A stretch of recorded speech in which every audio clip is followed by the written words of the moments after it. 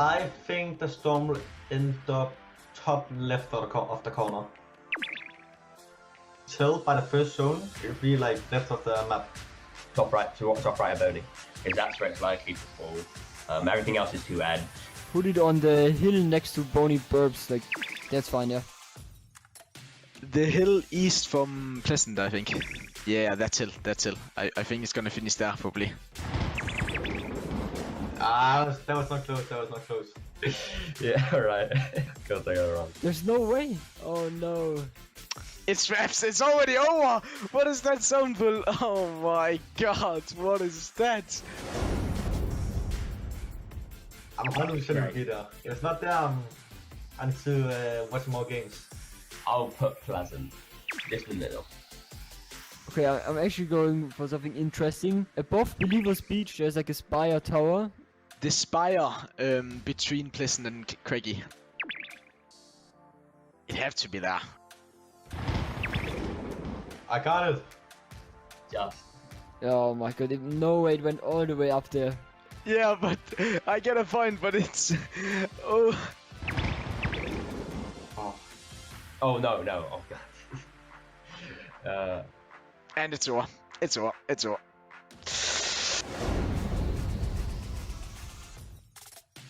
Towards Steamy at like the little spire. Yeah, I think that would be the zone. Put just to the left of Corny. Maybe the Corny zone. Yeah, there. Yeah. I'm just going for bottom left this time. I'm just... The new area, the new cube area in the middle of the map. Yeah, I'm going somewhere here. So, you see where all the roads are meeting? Yeah. Now it's just having to pray, cause... Okay, Oh. I got it. Oh, okay. Of course. Not again. That's not bad. Oh yeah, that is not good. Oh, it's okay, we got 2 points. It's not that bad. It could have been worse.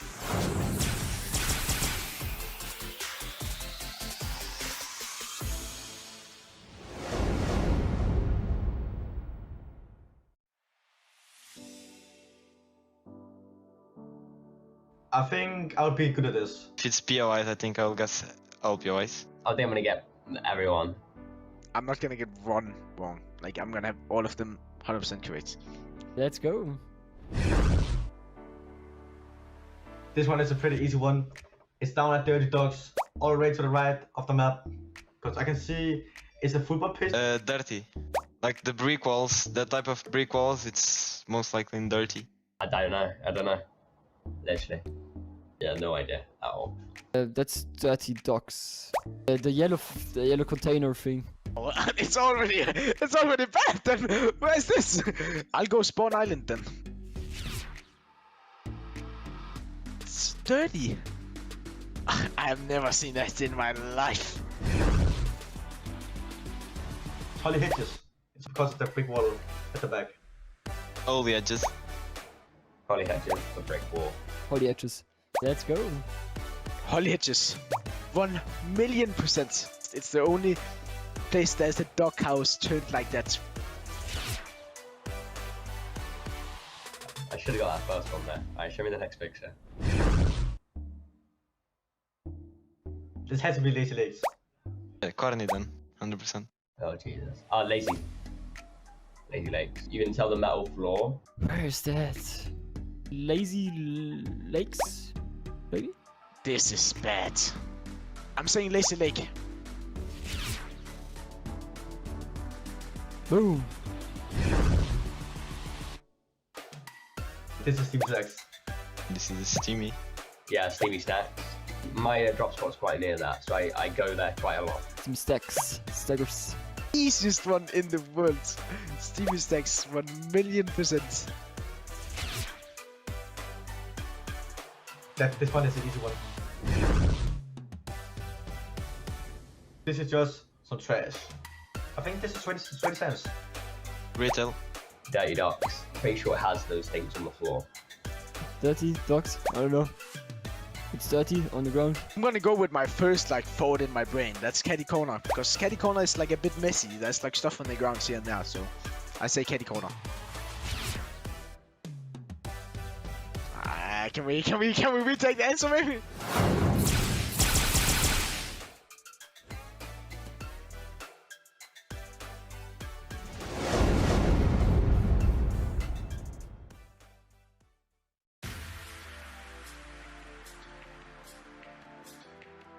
I used to be slower. I have never got 178 before. Sometimes, like, I'm really quick with it. I'm a little bit tired. Oh, this one. I've been here before. I mean, I have okay, but I know people who are better. I don't think I will be the fastest. I will probably be like third, second or third. It's needed to have good reaction. 180. The second one is 201. Sometimes, like, I'm really quick with it. I'm a little bit tired. Oh my. The third one is 178. I feel like someone would get like 100 milliseconds or something. I'm very competitive and I obviously want to be on top. I think that I would get like 190, 180 MS, I don't know. It's a fast game, there's a lot of stuff going on in the end game, so I would say it's pretty important. It's not like the biggest issue if you have a slow one. Okay, I got 180 on the first one. That's not bad. That's not bad. 209. 165. I would say not the best, but pretty decent. Normally when I do this, I always have like a very bad one, like 200 plus. But now, no one. It's just consistent. It's healthy lifestyle, guys.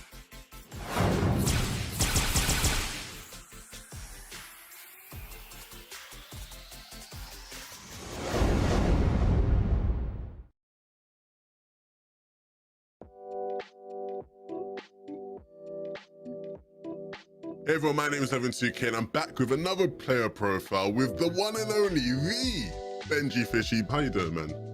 Yeah, I'm doing good. You've been doing so many big things, you know, face of NRG, Fortnite and whatnot. It's crazy to see how far you've come. When we talk about your journey in Fortnite specifically this year, you know, you're in a very good place now playing with Andrea and Savage, and it's a great situation. Everybody's happy to see it. To get to this point, it's not been easy, right? It's all come together basically, and it's all come down to like this season, and only I know how good I actually am. I hadn't won an event this year, so you know, winning that in the first week of FNCS and qualifying to Grands, that was a really cool feeling. For a long time, people saw Benji, you know, best player in EU, arguably best player in the world. Do you feel like the other top players still see you in that regard? I feel like I've definitely gained the respect back, hopefully. You know, past few seasons, I feel like I've been playing pretty good, especially this season. I think I'm definitely back to where I was. I've just needed the right teammates and the right like motivation, and that's kind of what's happened this season. Because I know I can always like hit this potential that I've got of being like the best in Europe. It's interesting, right? Because you know, on the topic of maturity and these things, that is something that you have in abundance. Is that something where, like, you know, you've always made a conscious effort to be that way? But I never really have to like consciously think, you know, I'm Benji Fisher. I can't be replying to that, you know. I'm just like, I'm just like, nah, I just shouldn't, because that is just you as a person. How do you feel like you need to now elevate your game? I mean, to us, I feel like I'm doing what I need to do this season. I really like noticing myself improving, you know, and like just seeing like small improvements, like that motivates me a lot. I do feel like me, Sam, are an FNCS winning trio. I definitely agree with that as well. Who else do you sort of look at in this event, in this tournament, and look and say, you know, they could definitely be on that level as well? A trio that I do watch quite a bit is Cami Teak. I do think, you know, they're pretty fun to watch and you can learn a lot from them.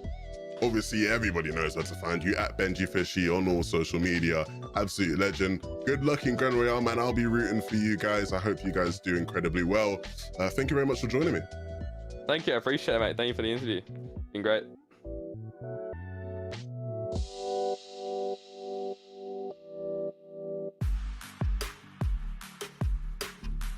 I think the best tip I could give, Or starting out, You need to learn the basics first. just playing the game and having fun, to be honest. Like, you gotta enjoy it if you wanna get good as well. I think the number one thing for upcoming people now do all the boring stuff. is that you're not only good at one thing. It's really boring, but I think it's really important at the beginning of your career if you want to get really good. Top trios have really good fundamentals, all three of them, which means they can do each other's jobs.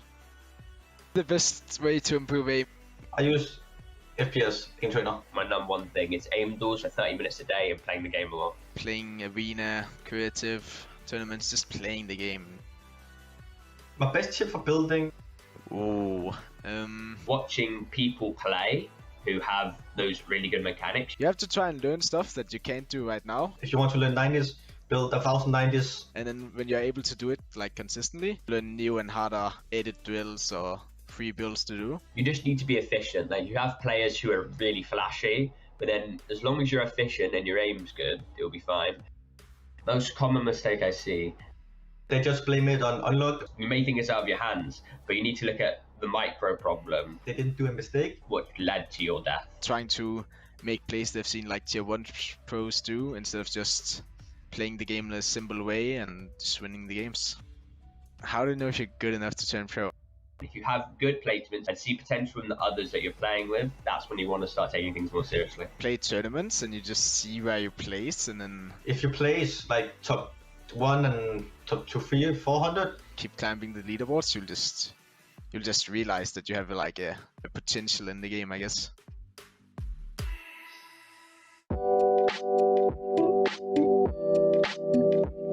What's up, everybody? My name's Levin2K. Welcome back to another player profile. Today I'm joined by the amazing Stompy. Stompy, how you doing, man? Hi, I'm doing great and I'm happy to be here. Nah, honestly, it's a pleasure to speak to you.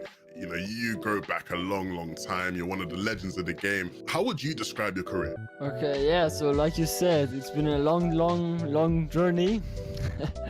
I've been along for like, I think almost 3 years now. And I started off with just playing Fortnite for fun. And then tournaments came out and I wanted to compete and I gave it my all. And yeah, results showed. You know, when you look back at 2021 as a whole, what have you learned so far this year? This year I actually learned a lot. It's all about the time you put in. If you put in a lot of time in like watch viewing and learn from your mistakes, then you can like improve a lot. You've obviously won events before. How have you kept yourself so motivated and kept that energy to be at the top? So I think the most important thing about this is the balance between in-game and real life. So you need to have a good balance to maybe do sport, eat healthy food, maybe do something with friends, you know, just keep yourself happy. If you're happy, you're gonna be motivated. Well, you know, it's a personal question, but how do you keep yourself happy? What does Stompy like to do in his spare time? I obviously enjoy like spending time with my girlfriend, but sometimes I do sports and sometimes I just go out and eat something with friends. No, that's really good. That's really good to hear. What makes you stand out from other people? Why do you think you're still at the top level? So there's obviously a lot of stuff going on in endgame. So the most important things are probably like the rotations, which layer you choose. Layer management is really important. And it's just like to claim the layer, have good rotation. Nice. It's a pleasure speaking to you, man. Good luck in Grand Royale. Hope you guys eliminate it. It's been Levin2K and Stompy. See you guys all next time. See ya.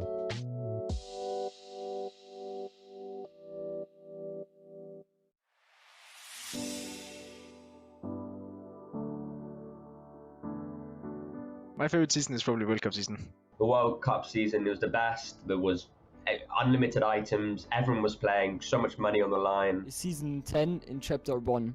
Because I had a lot of fun playing with my friends Aqua and Chinken, and we actually won the trio FNCS finals in Europe. Season 8, chapter 2, because I think it's a balanced one for competitive. There's like good movement, there's no like OP, PYs. Competitive wise, probably the first from this chapter. But funly, like for fun, it's definitely Stark. It was so fun to play Arena. I played so much time. For me at least, is Stark 100% in Season 4, Chapter 2. It has guaranteed spas, like 100% spas, shockwaves. I could say agency. It doesn't matter how smart you are, as long as you had the grappler, because you can just go anywhere you want. Frosty Flights, because I landed there in World Cup finals, in World Cup qualifiers. My favorite weapon of all time is the combat shotgun, because it also does a lot of damage on medium range, which was pretty cool for a shotgun. Gold Pump is the best weapon because it gives 200 headshot damage. The Midas gun that happened in Season 2, Chapter 2. The Sky Scar. Amazing damage. It's like, I think it was 72 headshot damage. I think like Season 1 and Season 2 green pumps or something, where they could shoot like across the map. That was like full crazy.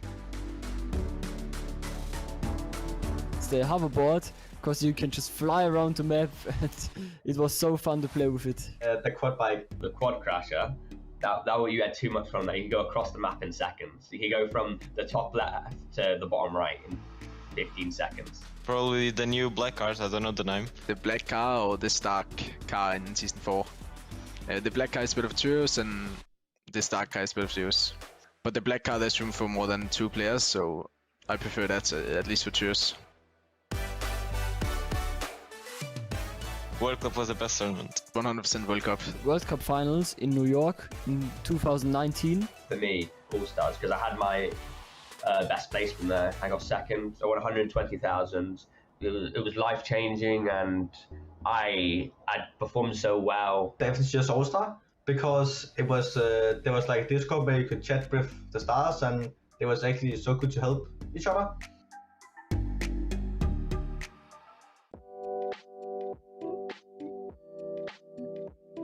Welcome everybody, my name is Levin2k and today I've got a player profile for you. I'm joined by the amazing Flois. How you doing, man?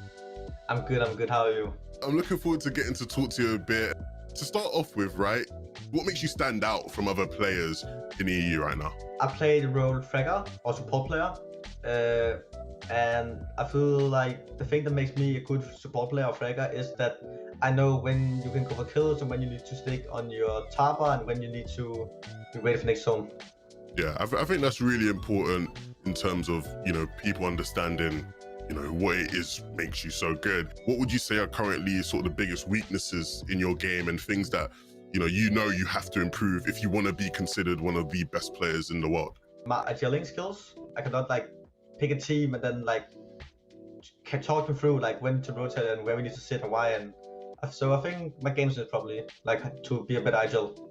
Do you sort of look at the guys ahead of you and go, I should be in that conversation. People should be talking about me the way they talk about some of the other big boys. I most of the time just think about what I can do to improve myself as a player. But of course, like it's hard to not like think that I want to be a guy like Jason, win 3 FTS in I think 2 in a row, like 3 or 4 total. Like I want to be that guy, but I haven't been able to do that yet. So that's what motivates me to do. What's the key factor to being able to, keep going in the Fortnite community for so long? I haven't won yet. I need to win. I need to win all the FNCS I can. I'm not happy if I haven't won FNCS yet, and I haven't. So I think that's what makes me motivation. What is going to be important in Grand Royale? Like, what do you look at as being the key factor for you maybe being able to get that first win? To win FNCS or win Grand Royale, you need to be uncontested at a good PY or a good split.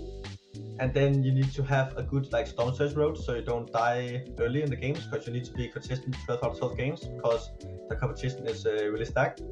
And then you just need to play your in game, play for late game. That's where all the points is.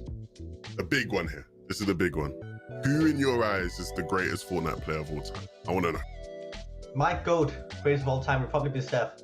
He done good in World Cup. Like, I think he got like top 3, top 4.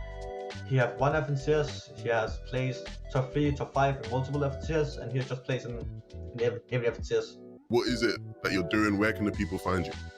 Yeah, you can follow me on Twitch, Flois, just Flois on Twitch, and Flois FN on Twitter, and Flois on YouTube. It's been a pleasure, man. Thank you very much for speaking to me.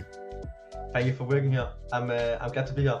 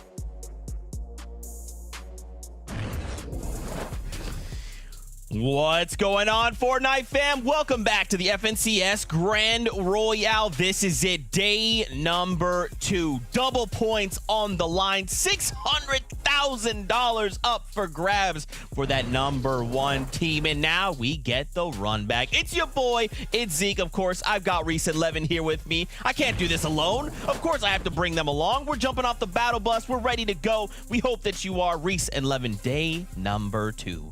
Double points. It's about to be crazy. Look, we hyped it up yesterday and we're going to continue to do that today because we have an event that is just massive, right? This is huge. This is bigger than anything we've seen since the Fortnite World Cup. And I don't want to sit here and bloviate about how magnificent it's going to be because you just have to watch it. You're going to see it unfold right before your eyes. Yeah, the day 1 games are fantastic. You're already seeing here the format for day number 2. If you didn't catch anything from yesterday, the format today is double points. So essentially, yesterday we'll have half points and today we'll have normal, if you want to mathematically put it that way. Double it all the way up. Whatever way works better. If you had to double up the drip today, I got the jacket on instead. We're feeling good. I'm sure these are going to be some good games. I love it. We got to take a look at our overall prize money here. And of course, what's at stake? Because I mean, you look at this, $600,000. So the sentiment as well that I was echoing all day yesterday was, yes, first place, of course, is incredible. And if you can walk away that winner, that's so dope. But don't forget, even if a team was, say, in 33rd, they're trying to make it into that top 5. Look at that difference, right? $9,000 for your trio or $120,000. So make sure you're cheering on your favorite trio. As you see people climb, be excited for them, right? Because it's a big deal to make it even the just top 10, right? $44,000 for your trio. That's life-changing money. So we'll have to see how things go. I am very excited, of course. But gentlemen, why don't we just do like a recap of what happened yesterday, right? We got to take a look at our leaderboard. We got to kind of set the stage. I'm curious as well to kind of to line that up with the double points from today, right?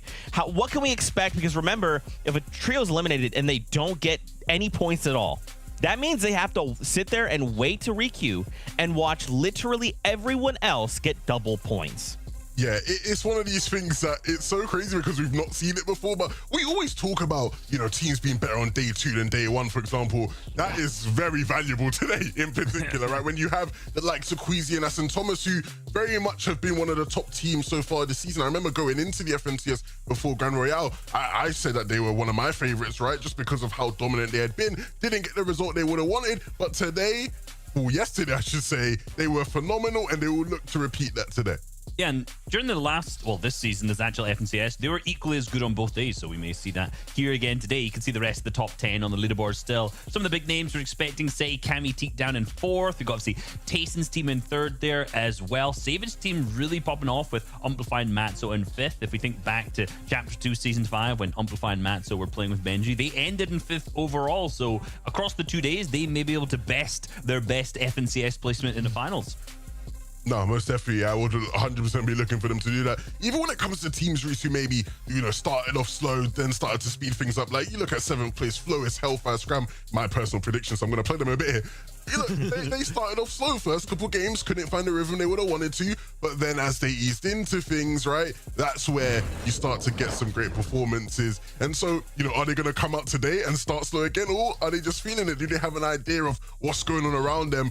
Are teams who maybe don't have as much experience in grand final formats going to be prepared for a day 2? Like, there's so many different intricate angles we can look at. All I know is that they're playing for a lot of money, so the nerves are going to be through the roof today.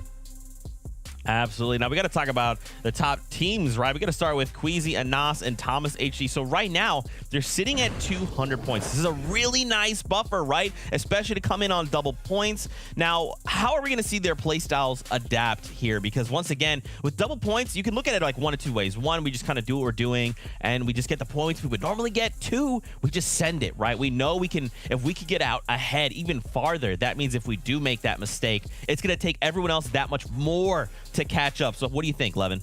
Well, I don't know about you, Reese, but there's nothing to me that would suggest that they're going to slow down anytime soon. I think, you know, when we talk about play style, right? Zeke asked the question of play style. Their play style is one that has very much evolved this season. And, you know, you look at their drop spot, Catty Corner, it gives them so many options in terms of how they want to play. And they all have the ability to basically do anything. And then when you have days where Thomas, like yesterday, is just popping off out of his mind, you know, the possibilities are endless for these guys. Yeah, and you know, just to add to that, Thomas HD, I'm just gonna say it. He was the MVP of yesterday, straight up. Yeah. For his team alone, he picked up 18 eliminations, whereas Anas and Queasy got 9 and 8 respectively.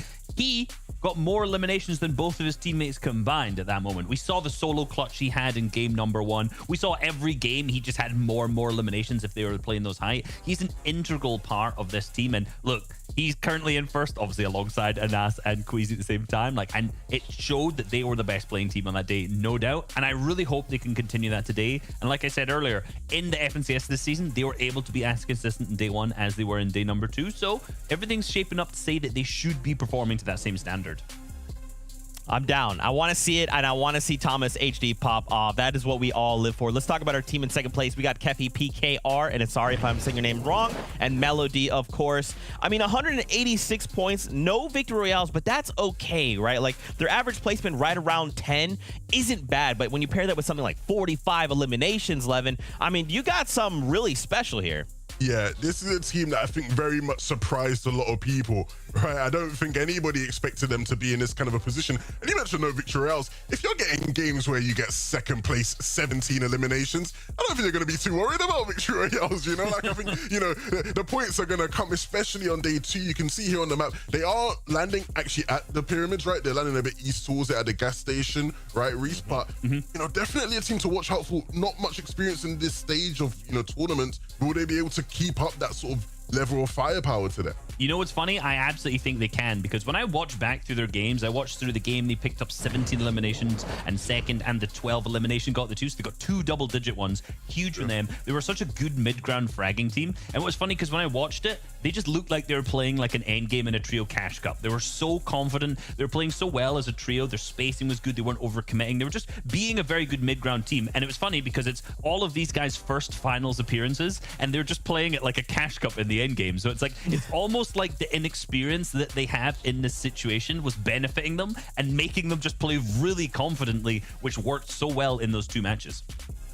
Dang, this is a next level cash cup, apparently $600,000 if we win the whole thing. Let's just treat it like that, baby. Let's just send it. I like it. Tayson, Hen, and Chapix, excuse me, they're in your third place. Chapix, aka Uguay. We love to see our players change their names and make it difficult for us as casters. It's our favorite thing in the world. 183 points in third place. Now, I gotta say, so, you know, we just watched Kefi and company. They had an average eliminations of 45, right? Or 45 total. You look here, average placement is of course better, but look at the difference in eliminations, right? And now with double points, every elim being worth 4, all those extra eliminations are why they're just ahead of this trio right here.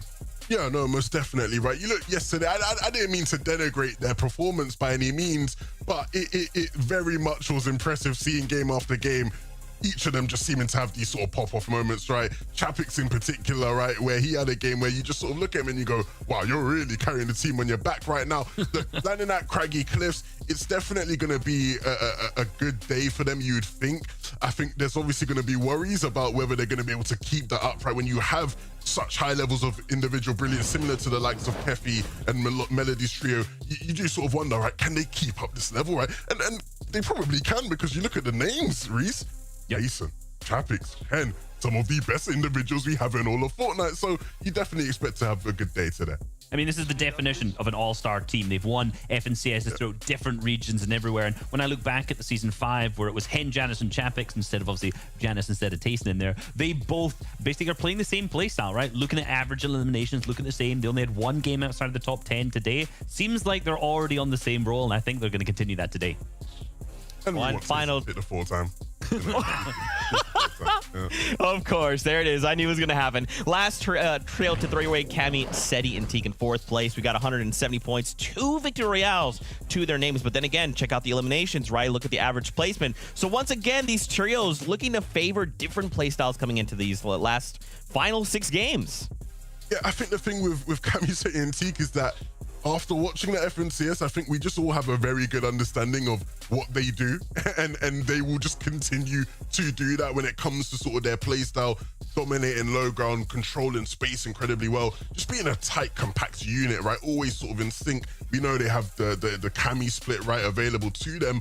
Reese, I don't know about you, but I very much expect, there were a couple games where they struggled on Surge, which maybe is a bit uncommon for them, but overall, like, these guys probably just going to roll through and be super consistent as always. I'm saying it right now, they're better today than they were yesterday. When I looked at the games, there's 2 of them, they struggle with Surge, and like you mentioned, that's not one that they kind of normally do. But when you look into a little bit of a further investigation, Teak had some horrible internet issues yesterday. Game number 1, his internet crashed 5 times. He actually then had to play the rest of the tournament on 4G. Horrible ping, and it really obviously didn't help them out so much. So he's actually flown to Warsaw to go to the LAN with Seti, with Become Legends. So they are all together, well, not all together, now 2 of them together in the same environment. They should pop off. I saw Seti was up until like 5 or 6 in the morning VOD reviewing the games from yesterday. They've put in the work, and I definitely expect that to pay off big time today in day number 2, because they only had 1 game outside of the top 10 when their finals performances. I'm thinking we're going to see something similar here in day number 2 from them. Ooh, okay. I like this, Reese. I like this. We got about 3.5 before we jump on that bus. Real quickly, let's talk about Caddy Corner, Thomas, HD, and company, your first place team. This is their drop spot, right? So let's talk about the overall effect that Caddy Corner has had on the map. Well, yeah, I talked about it a bit earlier. When it just comes to options, right? Of course, this is a team now where they've added Queasy, are much more proficient on height. They, of course, have peppers in abundance because of this POI, and so that is just one of the best options they seem to have. Overall, I think they're just really comfortable here. Of course, not contested like they were in FNCS a couple weeks ago. It's one of these spots where you just always see like good teams come out of here, right? Obviously, and that's why the team's alpha up. There's also a huge horizontal area that they cover, landmass, so they're always able to get llamas, right? Because there's just more chance of them landing there. And that was integral in the 2 wins that they had. They used those chili chug splashes to take height. One of them, they just sat on the hill that's right next to them here from second zone, maintaining it all the way to the end. So even though they had this drop spot, they were able to play out the zone RNG relatively luckily. But the other game that they won, it was the chili chug splash up on height, first moving zone, take it from there on out. And a mythical doesn't hurt, right? Oh, yeah, that's okay. It's okay. So, yeah. Not bad. That's fair. That's fair. Guys, I want to, we talked about this some yesterday. Let's talk about Steamy Stacks, Mr. Savage versus Malibuca. Of course, Benji Fishy accompanying him as well as Andretta. We saw this matchup in Chapter 2, Season 8. We saw it compared again. And Levin, you made kind of a funny joke yesterday. Which one's a better team? You feel like you have the answer. Don't do that. I wasn't joking. There wasn't a joke about it. It seems very apropos that they are sitting with 115 points and their opponents are sitting with 78. Look, Steamy Stacks is one of these ones where, the team that wins the fight typically is going to be the one that's obviously, going out be successful. What we saw in Malibuca's team more often than not, that they were able to actually disengage, whereas like when it was Savage's team going down, it was sort of just wraps for them. But look, both these teams are great teams. It's a shame we have to see this play out because both of them could easily be in the top 5 if it wasn't for being contested, you could argue. But yeah, I'm backing my boys, man. Benji, Savage, and Joe. Just go finish the job, guys. Here's the thing, though, right? Here's the thing. It was 3 for 3 off spawn. All 3 of the games that Benji's team won, they managed to make it to a top 5, which is incredibly impressive. So I suspect if it goes the same way off spawn, we could see the same things from them. However, Malibuca, this season in FNCS, was a day 2 team as well. They got 60% of their points in day number 2, a little bit more than day number 1, but they really had some big games in there as well. So if they're able to win off spawn equal amounts this time, I think we could see them fly up the leaderboard because they had 2 seconds that last season, 10, 16 elimination games, some big double-digit ones, which we only saw a single one of this time. So the off-spawn fight is going to be super critical for them, and I definitely think one of these teams will get into the top 10. It's looking like it's Benji's team so far, though. Okay, we'll see, man. We got 6 games to figure this out. Really quickly, before we jump on that battle bus, we got to talk predictions. Cammy, Seti, and Teak are where Reese, Hub, and I are at. Now, they're sitting in 4th right now. But, Reese, I mean, with the recent adjustment, flying on over, being in local space, that might make things different. I'm telling you, I'm confident in these boys. I've already said it before. I actually forgot they were my prediction while I was talking so highly of them so far, but they have popped off so much despite the issues they've had so far. They look solid. They're really solid this season, obviously the current FNCS champions. So look, I've got big hopes. Reese just continues to ingratiate himself. He's making whole documentaries about this team. He's going to write a book soon about Cammy City. Look, rightfully so. They are incredible. I'm still backing up boys, Lois, Scrum, and Hellfire to go and do it. They had a decent day, quiet day. I believe in them to come out today ready and raring. It's only Sancho West team that's sitting in 27, but as he was spamming us in Discord yesterday, they're a second place team, they're a second day team. Don't worry about it. So, Shy Wager, Sancho West, why don't you guys defend your trios as we kick off day number 2? Thank you so much, gentlemen. And folks, it is time for another craziness, and I am so excited to bring all the action for you today. It is the last big FNCS of the year, and 6 games are going to determine who's going to walk away with the grand prize of $600,000. I am Sancho West alongside the one and only, the legendary Shio Wager. Man, thank you so much, Sancho, for that grand introduction for the Grand Royale. It's going to be crazy. You mentioned it. $600,000 for first, 150K difference to second, and even more after that to third. It gets crazy, and the points are doubled. The stakes are double. So yeah, we got teams in first, second, third, fourth. Big shout out to Zeke and the Desk for breaking all that down. But Sancho, half a game can just change that. Everything could matter here. Every drop spot matters. We saw Andretta go into the trash early on, and that could be a big factor. But here we go, folks. Thank you so much for inviting us into your homes or wherever you're watching around the world. It is the premier region of Fortnite. It's Game 7. Let's see who gets that hot start. And we're going with that premier matchup between Andretta and Malabuka. Let's go. Yeah, we're talking about MMA fights or some crazy boxing match going on at Steamy Stacks. By this point, if it's over 2 days, it's an Olympic level bout, right? Like, this is like a multi-day event, an off-spawn fight that does not stop. And yeah, the Desk was right too. It's been going kind of even overall who makes it off-spawn. And Andretta Benji Savage, though, if they win off this spawn, they actually end up turning that game, and there's so many more points in their opposition. Right now, all it matters, and Savage gets the first knock, Shio. Shizo down every time this happens. The fight does wrap up quickly. Malabuka will push in to see exactly what he can do. Andretta is gonna look for the flank. Big pinch, not gonna be enough for this team to really have any more firepower. Andretta's there, it's gonna be fine. Benji lives with 1 HP, and I think you see on the bottom right side of your screen that one arrow just barely leaving the minimap. That's gonna be Mustache just trying to run completely far away. Talk about a ruthless push, a barrel stuff from Benji Fishy right there to get those elimination, and what a great start to day 2. Hey, double the points. That's 8 points right there for all the Benji and Andretta and Savage fans. That's exactly what we like to see, and you know, since it's so fast, they're going to turn that into so much more placement over the entire game. But we saw it yesterday as well. Dirty docks, lots of action, you know, everywhere around the map. There were so many kind of clashes going on, not too many finished battles, but we'll wait to see how many can actually pop up. If you're watching wherever you are, Party Royale on your couch, on your computer screen, welcome. This is day number 2. It is just the beginning. We got mounted turrets in the businessman wise, not gonna have enough damage to really keep it up or do anything crazy. KS1 Light really has to kind of pick up the slack now. He's going straight inside the business, into the boxes. Lever action, not gonna be the fastest thing used to get some damage down. He's gonna actually bite the dust there, and then Curb is gonna try to do whatever he can, but it's a 1v3, Sancho. This is not looking too good. DKS and company are so used to defending the Southeast Stronghold. This is a change from KS1 Light and crew coming in to just to take the fight. They changed their drop spot.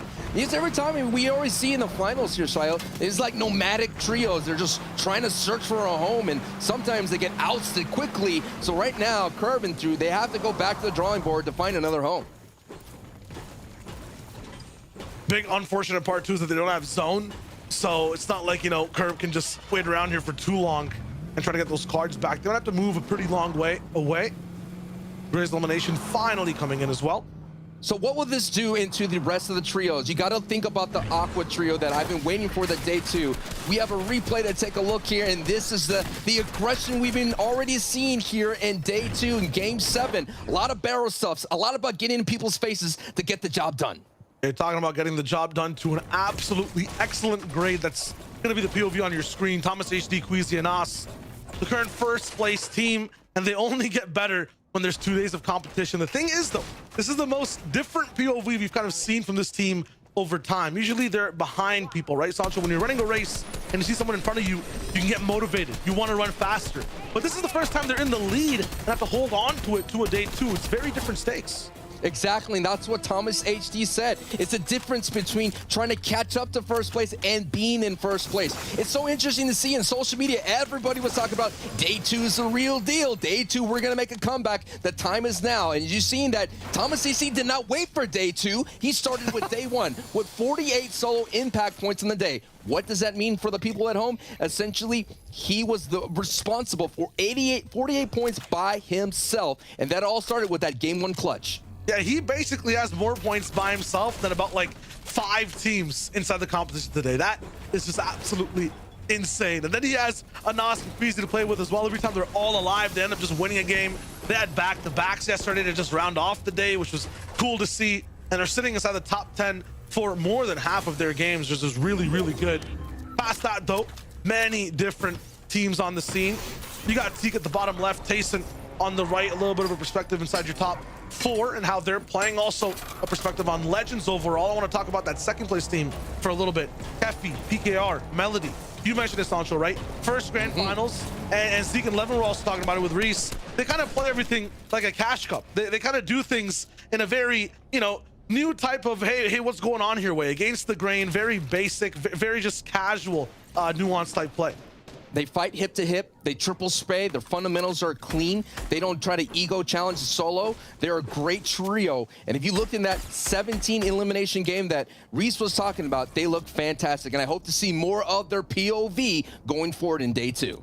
Well, absolutely. It's kind of like if there was a video game type high school or a Fortnite high school, they'd be the main character surrounded by legends, just entered the scene and are playing insane in their old, or in their own way with like an old gaming setup. They might not have like the craziest tech to play with either.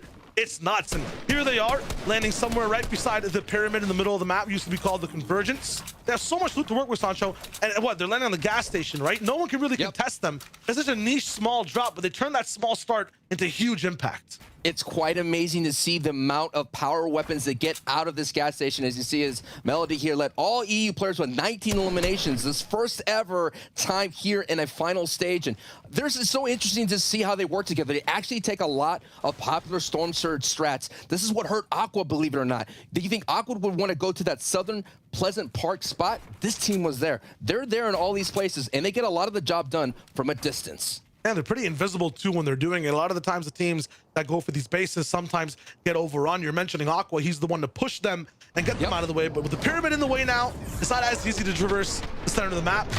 At the same time, we're going to Skite over here. Did he just walk up to Ghostless? Yes, he did. Sideways, someone's to pick him up. That man's not a bot, not a zombie at all. That's Sky rolling in. That's insane. Ghostless, if you guys didn't watch yesterday, his team was basically the troll under the bridge, the toll gate for the entire south side to move up to the middle of the map or to the north of the map. For Sky to just walk in there and take away basically like a mini boss by himself, that's just insane. And that's your first taste at the sideways anomalies that are all throughout the map. That is basically puts you into this sideways area, and you have to fight these monsters or whatnot. And that gives them great shield. That's why their opponents go into there. But now we get a taste of Force, Bad Sniper, Laxos there, who are definitely looking for that day 2 bump. As of course, Force is an Asian FNCS champion, trying to do what Muzz did, become a 2-time FNCS champion cross regions. Yeah, for Bad Sniper's team right there, it's just unfortunate. They don't look as flexible every time they get pressured. It's like an arthritis type beat every time they get lobby focus, Sancho. They can't just flex their joints to be able to get out of tough spots. I think that's exactly what they need to work on today to do that. Opposite though for Taste and Chapix, and every time you see them in a bad spot, they end up just getting some crazy impact elimination. Moving after that, they've been in so many different spaces of the game, sometimes controlling high ground, fighting in mid, controlling low. I think they're the most adaptive squad everywhere, but Levin mentioned it yesterday. They don't have everything together. Kind of like split personalities. They're not really working as a team completely. It's kind of random all around, but it is working out for them overall. I would say definitely the top 4. 3 of those teams do have those solo clutches. We saw it all day in day 1. You have Thomas HD clutch, you would have Hen or Chapix clutch or Tayson. And at the same time, the only trio that didn't really have that problem was Kefi, PKR, Melody. I mean, they all were all together at the end game. So the question would be in day 2 for Tayson, Hen, and Chapix is, will they be all together at the end? Because we've seen it when they're all together at the end, they could get those victory rails quite easily. But you're right, they make it quite harder for themselves, considering that's usually 1 or 2 people operating at the end game. You see like Hen tarping randomly. Why is Hen tarping? Hen, out of all people. Building, stop that. Let him shoot, bro. Let someone else roll in and tarp. So we'll see how it works. Front player Save it, Matzo as well. 149 points rolling in. They were really under our radar the whole time, right? I think we saw them, you know, when you go back with the Easter eggs for a TV show, and there was the one villain behind the scenes 24/7. This was that team. We saw them rotating behind the scenes with some other big team when they have their big moment. They just rode by. Yeah, coming from Coral Castle, you will be underneath. You will be in a shroud of darkness if you're coming from there. It's not a popular POI that does not develop championships, but Save It, Amplify, and Matzo are making it work. And I think it's what's their mid-layer, the mid-ground game is what they've been doing really well. And Amplify has been popping off. They had a slow start, but those last 2 games, they were able to get some big eliminations and a lot of placement points. Yeah, we're also mentioning, once again, circling back to Thomas HD, Queasy, and Nas. I want to see what's happening between him and his team, Thomas HD, and then Seti Kemi and Teak, right? The relationship both of them have. Because Seti Kemi Teak won the last FNCS. Reese was talking about their low ground prowess. It's so great, right? And he's looking for them to win today. Let me break it down, Sasha, for you, for how Seti Kemi Teak just activate and win tournaments, right? They're the kid, if you're looking at it from a college perspective, that just studies while everyone else is partying, right? And everyone else is usually partying on height. They get to study on low ground 24/7, ace the grades, get all the points, win the tournament. The thing is, though, there are no more parties on high ground anymore, right? It's getting a little bit more crazier in mid. We're not seeing too many retakes. So now there's a new exchange student coming in, Queasy and Us, Thomas HD, right? They didn't get to show up in the last section of gameplay too much, but now they're studying all the way on height, and their textbooks are cleaner. Their knowledge is more recent. They're going to the office hours as well with the teacher. It's crazy. They're getting more points because of that, the Victory Royale, the placement. And they do it again today in double points. I don't know how many books and plays Seti Kemi and Teak can make, but low ground can't do what height does and what Thomas HD does. Here are all the students of the game of Fortnite. You're seeing all the positions. We saw in the feed that Noah Riley, those people that tend to always ace the test, was able to take out a former FNCS champion in Kirachi's trio. So Noah Riley, Vidil, and Janice are looking really well. They started great in day 1 too. So let's see what they can do here in this day 2. And like you're just seeing, again, the same thing, more cautious here. You know, with $600,000 up for grabs here for that first place. A little play a little bit tight to the chest. Talk to me, who's a pharaoh of this zone? Because it kind of looks like we might be going towards the pyramid, staying a little bit to the middle of the map right now. Cappy's we saw a lot of high bases before. Cappy's trio. Cappy's trio will be the one. Yeah. So? Okay. They're already in prime position right now. The fundamentals are clean. Like I said, they triple spray, they work together, they move together. PKR is a great tarper. He puts them in those prime positions, and Kefi and Melody are just the ones that are just racking up those eliminations. They play like sound trio gameplay. It's very clean and it's very basic, and it's working for them very well. Every team playing so close to the chest right now too. Not that much action to look at in terms of fights. Everyone's going to be hunting for damage. Why is that, Sancho West? Why are teams going for damage? Well, if this is your first time watching, you're in for a treat for the day 2 action, but it is something you have to be concerned about. It's called Storm Surge. It's a way to penalize teams for being way too passive. And so the less damage you do, the more behind that 8 ball that we said yesterday being Storm Surge damage, and you will get 25 ticked of HP damage, and it kind of appears itself 3 times. So we're getting close to that mark here. It's about to appear in the next Storm Circle here. But the team right here, Noah Riley, 3 eliminations. Don't really have to worry about it. And you have to be worried about that team, because we do know Noah Riley and Vidil could definitely turn it up and rack in those eliminations. But here it is, Alphafly, Save It, and Matzo taking a box fight. And it's because of Storm Surge. You can't build a base at all, and yeah, they're gonna roll in. 193 damage below, but they only picked up the last half health bar of the enemy they were fighting, so they fall even further. Haven't gotten enough damage. They have to go for another fight straight away. Wow. This is getting crazy. Wow. But once again, only 34 damage. That player was also weak. Yeah, they just ran through him, but they're getting hurt still, Sancho. Not just below. They might have taken a digit off the overall threshold, but they need so much more, so let's push a third team. Oh my goodness, that was a nice play. That was a box play. They fully boxed up that other Crow member, easily peasies. But yes, this is what happens. This is a result of Storm Surge. You don't do that homework, you can be heavily penalized, and you're gonna have to do something you don't want to do and push a team you don't want to do. Hey, and a big change, Analyx's trio is actually rotating early, and they're ahead on Matzo, Amplify, and Save It. 19 players have to go down to the Storm Surge to turn off. Looking over here as well, we see a little bit of an early clash between Thomas HD. On the other side, I think that was Tayson we were watching. Maybe Janice, always getting them confused. Every time I see one name, I expect the other right beside him. But they're going to be looking good, not all the way towards the center of the zone. One team actually launch padding, looks like all the way there. Might be one of those free pads available at these bases. But man, going to be tough when every team is playing so close to the chest. Once again, you saw Storm Surge just barely activate, close immediately as everyone just explodes around the map. Reason picked up a few eliminations as well. What's the Nos doing? No. What the Nos doing? It's the pressure. The pressure that's occurring here, and now you're seeing the other type of pressure of these pushes all over the place. This is what happens when Storm Surge is activated. It makes a lot of ping pong go happen. There is that full box play. The hotness is there, and they're working as a trio, and that is why. I mean, a lot of the people, they were in the top 5, and it's because that trio synergy is working strong with them. And considering, it feels like if you play with Upfly and Matzo, I think you have like 1 or 2 seasons before the honeymoon phase is over. That's why Benji's trio was able to do really well. I mean, let's be real. They do really well in initial outset, and Save It has been able to fill in the role nicely as that third member of the Amplify Matzo vibe. I always miss when ADM was rocking with the crew, though, you know? Yeah. Yep. That was the classic vibe, the peak nostalgia. But Save It, man, like, you know, we call him the reboot king, so to speak. But this man, when it comes down to it, all the way towards the end, he surprises people the most. The positions he puts himself in to just pop off. Different than every other prestigious player, and he just makes it work. He's definitely a fan favorite too. You know, a lot of people, Levin loves him. You know, Levin's one of those guys that roots for him as well. And you're just seeing how they're working together. Look at this triple spray against Analex, not be able to withstand this. Yeah, for some reason, Halloween's over, but X-Squeeze has his Deceptos costume still on. You know, we saw that team rotating from the south, always getting beamed apart and not making it towards mid and end game. ForceZR, Analex, X-Squeeze are just getting beamed. Taking a bridge that has no beams connected below it. They have to just kind of go towards the river, and people are shooting them from all sides. This is just completely unfortunate. And there's not going to be a chance for a reboot at all. It's too late in the game. There's not enough vans around either. That's ForceZR being beaten by Cammy, who's also nearby. So these are 2 big teams, Sancho, that get that refresh.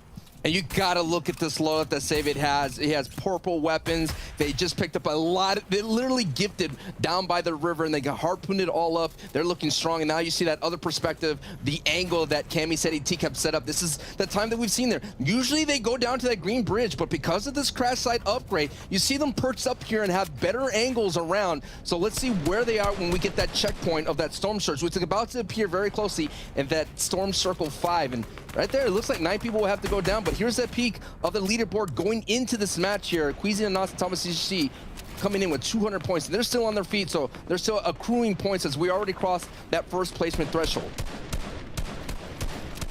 I mean, that's to see exactly how far they can go. But gotta remember, nothing ever is solidified in positions right now. Everyone's gonna move out again. They'll get to their cooler bases. Some people might not look as cold. Thomas CC though, riding the whip. I mean, this is bold. We don't see cars all the way this late. And he's hanging out the passenger seat, just going for beams as well. You saw him with this mythical burst AR. Sloan's, I believe, correct? He does some crazy damage. Snipers are vaulted, but he makes it still look like he has one. He gets so much damage through builds, and this is what happens when you run through a car. You get the lobby focuses, all of a sudden they're gonna have to build out quickly, or this is gonna be bad news. It might be what happened with the Andalex. Oh my, that fire may be a problem because it will continue to burn. They got metal bills though, it should be fine. And yeah, just like that, expand the base hard, make sure you make it really wide as well. So much invested. Analex and Swiss 4ZR couldn't handle 2 teams. Thomas AC, Queasy, and Nas with a car stopped the whole lobby from spraying the cow. Sometimes, man, luck, fortune's the skill, man. Sometimes it does. Ahead with the legendary AR as well, you can really drop some damage. I think it's because there's other teams right below as well. If they start to overshoot, they attract attention. Seti Cammy T gonna do exactly just that, and Cammy is gonna be below, or no HP is gonna be Hen who's gonna be below Surge. That's why they're really going for this. Maybe that's why people switch targets away. And this team, the 4th place team that usually stays invisible, that kind of just lets the game pass by and plays late game themselves, are getting targeted, can't drop the pressure, and are maybe even gonna get taken out. I told you, this is where Cammy Set and T get the most trouble on the rotation. This is the only time they get taken out, is they get targeted by their position, and they have to be careful because when people are desperate for those HP tags, they're gonna make those moves. And you know, Hen, Taste, and Chapix are more than capable to take that box fight against Cammy Set and T. So Thomas HD and Nas and Queasy kind of used them as a barrier in front of them, and then everyone else focused them. But who are they shooting? Who are they focusing? That's what I'm about to say. Someone is getting the brunt power of 4 trios. As you see, look, Chapix and Hen are moving closer and closer to Monica PKR's trio right there, and that is our 2nd place team. They might get W keyed by Chapix, Hen, and Tayson. The Thomas HD's get a free crate as well. Launch pad. Pump upgrade. What they needed it. They needed it. I told you. Who's sponsoring him inside the game? Luck, It's literally fortune's a on their skill. face. They drove in, get super pressure, get it denied, get a free airdrop as well, and now they're still moving. In one of the worst positions I've ever seen. Half their body, 75% of it underwater. They can't even move, but Seti can't be taken from them. Also have to go soon. They understand they're on a timer. That free launch, but actually shot out. Oh no, Thomas HD in trouble. The star player, the Clutch Meister, lost in the zone. Has to put his pad down. Wow. Queasy doesn't make the zone either. Anas is 1 HP. I mean, we've seen clutches before. It's how Thomas started day number 1, but he has to, and yes, he will have to do it again on day 2. He was able to clutch from like 60 people were alive. 22 or so of trios were still on their feet in placement, and he went all the way into more than top 10. But look at it, more people are maybe going for high child. No, but look at Thomas HD. He's taking out a whole team by himself, already knocked away Save It. Amplify's team was suffering from Storm Surge really hard. That's how Hen got to take over their base and get exactly where they are right now, ultimate high ground. It's actually Matzo that Thomas knocks, and has a 1v1 against Amplify, who's about 30 HP. So we saw yesterday, Sancho, how did Thomas do it? He got fast refreshes, picked apart teams that were under Surge. He's doing it again. This could be another solo clutch to keep their team in first place. MVP performance from Thomas HD. Now we'll see Hen, Tayson, and Chapix. How do they handle high ground? 130 damage above. They've kind of elevated their entire game. They were shambles, but they're looking good now. Ultimate Janice is flying by towards the ground side, but here's the POV for first place. Still another launch pad in there. Once again, that airdrop blessing this team in the moment they needed it most. Thomas HD now, kind of near what? Second height, going to be focused by multiple teams. He's not staying as incognito as before. He has to be careful. He cannot be at second height longer because he will get seen and will get focused. And taking a look at his mats, he won't be able to withstand the pressure. He has to move down, go down multiple layers, but he may just be able to get to the front with this pad. Nicely done, but he had to avoid it. Underneath the tarp, I'm so worried about his position right now. He can't be ultimate low. That's where every team's going to go. Even though this is more exposed, this is the kind of more secretive position. He can kind of convince people he's part of a team and just lacking back. Look at height though. Fork taking over. Chapix down. Jinky, as a result, there's a trade there. Jinky is going to get blocked. Fork now. Chapix is still trying to do something as he's fully knocked. He gets eliminated, but Hen and Tayson are there to pick things up. And the second place team is still on feet. Is PKR all by himself in that mid to low ground level. But we're all focused here on Thomas HD trying to survive with no hard mats here. He does have a couple people in this layer, so he has to be careful on what edit he does choose. As Badil gets a knock and elimination there on 2 players, and one of them was Tayson. He's moving through the eye of the storm right now, surrounded by a lightning hurricane around him as every other team gets targeted by Surge. He's going for height by himself. 19 mats with a harpoon. Might not have anywhere else to go. He sees 2 players. He knows the 70. He has 30 to knock that player down as well. He gets it. It's Noah Riley. And Noah Riley was on height. Thomas HD in a 1v3 gets a knock. Has to wait for it to come through. Maybe he can even find the body. This is nuts. He used all his mats for that elimination. Converts it and then survives in mid-ground. This man does not care about any other player in the region. Start at 200. Take your team to 256 on that first game of the day. He's insane. And he splinters height apart as well.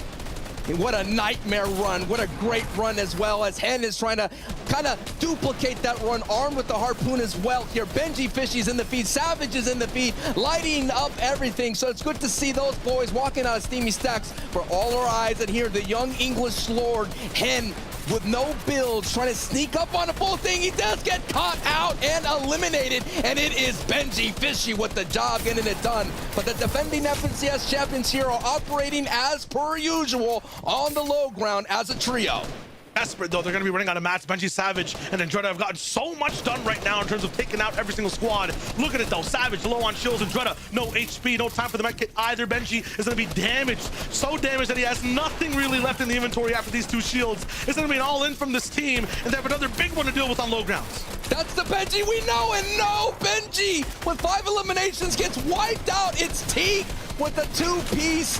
Cammy setting Teak now are going in a 2v3 against Badil and Noah Riley here on high. Actually, it's Janice and Badil. They're working together here. Can the defending FNCS champion get a day 2 with double the points, bonus action, 60 points on the line? Yes, Fidel goes down. Now it's a 3v1. Where is Janice? Janice is there, and Janice is gone. 10 eliminations and the victory royale. All it took was flying to land to get together, and boom, baby. That is a huge, great start. You must have forgot. You must have forgot about Steady Kami in the Thomas HD clutch. That is just insane from every team to elevate their gameplay on the second day, where the points double up, where the pressure doubles up as well. But it's your champions, your reigning champions, that roll in and still have a lot to say, a voice to put out on the field. How does that switch things up? I'm not sure, but it's a big boom from Teak, Steady, and Kami. The big dogs are here to play, and Kami, Steady, and Teak are defending the throne. You're going to have to snatch the crown off their head. It's not going to be easy for all our other trios to do so, but hey, some great performances from everybody. We're still seeing the solo clutch factor being real. Shayo, I don't know how much in the tank does Thomas HD have? I have no clue. I'm not even sure how Benji, contested with Savage and Andretta, is doing this all the way till endgame. Every team had huge swings, but let's see who's batting up next. Zeke, Levin, and Reese, what's the scorecard say? We're about to take a look in a second, baby, but I gotta say, Kami, Steady, Teak, let's go, Reese. Prediction is right. I'm telling you, day number 2. Day number 2 is the day for them. I'm telling you, they're the team. They're gonna pop off, and they've overtaken 4th all the way up to 1st now with the double points. 3 victory rounds out of the 7 games total. 270's looking real nice. They're winning games. They are winning games, and I think the big exciting thing for anyone that's a huge fan of them is just the amount of eliminations they're able to get, right? I feel like that was always one of the biggest criticisms, that people would have of them. Doesn't seem to be a problem. They're taking on some of the best, most mechanical players in all of Fortnite history in these high pressure moments and making it look easy, making it look like they're fighting maybe Reese or I. And so honestly, moving forward, man, look, it just seems, every time we watch them as well during games, they just seem to be in these power positions as well. Look, great team, great team. I'm really excited to see what goes down with them moving forward. Of course, though, Thomas, man, I don't know how much he has left in the tank, you know, for the casters. Like, I don't know. I don't know where he's getting. Where is this tank? Can I purchase this tank somewhere? Like, it's absolutely mad what we're seeing.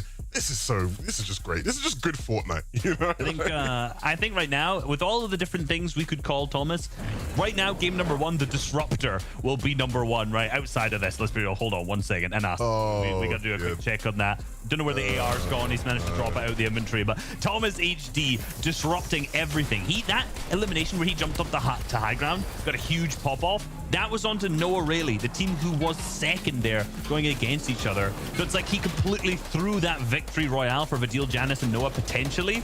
And obviously that allowed Kami Steady Teak to end up winning.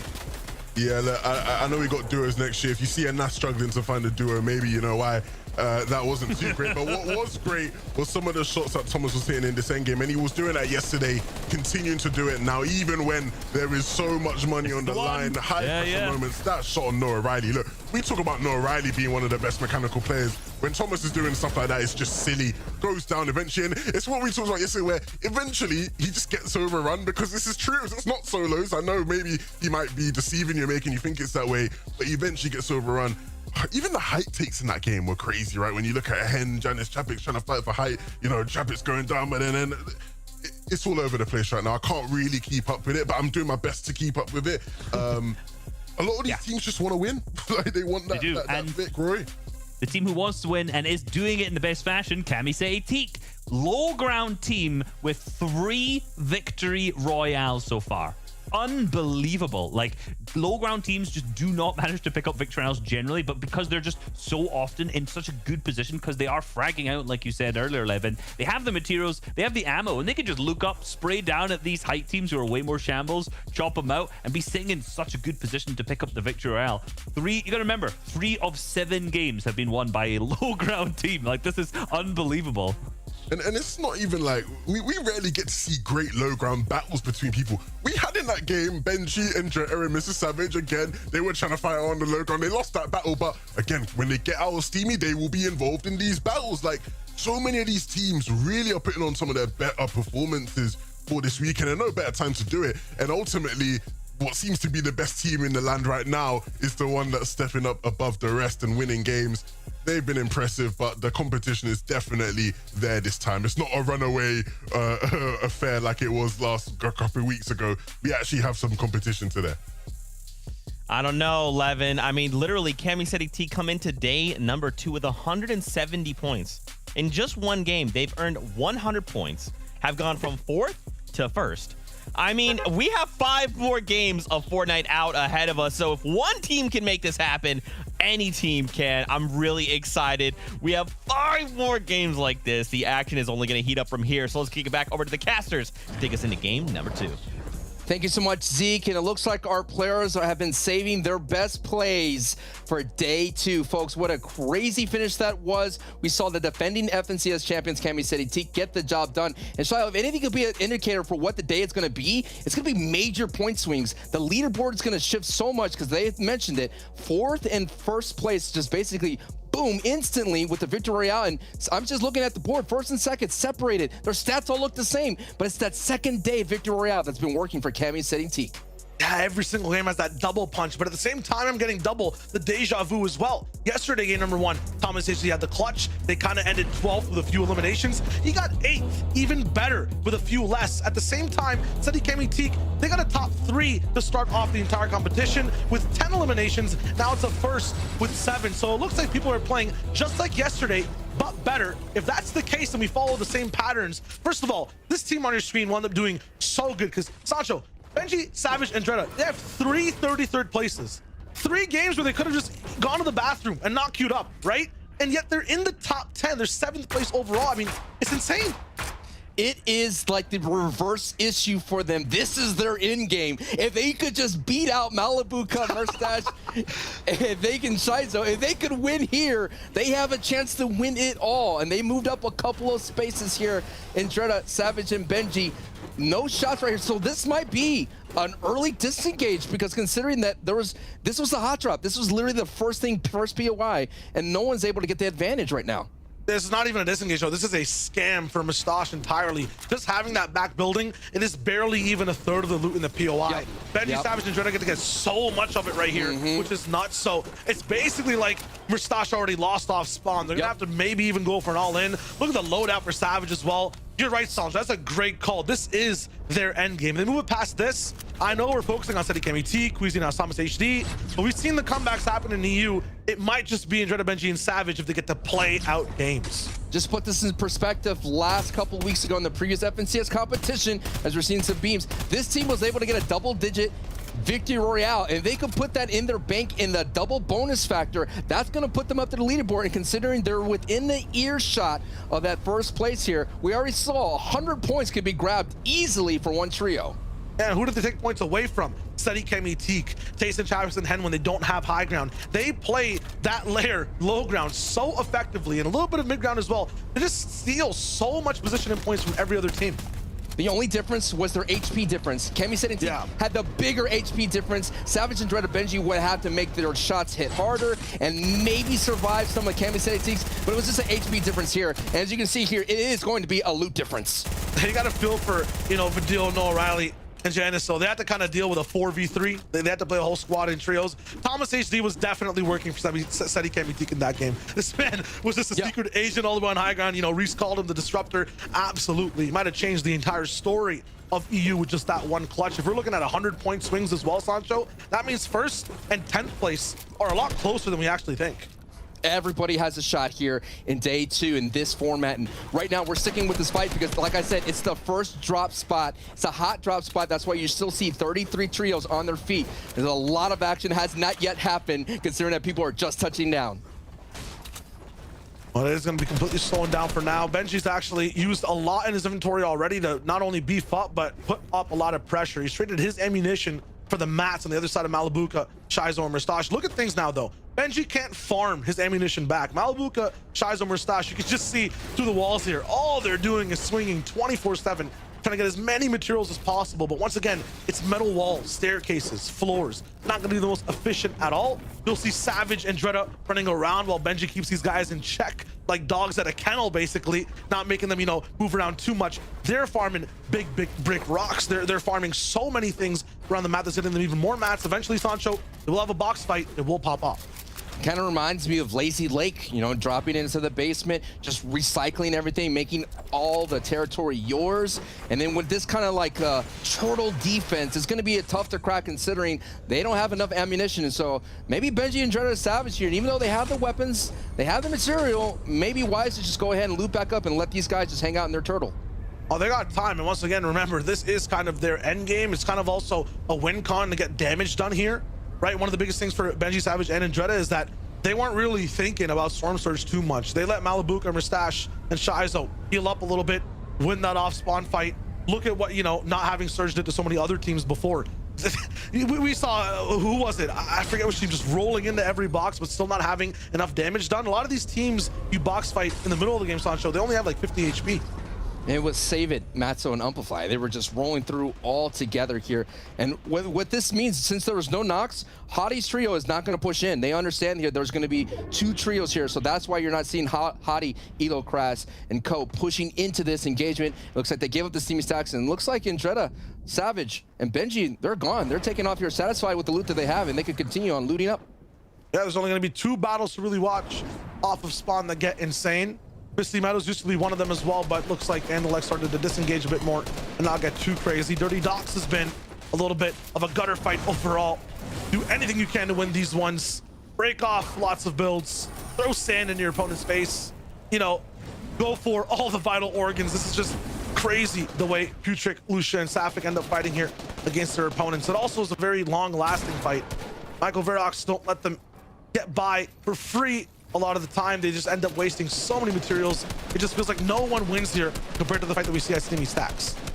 It's usually a long, drawn-out fight, and that's what you're seeing here. Look at the investment in hard mats that they got from the shipping containers on Varroc's side of things. A little bit of open up action right there. Putrick was able to get some nice hits there, breaking the shield. Oh my goodness! Wow. A little too long on that edit there, Shy. Yeah, I think that, you know, once again, you're literally sacrificing teammates' life pools to get a shot back on a Putrick. It's just nuts. And Michael's still trying from this angle. It's crazy. I think it's a 2v3 here as well, so they really need to wrap this up and not take too much damage. You can see in Putrick's inventory as well, he doesn't have the biggest amount of shield reservoir. Verox is down though. Will get eliminated. A big shot from Michael. This man is really putting down the damage, but a 1v3 will be too much to handle. That's gonna be the fight wrapped up. 136 points for Lucius Safik and Putrick. It's not gonna be the worst to kind of base up from, right? Just to start with. Once again, you win a game, you get in your double-digit eliminations, that's 100 points you can add under your belt. And just to give you an idea, I mean, when they walked into this match, they only had 124. It's just like that, you know, they're wow, 136. You know what I mean? Stuff, yeah. It just feels like, you know, that double eliminations, that's 4 points apiece right there. It moves up for them. And they've been definitely having Michael Verox's and Co's number a lot better here. As we now go to other things too. Like some of these trios, in the day 1 broadcast, we didn't really get to see a taste of them because they were in the middle of the pack, and we saw them in the feed only. So now we're so excited to get to see what they're doing everywhere. And usually when a trio takes this spot, because you saw yesterday, Shayo, DKS and Co were up there, and now they get replaced by KS1 Light. And now we have our focus here on probably this. I don't know, man. I don't think they can run away with this format. This format is so volatile. Why? They have to be the one that does it, right? They have to keep being consistent. But Cammy setting Teak, you mentioned it, like no one could really throw a wrench into their drop spot because you have to commit everything to them. But Kefi is so close. If you look at the mini-map, they're always right there so close to each other. Yeah, I mean, they had the total of 420 points. You know, the last FNCS, they were literally blazing past the entire competition. At the same time, right now, on the catch-up type beats, Eddie Cammy Teak can be a little bit more focused, I feel like. Last time they were in the flow state. This time, and sometimes they got caught off by, they were still inside the top 10. But as Levin mentioned on the desk, they didn't have as many eliminations as you know, many teams would expect them to have, being that type of low ground team.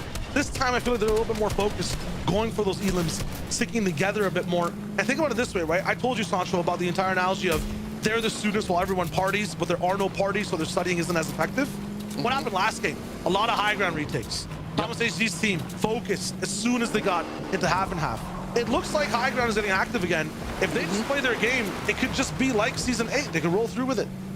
Here are those other 2 names in the lobby that are trying to take away the crown that is the FNCS. I think a lot of the IGLs did VOD reviews and saw that the high ground was available. We were noticing that no one was trying to do a high ground retake there, as you see Cammy taking some shots, and it looks like Cammy's trio was able to find a llama because they do have some chili chug splashes.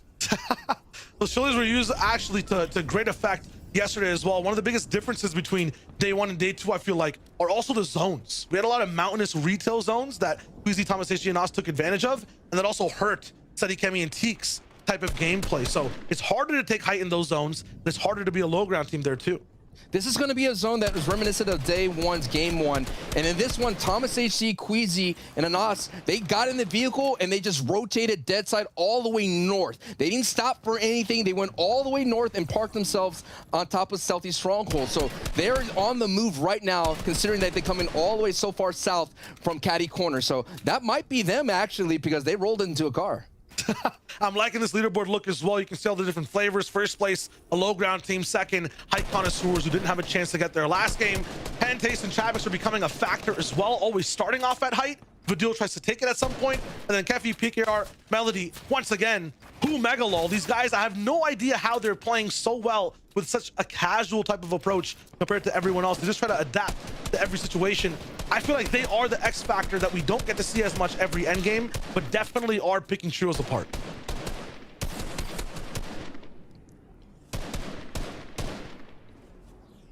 What's working really well for them right now is they are connecting on their shots. I remember watching so many dream hacks with Hen. Hen would be on a different region, sitting underneath a rift near Panther's Prow, and just destroying anyone that hit that rift. As you see Andretta, Benji, and Savage off in the distance. And here is the surprise trio of the tournament. PKR, Kefi, and Melody. And this is where they go to as well. This is exactly what's going on in game 1. Here in this area, they actually got into a box fight against Scram. And they were able to handle them really efficiently, really easily, and they got a lot of Storm Surge there. For that, they were able to rotate here. Now, my question is how our trios are going to change the way they approach Stealthy Stronghold. When you get into that bowl, you get in trouble. Kefi, Melody, and PKR, they like to build square bases. They don't do these kind of tarps every now and then. They kind of get into zone, and they kind of get a wide area, surface area, to cover a lot of angles. And right now, they're just above. So that box fight that they had in game 1, they're not having here in game 8, and that might affect them there on the later rotations. For me, when I look at this team, I become kind of like a psychoanalyst, or like what's the job role when you're looking at someone who's like kind of clinically insane? Is it a type of therapist, or what's the description of that? Yeah, I'm not quite sure, but yeah, I would say that's definitely. So basically, I'm kind of assessing this patience, right? So I'm looking at their match history from day number 1.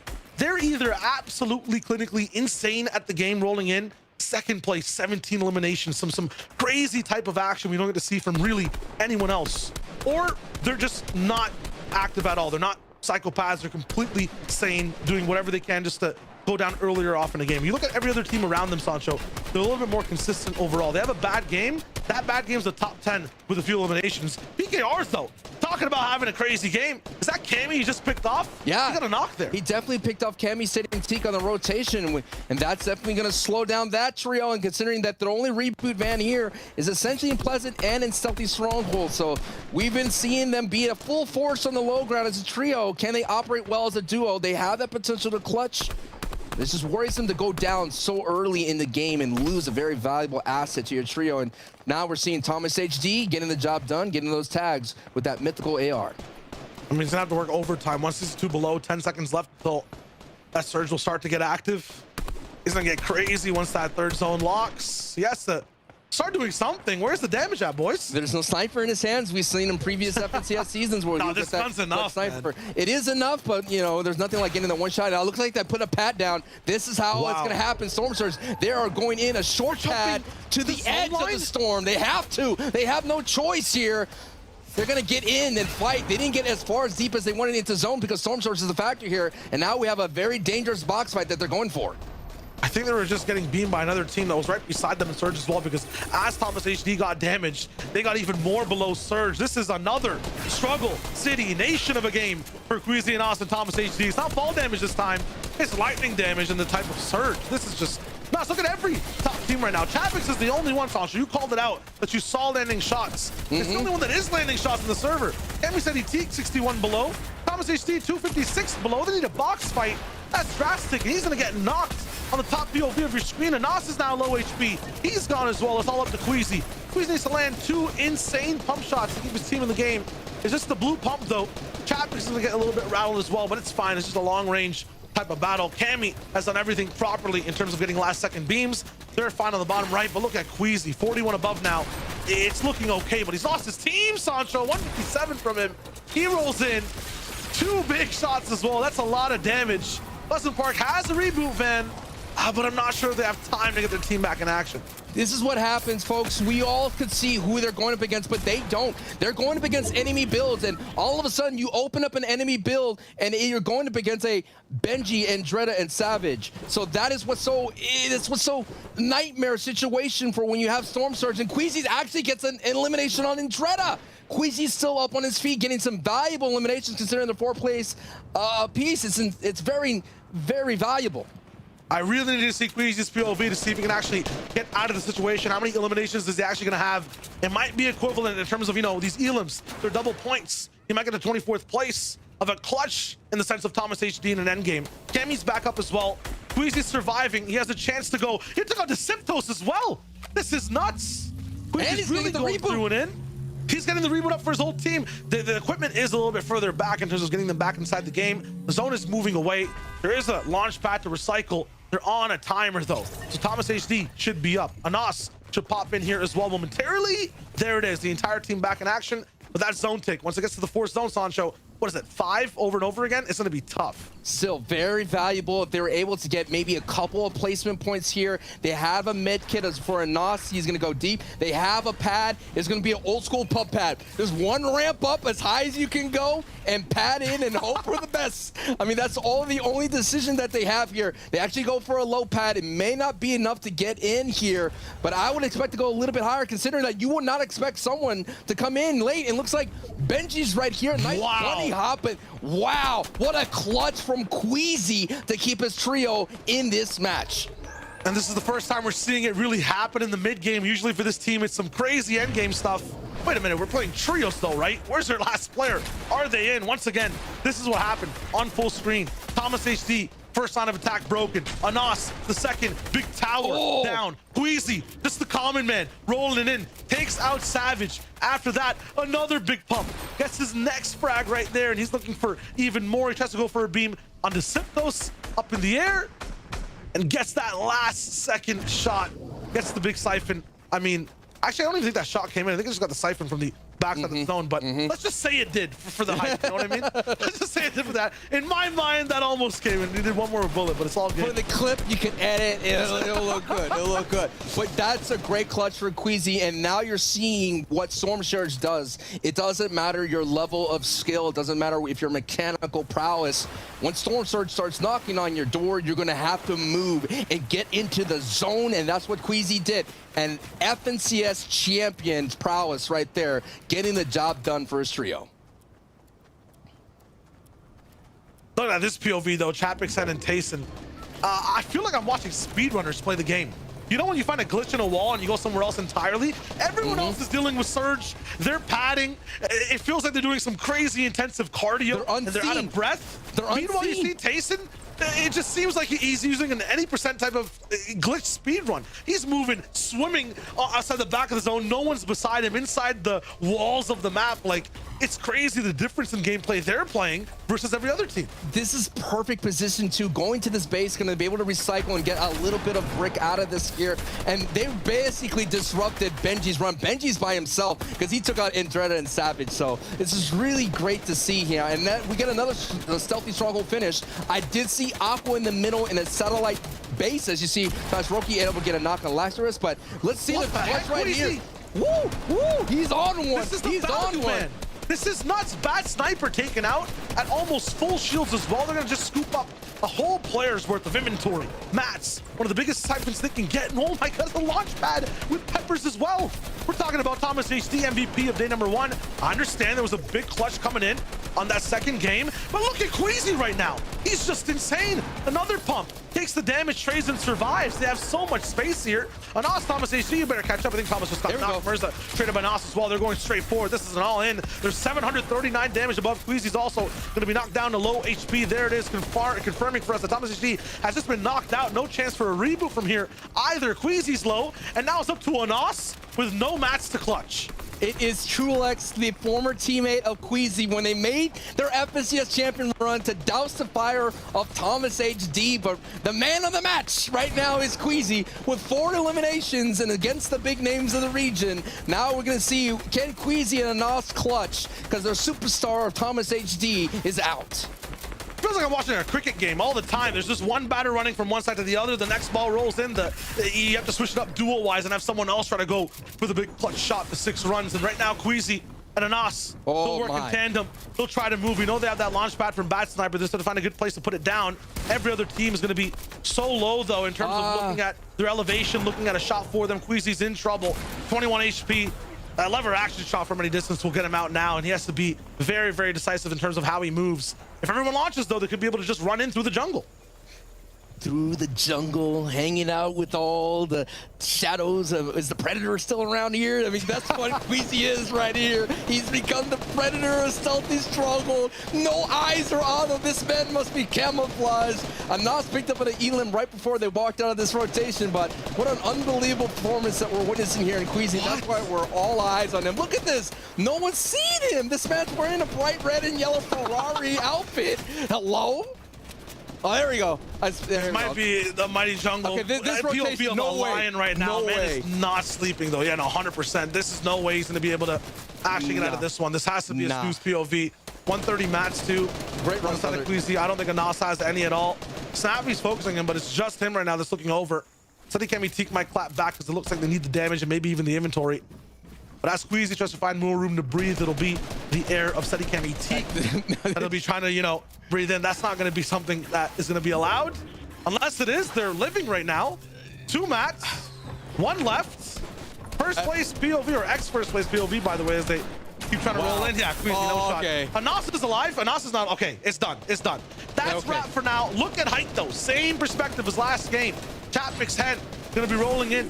With Taste and seeing exactly how they move, they're going to be looking really good as everyone else is pushed far forward and a lot lower in that Supreme first place slot. Steady Kemi Teak overall low. Their shields are not going to be as high, but look at the focus. Look at the perspectives they're looking at in terms of the damage they're trying to put down. It is just singling out zone players looking for any Elim possible.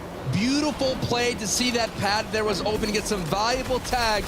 But look at this zone. You go from all the beauty to the ugliness of a majority water zone. And considering that a lot of mats were expended, this is going to be something where IGL leaders are going to have to work really hard. But TCAM and SETI are cooking on all cylinders. I don't think you guys understand how impressive that was from SETI to land and actually diagonally expand a layer up. Every build placed perfectly for his team to just roll in and have a super base of 17 angles to work from. SETI's just insane. I know it's not a crazy one-shot hospital flick pump, but that was beautiful. Kemi now gets to activate to do that. Trulex is still popping off. Kepi gonna be down on that surge, but finally it goes away as the 7th zone locks in. Remember I told you that box fight that they needed, it hurt them a little bit here. It made them dip into their minis, but this is a rotation. This is nicely done. This is what they've been doing in the previous all day one. These outer rotations keeping out of the scrum, and then they move right in and cut someone off and get an Elim. Surfing around this ocean right now on the side of the island. Wave is about to crash, though, as the zone locks in. They're all going to be going over towards the land. Teak traded by Crow. SETI finds a pick on the Nebs.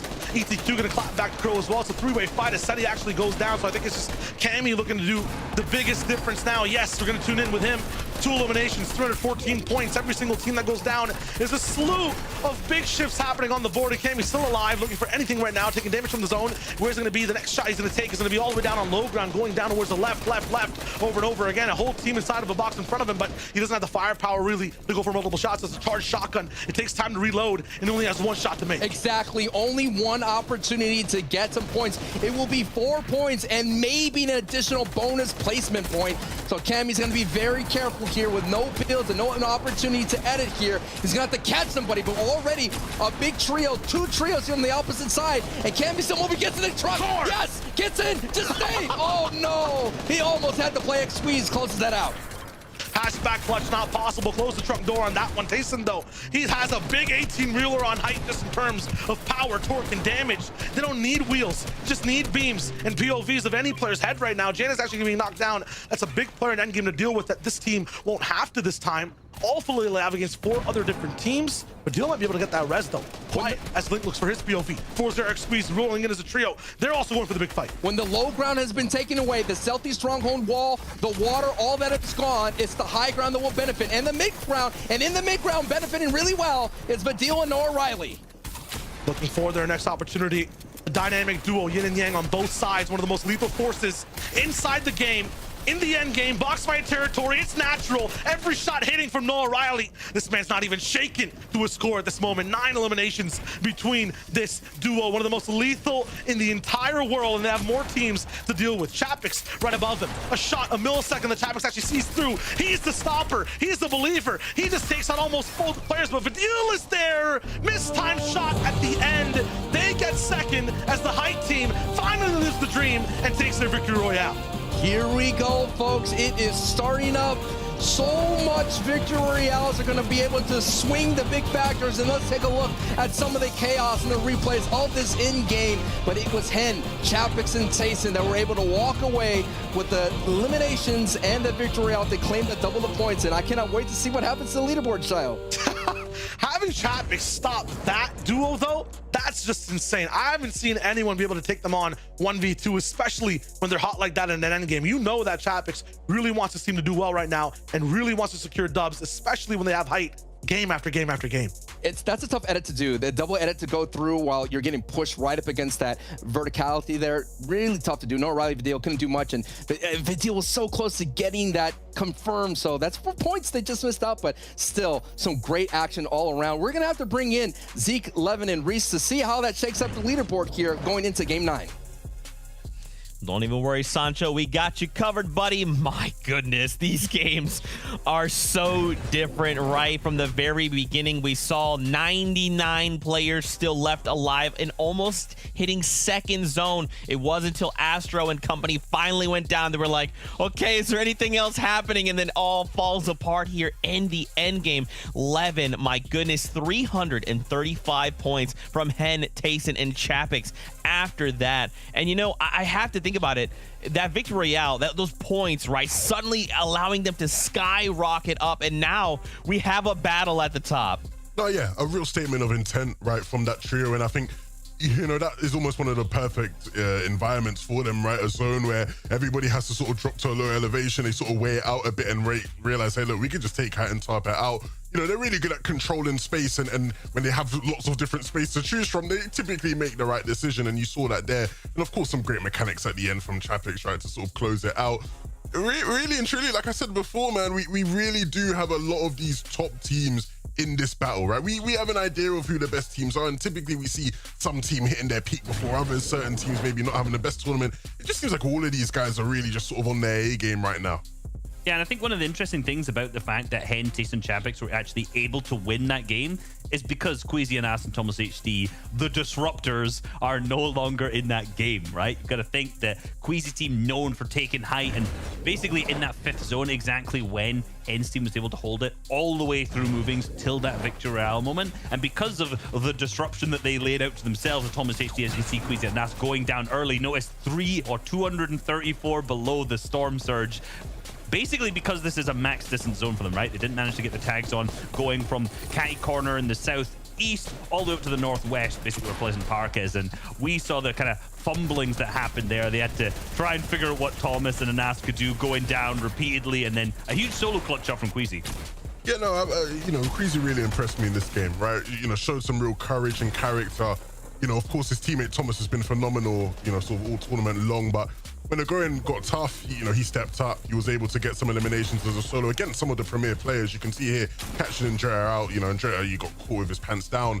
Obviously, getting the reboot as well was great. And really just helped his team salvage some key points to keep them in this battle. Of course, yeah, we know, you know, they're not sitting at the top right now, but they'll look back at this by the end of it, I'm sure, and go, that was a key game in us being successful in this tournament.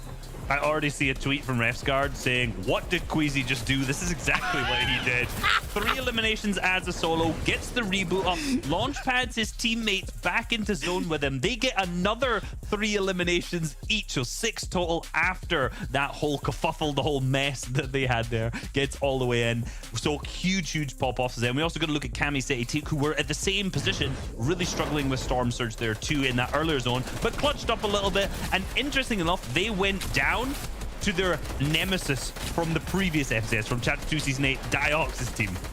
Yeah, it's funny, right? It's funny how things come full circle, especially in this sort of final event. You mentioned, Storm Surge struggles for these guys. We saw, hints of it yesterday. I feel like everybody is, right? We're seeing just how stacked these games are, where, we're going into, first sort of Surge threshold, and there's still like 99 players left, basically. It's like, there's going to be a lot of teams struggling, and I'll be interested to see how some of these deal with it, because honestly, I think people do obviously put time into strategizing Surge and making sure they're prepared for it. But we're seeing basically all of our top teams really struggling with it, right? And it is just a very hard lobby right now to deal with Surge. So in-game adaptation will be important in this next game. So hopefully we can see some cool stuff come out. But I think a lot of people are timid, right? There's so much money being played for. You don't want to take too much risk. Dude, that's going to be really tough. Yeah, Storm Surge is about to be a very big factor. And I'm telling you, Levin, you're right. If people can't keep up, they're not going to be moving up, right? They're going to be falling further and further behind on the standings. But it's that time. The battle bus is beep. We're going back over with our casters. All right, Zeke, y'all. We're just seeing right now Victory Royales being a huge factor. Every time one of our trios gets a Victory Royale, they put themselves in first place. And right now, it's Hen, Chapix, and Taste and Shio that are sitting up there holding on to the first place mark. Yeah, they did it from height, they did it from a place of power as well, stopping one of the craziest duos rolling in of Vidil and Nora Riley, trying to get that win as well from a clutch POV. That being said, though, every top team is surviving, but also struggling, as Levin and Reese mentioned, with Surge over and over again. Things are getting really different on the pressure scale across EU right now. Platoon with Thomas and Nas and Queasy on this early game, see exactly how they roll. Because we're at game 9, got 3 more to go on the day after this one, and they're going to be coasting by. This is where yesterday, Sancho, they started to elevate, pick things up. The first 2 games, 12th place, didn't look too good. They're already playing better today, it seems like. But this is where now we got to see those wins, got to see those top 3s. In the back half of the 3 games, Shio, they got those 2 back-to-back Victory Royales, and that was able to put them in that position. I know there was a lot of memes on the internet talking how day 1 wouldn't really matter much, but it was all about performance. They were able to execute what they were really doing well, especially getting those back-to-back like I mentioned. And right now, Cammy getting that playbook play where he's landing early and getting the knocks. It's actually Cammy and Seti picking up Michael and Verox, so that's going to cause an issue. Not just that, they're taking out another team entirely as well. It looks like Link, Fury are going to be going down. No, I save it in map, so actually on this side of the map, so that's a different POI entirely that's clashing. The fact that they get access to Dirty Docks, that just might be classic Cammy City take from Season 8. And Savage already low on HP. These boys just finally landed, no doubt. Savage probably get tagged along the way here, considering this is a stretch of a POI. Yeah, man, it's a stretch of a POI. The more of a stretch, that's more going to give opportunities to the Hottie trio and or another trio getting those tags here, as T confirms the Dirty Docks trio. And then Dreda here, it looks like Malibuka and Shizo are going to have to work together, considering Murstache is not in this battle. I'm going to call this a circus drop, all right? Because basically, when you're at the circus, you're at those carnival games, or maybe a carnival drop. You get to play those ones where you have a water gun and a target from long range, and you're just trying to shoot that target over. Right, exactly. Your kid's favorite and the player's favorite for these carnival drops, because Seti Cammy did it from a mountain to Dirty Docks. Hottie just did it from a mountain all the way to Steamy Stacks. Every time you have these long drops, we get to go to the carnival, basically, and it's so bad for the team landing at the major POI. That is what's entailed here. Every tag matters. Savager was able to survive that. Let's see if they were able to get up these eliminations here. And Savage, Benji, and Dreda, we saw the previous game. It was Queasy that kind of threw the wrench in their run, and we'd always talk about it's these opening moments. They still have a lot of work to do when it comes to the end game. The Desper and how Savage, great pistol, trying to get some damage down. It literally turns into a clown fiesta too. Start from the carnival, get a little bit more goofy with it. This is the weirdest we've ever seen and the most shambles we've seen this team try to go for damage earlier at this drop. They're not going to get damage against... No, that Mack truck is going to absorb all that. It has no windows on the backside, so smart play to be able to get in the backside of that, and they're going to be able to now scoot away freely, and Savage, Benji, and Dreda have this POI to themselves here. And I'm just waiting, though, for that Hottie kind of third party here, but we got some great replays of what went down in those opening moments. Here's the beam from Cammy. My God, give him an AR off spawn. It's just not fair. Look at Mustache. Man, it's probably alt tabbed. Wow. It's flying in, and he goes down. Wow. That is unfortunate. there is no other. That is the worst feeling in any battle royale, is when you don't even get to. We always talk about go outside, touch trash. Bro, I can't even touch grass in the Fortnite Island before you get taken out. Come on now. That's tough. I think Cammy might have tried to. Actually, yeah, they got the full eliminations too. So a lot of the times when you're from these perspective, these POVs, at least in the earlier seasons, it was really tough to find the elimination. People could hide up in bushes.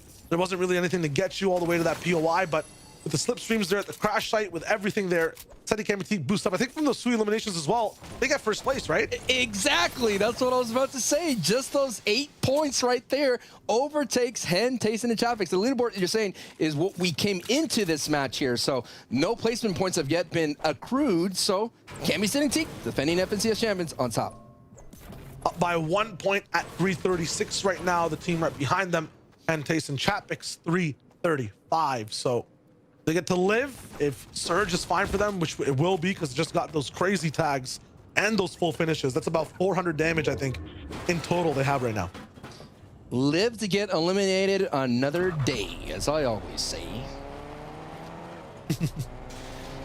Tayson, Hen, and Chapix are also going to have that type of same beat. It's really cool to see them, once again, I mentioned this yesterday, in their own kind of bubble of a POI.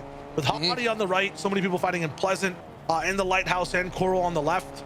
No one has time to look at Craggy Cliffs. That's why they just get by. This car may as well be the most invisible one on the map. No one's gonna look at it. No one's shooting it. They just get to roll in for free. And they usually roll in deep inside the center of the safe zone, and then we'll see where they end up being positioned as we're kind of taking a check in to our top teams here. This is the 3rd place team with Thomas HD, Queasy, and Nas, and Queasy lighting up the social media feed with this clutch. I think it's about time to stop the clutches, though. This is what kind of got them on the social media feeds at the start of the day, and then after that to stay on the prestigious, memories of FNCS, to have something to actually put down and solidify. It was teamwork in those last 3 games that got them rolling up. So stay ahead of Surge. We're on top of the pyramid right now. I was asking, hey, who are the pharaohs? Look at them on their throne. Or what do pharaohs sit on? Is it the throne? Is it the top of the pyramid? I'm not sure. Lots of pyramid facts to come, but BKR, Kefi, and Melody, who some people are also telling me in the DMs his name translates to young, but I'm gonna keep rolling with Melody for now. Shout outs though if that is the wave. They're looking so good overall consistently, Sancho. This is a new position that I have yet to see them take in this FNCS set lobby. A lot of great sight lines. It's all going to come in a matter of hitting your shots, considering they have a lot to work with the AR. The pyramid, very deceptive. In the other regions, a lot of trios have been doing really well in this area, considering there's a lot of chests to go through. There's a lot of floor loot as well. But now it's just a matter of getting those shots. There it is, a nice 20 tag. One thing that we rarely talk about Storm Surge is that it's affected by how the other players are doing. So the other players are doing really well, W King maybe getting eliminations, that Storm Surge threshold will go higher. So it doesn't matter if you have these great positions, you've been getting all your tags, if the rest of the lobby is aggressive, which this one is not. I'm just saying, that's a factor we rarely think about when it comes to Storm Surge. If people actually end up W King more, that ends up getting Surge actually easier for majority of players, less teams alive, right? Yeah. So correct. Yeah, when the bases are up and people, you're right in that sense, are actually hitting their tags, then it gets super tough. And we're seeing every team is. Look at the backside now. We didn't really get to see this perspective of the leaderboard. Flowist, Hellfire, Scram, they're going to be at the top of it for now. It's 6th place, 239. If you look at the top 5, the difference is almost getting closer to 40, 50, 60 points. Over here, 200 ties for 9th and 10th. Putrick fighting off Spawn, Karma, Kylie always in the business. Yeah, look at the difference entirely. It's almost 100, right? There's 30 points off of it. It's a 70-point difference. But from 5th or from 6th to 10th, it's a much closer game, Sancho. Is essentially these trios right here, they need the ones in the previous from 5 to 10, they need to have 2 good games to catch up to anyone in the top 5 here. In the top 5, it's just going to be like, which one of these 5 ends up winning? I feel like that's how much of a swing. It's literally, that's how much of a swing it is here, as you're seeing that Monaco PKR is getting picked up by Bubak. But I think that's what it's going to come down to. Yeah, in the feed, I want that POV then. I want that POV right now. Why are they getting picked up? I wanted to mention this as well. I was coming in with this crazy analogy of like, these guys are kind of like mental patients, sometimes you psychotic. Always do. You always do. Saying, let me add to that. So they're like consistently inconsistent. Yesterday, their placements, not that crazy, right? But they have these crazy pop-off games, double-digit elims, top 5. We haven't seen that today. A 13th and an 8th with 2 eliminations each. Where is the Kepi, PKR, and Melody from yesterday? We were heralding so much the entire time. We need that pop-off game then to just be really amazing rolling in. Even Ghostless flying ways, right, Chancho? We were going crazy with them. And once again, Ghostless. How? What is this? He's the warden of EU. He was not allowing anyone to move anywhere for free. And now he's getting stopped 2 out of 2 games. I mean, that is just not normal. And now we're seeing that Mersash is now back into this, and Malabuka and co pushing into Corny there to get out Pink's trio, cause a ruckus. Vidil, Janice, and Noah Riley came in 2nd place here. Might cause a ruckus. They're within striking distance. And as you can see the stat here, as a full trio, he has 4 trio eliminations, more than any player. So Noah Riley, that man wipes out people off the face of the lobby. Hey, he's the elim feed. I think we just go back and look at any of our calls over time. At some point, we are saying, yup, Noah Riley with crazy knocks. That's kind of like our filler word that we can always rely on. But the issue is, once again, I feel like they're becoming more and more invisible, Sancho. 289 points, 4th place overall. I mean, they got, overall inside that last game, top 4, almost 2nd, it looked like, but they're not really taking control of the game. They're changing the way they play. Remember how they do this? They all of a sudden, they stop being aggressive, going W-keyed, and they go back into a base up strategy. We saw that happen. That was with Aqua, though. So the deal, Noah Riley and Janice, you're taking a little page from that previous 2 seasons ago in the FNCS and be able to put that together. DKS eliminating Amplify. So Amplify maximum save it, maybe running out of steam at the wrong time. Are you talking about running out of steam, bringing up a certain amount of trios as well, Sancho, last game, and then the same one this game as well? I'm talking about Basroki, Aqua, Reason. What's going on with them? Reason's popping off. I feel like I've seen his name multiple times today, but I'm looking at their placements. I keep seeing 2 numbers here, Sancho. It's supposed to be top 10 consistently at least. I know. What's going on? They were in that great position early zone there at Storm Surge. I told you most of their places they like to go is being taken up by so many people. You look at where they're dropping. If you took a look at that drop spot map, there's just so many trios surrounding that crash site north and south, the one at Coral and the one at Believer Beach has introducing more trios. So where do you go? I thought they would push into Weeping and maybe to get those Storm Surge, maybe get some eliminations, but obviously Aqua missing Noah Riley and Vidil. You can't just release a W key strategy. You're gonna have to mix it up, and when your Storm Surge places are being taken occupied, you got nothing else to do.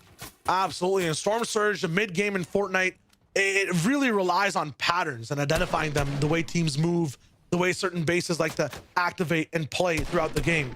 What I'm trying to get at is the pattern in this game is going to be very different. One name we saw a lot in the feed in this last game we just watched, game number 8, it was Pink, Nebs, and Trulex that were doing a lot, taking off a lot of teams, with Mustache rolling into Corny Crops, which is, by the way, the home zone we're looking at. It's where the entire circle is surrounding.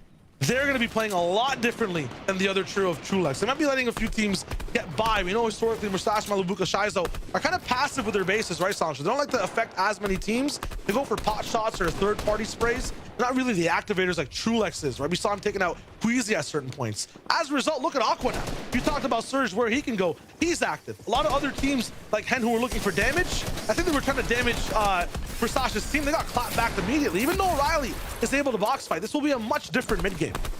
Let's see if Noah Riley could get himself another full trio wipe here. Tuna and Co now are being barrel stuff. That's 1. Noah Riley, you got to be careful. Can you do it again? Can he grab another elimination here? Mike's in the air on the back foot, trying to avoid Noah Riley's pressure. Noah Riley changes the angle, goes right in. Noah, you're going to do it again. You got to stop this man. The pressure is on here. Mixon trying to get away. Tuna now is in danger in the crosshairs of the full blunts of the trio of Noah Riley and Co. There's a big names in this one here. Tuna has been taking out Aqua's trio before, but it's a different caliber of a player when you're going up against Noah Riley, Janice. And that's one knock. Wait, did Noah Riley get that one? Who got that one? Okay, Janice got that one. I was about to say, Noah Riley cannot get another trio here. Now here comes Tuna Sky as a last-ditch effort here. And Noah Riley got 2 out of the 3. Okay, my man.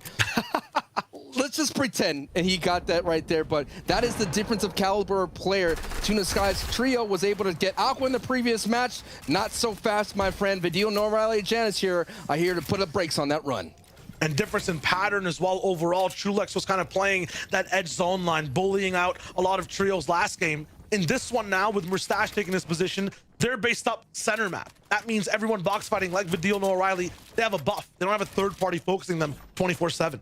And they were so lucky that they wrapped up that quickly because Kylie and Co. and Joe Nada, they were coming in. They were ready at the third party. And that's what got them in trouble in the previous day. If they could have clean box fighting, Vidil, Janice, and Noah Riley will be able to do so well. Let's take a look at the replay here of the team you were talking about, that they're having these issues. And no, they get taken out in the blink of an eye. This is just reminding me of game 3 yesterday. I think that's the one where they slipped in as well. Sancho, they were in first, and then they got overtaken by 50 points. With the double point format, they will now be behind 100+ points now, going out this early in a game. When you're in the top 5, you cannot go down early. It's hard, you know, when you're in a lobby with the big names. We've interviewed many pros where the confidence goes up. You have that day 1 confidence, and when all of a sudden you start collecting L's early in day 2, that's where things fall behind. But right now, an L is being dished out on Tayson Hen and Chapix, who are behind, and they're going to take a box fight against Fly and Co. Oh my goodness. Get 2 L's in there, combine them together, make it a W. Tayson handing one out himself.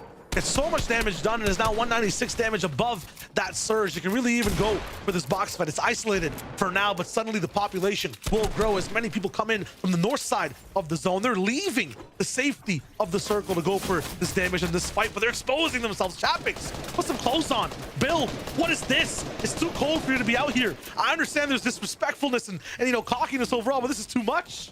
It looks like Cammy took out Andretta, and then the rest of the trio, Savage and Benji, got taken out by other trios. That trio is gone. And considering that they had a great start here, and this would be a home field advantage for them, considering that they're 1 skip away from Corning Complex, coming from Steamy Stack. So what a big L for that trio. They really need this game, considering that they're in that area where 2 games will get them into the top 5.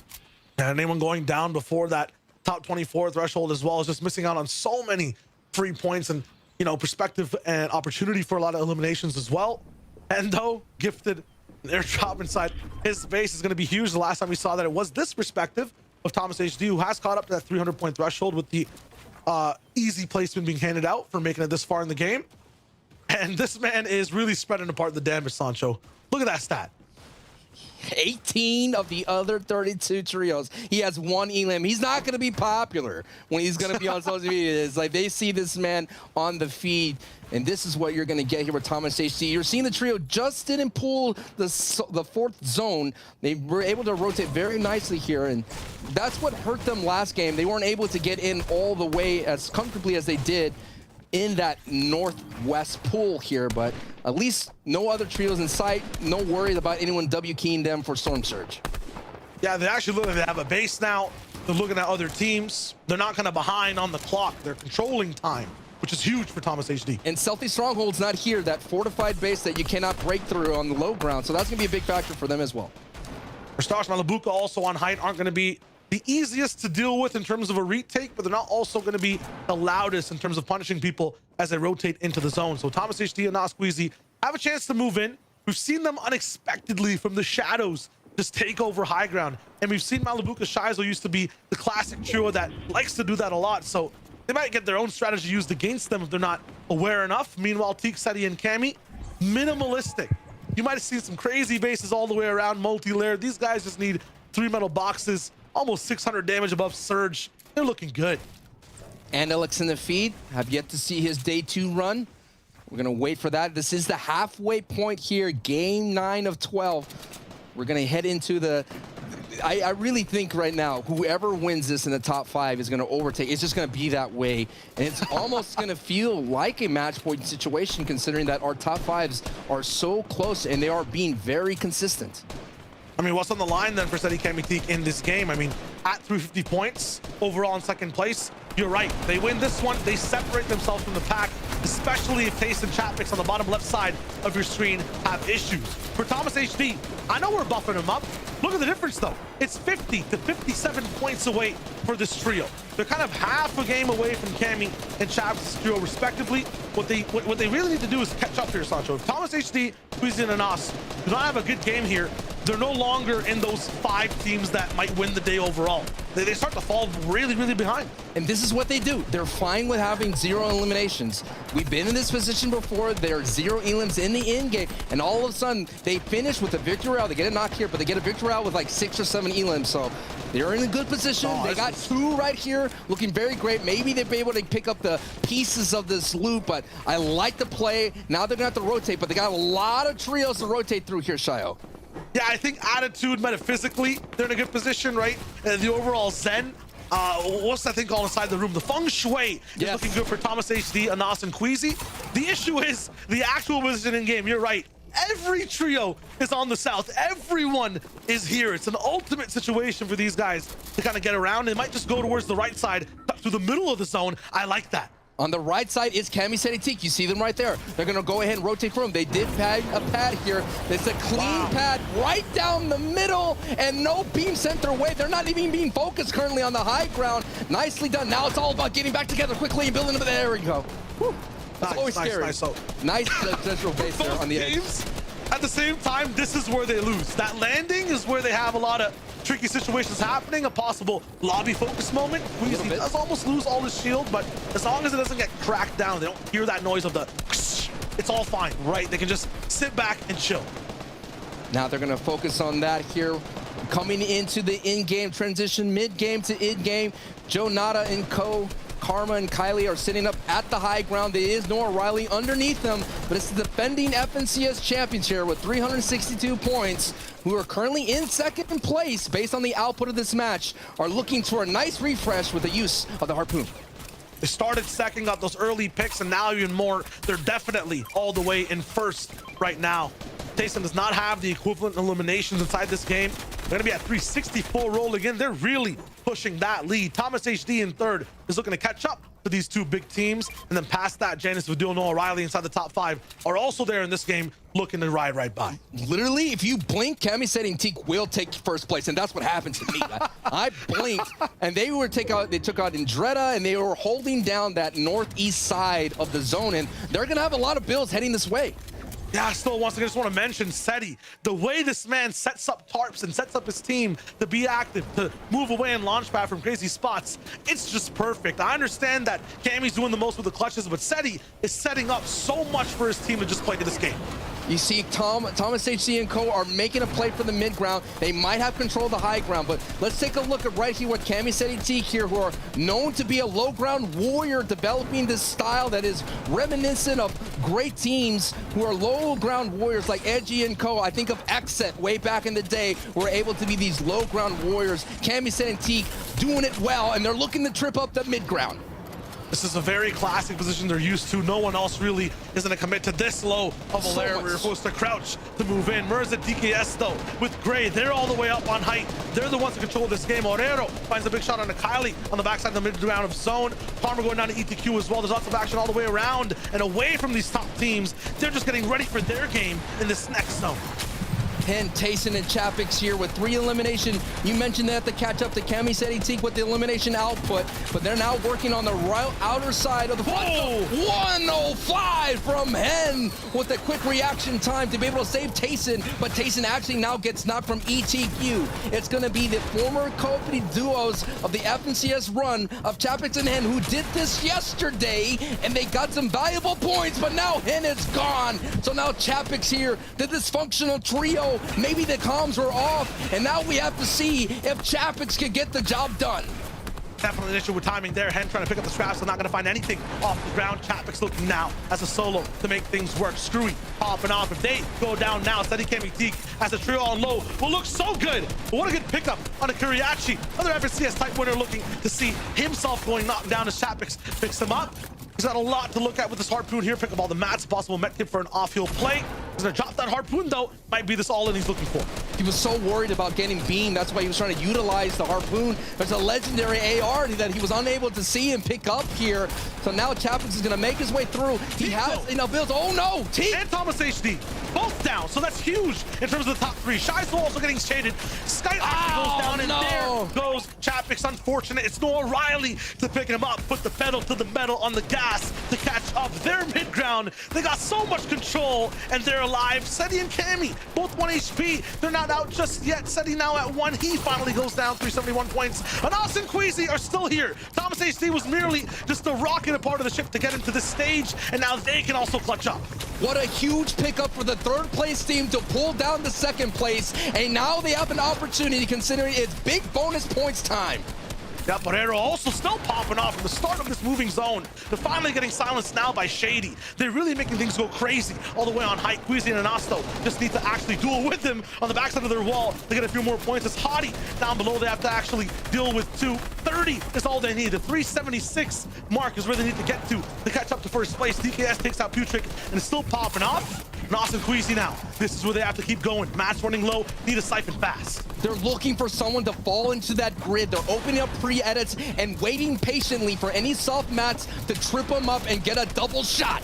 Queasy gets one. The big drop down. Queasy gets one. There's some more all the way rattling on the roof, but there's no chance they can find these wraps reversed. Can they? Yes, they can. And us with a big shot. Just a disruption though. Nothing fully confirmed. And now they're actually running out of time on the backside. Hottie with a crazy edit. Queasy with one. Oh no! With a siphon. He does get the elimination before he goes out. So smart for the points. They just want to catch up. Noah Riley though, he wants to win. Janice going down. It looks like a solo situation. So many knocked bodies. Noah Riley, last game, denied. This one, looking for the acceptance for a visa all the way in. He's looking for the big one. It looks so good. 2 for the finish. Noah Riley is magnificent, and he's still going forward in this final 1v1.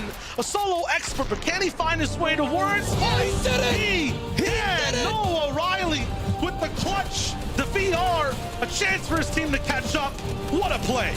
He's been wiping out trios left and right with this gameplay, and by the way of the gun, he gets the biggest moment in the Grand Royale and netting himself a victory royale. And no doubt, Sayo, I'm telling you, that's gonna have to put him in first place, baby. A photo finish there at the end of the game as well. 389 points, and we saw so many teams go down before. 8 eliminations on himself as well. This is a man that gets angry when he gets denied a win, and he comes back strong. Dude, he sauced that. He sauced that in game. Dude, he just went bananas, man. What a great run for Noah Riley. And I just, you know, we always make this joke, you know, in Fortnite, when you eliminate someone, you kind of take their power, because he's just eliminating everybody. He's just absorbing all their power. And right now, he's just super Noah Riley right now. Yeah, just a bull in a china shop all the way towards Elo Crash in that last moment. But as we sweep up the glass in the place, we'll toss it over to Zeke, Levin, and Reese to see what they think of that phenomenal performance. Okay, I'd like to show you what that looked like. He's just down there. It's like, somebody call an ambulance. But not for me, is what we just witnessed transpire right here. I cannot believe that's over a 100-point game. We just saw a 100-point game not that long ago, Reese and Levin, and then we just get the run back. Noah Riley, if this is true, if you're absorbing everyone's power, you become too powerful, okay? We need to have a talk, friend, because I don't know what you're doing. I don't know what cereal you're having, but I'd like to start eating it myself. No, you know what, Zeke? It's one of these things where, you know, you as a resident Fortnite, you know, competitive community person or whatever, you know, you constantly say, yeah, no, Riley, he's got the best mechanics in the world, right? And so, like, for a layman, you might come in and think, oh, if he's got the best mechanics, why isn't he doing what Thomas is doing? Why isn't he doing what Chapek is doing? Look, he's doing it now, right? Like, and this is why people talk about this guy so highly, because he has the ability to do this in any given moment. And there was no bigger moment to do it than this. This is an absolute classic. Some of these shots are just unreal, unthinkable. What a player, what a man. Noah Riley. And the 1 HP, the 1 tick victory royale. What a huge clutch. And what's interesting, in all honesty, is we look back to the FNCS that just happened. They had a stinky first day, but they got over their total points. 83% of their points were done on the second day, and they did not play so badly day number 1 of this tournament, and it still looks to be exactly the same, that they're just gonna pop off when it matters. 300, not 200, 397 points. First place for them. Notice the top 4 teams right here. Look at the victory royales. Every single victory royale out of the 9 games we played has been from the top 4 teams. So basically, everybody else is rubbish, is what you're saying, Risa. Yes. Hey, look. Obviously not. Another note on Vidal, Janice, and Noah Riley is genuinely right. When you look at the decision making from Janice, I know Noah Riley just that crazy pop-off, but one thing that's really impressed me, Janice's decision making in the end game's really been a platform to allow Vidal and Noah Riley to have their pop-offs, right? Because they're consistently in end game, they're consistently on clear layers where they have so many options, so many angles, and it's really been effective for them. Again, another game where we just see another team jumping on first place and another team sort of entered into that competition to try win it all. Now, we're going to come down to the wire. I know we are, and the biggest event we've had since World Cup, going down to the final game, it's going to be crazy. Look, some of these teams down here still have a chance of putting themselves in that conversation, right? You need one of these big 100-point games that we've just seen. It's clearly not out of the realms of possibility. You just have to be, just really, really good. You have to be on your game right now. I want to quickly go back to what you're saying about Janice in being part of this team. He's actually created them no longer just being a high ground playstyle team. When I watch back to the Cash Cups, the other tournaments they've played, they have now the ability to tunnel to Tart, to use that mechanical prowess from Noah Riley and Vidal just to frag out. And then right at the end, when they start to have no other plays, that's the time to go over high ground. That's the time to do exactly what we just saw from Noah Riley, pop off, pick off tons of eliminations and the victory royale too. So now they're versatile as a team. And it's not I love it. It's tunneling and topping at an elite level. Right? Yes. So, It's good, right? It's all about opportunity, right? You create those opportunities for Noah Riley to just go in, right? Like, it's literally like a special operations team. There's always the guy that, like, plants the C4 on the door, and they're like, all right, 3, 2, 1, we're going in. That's what's happening right now. But you heard the battle bus beep, beep, which means we gotta go. It's time. We're jumping into more of the action here from the Grand Royale. Just 2 more games on the docket, and we are going to be rewarding some trio $600,000. If you're just tuning in, do not go anywhere for these next 2 games, because whoever's been winning a Victory Royale has been getting in first place. That's been sitting in the top 5 or so. And Shio, that's how close it's coming down to it. The boys mentioned it on the desk. Our top 5, our top 4 is filled with everyone who's been winning throughout the entire tournament.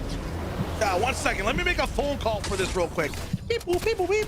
Brr, brr. Hi, conductor. Can we slow it down? The games are going too fast. Mustache is already knocked down. Pickaxed away by Savage. Already the final 2 games that we're on.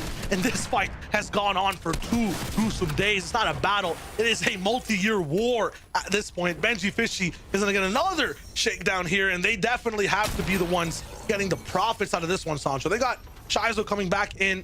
All in. They were disengaging before, and now it's just same old, same old. If Benji, Andretta, and Savage wants to be in the conversation, they need to do something this game. It's going to require 2 games from them and someone in the top 4 to drop. That's how it's going to be. That's how far behind everybody is that's sitting, but like 6 through 10, and this team right now is sitting in 11th place, Shy. 225 points still. They have a little bit of a pedestal to kind of catch up in one game and then pop off in the last. It's just everything on the line, right? I love saying it. We all love saying it. This team just needs a double-digit VR to be in the business. But, like, it never really happens, Like, there's a chance. It's a very small one. Even Lusha, Sapping, Future have been fighting off spawn over and over. They get free for 1 game. They're back in Sancho, but if every team has that condition, no one does then, right? Only one can really get it. And this is going to matter to them. They're currently sitting in 8th place. If they go ahead and crack into that top 5, you're talking about a prize pool difference that literally doubles from 60,000 to 120,000. A lot hard to do without Putrid here, considering now it's going to be a 2v1 with Astro sitting on the high ground. Astro usually the one that's knocked first. And we had Michael and Verox fighting to try to redeem everything from here. Neb's going down once again. A Pink will find the trade. So Morning Complex might be open for anyone who's trying to, roll in and claim that POI once more, but we saw the way it didn't really work out for Mustachio's team last game. This will be a little bit of a disengage overall. To talk about that top 5, Sancho, things are getting pretty intense there and shaking up. If you're looking at the scoreboard, folks, going into this, Fadil, Janice, and Noah Riley with 397 points, standing tall. They were able to overtake with that 100-point performance here. Second place, Hen, Tayson, and Janice. Chapix with 379 points. In third place, Seti, Kemi, and Teak with 378. But that's the kind of teams, I mean, they're consistent. They will pop off. They're matching their elimination. So if you're Fadil, Janice, and Noah Riley, you don't feel comfortable. It's a completely different ball game in comparison to the previous FNCS. Seti, Kemi, and Teak at this time, they put the entire thing on snooze. They put that down and they were able to win, and they walked away with the prize money. Right now, having Believer Beach, I'm just trying to think. Last season, it was Crow and Co that came in that kind of caused a ruckus. They were kind of slowing down this trio, getting knocks on Nora. They were making things a mess, but this bubble, Believer Beach, is working out for them today. Definitely is. Once again, you're right though, right? Like no one can really be comfortable here, and this has to be the most uncomfortable team right now. Even though they're pretty happy with that last game. But Dylan O'Reilly, Janice, 12 elim win overall. Big issue though is that they're now just in the conversation of the top 3, right? It was a top 2 situation, Tayson versus Cammy's team. Who's better? Who's cooler? Dennis O'Reilly deal just came in. They only have about a 10-15 point-ish lead. Here's that fight from Dirty Docs, by the way, that we were just watching before. Verox and Bully trying to clap back, but when you have low ground, there's just nothing you can really do. And now we're seeing what's happening at Corning Complex and how Pink and Co went down here. Actually, they were able to convert that. We saw Nebs go down. Pink and Co were able to get the job done and survive it. So they are going to be able to, no doubt, reboot Nebs and bring it back. It's always a good feeling to bring it back. And Cammy said and Teak are trying to bring it back for that back-to-back. And all this FNCS, we have a lot of champions in here, about 15 or so, who've been a part of either solos, or duos, or trios championships. But we haven't really had a back-to-back or a 2-time full trio FNCS champion here in the EU region. True. Does this count officially as like one of the FNCSs or just a Grand Royale? I'll count I always wanted to. I mean, we should ask that question earlier. We saw Tayson was able to win the All-Star, right? And a lot of people consider that as an FNCS. Do we take the axes away from the old champions then, or is it just to work with? See, you gotta ask Zeke, right? About that. Zeke. We should know this. Like, this is honest. Oh no, a couple know Zeke. Zeke is the axe maker. Right. You know what I mean? He's the axe maker. He's overloaded because it would be. I haven't heard a mention of it. Usually there's a story from Zeke, so I would assume not. And I hope not too. These guys just got the axe. They want to probably just hold on to it for a little bit, chill. Winning the last FNCS is the best because you have the biggest time slot. Just got to keep it too, right? I just got word. It counts as an FNCS championship, but not an FNCS for the AXA champions. So Zeke, okay. Zeke got to, can't put in that OT. Give him a break for the holidays. You know what I mean? Can't put in that OT. Nice. Cool. Well, still, it matters a lot to these players because, first of all, it is the final trio competition we're kind of looking at, right? At the major prize scale pool as well. The prize pool is a big thing, too. Usually, $100,000 per player will be the split rolling in, doubling that up entirely. And most FNCS is a $300,000 first place for EU, 600K, Sancho. What would you do with 200 grand yourself? I would buy a keyboard that I could help out with my mix. Okay, you have 200 grand, you buy a keyboard, bro? Yeah. For real? I want to be able to. I want to be able to win again. You know what I mean? What? Okay, I respect it. I understand the grind. Yes, it's all about the grind. You know what I mean? Nah, but seriously, this is life-changing money. This is life-changing money for these young professionals. This could jumpstart a future big name in the scene. You've seen what it's changed the life. Let's take a look at a replay of an earlier fight. And we've been seeing this. Ario, they did really well in the in-game last game. Yes, Aurero. Let me exactly check where he is at the moment. So they were rolling in 17th place overall after that last game. I'm looking at their match history, kind of looking like, my grades in high school, down atrocious. But then we picked it back up, right? Grade 11, 12 came in, and that's what it's looking like right now for these guys as well. The end of their senior years, they're kind of wrapping things up properly. 6th place, 4 elim, sticking to the pattern and stopping Titans really from controlling the game. I'm pretty sure they're the ones that take out Aqua's team in one of these games and some other big names. So they're fighting really well. I think they're finally finding their groove inside these finals. It reminds me of Nebs' trio in the previous FNCS seasons. They would be the one that have a lot of eliminations into the top 10. When it's all coming down to it, they got 2 games here. You're seeing that there's a lot of the big names that still yet to win the FNCS Vidil, Noah Riley. You still have Thomas HD and Nas have yet to win the FNCS that kind of round out that top 4. So a lot of first times opportunities here. And of course, Janice will be the 3-time FNCS champion. So that's going to be exciting to see. And we're taking a look at some of the stats here. The last 3 seasons, high ground teams in EU by 7th zone have won less than 50% of the games. And that is called the Cami Tekinsetti. That's their problem. That's what's caused all that. Yeah, but the pattern's kind of been checkered, at least on day number 1. We saw the back-to-back from Queasy, Thomas HD, and Anas. Those are both from height, I'm pretty sure, right? And then Seti, Kemi, and Teak, I'm pretty sure, also took height overall in the 7th, 6th zone to win their game. And then after that, I think they kind of went back down to low again, and there were some things going on there. But today it has been what patterns have been looking like historically in EU, and that's very good for Seti, Kemi, and Teak. They're still in 3rd place, though. Question: is someone else going to get a victory royale here in this lobby besides these 4 trios? So the most interesting that's a big thing, one. That's a big question. Yeah. To make it interesting, I think Queasy and Austin Thomas HD getting a win would really make the top 4 very, very close. Because the thing is, no matter what happens, oh, hold up, is this another Shadow Cube drop? Or is it just a Hunt for Astro? It's Hunt for Astro. Okay, we're chilling. The big thing is, when you're talking about what you were saying before, right? Like who can get the win really, and how would it change things?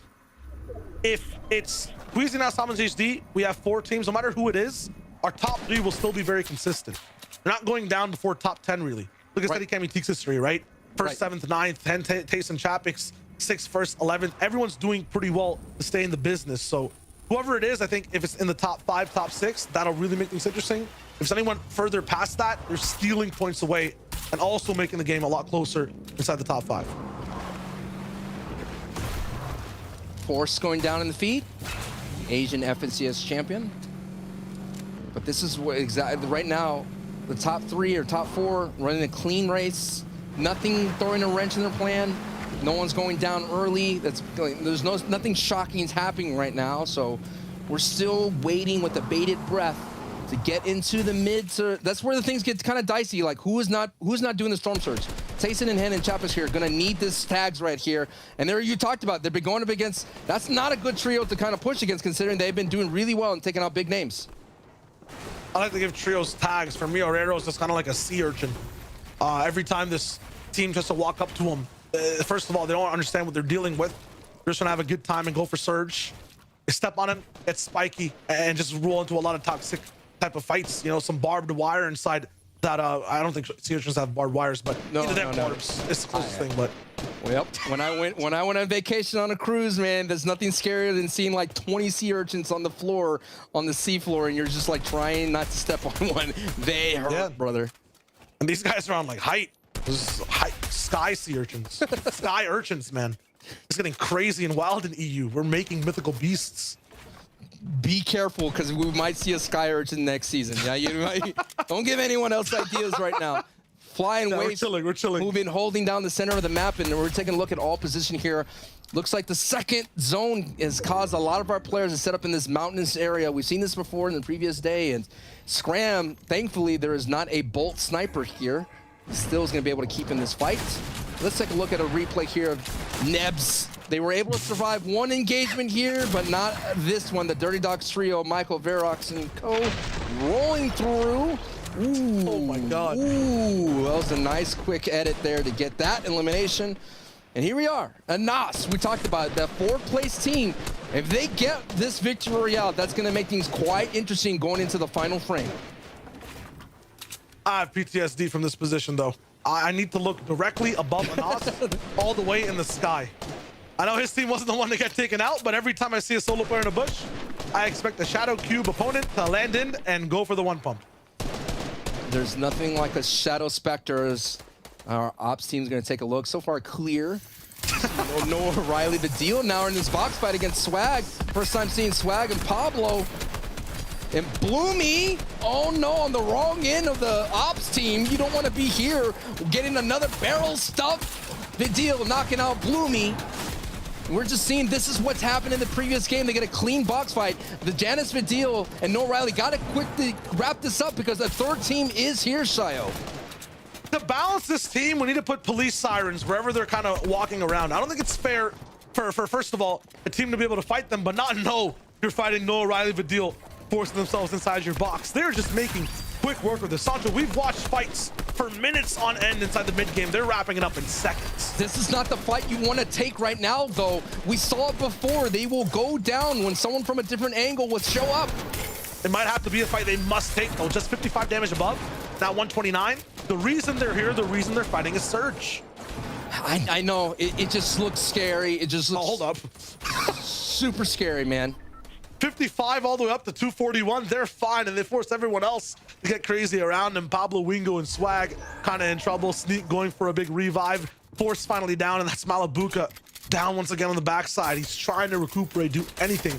Once again, we talk a lot about first, right, Sancho, in the 600K. Look at the entire prize pool breakdown. Everything's kind of doubled, even for the teams who are down to the bottom, right, all the way at 33rd place. They still have a lot to do, and that is Bad Sniper's team, to elevate, not just walk away with 9,000, but even more, double that if you play these last two games very well. The jump up from the prize pool is monstrous once you get into the top 10. You go from 9,000 in the 26 to 33rd, and you go to 44. And Vidil and Janice, Noah, Riley, they want it all. They want that $600,000, and Janice eliminates Bad Sniper. So that run of doubling up your efforts to collecting the bag from Bad Sniper gets halted quickly here. But I like this. They're jabbing into this fight. They're taking the jab. Once they see that opening, the overhand right coming right over and getting that knockoff blow. And considering that they're satisfied with the work they've done, they're going to go ahead and disengage. Yeah, one of the closest teams towards the zone as well. They get to choose when everyone leaves, and Vidil keeps getting blocked. I want to hear what the comms are like if you ever had an opportunity in terms of players in front of you putting walls down behind. All good though. Scram, Benji Fishy took out Hellfire. He gets a reboot up at Lazy Lake, but I'm pretty sure Benji will know that, and that's just free points for him to farm. Here it is, and maybe Tayson and Hen and Chapix will be able to take advantage again. Benji and Dredda and Savage, they cannot go down in this opportunity, and we've been seeing Lazy Lake being one of those things where the storm goes through, a lot of teams will be able to survive and get a lot of placement points. So if you're even a solo, you have a fighter's chance to doing well for your team. But Benji gets knocked from Scram, who has just been resurrected through the van. Yup, and then we see Hen Chapix Tayson still going in for that beam. In terms of Benji, though, a team that might be running out of steam overall from 7th place. Yeah, they're stacked overall game to game, but now all the way down to 11th, now down 2 players. It's going to be tough for Savage to clutch it overall. I can just see right now, insert that gif of the guy, you know, wringing his hands going, ooh, we got a third-party opportunity here. That's what Hen, Chapix, and Tayson are doing, taking advantage of that, and they might get more opportunities walking their way. Really good dynamic position from them too. Hen, Chapix, and Tayson got in very, very quickly and claimed one of the bigger hills over here all the way at Lazy Lake. It's crazy how Scram got Hellfire back into this game. Look at his loadout now, so much better than we've seen in any game overall. They're the ones to get knocked by Benji, but then they turn it all the way around, bait him. After that reboot was nuts. This trio is in 5th place, so they put together one of those games that could put them in. Let's take a look at a replay here. Scram recently being rebooted, just using the old school crouch technique and surprising and stopping that res and getting a knock on Benji. And here's a pop off from Scram. We had a great interview with him during the hype hour, and Scram is feeling it. It's just great from him too, just to be able to get a teammate back up into the game from the side of Hellfire, and then get ahead of the game by stealing away all of Steamy Stacks' loot. And that's the second time that Andretti's trio has been the wrong end, or, you know, they've been going down after someone gets brought back in. Queasy did the same thing. He brought him back in, and all of a sudden they go down. So some bad vibes are happening in the mid game for Benji and co. Look at the top side though. One of the biggest things is that every single team has been super consistent. That's really good to kind of maintain your spot in the top 5, but that also means without these crazy pop-offs, right? The crazy double-digit Elan games when you are ahead, you miss one game, you're going to be down bad. Down atrocious, actually, and super colossally because of this format when the points are doubled. That's what's been happening to Keffy.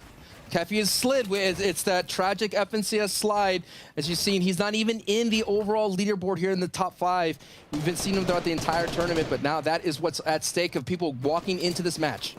let's change it over to the top 4. That's really the conversation right now. Usually it is top 5, but you look at Flows, Hellfire, and Scram, they're kind of on their little own island, battling with Kefi, battling with Hadi, Locras, and ETQ. The top 4 are past that 350-point limit, past the 360-point limit. One of these teams needs to make a difference right now in this game. Let's take a moment here and wait. Storm Surge.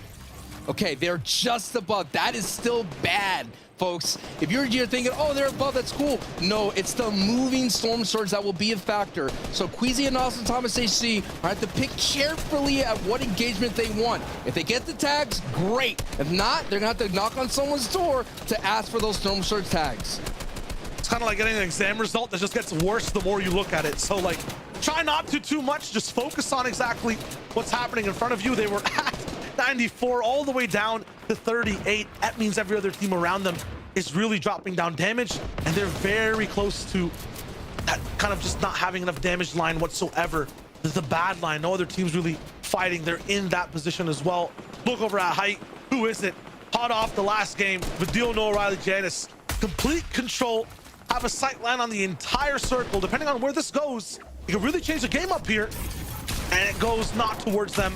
Max. Oh no, wait a minute. At the same time, Noah Riley needs to survive. Vidil low HP. This is because the team in front of them that's probably fighting is low on Surge as well. Vidil's in trouble. Noah Riley has to clutch against the 9th zone right now. 12 above. They're also going to be hurt by Surge.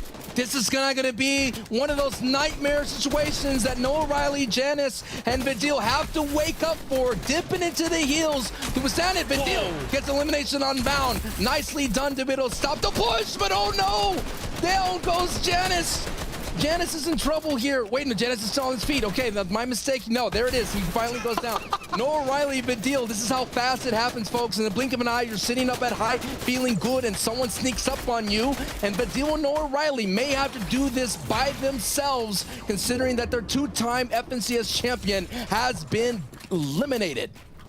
You heard what Levin said as well. Janice is the reason Noah Riley, Vidil get to play these games so free. Sanfi, the last person, pumped out. Noah Riley gets that elimination. No, it's actually stolen by Voon all the way in the distance. He can't find the launch pad. No. That might be one of the most clutch chunk splashes as well. Would have had just 1 HP rolling in. Maybe he can survive a pump shot while he lands. He gets in. No one touched Noah Riley in the sky. He's alive, and he finds Vidil. The duo's there. Their pilot is down. Maybe the comms are enough to get them towards the end game. They're gonna have to rely on them as a duo. I know FNCS's duo is coming down the pipe, but Noah Riley and Vidil, in order to hold on to first place, we're about to cross another placement threshold bonus here. Just 2 more places. It would be huge for them if they could just stay on their feet. And one of the most dynamic forces inside EU, but you have to remember, they're both usually the ones being active as well inside these end games.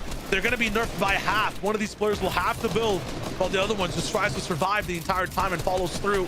Meanwhile, Cammy on the bottom left, 388 points. He's going to be next in line right beside Tayson at 389.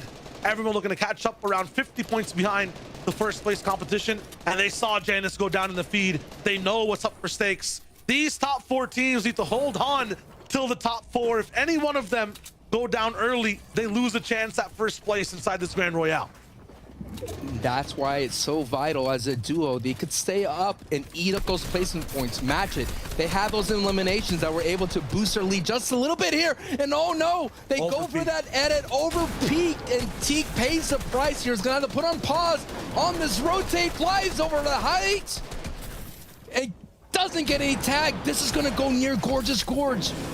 It feels like it could bounce back up north towards it, but very scariest terrain, and that's why Teak and Cammy do not want to be on the low ground. They want to operate right now as a mid to high ground team. I like the thought process of Teak, though. He might have missed on that last edit. The next one, though, fully still confident, not even wavered, going for a little bit more damage. Look at Sunny start once again, but as we get towards mountainous zones, we have the top tier team of high ground inside of here to try to get control. Down below Surge, though, you're right, Sancho. Anas does go down.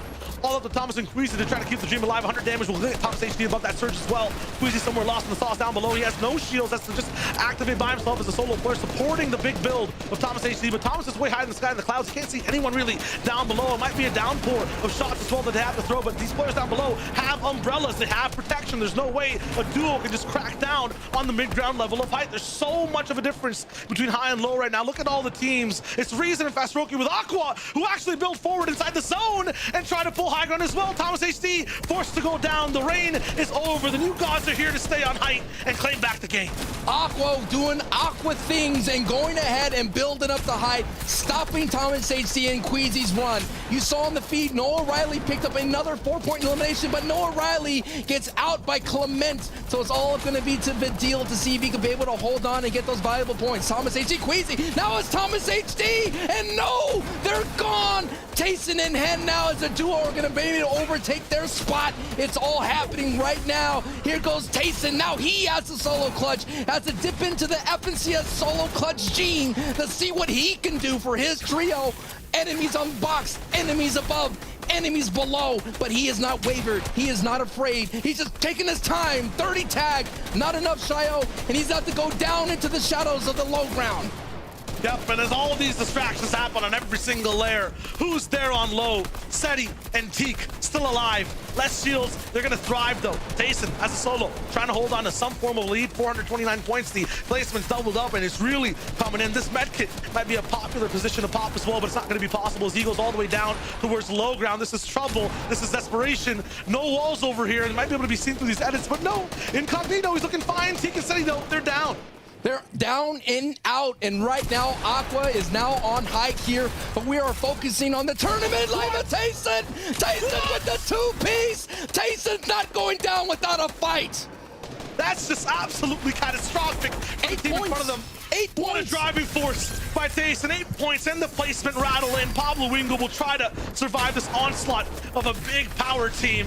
He's going to be buying himself barely any materials, hashed out in 3 different ways. Aqua, Reason, Fast Roki finally alive to open their eyes and get their first victory royale.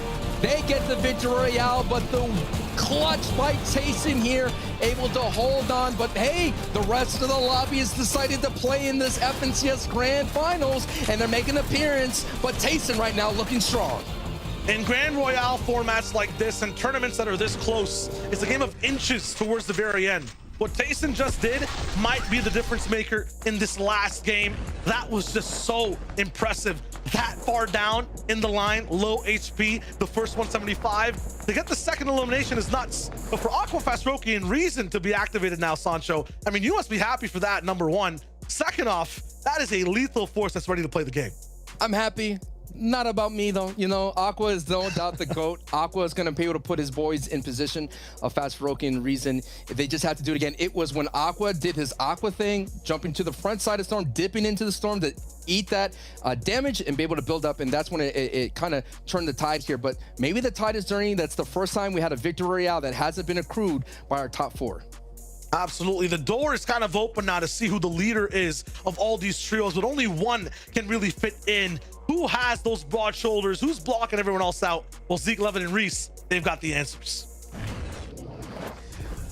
Man, talking about broad shoulders, it's only you, Shot Wager. You know, someone else in this world. Wow, my goodness. Aqua, Fast Roki, Reason. They start that game in 23rd place. Now they have a victory royale, 9 eliminations. We talked about it. What, the 10 points being 100, so they're just below that line. But let's take a look at this. This is that kind of key moment, right, Levin? They have enough, they pat on over, and they take high. They say, whatever happens, we're gonna lock down this game because we want the W.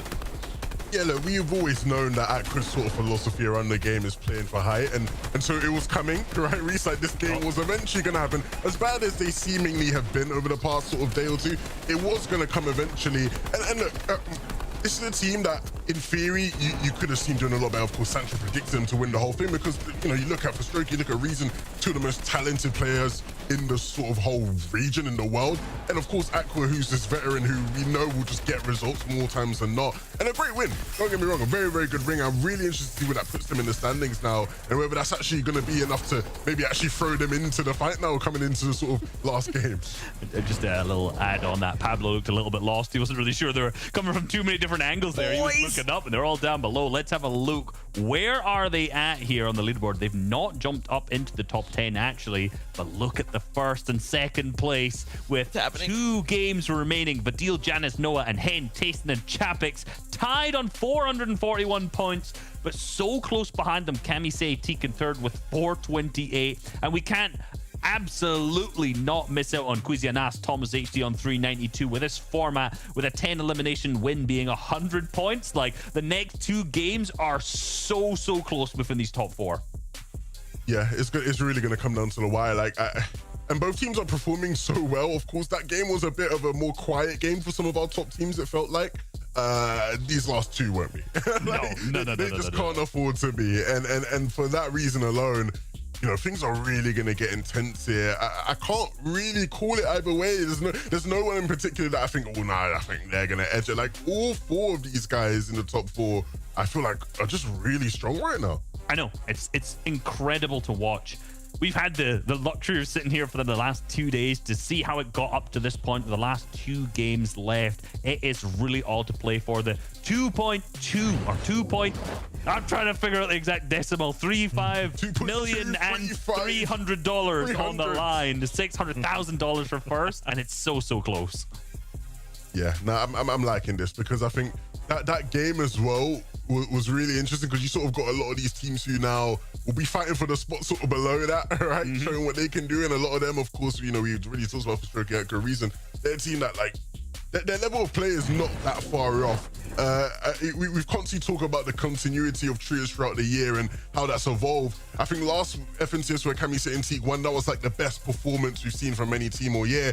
With some of these teams, I feel like this is the best sort of collective performances we've seen, where you have a lot of these teams now putting in all-time performances in the trios context, and that is just beautiful to the eye, right? If you appreciate good Fortnite, this is there. Yeah, I think one of the things that we were talking about just before we came on here was obviously back in season 5 when we saw Noah really with the deal alongside we had Reason on the team at that time. They just missed out, unfortunately, on winning, and that was the season that obviously Hen Janice Chapix won. Right now they're coming back together, so close, so ready for that first place, and like they were so close in season 5. We're in season 8 now. It's the end of the year in comparison to the start of the year. These guys are ready to try and take it, but there's 3 other hungry teams out there who are also playing out of their minds.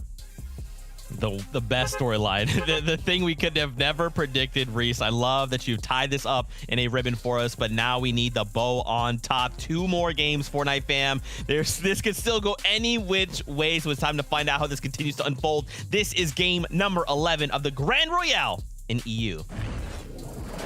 Didn't we tell you, folks? Don't go anywhere. It is exciting. It is the best region when it comes to like just competitive play. You're seeing it all right now, and we have the big names are just putting on a show, Shio. Yeah, and usually it's a 1-page show. It's a very short play. It's just the top 5 teams that have a little bit of a line in the conversation. Right now, we got the full book, Sancho West. We have the bottom placing teams also still fighting. Aqua finally waking up, Reason with a crazy height retake, making it interesting on all sides of the board. And 2 games are left. And at the end of those 2 games, someone's going to walk away with $600,000. That's 200. What's that math?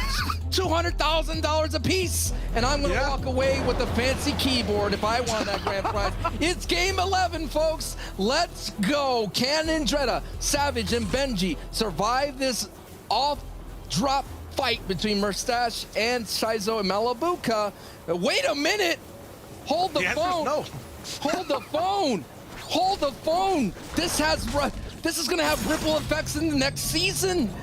What if Savage gets knocked by ETQ?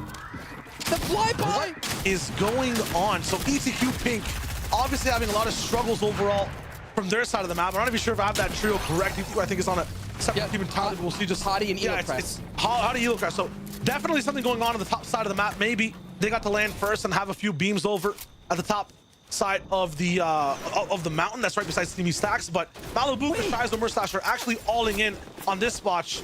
That pool actually there on Savage, so something's going on at Steamy Stacks. Maybe some of these teams on the back end of things are trying to go where the chaos is. They assume that Mustache, Malibuka, and Shizo are still fighting Savage. They want to have as many eliminations as possible. A chance for them, really, right? What's the best way to get Elim, Sancho? Just go right for it. Third party, right? Third party as well. Go right for it. Go for the third party. If you know guaranteed every game that Mustache is getting knocked, Benji's getting knocked, the best place to find Elims is Steamy Stacks. So maybe these bottom placing teams, to double up the money they're going to win out here, to make the difference, especially when the points are doubled up, they want to fight Savage. Mustache and Malabuka aren't there. They're creating their own third party fights. What's going on here? I feel like making this meme joke. It's the last game of the season. You got to try every. It always feels that way. You know what I mean? It's the last 2 games of the FNCS season. Literally the last 2 games of the year. And Malabuka and co pull out this play of going down the corny. And Savage, I think they're going to bring him back eventually, no doubt. But still, Deceptos gets an elimination to Andalex, but wow, what a shakeup. I mean, it just lets you know that these entire games that we've been watching have been kind of consistent. They've been playing out to form, but Fortnite's going to Fortnite, and they're going to mix it up here in the last 2 frames. Yeah, this mix-up gets both ingredients really close to each other. X-Squeeze, 4ZR, and Alex been completely separate in different bakeries the entire day. No chance for them to actually have a shot at Deceptos whatsoever. Deceptos lands at the islands, they move, especially in this zone. This time though, Sancho, when Elims are 4 points a pop, when you take out a trio and you get 12 points plus a little bit of placement, Deceptos is there to fight just like it's season 5. Like, this is gonna get absolutely dirty, intense over here at Misty Meadows. Might have to change the POI name after they're done with it in this last 2 games. And already Andalex down. I find him going down early on over and over again. Not sure what's happening inside this trio, but they're going to be one leg out of the race as Zippos, Floki, and Clement actually claim Misty Meadows for the first time. We are finally seeing the EU aggression that it's known for, where all of a sudden when everything is coming down to the closing, when it's closing time, people go into their playbooks, reach for those final trick plays, and all of a sudden getting those eliminations. So that first Storm Surge is going to be a factor, considering that not a lot of people may see that first checkpoint, as Sundown would like to point out. So Tayson, Hen, and Chapix, who have been on the borderline throughout the entire day with Storm Surge being like 90, 80 above, they're going to have to be very wary of that going forward. Yeah, don't let Benji, Savage, Steamy Stacks, and all these teams diving in distract you from the fact that Tayson, Hen, and Chapix, 441 points, are tied for first place right now with Janice Fadil. Exactly. Wow. Yeah. Like, when you're looking at things right now as well, the last game we watched from Tayson, somehow they're first and they're not playing perfect, Sancho. They're not at their full power level. They're not playing as a team really off of this POI. They're doing their own thing. It's working out. They're in good spots. They start on height and win games, but they're down on surge sometimes. Sometimes it's a one-man show at endgame. There's no tarper that I can identify for that team at all. Meanwhile, Badul, O'Reilly, Janice, they're doing everything correctly. It seems like they're playing perfectly, but they can't separate themselves from the pack. And remember, Janice went down in one of those early engagements on their rotate. So Badil and O'Reilly were working with their leader in the pack. And wow, there's so much action. Let's take a look at some of the replays that's happened here for the Osspine engagements. As you see in here, Indreda, Savage, and Benji bringing them back, so they're going to be fine. But still, a lot of money up for grabs for everything. And Sky gets doubled right there and eliminated. 4 points converted. All the madness on the island is happening, and still Thomas HD, I always love this, you know, he understands he's probably been shot in the back before doing this strategy, so that's why he's building that on meta. He understands, but I think Sky is the one who gave him that PTSD over and over again. You know, they get contested here sometimes, especially with this new age thing, especially with all the cash cups, but the fact there that, you know, in game time we have so many reboosts as well rolling in, every team is kind of cleaning up fights fast, maybe just rolling one player off as a cost, and then getting everybody back in the game. That's pretty good. And we saw that Sapphire and Shades in the NA West region, the most reboots that's ever happened here.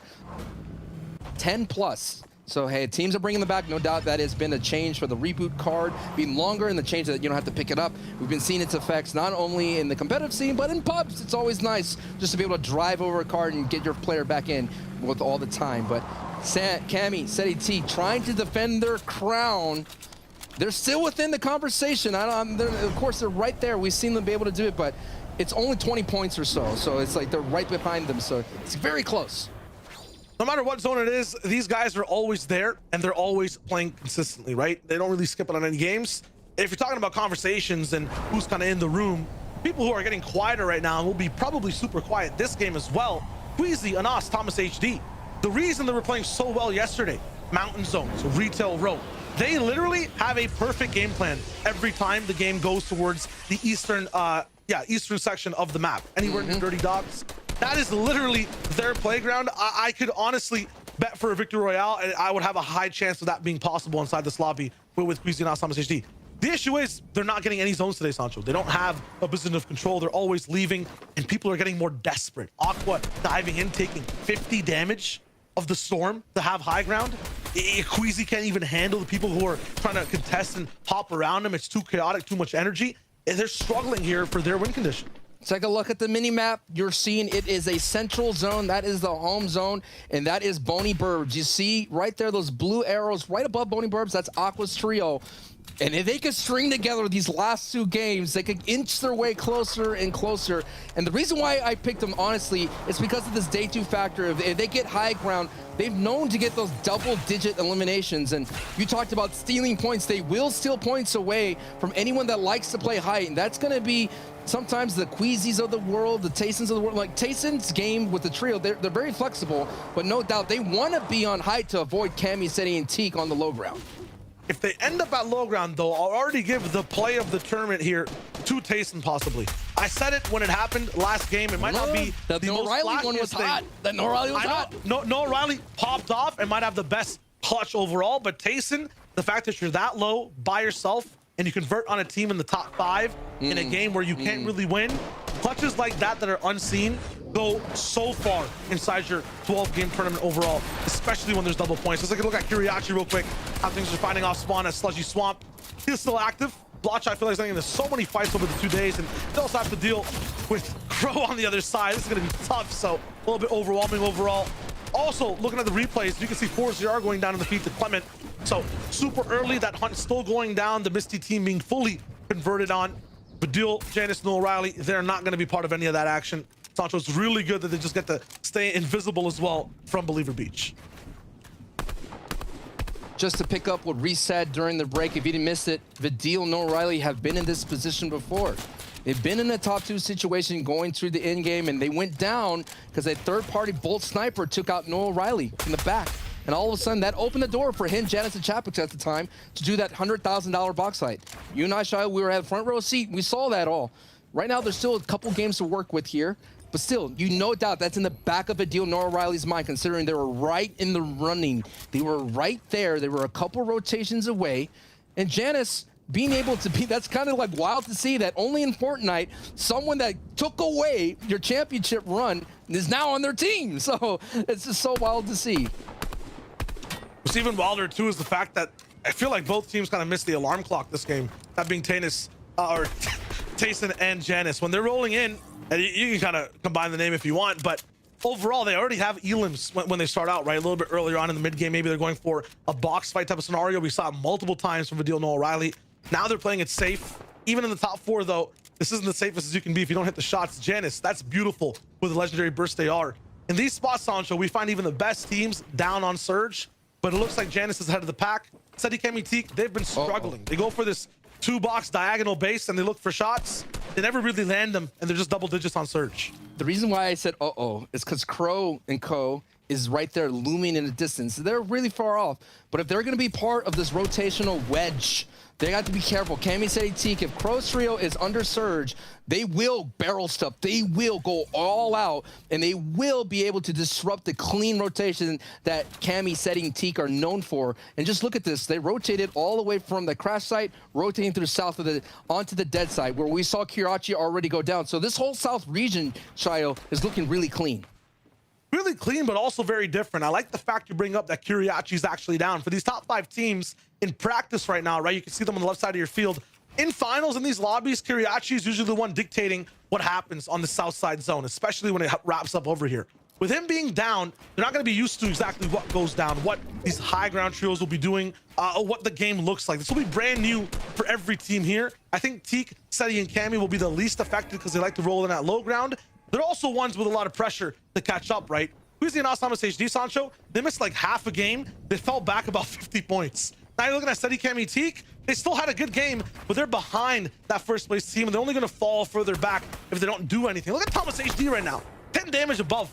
They just spaced up. Okay, true. Every time I call him out, he's here ready to play. 62, I like to see it, but they need more. 96 wasn't enough before, Sancho. 150 was taken away in a matter of 1.5 seconds. Yep. It'd be at least 200 to 300 if they want to be comfortable. That's what we saw in the previous match. It's not about this 50-man surge. It's about the 30 moving surge. That's going to be the question mark that they hopefully have the answer for. Thomas AC using that mythical burst AR from Doc Sloan, getting some big tags, triple 26. You might want to celebrate that, but when you're getting into a Weeping Wood zone, sightlines are going to be soon disappear due to the trees. want to check that burst AR as well. This man's been curving bullets. I swear to God, that went around an os. It's mythical. Mythical. Pass a brick, and then landed 3 body shots in a row. Like, once again, he's the only one doing damage on his team. If we can get, like, at some point in the future, a surge stats, how much damage a player's done in certain zones, I want to see Thomas HD's.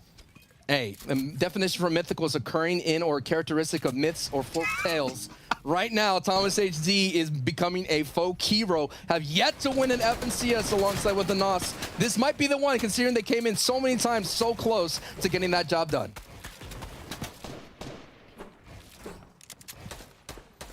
Looking from the outside in, though, comeback stories, always lots of fun, and kind of only have a chance to start, or I guess end, in the second last game.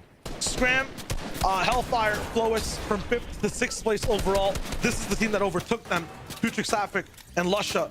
This is the game where they actually have to stop being normal trios. They need to elevate themselves, become top 3, place top 3. If not, Sancho, they're stuck in the mud. This is I know I'm positive, but as a player in these kind of set lobbies, I hate when someone tarps right next to you and sits on you. Have this high ground on this plateau, Thomas CC, and all of a sudden here comes Sapphic trio and they want to be neighborly, and you're just like, no, dude, like I worked hard for this spot. Go away. The Putric will have the vantage points. The issue for Thomas HD right now as well is no one's really made that forest exciting and lit at all. There's no fire at all on the trees. They're still up. The sight lines are blocked on the low ground. A lot of trios haven't moved in yet, so they might be able to turn around. And Nas has a very good line of sight on anyone coming in from the backside of the zone. Thomas is still trying to fight. You cannot trip up here. This is going to be very dangerous. That's not his floor. He can't edit. Has to back up. This man's basically caught in an entire monstrosity of builds that doesn't know what's what, where's where, who's who. This is going to be really tough. As Queasy's actually the one to take a lot of damage. Remember, it's not just a trio they're fighting, Sancho. Everyone on the map is looking for free damage as well. Bat Sniper finally leveling up, takes out Benji Fishy, who's struggling once again to get past in a mid game in these final moments. Every single team, if they just expose themselves for a second and make a mistake, it's done.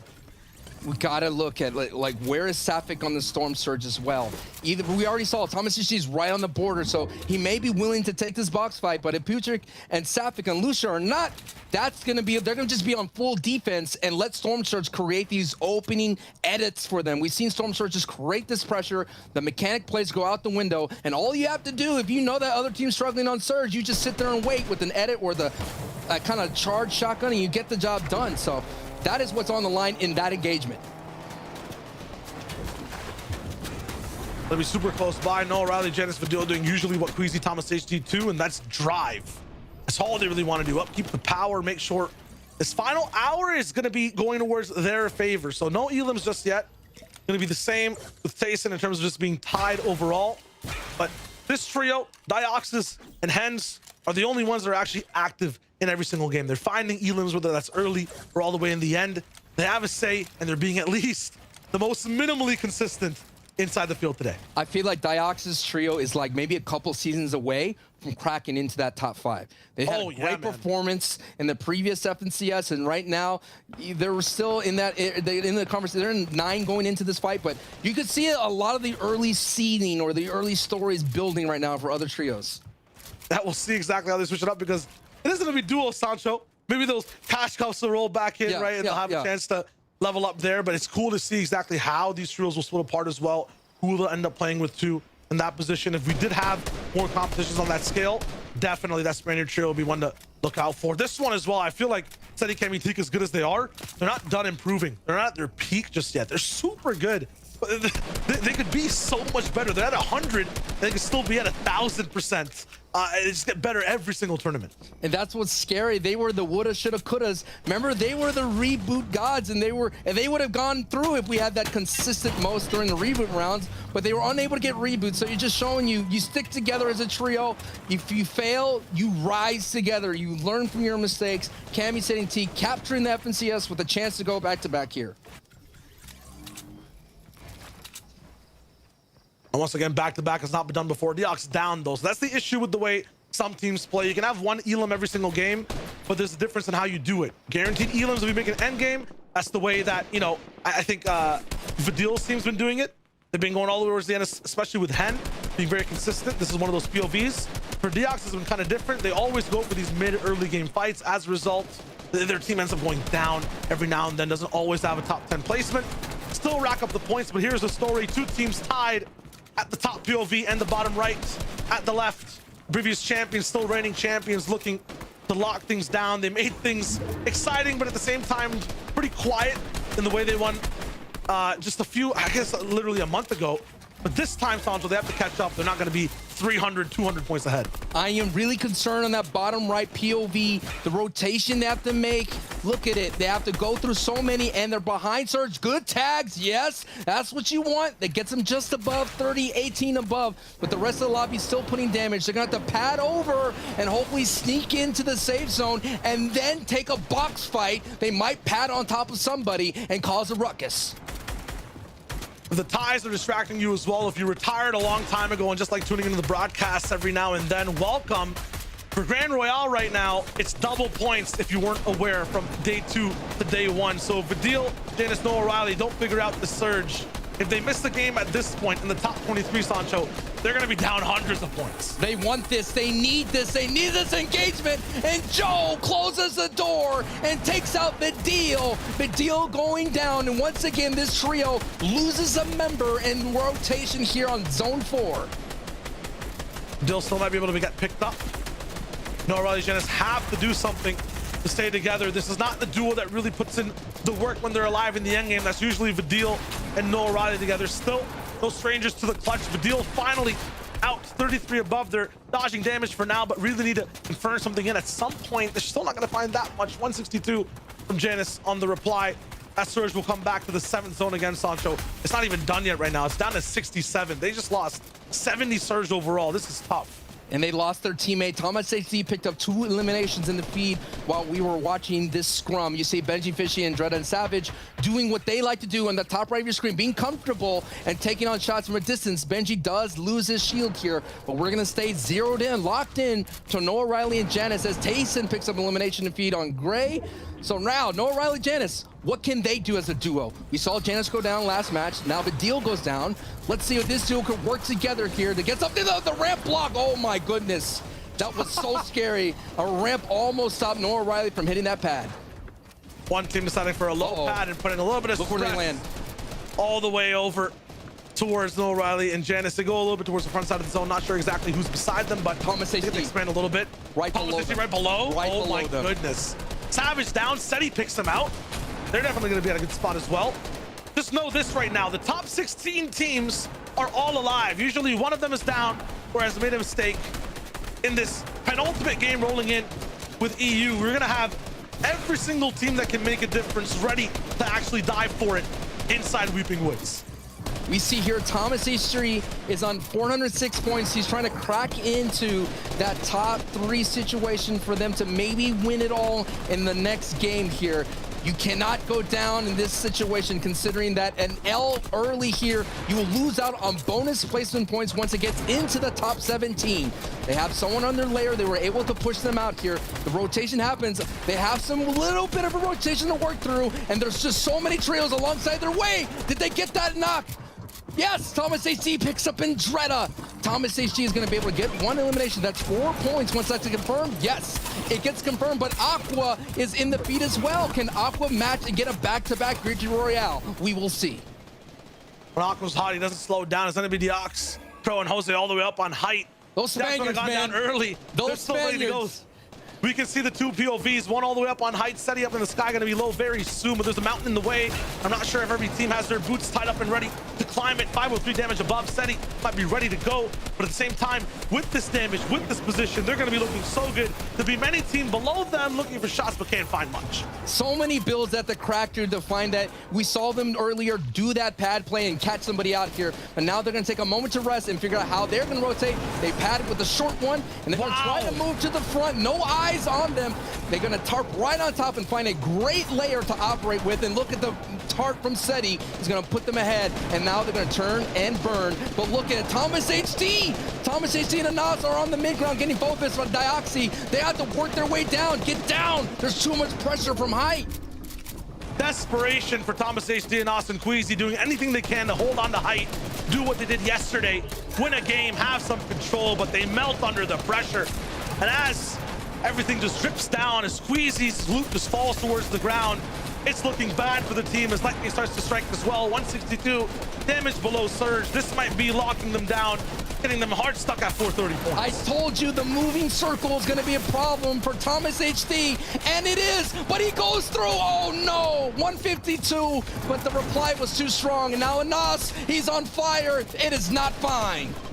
The entire mindset of Thomas HD, Anas, and Queasy set ablaze like Anas in the box as well. That is just tough to deal with, but there's going to be one game to bring him back. O'Reilly still as a solo. Different side of the page, different colors indeed. All the way here on low, he's still clutching it up.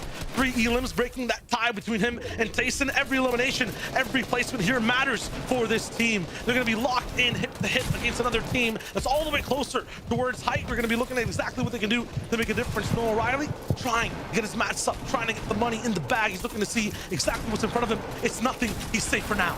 All eyes on Noah O'Reilly, and Seti is in his eyes right now. He's trying to take out Seti, gonna push into the tarp. Only a 27 tag, and no, that is closed out as Aqua goes for height against Tayson, Chapix, and Hen. He gives it up, but Seti Antique with 482 points, maybe in the lead right now. This trio, though, battle scarred, well worn as they come into this end game, losing Cammy all the way to this point, having no utility, but having the passion, the damage. Ghost us down. Said he's doing it. He's catching up. 5 eliminations, almost up to 6. My. He's unstoppable. An absolute blast of damage, 360 degrees, no matter what layer he's on. Said he can see it all. His third eye open. He's going for this next pick, going for the next layer, but he's not going to find much all the way on low, and he's lost his teammate. The Siptos, Floki, Clement, what an insane start. And now they have to deal with a big man right above them, trying to drop him down. The Seti strat is going to be reversed onto him. He has not many mats left, just 2 to call to his name. Dropped from the back, but he doesn't care. Still moving forward. He looks absolute doom in its eyes and just turns around and goes down. It's fine. Default down on the ground now. Top 3 situation, he's down. Clement, 2v2 type speed all the way down below. No, it's 2 full teams, a 3v3 to wrap out this game. Tayson, Hen, and Chapix here are in that top 3, and if they win this out, that's going to be a big time points available for them. 60 points for Victor Royale. The engagement starts with a Tayson tag exchange here. Hen with no kind of white heels, he's going to have to go in with the way of the gun. Jumps in, dives in, gets a knock. Well done. Now he's going to get a second one. No, it is Floki, but Chapix is there. And with 11 eliminations and the Victor Royale, that's 545 points, Shio, and that will put them, no doubt, in first place. Breaker of chains, a tie is nothing for this trio in front of him. But look at Noah O'Reilly, the difference he's making, trying to stay ahead. Tayson, though, 500 point mark broken. They're just absolutely on a complete different level. Aqua still stopped all the way towards the end. 545 actually, looking at Chapix's POV. That will be so hard to catch up to. They get tested, they feel the pressure, and now it's just relief. One of the most important victory royales on the day, and I believe the 3rd one for them rolling in. So they catch up to Seti, Cammy, and Teak as well on that tiebreaker if it happens. I mean, Sancho, to pull it out at any moment, this would be the one, and it was amazing. I can't believe it's going down to the last game. It's going down to the last game. This is what you want if you're a Fortnite fan. This is what you want if you're just getting into Fortnite competitive. We're talking about elite play, and it's going to come down to the final moments here. We went into this with a tie, and 545 may be the one mark to beat. This is exciting, man. I cannot wait. You got to bring in the boys to break it down. Let's bring it into Zeke. Zeke, come on in, please. I cannot hold myself. Let's get to the next game quickly, please. Sancho, I'm right where you're at, man. I'm excited. I cannot believe this either. We have a 3.5 before we could jump back into the action. Levin, Reese. I mean, it's happening, man. It's happening. We're going to go into this final game much tighter than we ever assumed. And if we take a look here, I mean, Tayson, Hen, Chapix, they're just going crazy right now. No, look at this high take from them, right? Just constantly looking out for an opportunity to pull ahead because it just means more to them, right? Some people just want it more, resub. And when you have Tayson looking for the 4th time, when you have Hen and Chapix who have already won an FNCS to start the year off, these guys, they just want it more right now. An excellent high ground take, an excellent high ground display, dominating the lobby, closing people. Look at some of these shots from Tayson. This team really wants that FNCS win right now.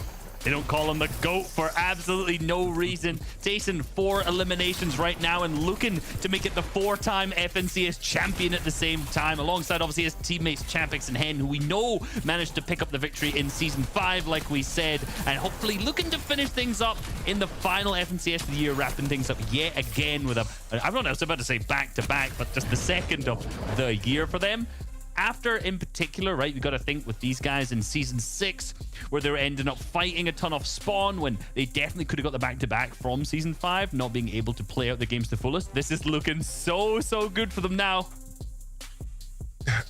It almost brings me, you know, just to not tears, but like it's just so satisfying to watch. You know, you mentioned not being called the greatest of all time for no reason. Yeah, rightfully so. You know, Tayson just has this, you know, such a vivacious way of playing that's so attractive to watch, and he always just seems to be the heaviest hitter in these big moments, right? And honestly, you look at Seti, Cami, and Teak, they're still in this, of course, right? But there is a bit more of a gap now going into that final game.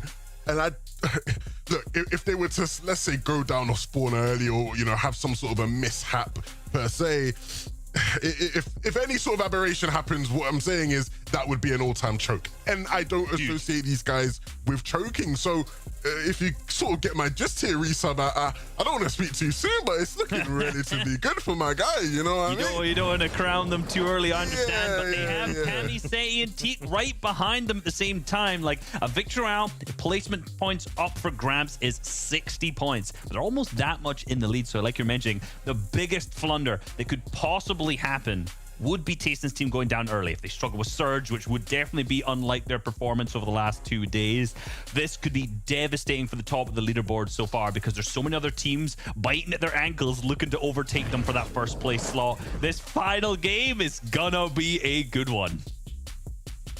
I just can't believe this is happening, man. I I like to try and assume what's going to happen, you know, use my third eye, really my fourth eye here to see further into the future. And every time, Fortnite always surprises me. Where is it? It's right next to him. It's actually like like this. So it's like this one's open, now this one. Yeah. Okay. Trying to make it all work. But listen, 20 seconds here. We got one final game here in EU for the Grand Royale. And I mean, to watch Malibuka from this last game decide, I'm going to go ahead and change things up from Steamy Sacks as well. You could tell every single trio in the lobby is well aware of how much prize money is on the line. So this is going to come down to this final game.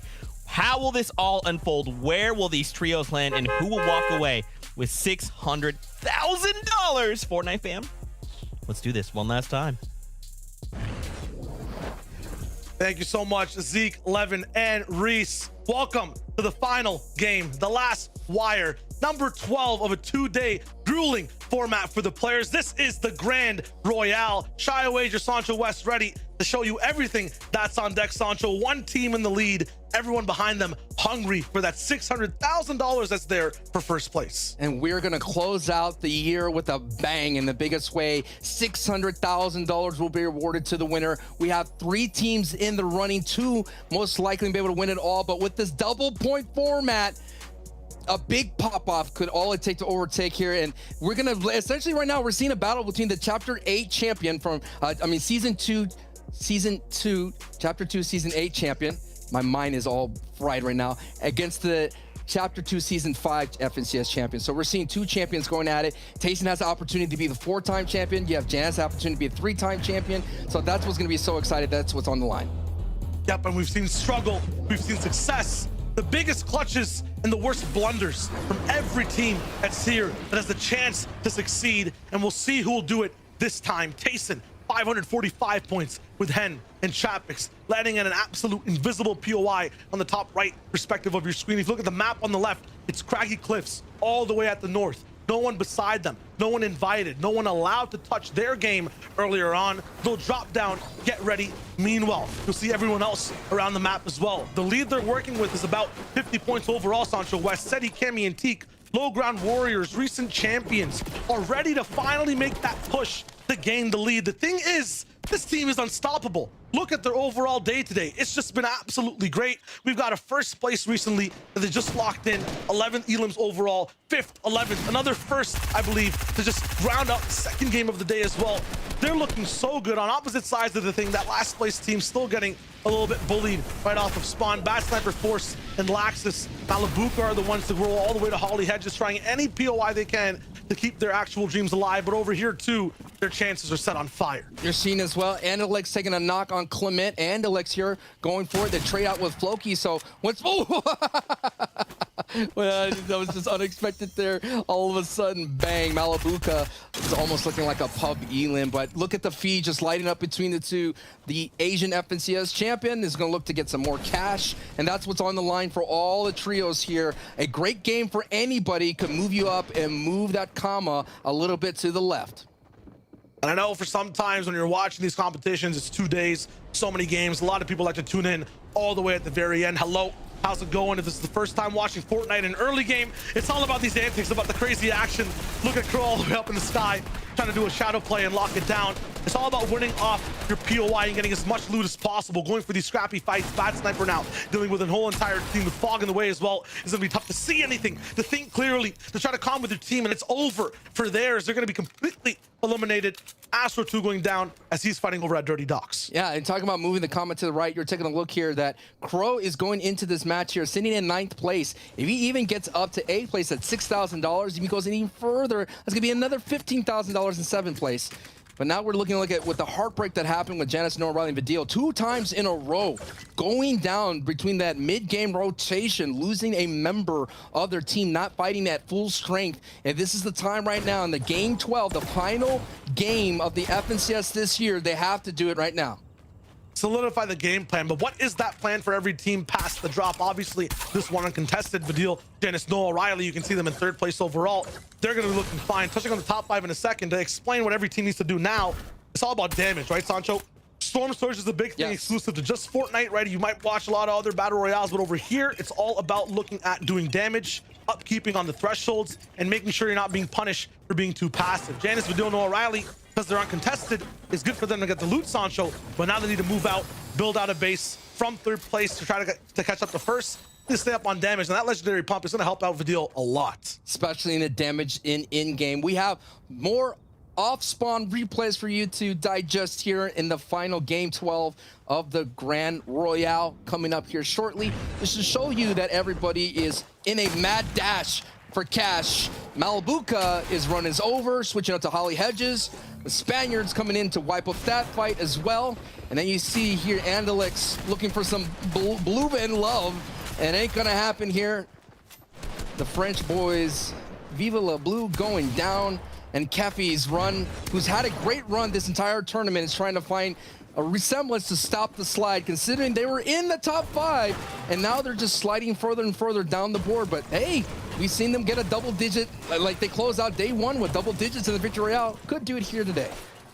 Absolutely could. The big issue for this team, though, is that, you know, you talked about it. They were in a spot to hold on to 1st or the top 3 earlier on in day 1. They literally had 1st as the tag next to their name, Sancho. Yeah, they slid in, you're right, to that 5th place spot overall. Now, even if they pop off, what they're gonna really do is kind of shift where they are in the top 5. And if you look at the prizes, that's huge. That's hundreds of thousands of dollars of a difference. So they still have a chance with the champion yourself to get that 600K to beat the final trio competitions of the year, by the way, because, you know, the format's switching next FNCS, to be able to hold that title in the Grand Royale, be the champion. It's Tayson, the top POV, with Hen and Chapix, who have that lead. Once again, it's 50 points on 2nd. That's the bottom left with Cammy, and then 3rd right there, right beside Cammy, about 10 points of a difference, is Vidil on the bottom right with Janice and Noah Riley. It's very close between all of them. Tayson definitely has the lead, Sancho.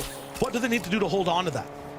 Tayson just needs to stay out of any kind of scrum. Tayson's Storm Surge issues, even like Thomas HC, it feels like everybody in the top 3 are always on the border when it comes into that first Storm Surge, and just avoid anyone else that has that same issue as well. It's taken out Cammy in the past, it's thrown wrenches in plenty of rotations here, so avoid a team. It's almost you just have to isolate yourself from everybody to make sure that no one gets desperate and takes you out or makes you eat into your valuable resources and valuable shield Thomas AC, Queasy, and Nos, we saw last time, Patrick was there, Putrick was there, and Sapik, they went in right to where they were, and that kind of threw a wrench into the cleanness, but they're looking strong. Look, they got Chili Chugs, they have the power weapons in Thomas AC, who has a legendary pump and that mythical AR, so that's what's happening here. Don't sell me on this, because every time they are in this good spot, that's where it's the worst.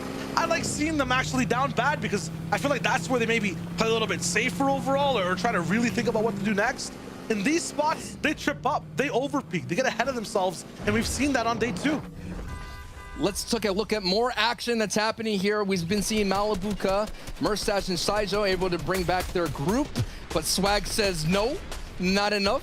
Explosions. Bloomy Pablo, we saw, who made a top 2 in a previous game on the wrong end of a Noah Riley clip, are still trying to work their way through. As we see Cammy setting Teak, taking shots from a distance and executing their Storm Surge plan to a T. Might also get confusing. We swap between so many POVs. We got 3 teams up on the screen. There's a mini map happening. What is the most important thing to watch? You would assume it'd be the health bars of the players, right? It's not only that though. Look at that. Oh, the most prestigious thing on the screen, the only gold thing you can watch is the points right there. Yeah, there it is. 496 for SETI. Whoever has higher points, I know this is the most obvious thing, is obviously higher on the leaderboards overall. This is, I believe, the second place perspective we're looking at. Every time you tune into a team, that should be the first thing. It's 545 for Hen, Taste, and Chapix. We're back at it now. We can really dive into these teams, why they are where they are. For Hen, Taste, and Chapix, they're winning games just like this team on your screen is as well, Cammy, SETI, and Teak. But they're doing it with more Elam Sancho, with style, with power. Everyone alive. They're never really in a bad spot. They're only always looking good.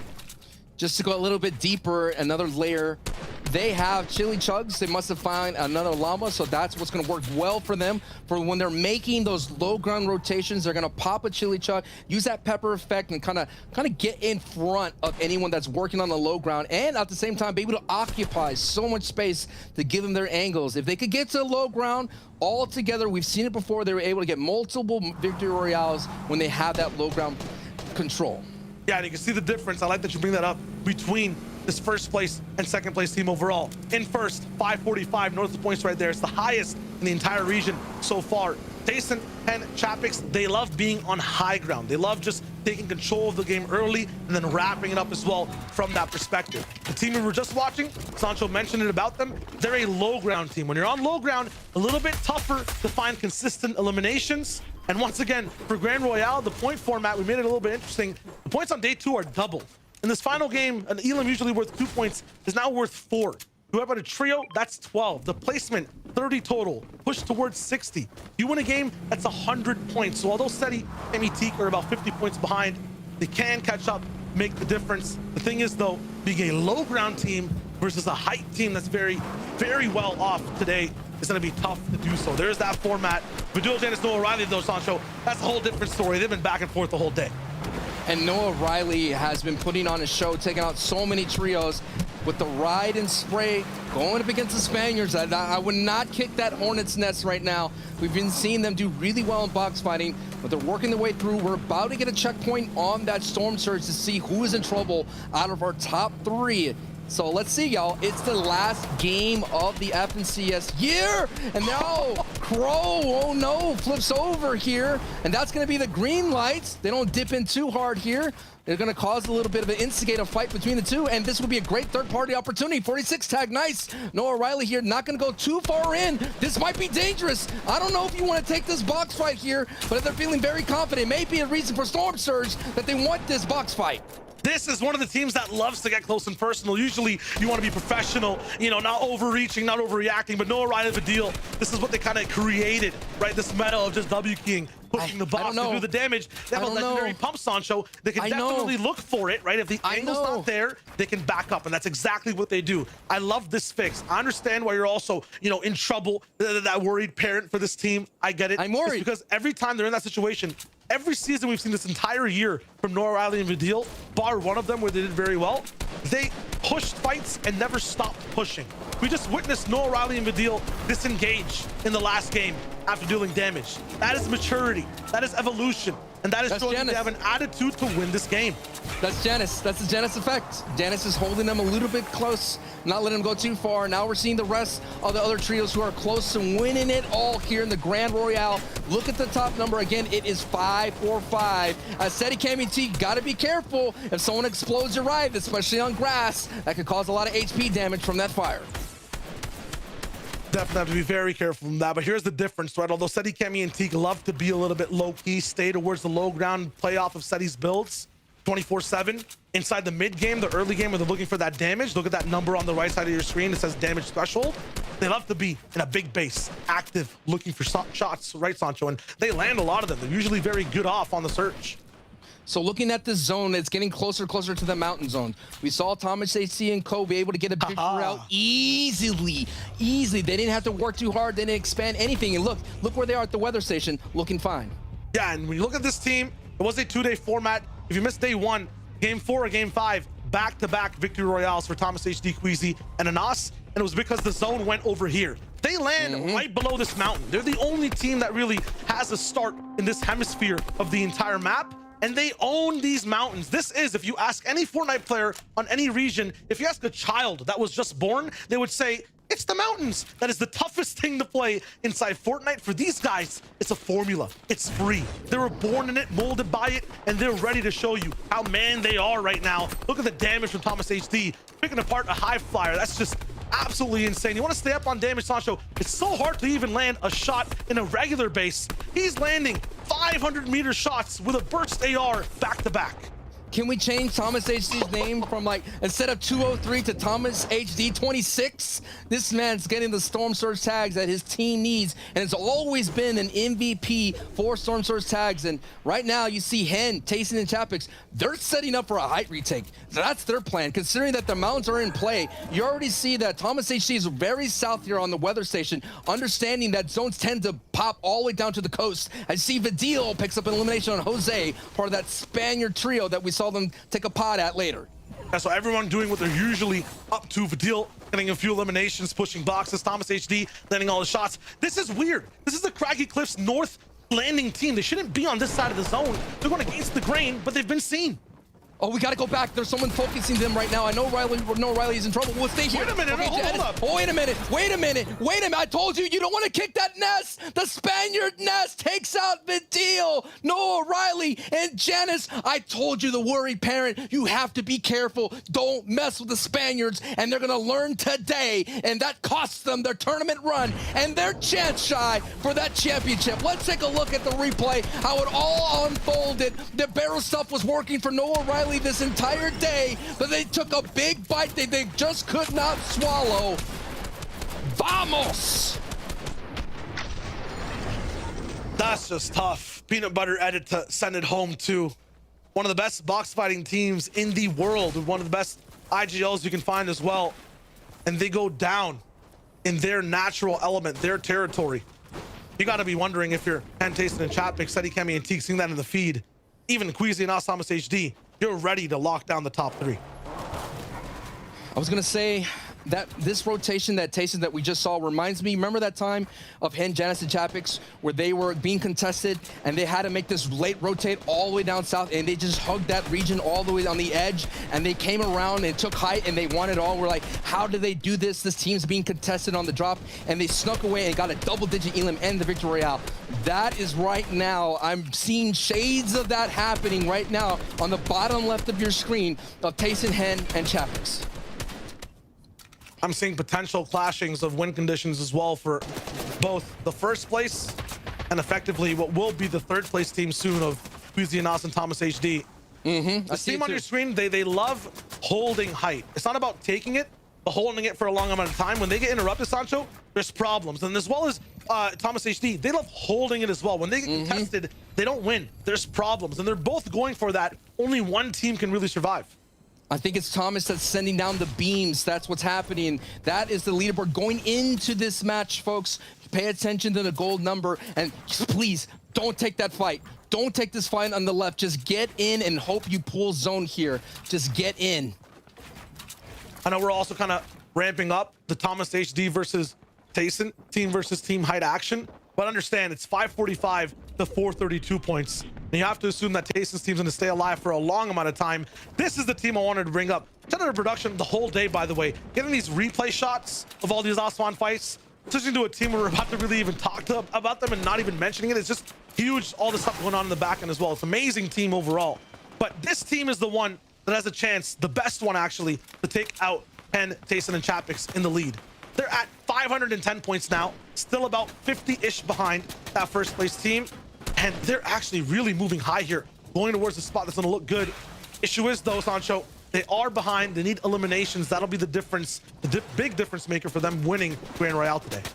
I think at this point, just stay on your feet, let the mountain do its thing, take the eliminations here, maybe get an easy knock, but those chili chugs working really well for Cammy City and Teak, being able to get those clean rotations. They don't care. They're not going to be very, scared to use their mobility. They're going to use it for every rotation from here on out, considering that they have 4 and all of them could be pepperfied. That's clutch. But the story here is Thomas HC and Queasy and Nas, they're in the power position to possibly win this game and win the entire tournament.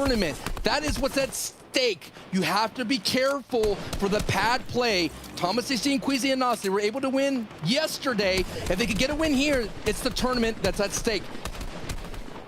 They need elims. The win's not going to be enough, I feel like, because I think that Tayson Chapix 10 will also be popping off and will be there and have a more than 100-point lead ahead of this team. And Nas, Thomas HD, Queasy, or maybe just be a wrap-up. No, it is the Nas actually picking the big one up. Nice call. They have to get, I would say, this is the classic Fortnite conundrum, a 20 elim win, I feel like, to really lock this down and make the difference. We will see. We will see with 4 points per elimination, a double-digit lead, possibly a 20 here. Math is going to be something that we're all going to be testing on together, but if you go down now, it doesn't matter. You're going to be frozen, locked into time here, and the low ground team is going to face this problem known as the mountain. The low ground will be gone, so Cammy City Teak have to get off this layer and operate on the mid ground. 5-10 in total. This is the hardest zone that EU usually starts off on every single tournament. And fittingly, we have it for the final game. 250 damage above, Steady Cammy Teak looking good, but low ground, Sancho's right is not an option. Looking box to box, Aqua right above them. They're going straight in for the fight. Trulix down. That's going to be a big name taken out, but they're still inside the storm. It's going to be very tricky to see exactly where is safe inside this big mountain zone, but they actually have it locked down and are still putting down the pressure. Nebs is next. Grab the bodies, get the loot. You need the launch pads, you need anything, and that's exactly what Seti, Cammy, and Teak are going for. But look at Seti and Teak's HP, it's actually getting lower. Cammy is active. He knows what's going around him. The ears are open, and he hears Pink on the right side, denies him a shot into the box, and he wipes out an entire team. The FNCS champions are not done yet. They're getting the eliminations that Levin was talking about. They're going to have to rotate through to a couple of trios that are in their way, and it's going to be half on the mountain and half off of it. If that's a big decision they have to make up to the IGL. Are you going to try to stay up on this mountain as much as possible where there's possibilities that someone can make an edit on you, Shayo, and take you out? Or do you slide down and take placement considering that you're so close? And they marked where Tayson is. They make a mark here. We might see another $100,000 box fight go down. First and second place, base beside each other. Seti, Cammy, Teak have eliminations, but need to double them entirely if they want to catch up. And they're going for the spray. They're going for the pressure. Too far away, though. It's not a box fight. They want to confirm. Safik taking out Hellfire. That's an entirely huge endgame disruptor. Down now by the big man from Cyber Legends. Hottie's going to be on the backside looking to see what to do next. 10, Tayson, Chapik, Seti, Cammy, Teak, side by side. Tensions are high. Every edit matters. Rotations matters right here. Chapix did get an elimination here. 2 eliminations so far. They're picking on Elokras and Hottie here, looking for another elim. Storm Surge is not going to be a factor here, considering the mountain is going to take out a lot of people here, Shayo. But right now, if you're a Tayson Hen Chapix fan, every edit is so scary. The scariest thing is the zone. We are leaving the mountain. Here we go. Time for a skydive. This happens every time in EU. Seti, Cammy, Teak are experts at the disengage. They have trouble getting back up. I don't even remember. I think for Tayson and Chapix, this is always down atrocious when these zones come around. They have pads, so they can decide if they're gonna go low. It's a decision you have to make. I think you go low and just eat up placement and see what happens for the best here. I know you need elims here, but this is where it's gonna get dicey. Thomas HT, Queasy, they could close this out, they need to. 120 points behind first place is what they are all the way on high ground. They'll have a big difference to catch up with. It's a 41-point difference between first and second place down right below them, but they're giving up height. It's way too high. This is the Everest of builds all the way up top to the sky. Thomas HD has a long glide all the way down, picks up a lot of information, but they can't touch anyone just yet. Tayson is down. It's Seti that takes them out. Second place is grabbing the game right by the trophy handles and looking to see exactly if they can take it the whole way. Hen has trouble landing. He can't help, he can't do anything. He's just stuck in the air and he has to go all the way down on low ground. You have to assume this mountain's pulling up more in just mere moments. It's going to be so much trouble for them to just work as a duo. They need to live and just rake in that placement as much as possible. But no, he's down.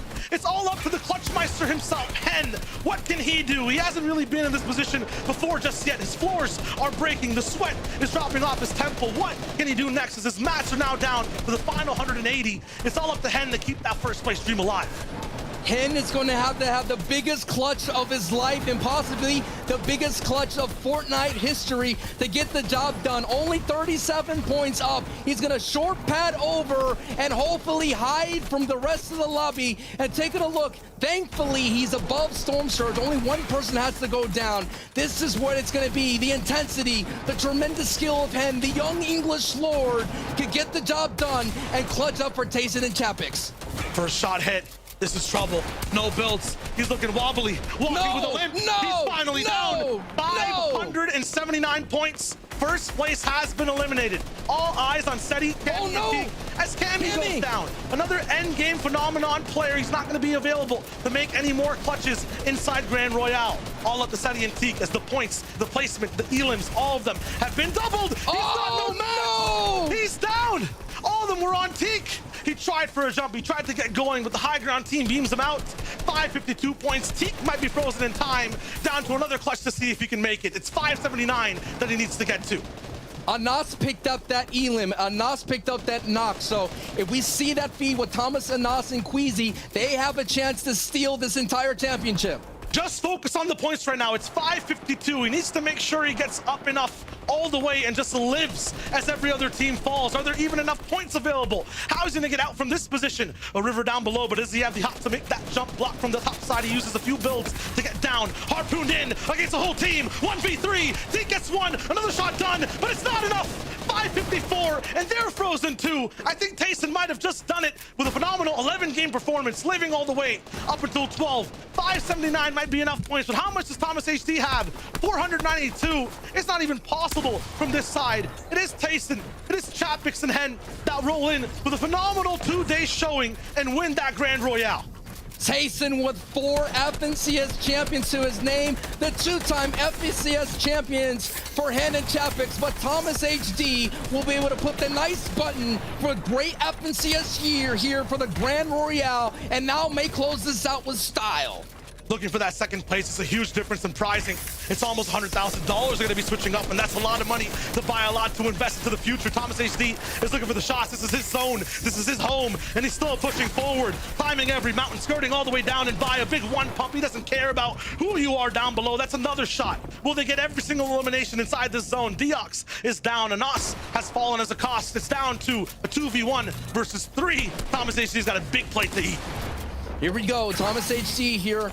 The highlight maker, the clip player with Queasy, looking for the victory royale. You got Patrick, Lucia, and Sapphic all the way from Dirty Docks. 92 tag to the dome. Thomas HD still pushing for another 56 tag. Another 3 tags back to back. Thomas HD going for the royale. Down he goes, and Queasy with the heel of Medi gets the dub, but it was not enough. 14 eliminations and the victory royale. But it came down to the great play from Tayson here to win it all for Hen and Chapix.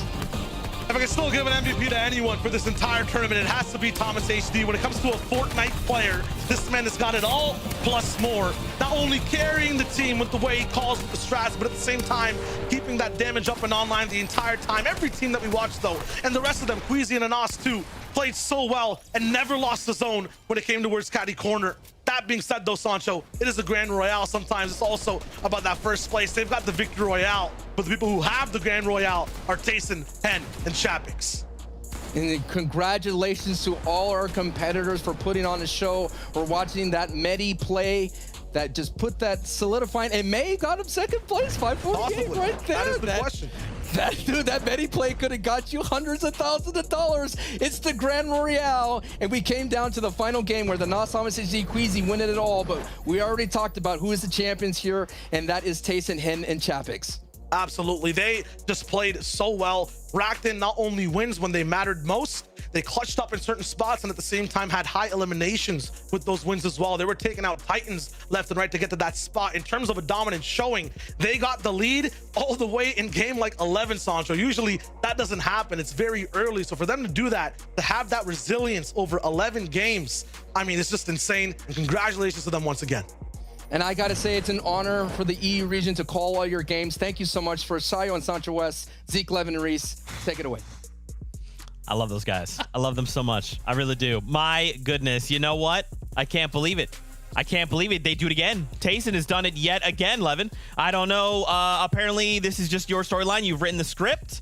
Didn't know. I know now, Fortnite fan. Don't let him have the script. I didn't know that. All I can say is inject it, man. You don't call him the GOAT because he's just some guy from somewhere who plays. You call him the greatest because he's the greatest. He just does this for FNCS once. It doesn't matter who he's playing with, by the way. Give him anybody. Give him me and Reese, and he's winning every FNCS. I don't know about that one. I don't know about that one, my man. You know what I mean? Like, it's actually getting to the point where it's getting out of hand now, right? Yeah, Trios is going to be done, blah, blah, blah. He'll do it in duos all next year as well. It's just what he does. Just, oh, magnificent. And look, his teammates as well. I know I'm a massive Tayson fanboy and people can call me that all they want, but Hen and Chapix as well, greatness, right? They started off this year as our EU FNCS Trio Champions. They will finish this year as the Grand Royale Trio Champions. Just the complete cycle, everything in perfect balance. Wow. Just wow. That was honestly one of the best final games I've ever watched in my life. My heart, I've got my hand on my chest, genuinely thumping right now. I'm so glad my mic was muted because I was going mad while that last game was going on. I'm telling you right now, the cast would have been thrown off. It wouldn't have been good. Let's put it that way. That was an insane final. I have to be able to figure out what went on in terms of the leaderboard too. We obviously managed to see. We know who won, obviously. We saw Tayson, the 4-time, Hen and Chapix, the 2-time after winning in Season 5 as well. Fantastic performance from them. But the 2nd and 3rd place at the same time. Say, Cammy, and Teak, they held in the 2nd place, holding on. Queasy and Nas and Thomas HD picking up that final victory royale with so many eliminations. It just was not enough. You've got to think here. It would just been 2 eliminations to put them over the threshold to get it in. Say, Cammy, and Teak managing to hold on to the 2nd. I'm sure they're going to be disappointed that they didn't manage to get 1st. But Hen, Tayson, and Chapix just blew us away across these last 2 days. And look, we are going to spend a lot of time talking about Hen, Tayson and Chapix, but I do want to give flowers to Thomas HD. Of course, Queasy and Nas Thomas, they weren't able to eclipse and get that 2nd place. But throughout this weekend, Thomas HD pushed the limits of what a Fortnite player is capable of doing, right? I've never seen someone just will their team through games in such a manner where he's just spinning around in 360s, taking shots and hitting players. Like, it was really just a magnificent performance, and he doesn't settle for anything. I'll tell you what, he won't be happy with 3rd, right? And that's not everything you need to know about this guy. He will not be happy whatsoever. Really big congrats to him, though. A great achievement and a great performance that we'll all remember. Undoubtedly, I said it at the end of day number 1. Shayo said it here at the end of day number 2. You've got to say, I mean, we've got to probably put Thomas HD as the MVP for the day, straight up, or for the weekend. His performance as a solo player was unparalleled. The clutches he had, the ability to clip shots. That was a 1v3 he almost made in the final game. He picked up 2 of them, chunked the other one to cancel that heal off and ensure that Queasy would win on height there. An absolutely outstanding play. And going into next year's duos, already Tayson alongside him, we're picking up the 4 times FNCS champion, has already been playing with Tayson in duos. So for next year, we already know the storyline's going to be there. I love it. We have a couple more clips here before we take a look at our overall prize money divvied out across our top 10. We got Tayson being picked off by Zeddy. And you know, Reese, this is that moment we're thinking, oh my gosh. Oh my. Our Chapter 2 Season 8 champions, they could come back. They could get the win here. I was loud. I was very loud at this moment. Extremely loud, we will say. The mic has a good level of distortion where it'll cut off, but even it distorted how loud I screamed. Zeddy managing to miss, having zero materials. A blunder of this huge mountain zone. Teak trying to do what he could. This was the moment. If that final shot had connected for more, that could have literally turned around and won them the entire tournament for them. It was an incredible, I mean, classic, let's be real. The final game of the Grand Royale, the final game of the year for FNCS finishes in a catty zone. I mean, if you really want to finish off the year, the storylines from the year, it's them winning an FNCS with Tayson, Chapix, and Hen, and a catty zone. Look at that. $600,000 to our first place team, 200 grand each.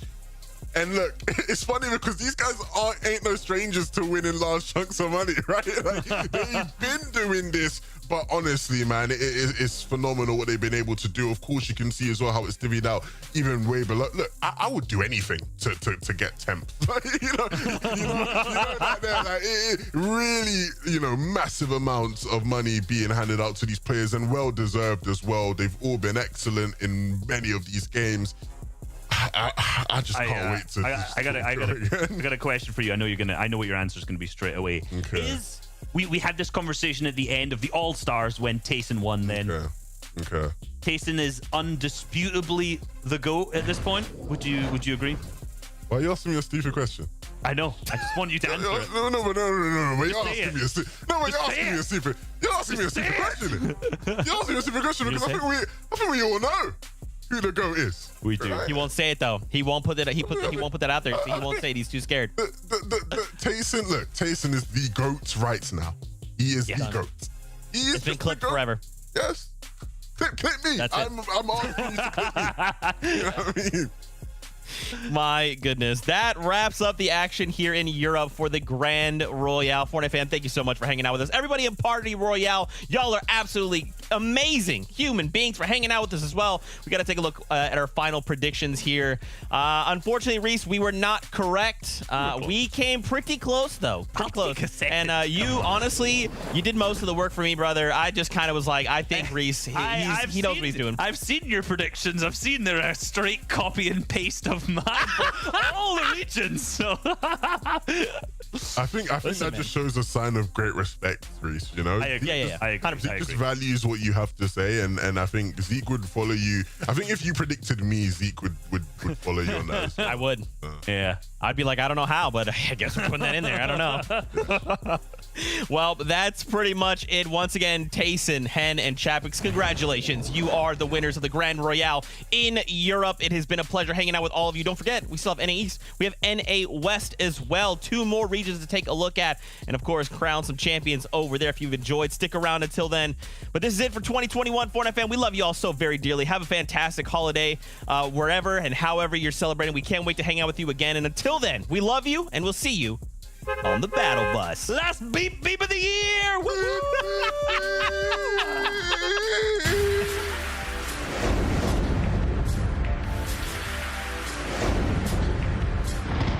Alright, well, this zone in the middle of Slurpee Swamp, key factor used for predicting zones is like how much water is like surrounding like a given area. I'd say weeping, like in the orange part on that hill. Yeah, like right there. It's either gonna pull top left, it's gonna like double max pull, or go bottom left. Place it below the W in Weeping Woods. Under Weeping. That's perfect. I think I'm gonna go below Weeping Woods on the like little hill by Sludgy Swamps. Yep. Unlucky. I made it. Now that I'm looking at the zone, I can see it might pull more towards Dam at the bottom right side.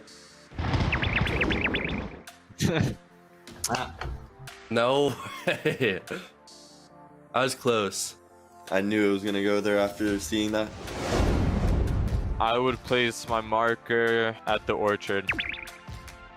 Probably where you just had it, like on that Spire Mountain, like right in between Steamy and that mountain. Yeah. You see the farm, the north farm, put it right next to it. Yeah, right there.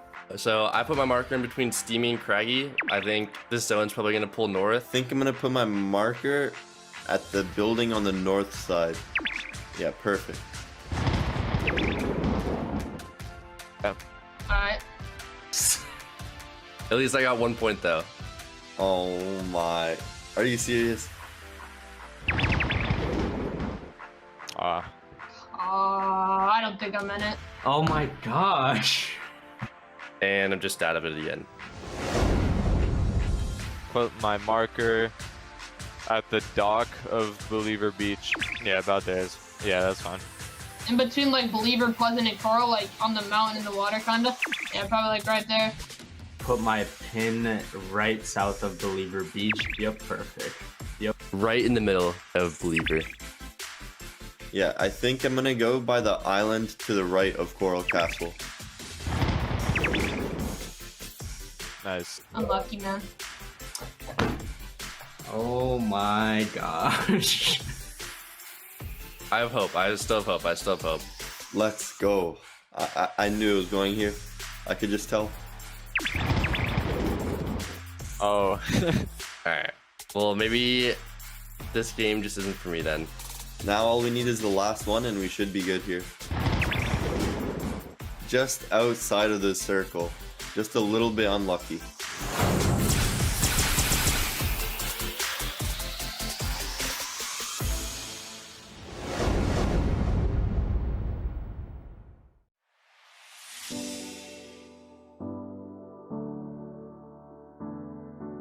I'd probably have to go with Stark season. I don't remember the exact number. It was just all around. You could have fun and stream it with Arena, and the comp was pretty good. And I think it was season 16. There's not a lot of movement. It's only launch pads, and it made it so great for competitive with less RNG and everything. Probably have to be Season X trios back when I played West Coast. It'd probably just have to be like the meta, all the items in the game. It really just made it unique. There's a whole bunch of stuff you could do to kind of outplay people, and it was just like, I don't know, it was just perfect. Is Lazy Lake, because that's when I started to get into comp, and like there's a lot of good Surge. It's really easy to get Surge and competitive, and it's really easy to loot as a trio. In my opinion, is probably Loot Lake because of how much loot it has and how much they changed to it. Like while it was in the game, they changed it about every week, and it just made the game so much more fun with new additions and everything.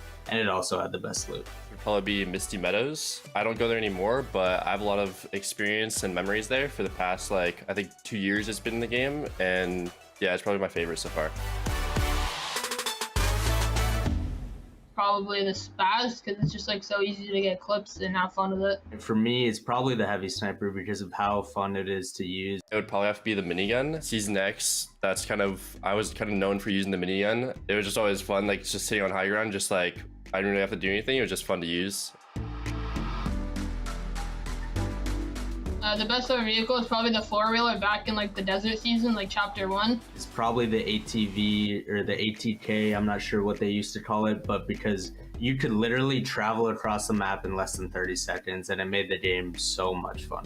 Quad Crasher, probably because, I mean, I would always just fly around with it. I was super good at flying with it, and I'd always hit people and just they'd go flying throughout the air. Then once they hit the ground, they get eliminated, and it was just funny to watch.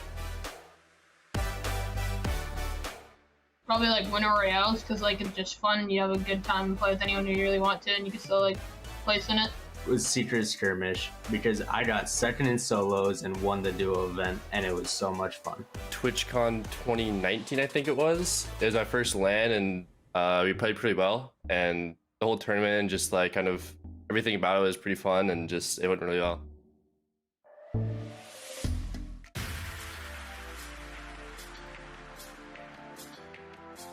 Oh gosh. And all right, that was a bad one. I probably have the best reaction time out of any Fortnite player in the world, and reaction time is one of the most important things in this game. I think it's also really important to have a fast reaction time in Fortnite. You know, there's a lot of stuff going on endgame. I would say that they're really important. They're pretty competitive. I think I can get a pretty good score. I'm excited going into it. I think I'll be in the top half of the leaderboard unless these kids are cheating. Looking at a red box right now. And, all right, that was a bad one. I just had a really bad score that might mess it up.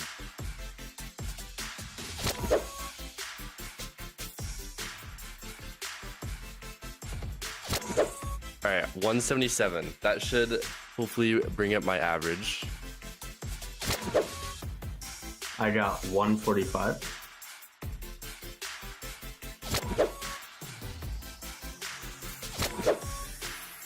I wrote 160.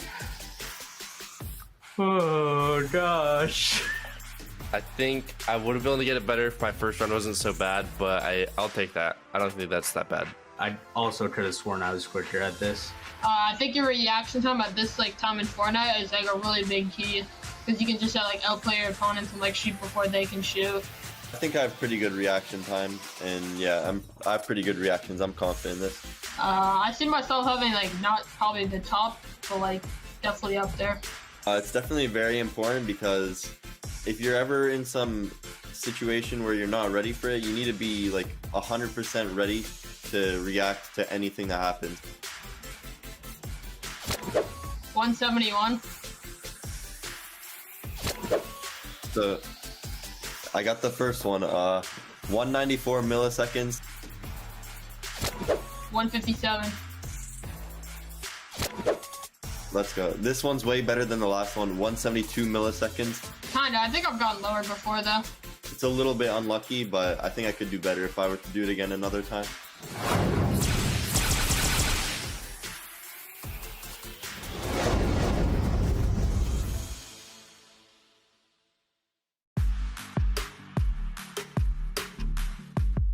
My number one tip is play the game more and more. That's the only way you can get better. There's no tricks around it. You just gotta play as much as you can. Grind creative, play as much as you can, and try to work on things specifically. to look up to someone who plays around your play style and just watch them and VOD review them, and then just work on your mechanics.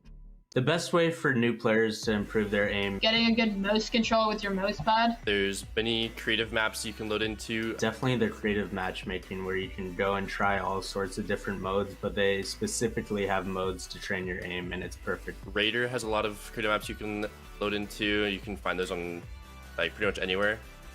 If you want to get better at building in Fortnite, Get your keybinds down, and then once you get your keybinds down for building, then just watch videos on how other people build, and then just you could free build. learning new retakes, learning new edits you could do. PG your friends every day, which is going to creative and just 1v1 your friends. 2 hours a day minimum at least.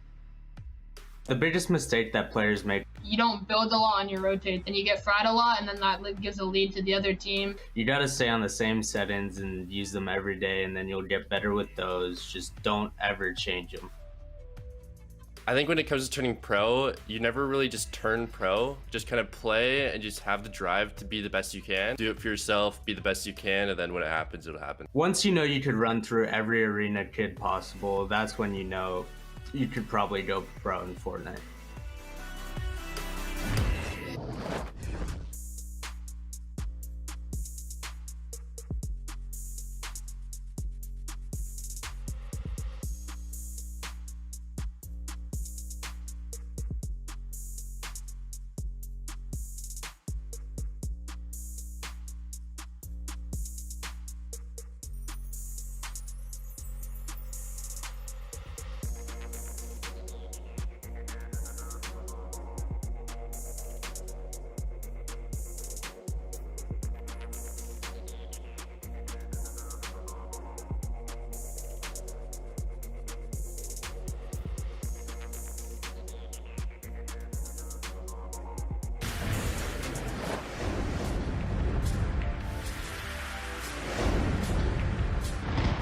Alright, well, this zone in the middle of Slurpy Swamp, key factor used for predicting zones is how much water is surrounding a given area.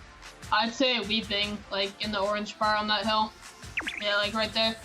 It's either gonna pull top left, it's gonna double max pull, or go bottom left. Place it below the W in Weeping Woods. Under Weeping. Nah, that's perfect. I think I'm gonna go below Weeping Woods on the like little hill by Sludgy Swamp. Yep. Unlucky.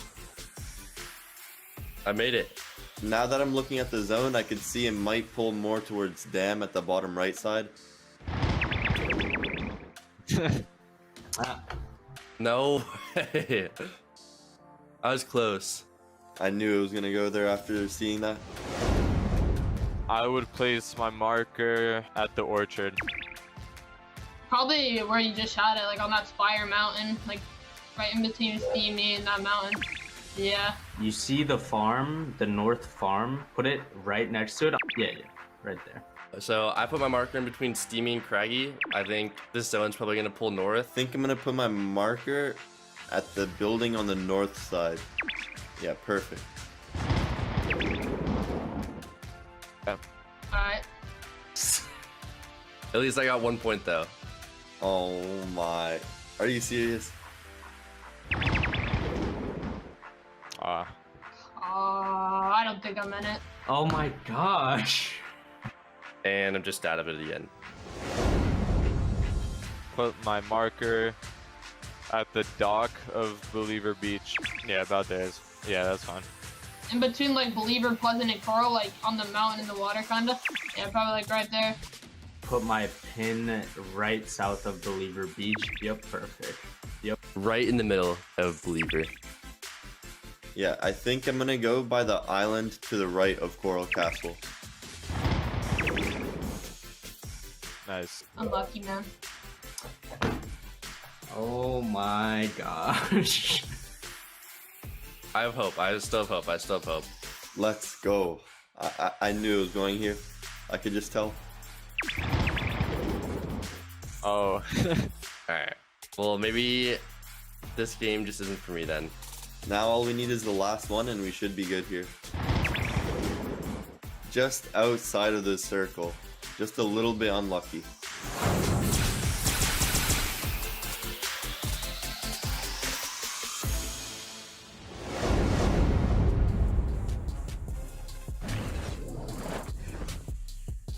What's going on, Fortnite fam? After that short break in EU, we are back. Once again, congratulations, Hen, Tayson, and Chapix picking up that title of Grand Royale Trios champions. And now we're back here in NA East. Yesterday's performance left Chucky and his trio on top, but the question is, with double points today, can they hold that lead? Will someone else step up to the plate and say, not today, friends? We want that championship title. Well, that's what we're here to find out, of course. I got Vivid. I got Adam here with me. You know I always got the boys not too far away. Look at them. Look how great these guys look. Did you guys color coordinate? You know, we did, yeah. Me and Adam are always behind the scenes. We're conjuring up something mischievous, and always got to keep the color coordination going. We always got some animal prints ready. I know that I got some flamingos. Adam's got tigers of sorts, so we're always ready to bring our best. Yeah, we're on point. You know what, guys? Today it's a freezing day here in the UK. Okay, but two things that are warming my heart. Number one, Vivid smile, obviously. Oh.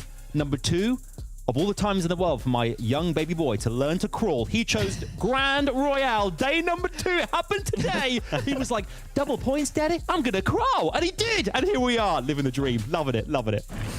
That's absolutely fantastic. There you go. Let's take a look at our overall format on the day. So we've kind of touched on it, and we talked a lot about it yesterday. We're going to hear more about it today. It's double points. We've already seen this greatly affect EU, especially when, literally just a 10 elimination Victory Royale is 100 points. That's an automatic jump of several positions on the standings as well.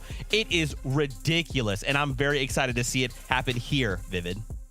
Yeah, the double point format coming into full effect on day number 2. As you mentioned, over in EU, it made for a very, very exciting end. Came down to those last 2 games even. So very, very excited to see how it pans out in NA East. Hopefully we can match up to the hype that EU brought.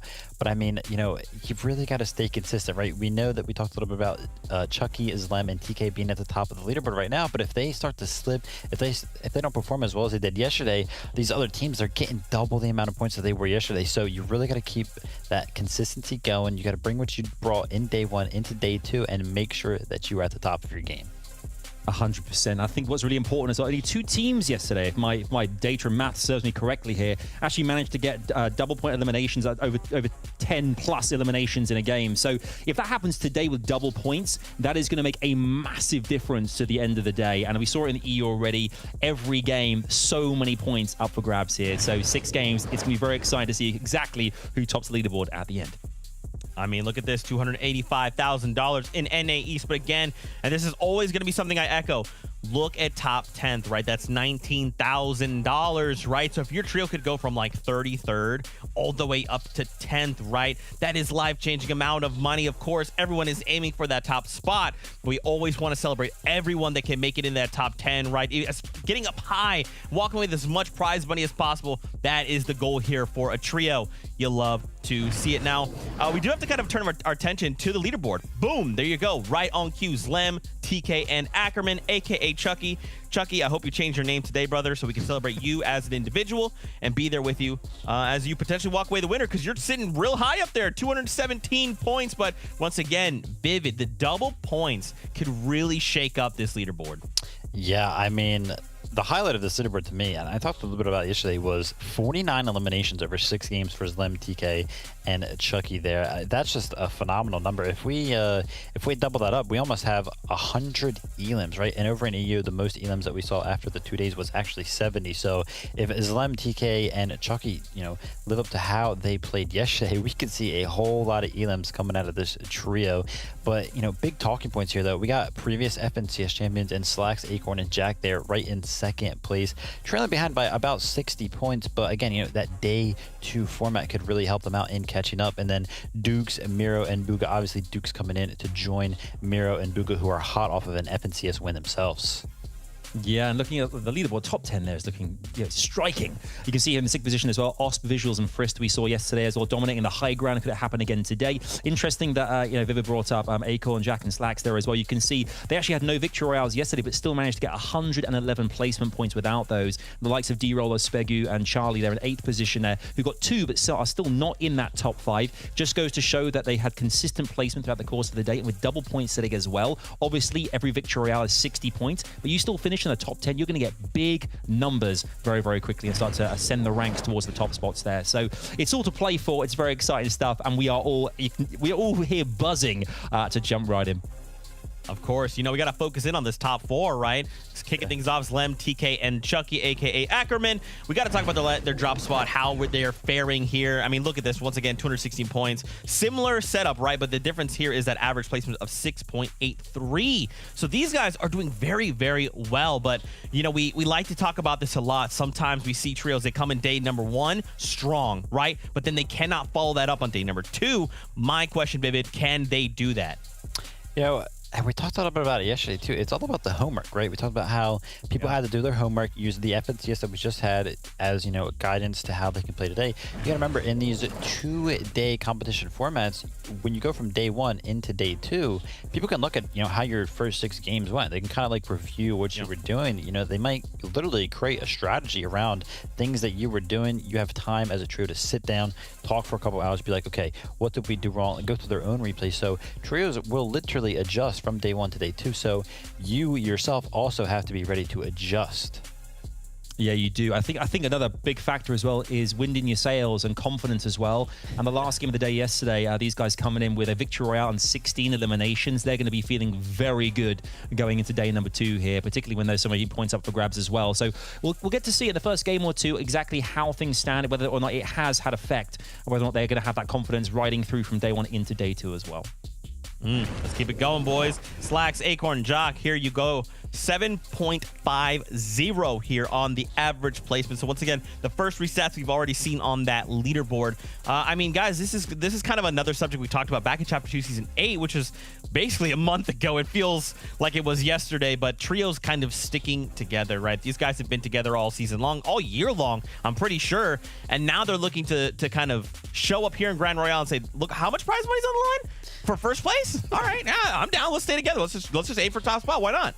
Yeah, I know this is going to come off a little harsh, right? But no surprise that these guys haven't actually gotten a victory out. They love the mid ground, and they play it so well, but usually it doesn't do that good of a job to net them victory royales. But, as Adam attested, they actually have, the second most placement points you know, on that leaderboard, they without a victory royale. So even more so impressive that they have been up all the way up on that leaderboard without a victory royale. And I think their worst game yesterday was a 14th place, so a little bit unfortunate there, but still, when you think about it, think about the level of competition that we're playing at. A 14th place being your worst placement over 6 games is pretty impressive. Yeah, it really is. And, you know, looking at their placements as well, though, 4 games, they were in the top 7 in 4 of those games, which is really, really impressive. That's why the placement points come into effect there. But also, we talked about this, Acorn, Jack, and Slacks as well, uncontested now in Sludgy, which has given them the open door, the open free reign to get around the map and really and make their play to get into that end zone, get into those final kind of storm circles and make a play. Obviously, at FNCS, that didn't happen, but now uncontested, it is magic, and they're feeling good.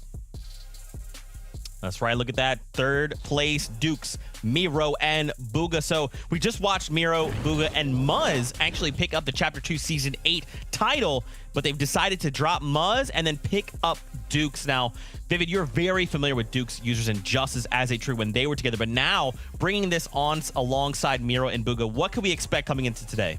Basically, we saw a little bit of snippets of gameplay of this trio yesterday, right? We were watching them pretty heavily. They do land down there at Misty Meadows. They are claiming much of that POI to themselves, but then they're also landing at that crater over there. So they have a plethora of loot. Basically, the way that this trio was working yesterday was, one, there was a lot of clutches happening, right? Not every single game, in fact, like almost none of them, all 3 of them were alive, and like none of them, as I mentioned. And you know, there's that clutch factor of every single one of these players. Second thing about this trio, Bugha is usually the one leading the TARP, right? He's got the experience. He's been playing the game for a very, very long time. He's a well-titled player, so he knows how to TARP the team, how to layer them, and everything like that. And then Miro, obviously, like one of the best fraggers that we've seen in the game.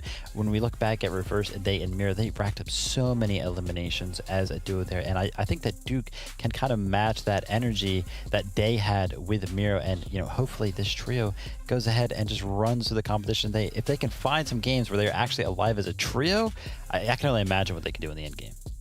One word and one word only for me: goated. These guys, they got it all. There you go. Super fast. Really quickly, let's touch on Cease, Cold, and Elite. They're currently sitting in 4th coming into today's competition. Very different, though, right? 13.17 in the average placement, but they have a lot of eliminations, right? So this team seems to be favoring more the elimination side of the balance between placement. Yeah, and one of the cool things that I actually saw on Twitter yesterday was one of the strategies that these guys were using since they land up by Coral Castle is they grabbed one of those shadow rocks and then used it alongside the slipstream, and basically they just like launched themselves into the sky where they're invisible up there, and then they just land on a higher ground team that has their top part of their builds open, and they just land in there and it's like free elim. So pretty cool strategy. Yeah, and they were the other team I was mentioning as well, who had one of the only teams have 2 games with your double-digit eliminations as well. So, as Zeke mentioned there as well, when you get eliminations, those points are going to make such a huge difference today as well. So they'll be a real good team to watch and see them kind of get whether or not they're going to kind of follow through today in day number 2. Dude, I cannot wait. 40 seconds before we go. Really quickly, let's take a look at the predictions. Which trios we think could walk away winners. Vivid and I, Commandment, Scented, and Stretched. We are aligned, and I love this, Vivid. Adam has gone with Saf, Adrius, and Kanata. Reese Hub, Day, Jamper, and Tragics. And that means that Monster D-Face is now rounding us out. He's got Bugha, Miro, and Dukes. Right now, he's the only one of us that's doing real good right now. And you know what, Monster? That's fair. You're incredibly good at your job. You've been around the scene for pretty much as long as I have been, so you know, gotta put some respect on that, of course. Ladies and gentlemen, it is time. Fortnite fam, we're jumping on that battle bus. We have 6 matches today. Don't forget double points. So as a team falls, they've got to watch everyone else around them pull further ahead or catch up. It is time. We're going over. We got Reese Hub, who just came over from EU, and Monster D-Face. Friends, say hello. Thank you so very much, Zeke, and here we have it. It's the day 2 for the Grand Royale now. The finals is here and upon us. Soon we'll see another team walk away with the big prizing. I mean, the timeline's in, I'd say, a good vibe mode right now. EU was phenomenal. It was incredible. The competition was close. I can only hope that we get something here the same. Honestly, my vibes are impeccable after just being part of the EU finish there. I'm going to carry those over, continue, and I hope the NA East gives us a second day similar to what EU had. The top teams after day 1 still reigning supreme, showing why they were the best on the region, and all going down to the final game. I'm fingers crossed, and I'm sure it's going to happen here on NA East as well. Yeah, we're a little spoiled last season. We had somewhat of a nail biter of a run at the very end. It's going to be hard to live up to, but hey, knowing what we know, Fortnite, I mean, anything can happen. Teams like Zlem, Ackerman, TK now. I mean, all pressure is on Team Zlem here to stay consistent, not fall behind. Yesterday, every time we watch these teams succeed, all we can just continue to think about in the back of our minds was, can you do this again tomorrow? Because you cannot afford to drop a single game now.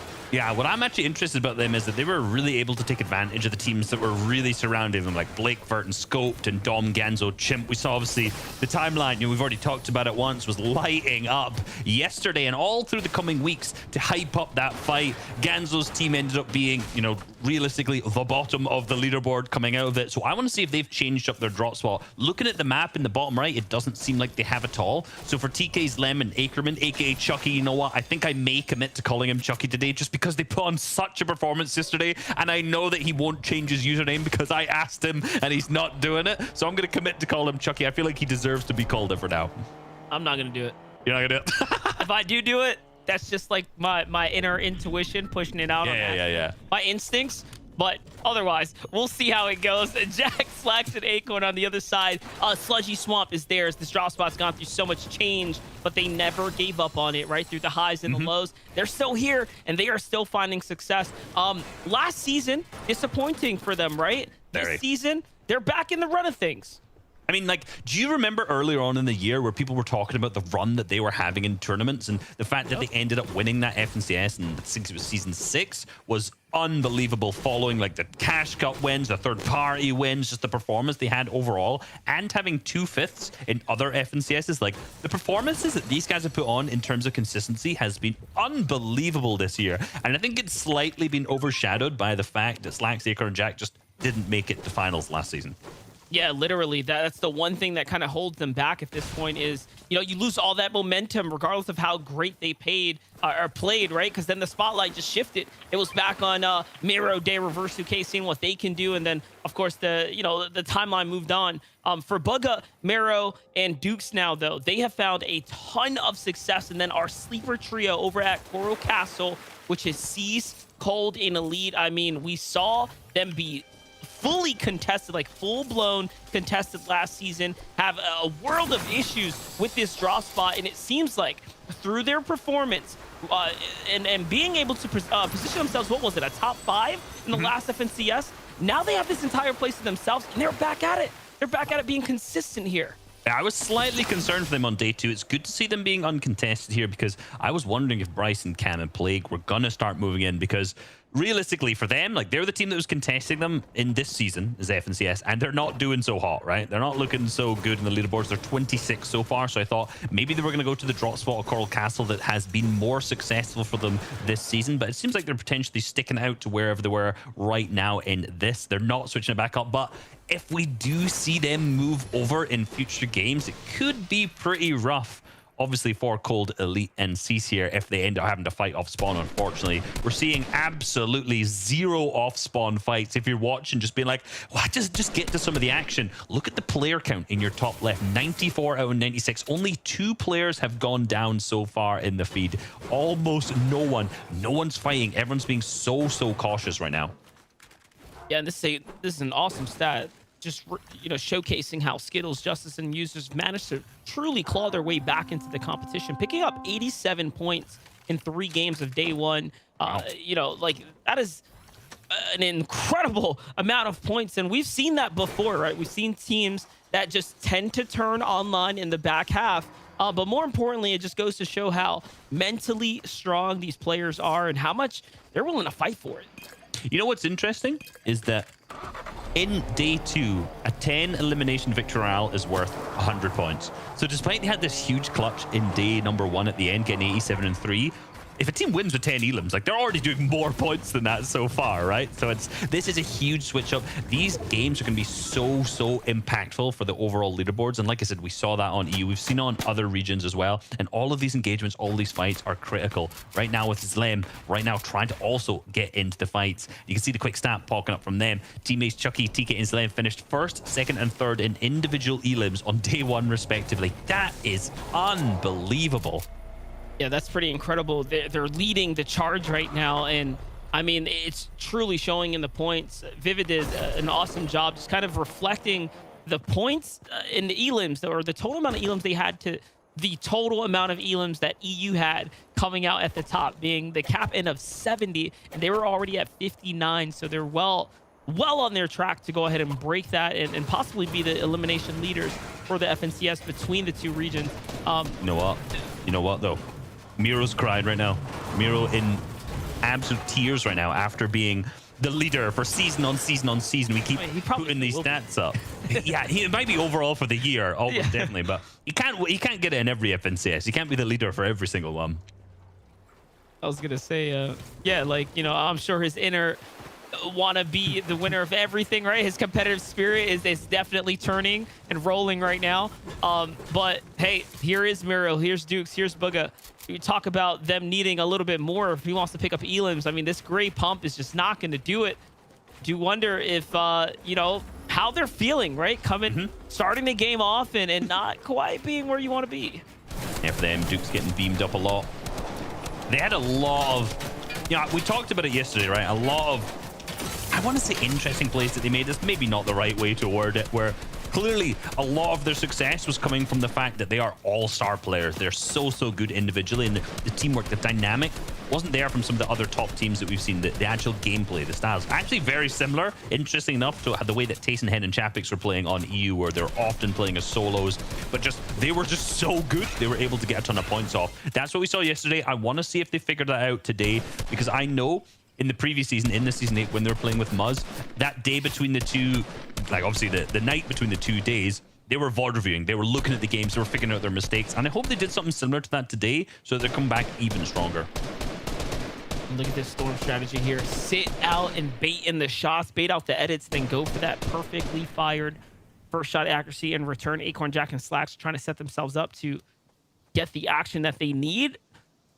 It looks like they are going to find a few tags there. That's on to Mega and Dubs as well, by the way, who have survived the drop and rotated a little early. So the zone seemingly favoring the southern area, and teams trying to come down and position up here already.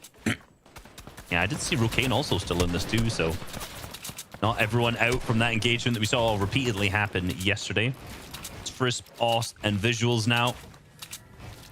A team that we put a lot of hope on it the earlier half of yesterday, right? They obviously picked up the victory in game number 3, and they were third in game number 2, but really started to fumble towards the second half and kind of moved down to 6th when they were contesting a position for first place. I want to see them bring that back, because also they ended up placing 3rd this season's FNCS, so clearly a top team playing really well right now. They have the potential to do well, but I just want to see it.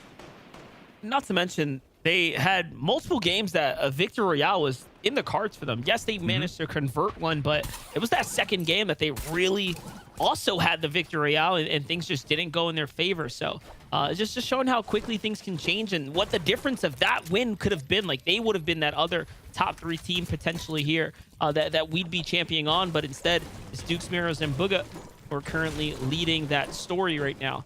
This is just the first kind of iteration of the zone, though. Things are going to start closing soon, and with how many players are up right now, I mean, we know what happens. The lobby's going to get really active here soon, and I mean, it's going to spell disaster for trios like this that are basing up next to other trios, right? That's one of the biggest risks you can take. Here's a quick highlight. Highlight go of back. Great loot, I must say. Look at what they have. Pamstu managing to get the gold pump, the full heals. Remember, they're to the east side of what we just watched there. So what I want to see about Pamstu's team is if the fact that they managed to make the most of this game, because Surge is difficult for this kind of zone for them. I want to see them deep into the position, into the zone. But because they have that good loot, you don't want to waste a game like that. Like, this is an easy pop-off match. That was a legendary pump right there. Yep. So that's going to be definitely a game changer. Pamstu, Thatch, and Carry, a trio that has been on another one of the few trios that have been on a meteoric climb in recent times. Pamstu definitely finding his own bits of success with DreamHack and the All-Stars competition that we saw, right? Him taking that one away. And it was right after he took the All-Stars. Like, from there, his confidence went through the roof, and he's been top performing ever since. Really hasn't looked back. And this is what we talked about. This is what I was just talking about. Bugha, Dukes, and Miro sitting up next to these teams that are going to be desperate. You can just tell that teams are going to look to target you, and that's exactly what happens here. Yeah, the shots will come through. Picked up Bugha. Miro super weak as well. But against Nex's team, obviously Dukes and Miro, some of the best fighters on the region. This team could clutch up. I definitely think it could be them and potentially even get the reboot off on Misty Medis. Oh, he does? Oh, yeah, he managed to get the knock. You're right. That was a huge shot connecting. And another one onto the back there to stop the race. Oh my God. Right now showing why he belongs on this team, and they've clutched it. There is no way that Duke has essentially 1v3'd Miros, who picks up the last one. What an insane clutch. A lot of players said, why are you dropping Muzz from Miro and Bugha's perspective? And look, Jukes is showing that he is clearly capable of fitting that role as someone who can frag and pop off on the trio. I'm so happy you said it for me, because I was thinking the same thing. I was like, well, if you were doubting Dukes on the trio, now you know why. There's a little highlight for you guys to kind of sprinkle in there. Keep that in the back of your mind. What a play. A play to keep Bugha alive, to keep the dream alive for Duke, Miro, and Bugha, who are in 3rd place, right? So that would have been devastating to fall. We talk about falling today on day 2. You do not want to fall. These are double points, ladies and gentlemen. So all of these eliminations are massive for the standings. Let's see a quick stat coming on the left-hand side. Of the 11 trios that have previously played together, 6 are currently in the top 10, which is really impressive, showing that you're sticking together for a long time. Let's be real.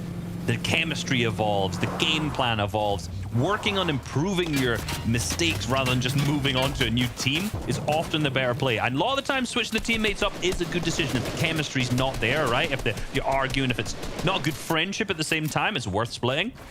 But overall, it's clearly working for the teams who have just made some mistakes and are putting things back together. Here's what looks like a very complicated situation for Zlem, Chucky, and TK right now. Barely above the surge, well outside the zone right now, and there are a fair amount of trios that have to make the rotate on in. Luckily for Zlem here, Jamper and company that was just about to hold him out do have a vehicle, and they're going to rotate a little early, but clock's ticking. They're falling behind here, Reese. Look at this. 5 above. Right on the line. They're the singular team probably just above it.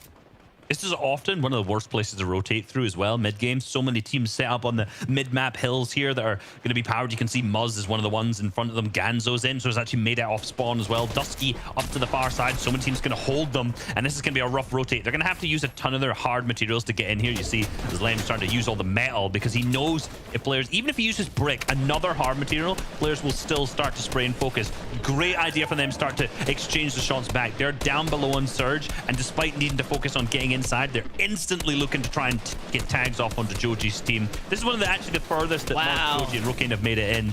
But hold on, Zlem's hugely beamed it. Same with Chucky, same with TK right now. Losing materials and losing HP still down below. They're gonna have to start doing something. A full team chug splash there. They are going to notice some builds coming from underneath. That's an enemy build. They're going in as a full trio. This is a very risky play. Misplay though by Chucky there. Pulls out a big pot on accident. And just like that, they get wiped up so early in game number 1. That monstrous lead they managed to build yesterday is on the line now. You got a little bit thirsty, I think. You got thirsty for the eliminations, thirsty for the Storm Surge, and thirsty for that big pot middle of the fight. Our leaders are now down, opening up for everyone. Remember, the double points are in today, so that is going to be drastically different for our leaderboard so far. Same with skills, losing Justice and users. They are currently our 5th place team who has now lost 2 members. Skills now in this as a solo. The Surge is over. Seems like he's going to have to go for the 1v1 with Bully as Narwhal is picked up, but he's actually going to back out here. This interaction that they've had clearly has not benefited either of the teams. Both super desperate for Surge. And one thing to think about, Zlem, TK, and Chucky earned 0 points that game. Like, that was actually a dead zero. They didn't get to the placement threshold. Like, the placement threshold just gave out the 3 points here for breaking towards that top 27 now. And they fell. That's it. They're gone. They're out. Here's the pickup for Bugha by Dukes and Miro, so they do manage to get him right back into the game. I'm actually surprised they even survived the surge there. That means Dukes did well, more than enough as far as the defensive fight that we saw there. That team trio wipe was enough for to keep them in the clear here for the first surge. I mean, yeah, let's be real. The 3-piece from him and Miro, so impactful. The skills going into the back of the zone. He doesn't know it's just been rebooted. The timer's out. He still has to wait for it. It's not going to be too long, luckily, at this moment, but he's going to have to drain some of those white heals. The chug splashes would have been so useful if he'd been able to save them a little bit later to get his teammates back in it. This is not devastatingly over for him, right? But the problem now is that next zone we know pulls relatively far to the north, which means that they're going to have a far rotate. They do have the car here, but I'm not hoping that, I'm not going to say I'm not hoping, I know that the loot that they have is relatively poor at this moment too. They're going to be working with the combat pistols, minimal shield, minimal materials. Like, they're going to have to really make a play. Actually, I didn't realize the reboot van came back so fast now. Yeah, it was one of the changes this season. Yeah, I thought they were in a terrible position. I was like, oh, skills is over. Like, you're not gonna be able to get the pickup. And then it was ready, and I was like, oh wait, the change. Wait, it's working. Previous seasons would have been over for him, but this, season 8, they're liking those notes. Yeah. That also makes sense why we saw for like the first time Storm Surge come back, right? Like yeah, yesterday. I was like, wait, it turned on again. Okay, that was it's all a making rough sense game. here. That was a rough game yesterday. I'm just thinking back to that now. That was one of the most stacked games, the game number 6, that Storm Surge kept turning back on. It was almost never-ending Storm Surge from when the moment the first threshold went on out, which was incredible. This game could be relatively similar, but let's be real, it's over now. No one's rebooting at this point to get it back above and active. We're down to 67, so I don't know if we'll ever see a game like that again. Looks like we missed a key opportunity or a piece of action here, because Miro is completely wiped out of the game now. It's just Dukes and Booga here left to play this out as a duo. Oh, it's going to be a shield crack right there that could turn the lobby to focus here. Luckily, it's not going to happen, but they don't really have much. That's it. That's all shields consumed. They're going to have to... Really what they're looking for right now, they got the top 24 teams, so they managed to get themselves into that top placement. You can get like a top 17 out of this, which usually happens during the first moving zone. Like, you've accomplished something great, realistically, here, especially with no shields. Every single point adds up, in particular on this double point day. Going now down, if you go down, obviously, before top 17, you're going to miss out on a lot of those placement points. Booga gets tagged once on this rotate. One shot, he's going to go down. I would 100% not be using the wood. Be using the hard materials to get himself in. They're below the surge. 150, almost below. 16 players need to go down. I was going to say, I do like how they were using Dukes to go ahead and lead there, though. I think that was probably the most important part about that rotate, because he at least had shield. So shield crack usually isn't, enough for everyone to fully commit, but a fresh white tag on the opener, that's enough to get fully pressured out. So just so happens to work out for them right here and now. And look at this, maybe a little moment here to find some loot, find some leftovers. What can they make of this desperate and terrible situation they found themselves in? I hope something. I really do. We see Yudin going down to himself in the feed at the same time. Yom's also picking up gold, so we've got some action going on from some of the teams lower down in the leaderboard. As Booga's just going to sit. He's going to rest, think. That threshold has 9 more seconds before he has to start doing something. Now he's starting to get active. The zone's starting to finally pick up. He's starting to go up. He's just thinking, right, we need to get in. If they don't go for this, their game is completely over. They're going to start jumping in. It's Snake who's on the other side. Taken after Chucky, clearly seeing my tweet. But hold on, is that going to be an easy elimination? It is. If they might get the maximum damage headshot onto that, that may be able to put them above the threshold. It does not seem 62 below, though. 62 below. No, they're now 51 above. Okay, they may have just clutched this up. I was going to say, I think there's also enough loot for them to be okay as well. And they find excess. That's actually massive. Remember, guys, these are also double points here. So, like, big points here to keep them alive here, extend them, get them one step closer to breaking towards top 17. And they're maybe, I don't want to speak too soon, but they might just be in the clear here from the Storm Surge. Seems like it, 33 above. With the heals they have, if push comes to shove, they can out-heal it at this moment. Obviously, you don't want to do that. This rotate, I was going to say, looks relatively free in terms of the players there, but look at how many people are already set up in the zone. Everyone's already got their eyes open. Booga's now cracked down to no shield. Jukes has been tagged a bit too. It's going to be a rough rotate. Potentially, Jukes should take over yet again. Create a path so that Booga can make his way through with that minimal shield that he has. I think they might be okay here, but only down to wood and a little bit of brick is definitely concerning. Mackwood on height right now. Putting that extra pressure here with Bucky and Peterbot. Disappointing performance for them yesterday, but it's any team's game here today. Talked about a 10 elimination victory Royale will be the difference to swing a team all the way right back up and make up for lost time essentially here. That's basically the difference between 11th till 1st if they didn't get any points. So huge, huge, huge if you manage to pick up that kind of win. Keep in mind, Bucky, Peterbot, and Macward are in 19th place. So in case they do get that victory out, I mean, maybe need a bit more than 10 elims, yeah. Enough, but do what he can do is hold on, Jukes. Oh no. Trying to get Junk Check tagged, but he's hidden back and it's Pams to the team who they're contesting off spawn. This all comes back together now. We know, remember, they have the gold pump in the inventory. We know that they're locked and loaded with the firepower. Picked up Jukes now, Bugha by himself, but they did manage to get top 16. Remember, we said if they get top 16 out of this, shaking down. But this is going to be huge. Or top 17 at this moment. So top 17, they have managed to get a tons of the points from this. Shaking down, yeah, and the shot's starting to come out onto Bugha. 0 builds to his name. Realistically, they've done enough. Any points after this, it's just icing on top of the cake.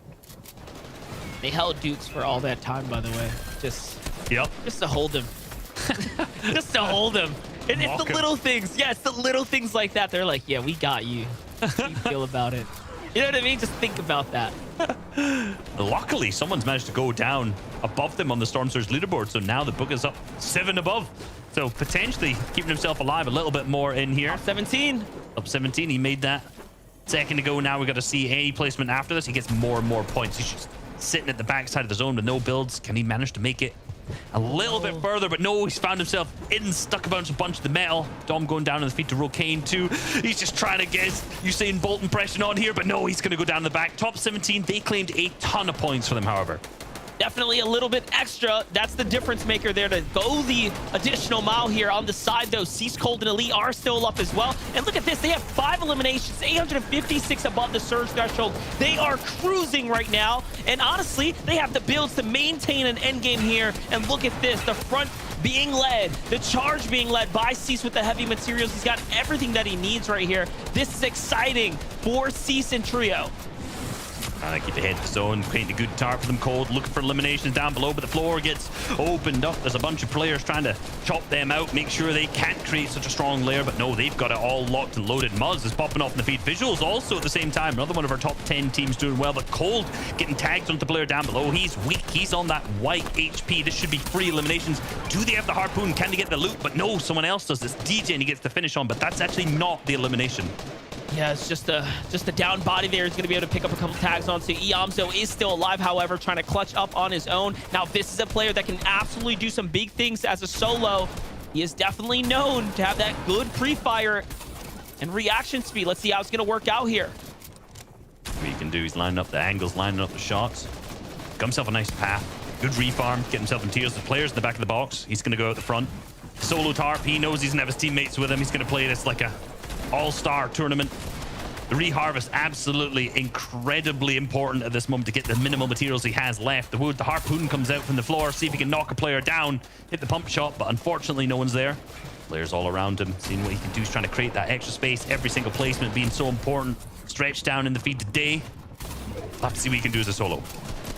Oh, he's looking around. He gets a little bit of zone favor. This might work out for him. But a player's going to jump in the box, and for a second there, it was almost all over, but he was not spotted out. Iamzo still has a moment to breathe here. Now, mind you, every team that falls here gets more points. Can he get some more? Absolutely. Agers gets shut down here. Another player in the box. We talked about his clutch potential. He has not stopped. Down goes Saf as well. And that's a back-to-back elimination there for Iamzo, putting him up inside the top 6 here now. Nothing but maximums for Iamzo down as the solo in the back of the zone. Up on the high ground. Macwood's team still in it. Cold still in this long time. It's a full trio. This could be an easy 3v3 finish as long as Iamzo doesn't disrupt what's going on here down on the low ground. He's starting to move through the mid-ground layers, trying to play builds out. The player starts to drop down. He gets the right-hand peek, but he whiffs the shots. Minimums only here. He's going to go for the wall replace, but he has no mass. Oh my God. The player's coming below, and he's picked up. There it is. He's going to fall there on high ground once again, though. Peterbot, Bucky, and Macwood still maintaining. And look at this. Cold, Cease, Elite have managed to survive. They're just still alive here. They have the stamina. They're up in the running here. And oh my gosh, 10 eliminations already. I cannot believe what I'm seeing here. A top 3 now for Cease. Just a phenomenal way for them to stretch out the game and make the most of it. As now we start to settle down here. Macwood, Bucky, and Peterbot, there's no way they wanted to throw this game. They took their time here just to stretch stretch to the very end, and it's Muzz on low ground going for the heal off. Muzz on the low ground. He's got the med kit play popped. He's got the one chug splash. The he didn't time it right. There's no way Muzz didn't time the med kit play right, meaning that Macwood, Bucky, and Peterbot are going to pick up the Victoral in game number 7 here. How can we see the fumble of the med kit at that point? Either way, this is a huge game for them. Being 29th before this, picking up a second in this game, the off spawn change of strategy clearly worked out for them. And keep in mind as well, these double points mean that it doesn't really matter how bad your day one was. These points are going to propel you up so quick.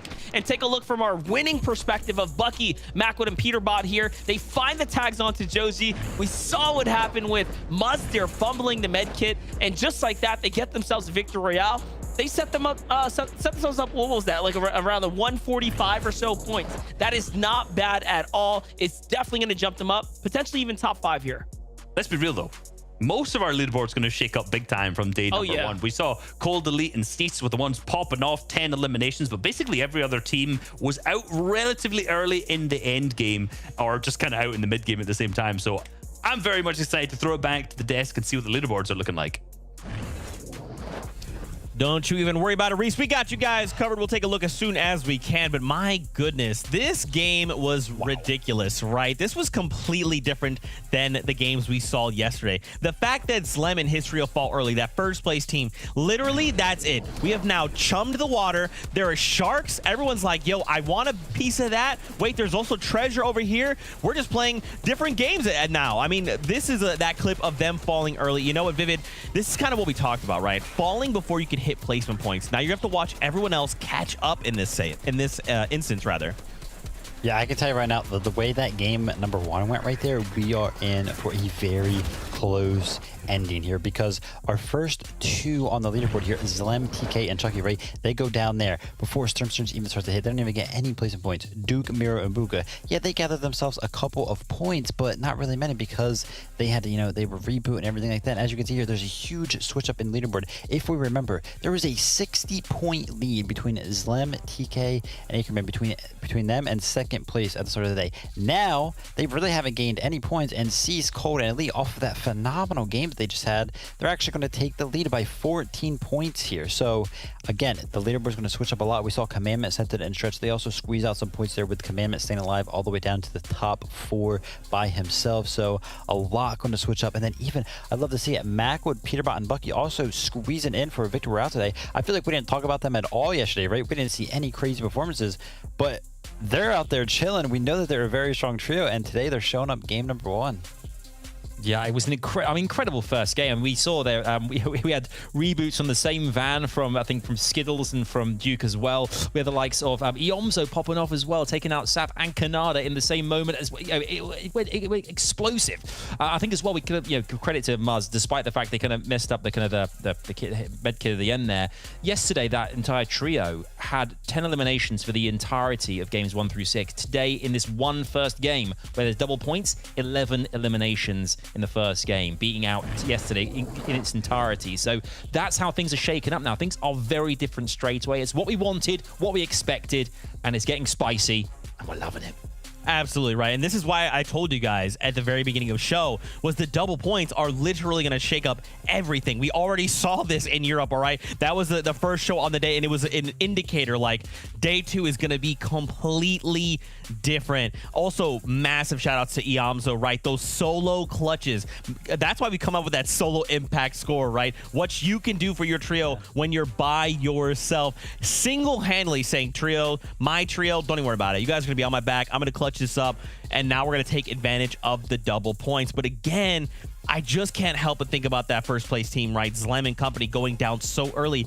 If this happens again in game number 2, right? And even just the first game, the rest of the lobby has already caught up to them, right? We looked at 200 yesterday and thought, wow, this is an incredible lead. They're so strong, and they've already slipped up one time. What if it happens a second or third time? I'm hoping that doesn't happen, but we'll see. You heard the battle bus, which means we're going back into all of the action. We got Reese, we got MDF, and now we have game number 2.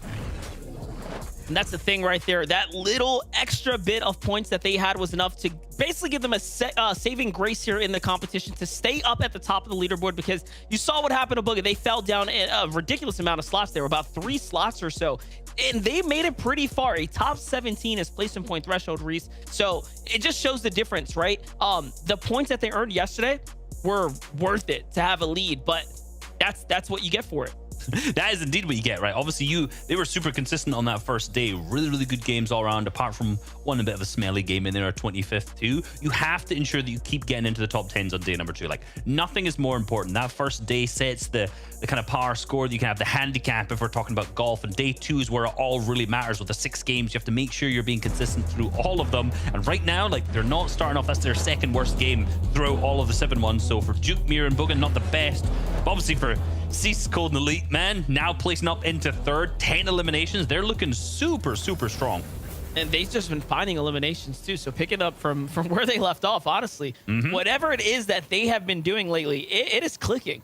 A 10 elim, a 13 elim, and another 10 elimination game. So this is their top 3, pretty much elim game that they picked up. All of them being within the top 5 as well. So it seems like when they get going and they make it to end game, they have just basically not stopped, right? They don't look back. Yeah, they've been picking up those early game and kind of mid game refreshes, like we kind of Vivid said at the top of the show, where they're using the late rotation strat. We kind of caught on to it earlier, one of the later games, obviously, of yesterday, and we were mocking them. We're sitting like, why are they so spending so much time in zone? But they're just hitting that pad with the Shadow Zone, flying across the map and choosing someone's box to land in. So if they're managing to pull a zone where they're staying in zone, it doesn't really matter. They're hitting those med kits, flying through the sky, landing in a box who's got a roof open. I'd hope by now that the teams in the region know what Cold's team is doing, and they're probably going to try to counter this by just putting a cone over your head. That's all you got to do. A little more passively, be a little bit more protective of your situation in the game. Yamzo, Nosh, and Degen, though, what a game we watched unfold for them. Degen saw for a brief moment there, picked off at the back of the storm line, leaving Yamzo to go ahead and work towards those solo impact eliminations like Zeke was talking about.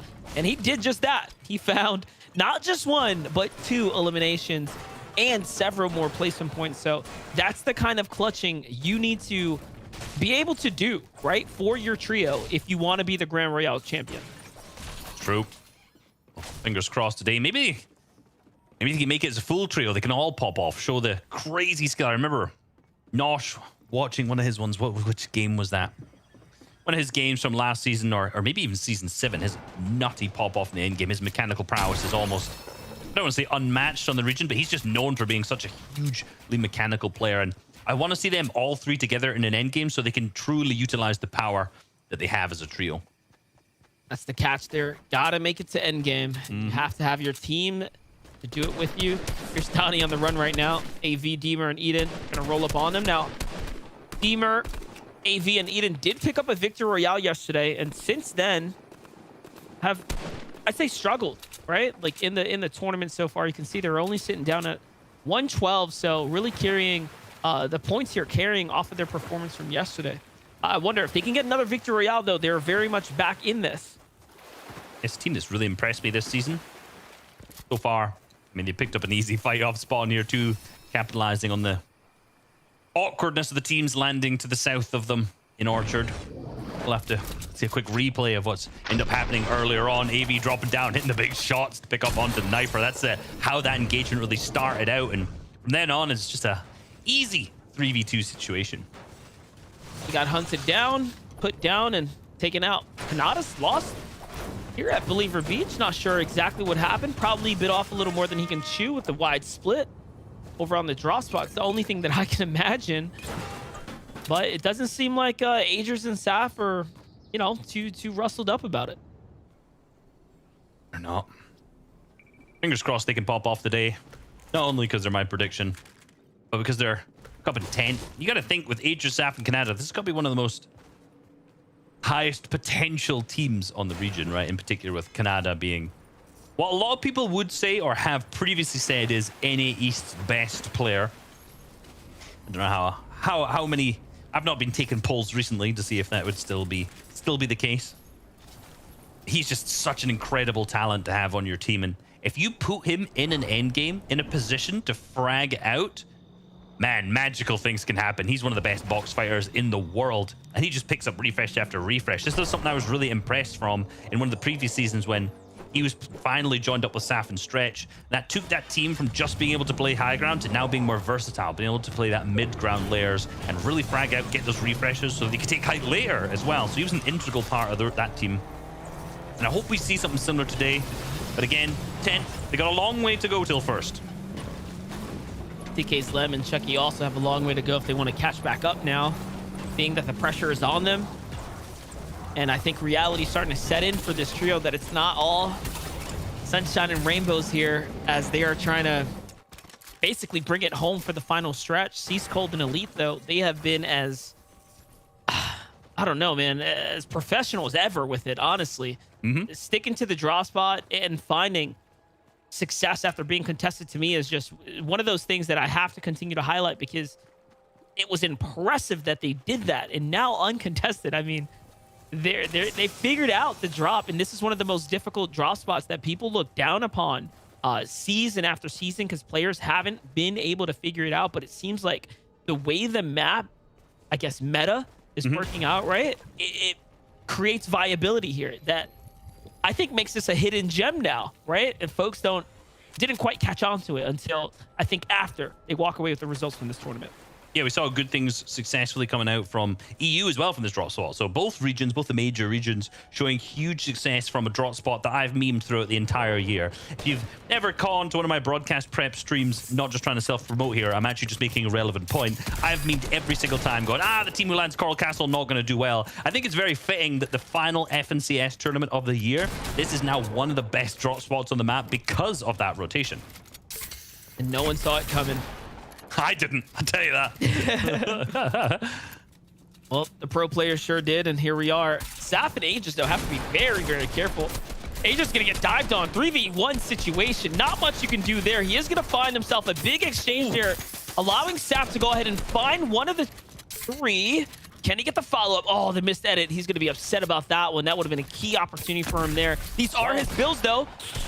Almost, but not close enough there. Can he get this follow-up?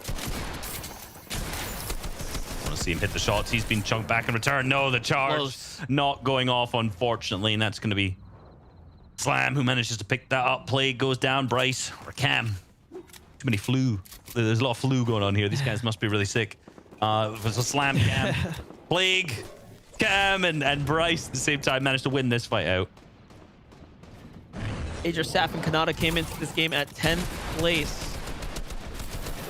Here's what things are looking like on the other side.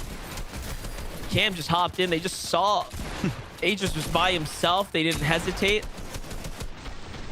Yeah, that awkward angle there from Saf is what really threw it off. That ramp just totally threw him. He had the edit. Potentially, if he was a little bit... I'm thinking that might be in a bit of a rushed angle there. If he'd taken the time just to get that wood wall, or with the wood ramp away, he could have had a better angle on the wall to hit the shots.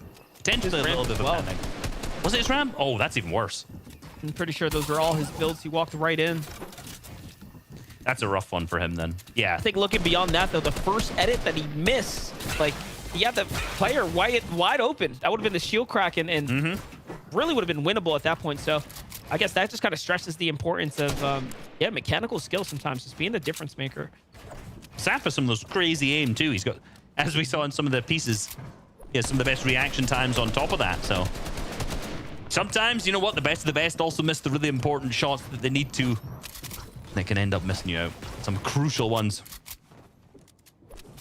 It's going to be a big one. Jack Slash and Acorn, though, holding on right now. 171. You can see the top 5 on the leaderboards there. They are just outside, watching from the outside looking in here.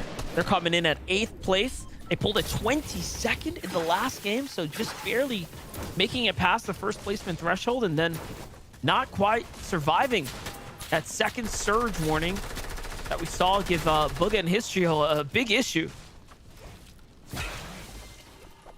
If you have this game, though, managed to make it in. One elimination. I guarantee I know how that happened. Flying through the sky, landing straight on the Bony Burbs team. They've also, you can clearly see how much white HP they've lost in this process, but look at the refresh they managed to get out of it. So much. So many tags at the same time. This game not necessarily being the most stacked out of it, right? Down to 86 so far. The players getting a little bit more aggressive. The second game of the day, always being that more aggressive. This is a little replay of the fight that we missed. They landed on this team, managed to get that knock you see there, and this is the finish they got through onto Cam. Or to Vert, sorry, it was Vert. Too many slams, too many flues. Easy to get them mixed up, but it was Vert who ended up going down there, who thought they had a good position, but unfortunately when you get landed on from up above, doesn't always work out that way. And it's crazy to think about it too, right? Because from Coral, they made it to Boney Burb's center high ground position and just deleted that team. Yup. It's almost like nowhere is safe, but got to do your homework, right? You have to be prepared coming into the season, the meta, the way things can work out, and you know, that's just the price you pay. Yes, indeed. Back on with Chucky, TK, and Zlem, the team who were in first, coming into day number 2, but unfortunately that first game is 0-point match, meaning they lost that lead. I want to see them pop off again, though, see if they can really start fighting for it. That final game on day number 1, they got 16 eliminations and a victory royale. These guys are clearly capable of huge performances. And this is the team that they're trying to overtake, CC Cold and Elite, who have already picked up a single elimination this game, furthering the gap. Trying to get further, even ahead now, going on to Scope's team as well. We'll see how that strategy is playing out for them here when the Storm Surge resets. They've got 41 above here. So it has worked out for them yet again, game after game, choosing a victim to land on here. But it's not over yet. They do still have to deal a couple damage, and we do still see Scoped still behind here. Now trying to trade shots back onto Cease. I'm wondering if this is going to be an engagement that just continues to happen. Yeah, and this is a rotate through the zone that they have to make as well. So it's the worst type of position to be in. You're in the front here trying to conserve material and just make it to the new zone. Then you have players in the back there trying to hold out, but they are going to find some big tags onto Scope. Might be just enough to pause them down, and yes, it is. They're going to have to shut down. Elite loses his shield as well to the hands of Blake there that was leading the gunpoint, but it's okay. It seems like they have a small opportunity here. Now, they are only at 100 damage above the Surge here. And I was going to say, Cease is probably contemplating the launch pad. They're going to use it. They're gone. They're out. And off they go to the new zone. On the rotate, Buzz's team. I'm going to say looking more healthy this game in terms of their positioning. They're finally above the Storm Surge. Didn't get into a fight. But 57 above, the heal's starting to rapidly decline on Bogomir and Jukes. And another tag starts to come through. He now has no minis in the inventory. I'm not sure if Jukes or Miro have any either to pass him along, but you don't want to be wasting the chug splashes this early. He's potentially going to go for the waste, the big pot. A peak with 11 shield is a risky play. In particular now, you got to think if you see like a burst AR, big headshots start to come through, in particular from that mythic variant, could really be over for Booga here. He's playing a very risky game, not popping those heals before rotating, but you can see on the zone in the bottom right, there's already 2 teams in an engagement trying to fight right where they're in the path of, and another team trying to third party that. So they could use this opportunity to get into the zone while everyone is distracted, and even maybe pick up a third party to pick it up, and it's actually Muzz's team who's engaged there. It's very successful in the previous game, getting second. Looks like things are about to get really complicated here as Duke, Booga, and Miro come out guns blazing into the fight that's already going down. And yes, they are going to need it here. They don't want to fall behind the Surge, especially leading into the next threshold here. And not to mention, who doesn't want a little extra loot for teams that are under some pressure right now? It seems like they want to play this aggressively, stepping up to the plate here, but the punishment comes in. Miro gets tagged first. There's a team on the side. That's Bank there on the run now.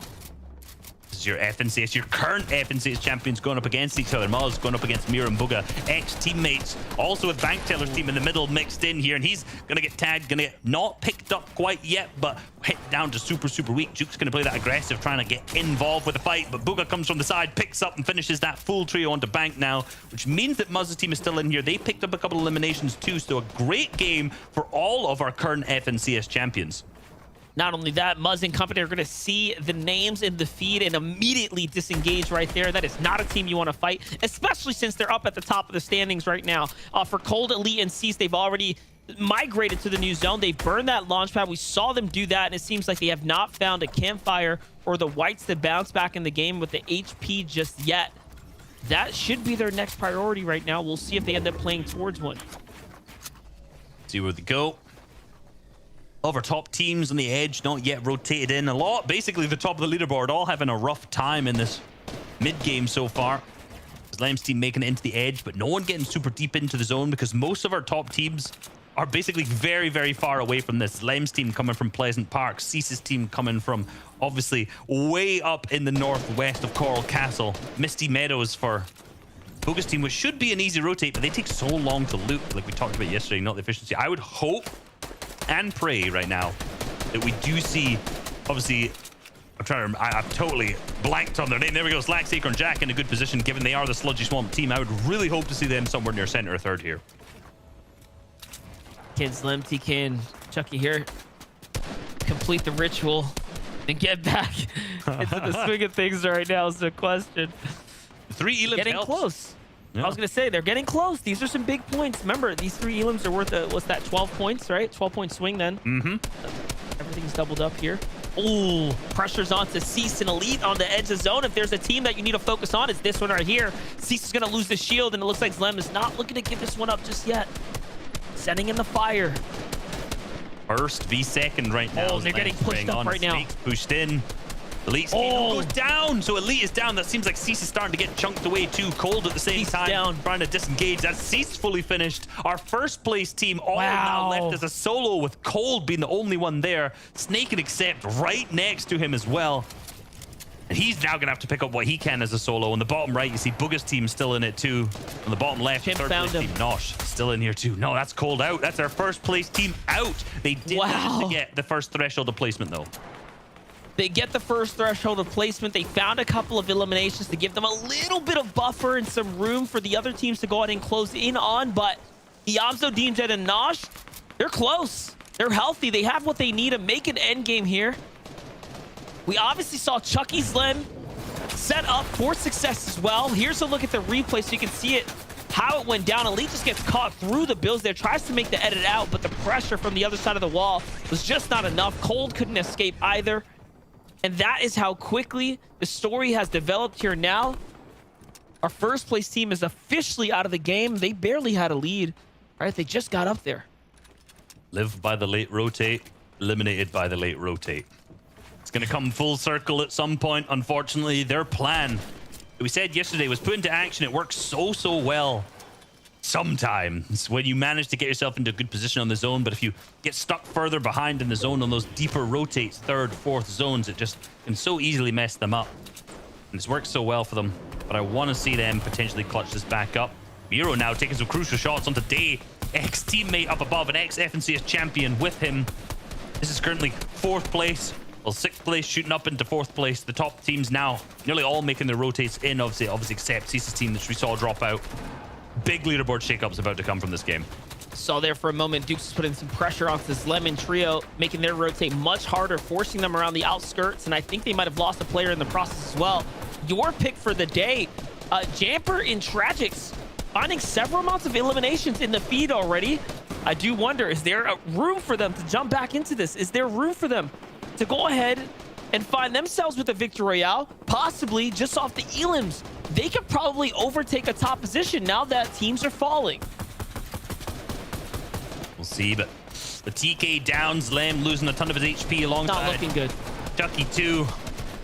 They do have the heals. They've got the med kit, hopefully, for Zlem. Yeah, they both do, so they can get healed up big time. They're probably going to be in a favorable zone position for 5th. Let's see if that's true or not. They do. They pull the 5th zone. Whoa. So they're okay. So they should be okay for now, getting that top 27, even maybe a little bit higher than that as D-Roller pops off the feed onto Cobalt and Diminished.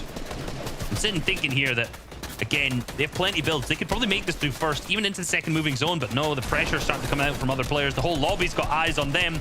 Unfortunately, them being in zone means that every single team wants a piece of their action, piece of their pie.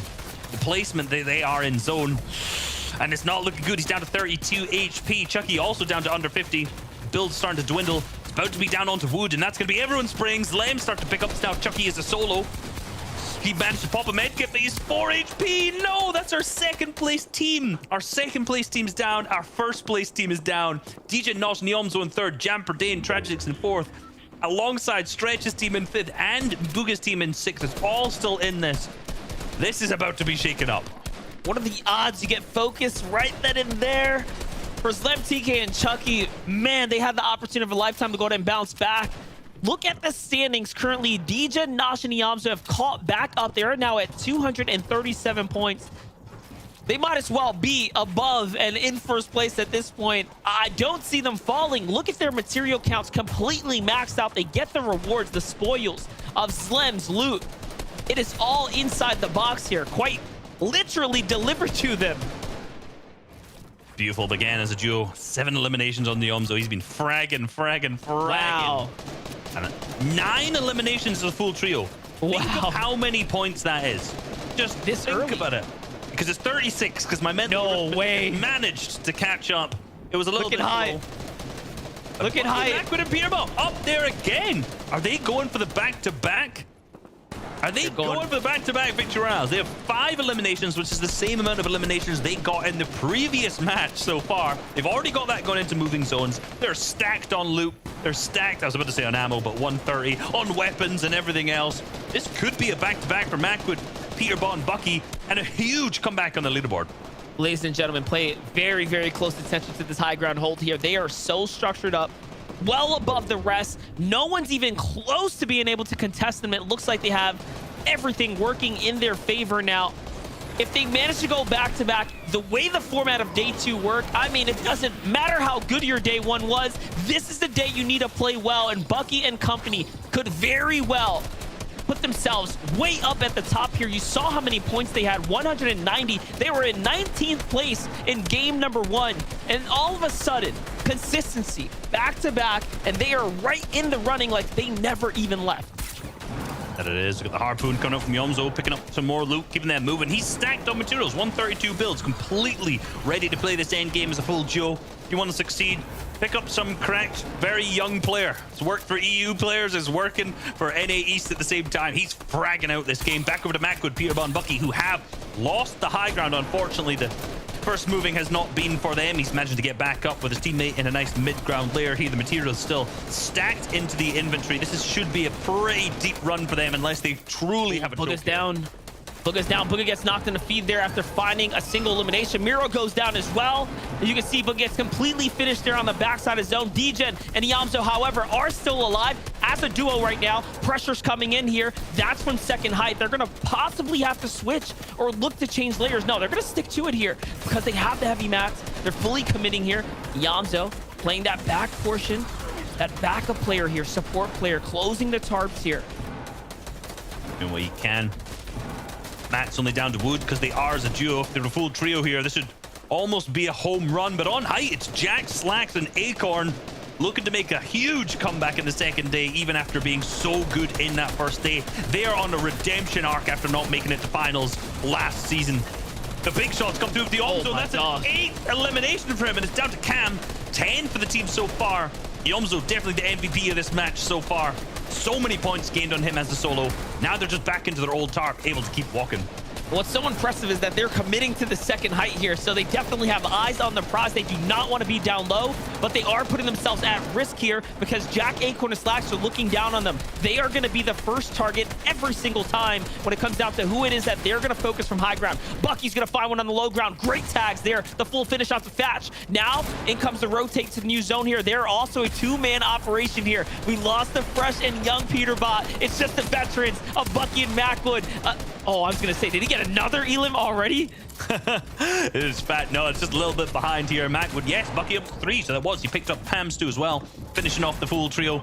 Yomzo still in this. 0 materials. They're looking for the harpoon. He's thinking about it. Is he going to jump in? The one wall broken. If he goes to that next one, few players through there, he's going to drop down below. Oh, they didn't realize. Into the box. They don't know there's a player up above, but they've got the edit through. It's chunked him down. He's cracked. Oh my God. He's hitting the 97 shots. Is he going to harpoon? But no, he's run out of the ammo for it. The edit's his. Degen is still with him. The duo playing side by side, pumps out. See if they can click on some heads. He's going to go for the medkit play. He's no mouse. He knows how to do it. I think it's timed extremely well. That was close. We'll see if he ends up sticking it out here. Degen has carved out, however, the full path here to get to new zone. He's going to take a different route. Yamzo's in a box with another player. That's the enemy down. He should have probably went for the finish. The zone did the rest. That would have been a siphon and points there, but it doesn't matter. On the other side, Day Now is alive as a solo here, trying to time the med kit. This is going to be a very difficult med kit to pull off here. That's not going to be good enough unless he's completely inside the zone. Oh, he figures it out. He cancels on accident. The pressure a little too real. Slacks up on the high ground. I think he was just fishing. I could be mistaken. I swear I saw a fishing rod coming out from him up on height. We'll see what he has to do. Jack's starting to drop down. He's got that charge shotgun lock loaded. He hits the shot. That's the finish on that one, but no! Jack goes down. That's a huge potential choke for him. The overcommit happens. Slacks gonna now drop down the low ground. The finish comes through. He doesn't get the siphon. The player healing in the box. Oh! He picked up as well. Jack's gonna pick up the victory with a heal off on high ground from Acorn, Slacks, and Jack. For a second there, I thought there was going to be just enough time for the siphon to come through, but it's not. Instead, Acorn, Slacks, and Jack managed to pull it off. Take a look at the highlights, though. Iyamzo going crazy here, nearly approaching 10 eliminations, and this is Day's perspective. It was Day who had those great angles. It was Day who was still alive there. What in the world? Huge clutch up from Day. Oh my gosh. He was fourth before this game started. Slacks, Acorn, and Jack were down in 8th. So this is going to hugely switch up the leaderboard. I'm thinking, just going to put it out there, we have a new leader in our leaderboards. Yes, absolutely. We are going to have a new leader in our leaderboards. There's no other way. Our number 1 and 2 teams fell early. Both of them did have team wipes, however, which are worth a valuable amount of points, but I don't think it's going to be enough. You saw those big games from teams that are consistent at the top. And that's the story. Our teams that were inside the top 20 that have woken up today, decided to play very well. They're excelling here, and the points are going to prove it. We're going to toss that over to Desto so we can get the number breakdown here because we need to see for sure.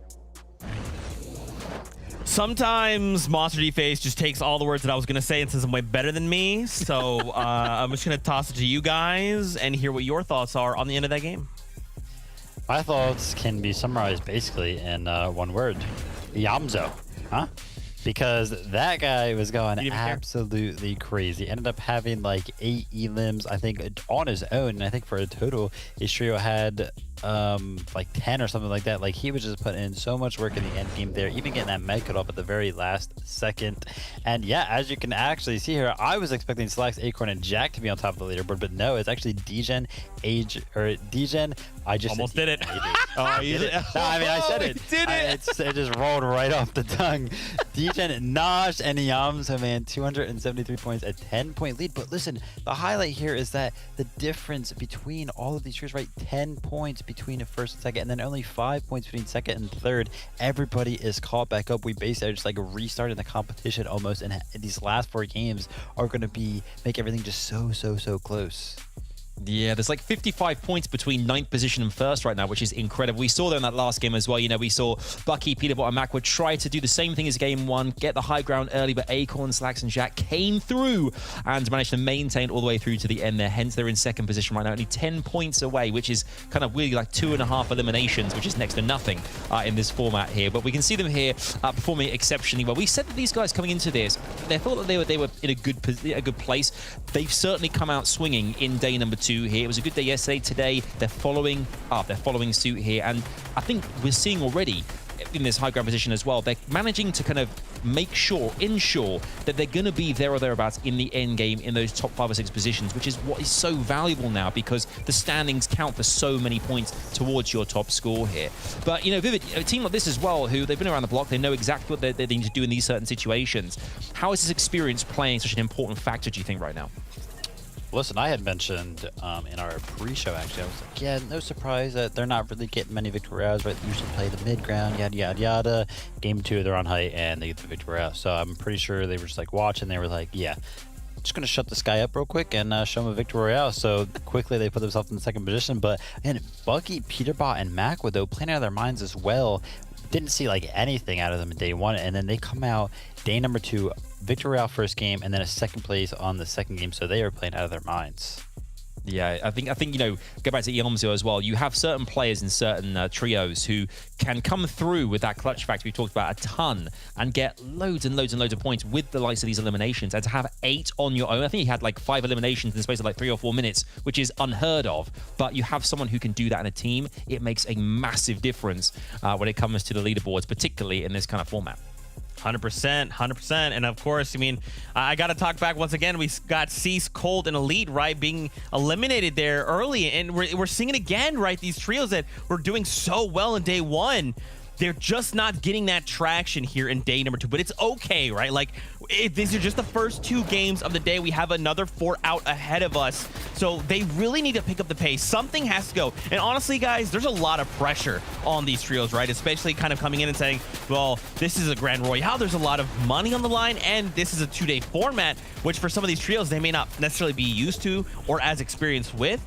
And now you're telling me that you're kind of like layering double points on top of that? There's a lot of pressure, right? So I'm kind of hoping to see that these trios will pick up the pace. They'll say like, okay, those first 2 games, let's pretend those didn't happen, right? This is a 4-game format. Let's try to do something right here, right now. But you guys heard the battle bus, which means we got to kick it back over to my better half, Monster D Face and Reese Hub. Let's get it, boys. Thank you, Zeke. It looks like, honestly, we've reached somewhat of an intersection here, right? Like, we're at a crossroads right now. The standings have changed tremendously. None of the teams that we started off with are playing up to the caliber that we basically expected them to carry into today, right? Because now there's a ton of new teams at the top, Reese. There's been a whole new switch up. The top 4 is completely different at this moment. Obviously, we did have Zlem, TK, and Chucky being up there after that first day, but they've started to drop down into 6th place so far. DJ, Nosh, and Yomzo. After that huge pop-off from Yomzo, they haven't even managed to make it into a top 5, but just fragging ability is so good, and that's just carried them up into that top number 1 slot. 11 eliminations after that last game in the 7th place. You're just seeing how the Elims are an actual game changer right now. They're amplified. The weight that they carry here in the finals now is just incredible. Allowing them to build up a 10-point lead. I mean, it's not much, but considering where they were yesterday and sitting where they are now, this is a big way to jump back up. And I can't believe we have 4 games in front of us. And, you know, we already have new teams to look out for, potentially root for now as we start approaching the final stretch. Dude, there's so many. You got the newcomers, more like Yomzo, a guy who's been on the rise for couple seasons now. His name, you know, you just see him popping up tournament after tournament, making finals, making these set lobby environments. Now he has a chance to run and gun for that first place slot, the championship title in the biggest FNCS of the year. This is a good time to be on your peak, I must say, and I feel like he's been getting a lot of respect from the players in the NA East region across this later half of the year, and it shows why right now after that incredible pop-off. At this point, you have to put respect on the players. There's no way, you know, no way other to cut this pie here. I did want to talk about, though, just talking about, said like new names popping up, but the standings are actually all veterans. Skittles, Justice Users, Duke, Miro, Booga, D-Roller, Speggle, Charlie, Commandment set to stretch, Slam, TK, Chucky. Okay, maybe, but no, not really. Vet still too. Seas Cold, Elite. Everyone inside our top 10, literally, have been here well over a year competing. These are our most consistent players that we've had in this scene. Some of them, you know, dating back as early as the beginning, right? The conception of actual competitive. So to have them inside the day 2 format thriving, I mean, I feel like it makes sense. Yeah, we just saw their jumpers. Fortunately, losing both of his teammates, so he's down to a solo. We'll check back in with that in a minute to see exactly how that happened. As they move back over to the north of Risk Real, Mudsy's fight, getting in the shadow, a fight that we saw happening a ton yesterday. Both the teams not able to really climb back up the leaderboard too much because of it. See almost 3 builds left onto Mudsy. He's going to connect some of the shots, but traded back in return. Minor starting to go down on his team. Savage now also really low on the opposite side of the wall. They've got the down at this moment, but Shadow up above. He's looking way healthy. He's hitting the white tags. He's going to start to get in that progression, but is he going to be able to hit the 1v2? His teammates now there with him. Spray comes through the finish. That's important. That's a 4-point swing. Can they start to aggress onto the walls and really got to finish this fight quick, given they have almost no materials? These other teammates are starting to heal up big time. Now, mind you, every team still has a realistic chance to go ahead and jump back into this. And once you start getting towards that top 10, that's where the real money kicks in. So either way, you want to be taking the best fights possible all the way through to the end. And this is looking good right now for Shadow. Beautifully done there. Right camera. The proper angle here. It's going to work out very, very well. And they're going to get the full team wipe onto Mudsy's team there in Udent. Well played for them. Well played indeed. They knew that they needed to keep being aggressive at that moment, keep pushing on in to ensure that fight didn't allow them to heal on, use the big pots that they had, which now means that they've netted them for their inventory, which is very, very nice. We got the leaderboard on the far left. Just a note that this leaderboard is live, so It's not the leaderboard that came into the game. This is exactly where the players are on the leaderboard right now. Slacks, Acorn, and Jack in 263, the team that we're currently watching, looking to make a run for their second FNCS championship after winning in Season 6. I want to see Don't realize how hard it is to win a singular FNCS, let alone win 2. And as we've seen for some, 3 upwards of 4 major tournaments like we saw in EU. But look at this, a highlight here from Day as he falls, sniped out of the sky there. What's that aim? That must be D-Roller's team, right? They're spraying them out of the sky from the cami split. This happens all the time with the bus paths that go from players jumping out on the west and they fly over that cami split. It has such a high elevation, it gives them so many good angles to spray them out of the sky. Dirty Dogs has had a really rough time as of this season because of that change, and right now 2 knocks out of the sky on Day's team. That was honestly, that is rough for them, and it tells a lot about the aim on D-Roller's team. Yeah, mega unfortunate, honestly. It's touchdown to be, you know, that setback, if you want to call it that. And there's a world where that becomes unrecoverable, right? Like, if they decide to get the full thirst and then push in, like, they might as well hunt for the solo at that point and then take the loot, right? Like, take the loot from Dirty Dogs. Like, there's no other reason not to if they can gather up together. That's the common strat. That's what that generally goes on there. The strategy is not so common, though. Driving the car. Hey, I talked about this yesterday. Driving the car into their base, blowing it up, trying to ruin the builds. They're really starting to dwindle away at the builds down below. We see AV with the chili chug splashes, which means that they've managed to pick up a llama, which means that they have a ton of ammo to sit and spray. Almost definitely more ammo than materials of Donnie's team down below, which means that they're just going to be able to stay up, keep their distance. And man, if you're Donnie's team right now, you're pushed, trapped all the way down below in the basement. There's really, literally nowhere you can go from here, and you can see 10 builds dwindling away. Yeah, they're trying to gas out here. Avian Company as well, though, second guessing of whether or not all the ammo they put in is worth it.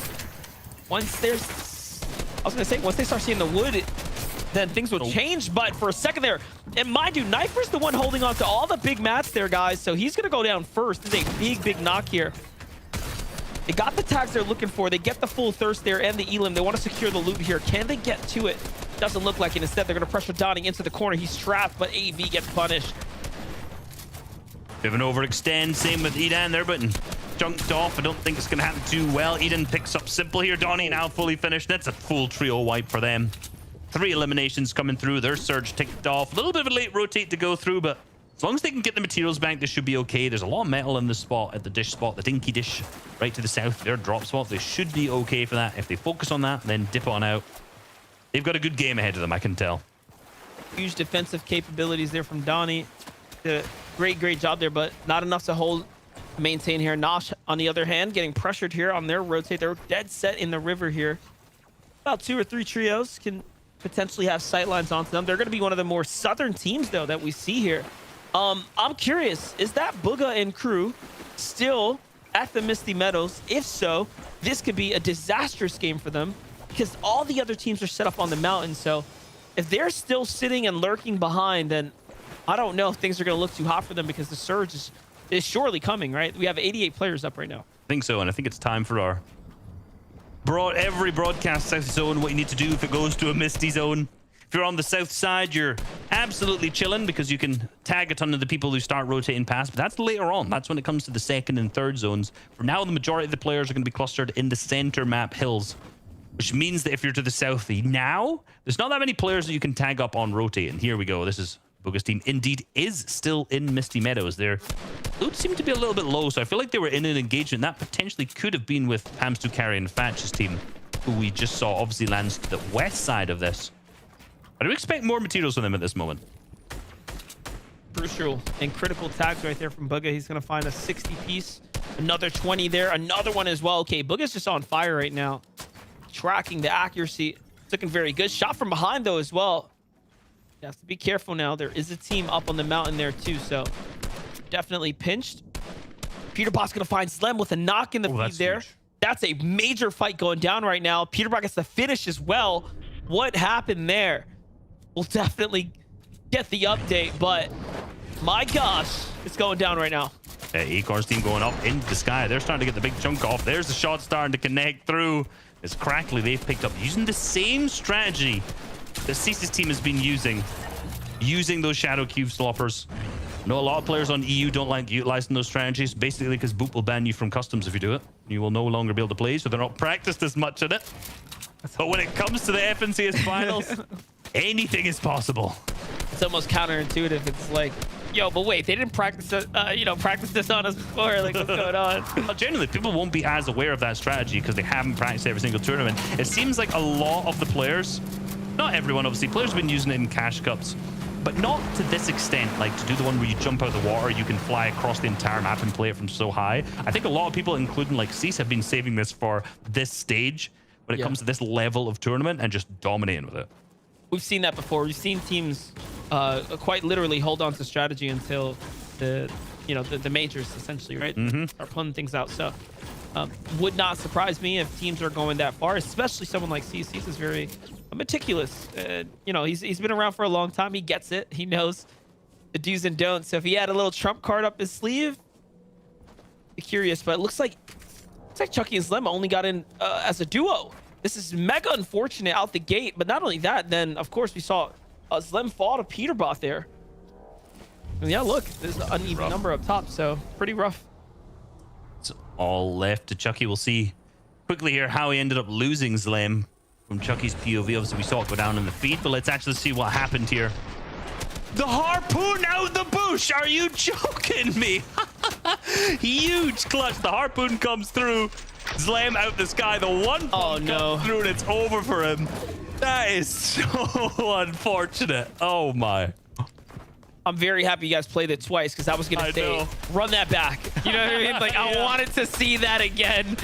Just to make sure what I saw was correct and my eyes were not deceiving me. That, oh no. The worst way to get caught out there. Now, the thing is, though, people forget. Bushes do make noise every now and again, right? And if you're paying hyper attention, you'll hear the little rustle, right? The ruffle in the leaves. Quick tip, if you ADS your pump all the time, you don't make any footsteps, which you do make while you're still crouch walking. So if you ADS while crouch walking, you make zero noise, including in a bush. So do that. That's like a high key hidden gem right there. It is. You only get that on the FNCS broadcast with Resub. No, you get that basically anywhere. But it is an important fact to utilize, especially if you're crouching around a building. Staying zoomed in, ADS'd in. I know a lot of players don't utilize it the way that they could. But if you ever see someone sneaking up to you and you're like, where's the footsteps? A lot of the times it's just because they were doing that. Makes a lot of sense. Look at this, though. The pickup does come through. Chucky manages to get Zlem back into the game here.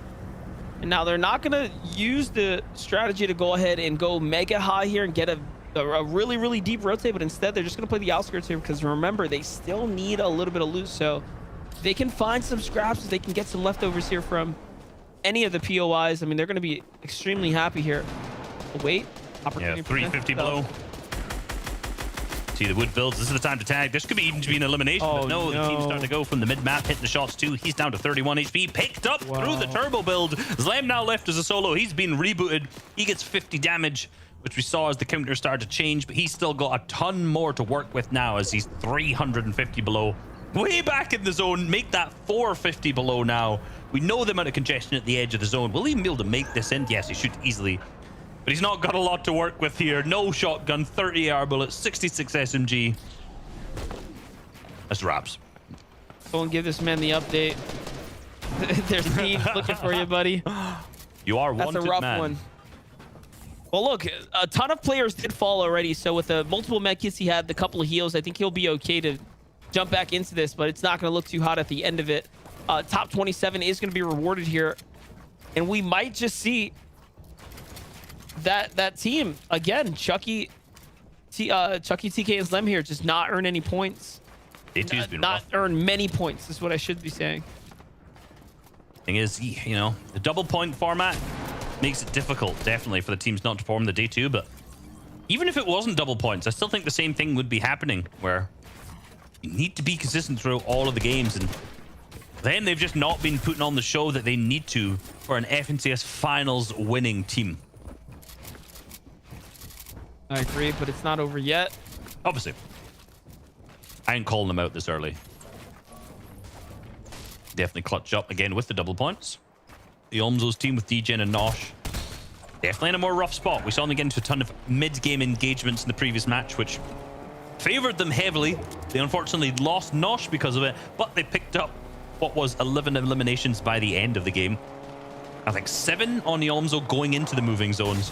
This game, it's not been so successful. That same strategy, this is right here is a prime example of what happens when it doesn't work, right? They got aggressive for the tags. They got the tags, but they have no shield, no heals, running out of materials because of it. If they start to get hit up a little bit, it could be absolutely over for them. Yeah, that's the worst position we've seen him in so far today. Take a look here. Tragic's, Day, and Jamper, who are jumping right back into the competition. 266 points now, putting themselves very comfortably up in the top 3 here. They already had a margins lead over Bucky, Peterbot, and Macwood, who've already also began their climb on up to the top after that first victory royale that we saw there to kick things off, and then a second place 9 eliminations to follow up behind it. So from 19 straight to top 5 here. Ooh. They're back in the running. I saw something scary. I saw something very scary, which is Tragic's with a gold charge in his inventory. Come back to that in a second, but this is Lem, who we saw obviously was 500 below. Tagged by the Surge, and this was just him unfortunately being picked up. Not sure who ended up getting the actual siphon from that. What I wanted to say about Tragic's, start of the season, they won the first Cash Cup. I was really interested, really intrigued to see their play style. And they were the first team to utilize the charge shotgun to its efficiency. Tragic's with the charge shotgun, that combination is terrifying. And it's been a huge reason for their success throughout the entire season. The fact that he is holding a gold one in his inventory is very scary for the rest of the lobby. If they get to endgame in a good position, this team's getting double-digit elims. Forward to seeing that happen. Jamper, Day, and Tragic's at 276 right now as the current standings start to update. Ladies and gentlemen, this is where we are right here and now as well. 283 at the top. There we go. Elim in the feed from Tragic's.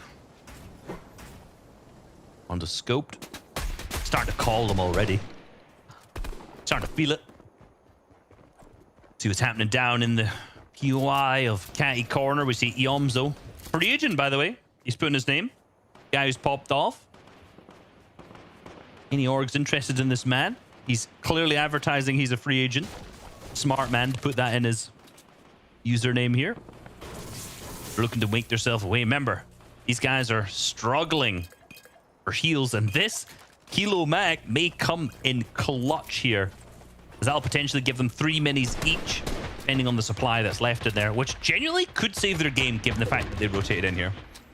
Saw Osp catch a Elim in the feed as well, as they were equally on track yesterday. One of the few teams that did manage to pick up a victory royale here, now sitting down in 13th. Those teams that are just outside the bubble, just outside the top 10, can absolutely do big things. Keep that in mind. Acorn, Jack, and Slackstow looking for the tags here. This wide shot is going to reveal the field to us. Kanata, one of the few teams way down low with Agers there. On the other side, look at all the teams that have managed to get to these mountains early. These are the key positions you want to be in. And even if you're below the Surge here, they have options to choose from as far as, like, you know, just targeting bases here. Yeah, they can hold the players rotating in, which is D-Roller's team so far. Unfortunately, they're very healthy on materials, given they haven't had to rotate that far, but look at the Surge, 284 below. Yomzo's team making that push earlier, not being as successful with those mid-game eliminations like they normally would have, really hindered their performance this game. And it could be devastating, given they are obviously one of our top teams in the leaderboards. They were first going into this. I'm pretty sure they still are now. They're starting to get engaged. They're confident about this fight. They know they have to take it. They know they have to start hitting some shots to connect. And it's Jace's team who's on the unfortunate end of their rampage. Let's see what they can do. Yomzo looking to add to his accomplishments today as they're starting to push in onto this duo up top, but no, they're going to give it up. It's active. This might be the big mistake here.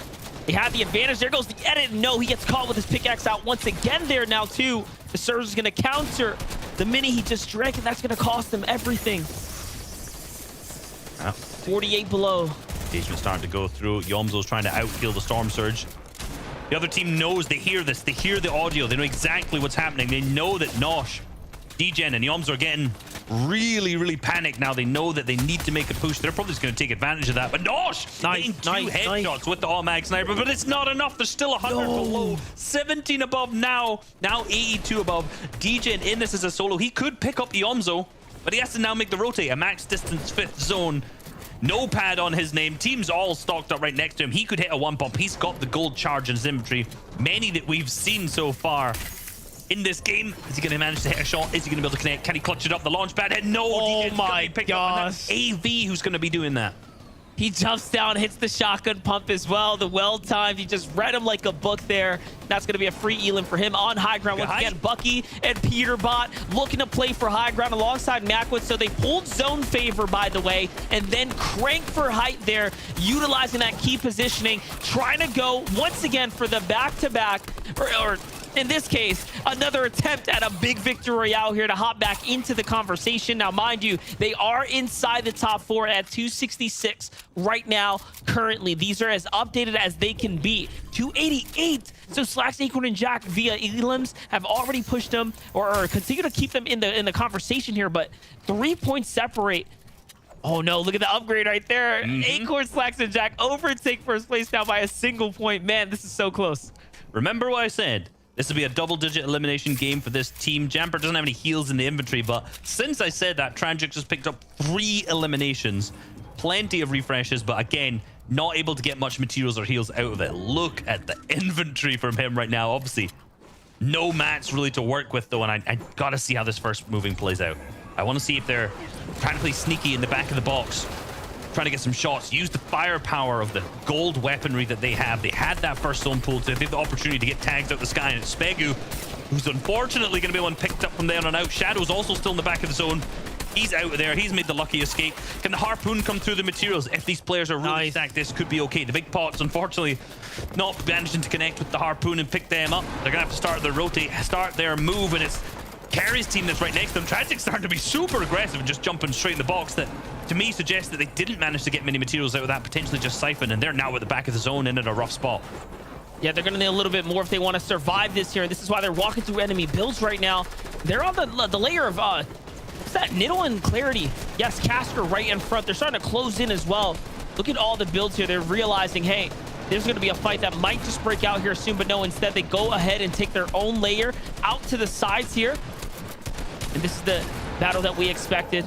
They're getting closer and closer now. Niddle's out in the open, holding the shot here. No one's firing just yet. They want to make sure they can get it. They're not going to find the one they're looking for. Going into the zone to cut him off here. Day's on the other side. What can he do? Into the box he goes. The tracking is good, but not good enough as Tragic does get taken out there. He is very low on HP. And no, Day's going to go down there, but he did catch someone in the process.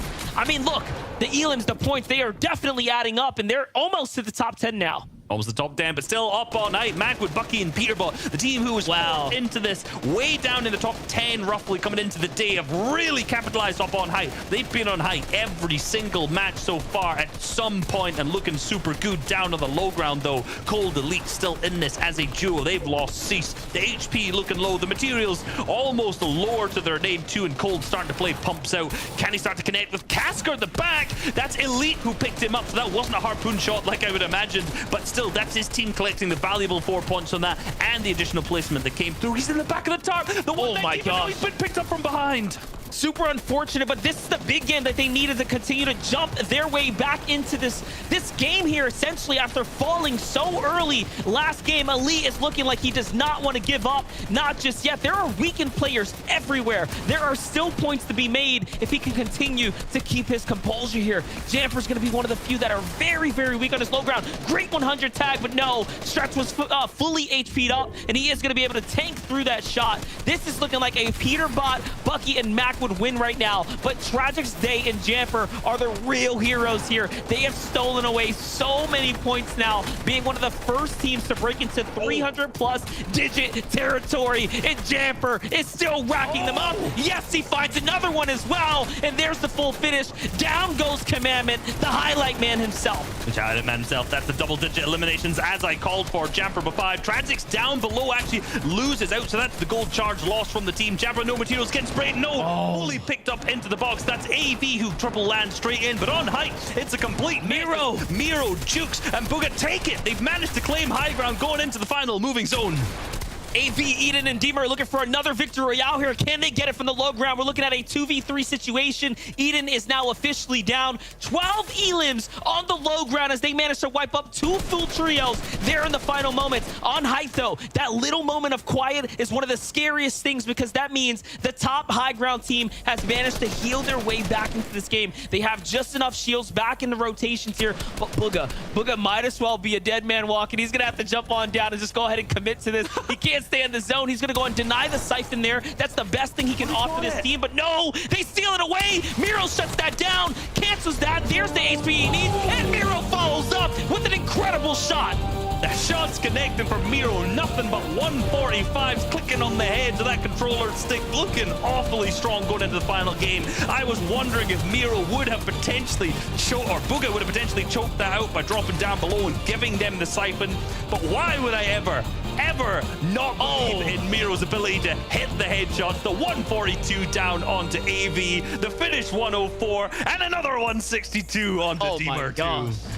You just see the movement right there. He was ready for the action, and he knew exactly where the player was going to be in the tracking. That's that controller movement that people are just sleep on, right? The ability to move and fire and stay fluid like that is the difference. It makes it so hard to track there. And listen, big win for them. They are back in this. They started to dwindle a little bit. They were 9th coming into this game when all the other teams started to take it away. I would definitely think they're going to be up in our top 3-ish right now. We'll have to throw it back over to the desk to find out the exact placements.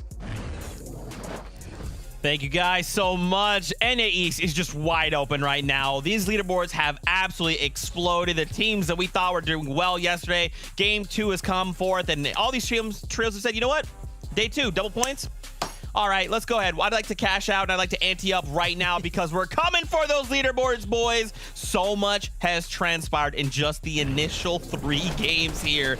I cannot believe what it is, and I am seeing it, of course, coming back to this Miro. I mean, so I love that these guys, and Reese kind of points out that, like, you know, Booga goes down. It's almost like a debated moment, though, right? Like, he jumps down, you're like, oh, there's a guy right above me. Let me just edit this out. And then Miro's like, yes, edit of this code. Let me walk through and hit a 200 on your dough.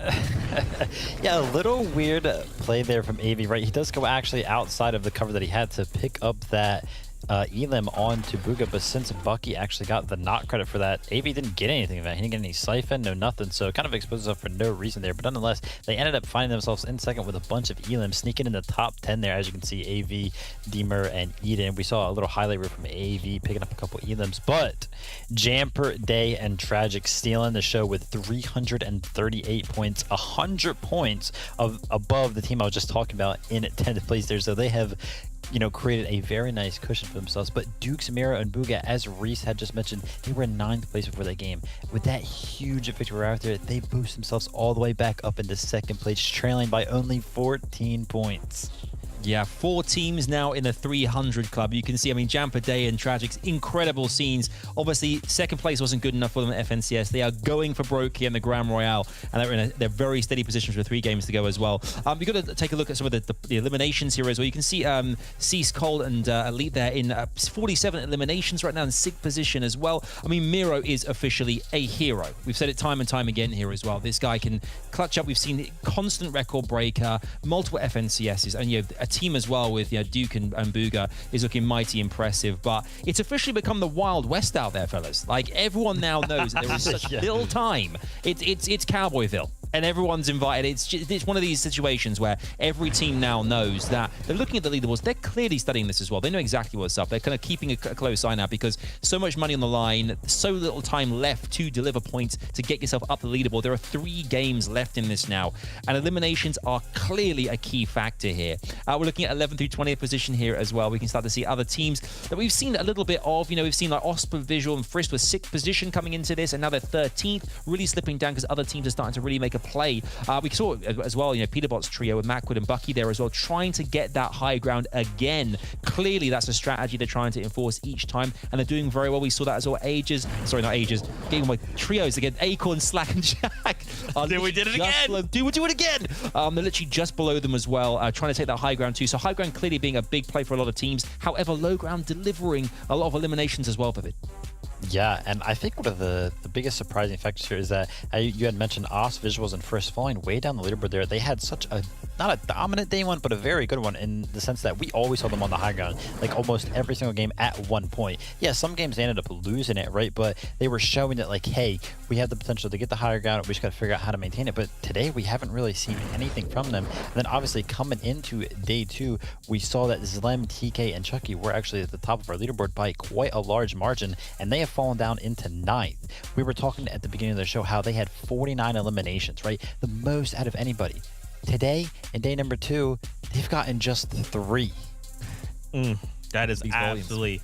It does, right? And one more time before we jump back on Jamper Dane Tragics, I just got to say massive congratulations to them because we watched Acorn, Jack, and Slacks there in that low ground, and it was them who closed the door on them, right? They eliminated them before they could pop off and potentially get a victory royale, and now we have a new front runner. It's time, Fortnite fam. This is game number 4 on the day, but it's game number 10 overall. Back to you, casters. And Reese, it looks like our picks, man, they're going head-to-head right now. First and second, leading things up as they're starting to tee into the back half of the day 2 here. And it's very, very close, like extremely close. You know, I'm honestly just happy that I watched Jamper Dane Tragics do so well at the start of the season. And now they're still carrying that on through Season 8 FNCS, where they play second. And now straight into the Grand Royale as well, where they've just been honestly so good the entire season, right? It's just a great thing to see because most of the time you see the players who do well at the start of the season. It's a honeymoon period. They kind of fumble towards that first FNCS week, but they've managed to maintain an absolutely upwards trajectory from week to week to week. And right now they're looking to win it all out potentially. Yeah, I mean, we've seen it unfold here. It's quite the day for them. And I mean, you called it. You called about the confidence difference when Jamper Dane and Tragic just have the loadout they're looking for. That that legendary shotgun being the difference, right? The charge pump in particular, like that's just massive. And you could just tell, right? Like all of a sudden they were looking for those edits, and they found the elims too. Like from one moment to the next, that surge went off, and that was it. They were in those boxes. I think they had 6 eliminations and were still below the Stormster's threshold, but that's just because they just kept picking up like scuffed players who had almost nothing to their name, right? If you pick up a guy who has 30 HP, you're just going to get nothing out of it, right? You're going to get no heals because you know they don't have HP, probably low materials because they're probably rotating awfully late as well. And you're not getting much Stormster's damage because they only had 30 HP to hit. So for them, they didn't get too much out of it, but they managed to capitalize on it with the 10 eliminations. The fact that I predicted that, I'm happy enough for the day. You know what? I'm going to pack my bag as a happy man and say that we'll end the year on at least one good prediction. Hey, that you should. And you know what? It's a proud one to be on top of because the keen eye is surely paying off there. You know, people pay for those services, just saying. But, they do. Jamper Dane and Tragic, though, on the other side, on the contrary, right? Hey, you want those elims. You want those points, man, because these points are starting to really add up here. Donnie, though, once again being pressured in, and this is the same trio, it looks like, up against Cam. It's not looking too hot. He's already lost Simple and Knifer this early. And where's this at? They're at the Rainbow Rentals right now. So this is like a really early awkward fight going on here. Yeah, they're a bit more north from that, but I always forget the name of this house. But the old John Wick house. I want to. This is the Fancy View house. That's what it's called. The Fancy View house. Not the best name, but that's what it's called. There you go. And this is actually their drop spot. They're very used to dropping there. And Bryce's team has actually been landing here the whole time. So Donnie's team on day number 2 have switched up the drop spot to try and land here. It's not necessarily worked out both that well because this is not a drop spot that's good to contest. Let's be real. Like this spot, you're just fighting over nothing. The loot's not that great because you have to split so much, which means that so many players have to land together over here. And it's just ended in this basic 2 players going down from each trio, now being a 1v1. It's just a mess. I mean, joke's on you, Reese. The loot's amazing, right? He has a purple pump. It's totally worth it. To be honest, the loot's not looking too shabby, is it, right? Pretty good now as he starts to really figure it all out. Look at this. He's going to pick up all the second mats there. I'm just I'm just telling people that it's not a good spot because I land here pretty frequently. Yeah, just don't do it. Here we got the replay. See what we missed out from there. Becomes a scrappy fight from Player. Hitting shot after shot, but just all kind of landing right next to each other. Not much to work with, but ooh, a nice 115 through onto Bryce from Donnie. Almost clutched it up. But unfortunately not. Move over to the Dirty Docks. Day, Jamper, and Tragics. The 10 eliminations in the previous game are current leaders on 338 points. Not being picked out of the sky this game, remember. Not being picked out of the sky. It does seem, however, like Jamper is lower on white HP, which to me would suggest that he was getting tagged out of the sky, but didn't go down. It's actually a really good point. I totally forgot that they had the worst start last game, but the best game of the tournament so far at the same exact time. 338, of course, being where they managed to get themselves towards, but when that game started, game 9, yes, Day was taken straight out. It's interesting as I'm just looking at the leaderboards, and the average eliminations is like 5.11 for Jamper, Day, and Tragics in first place.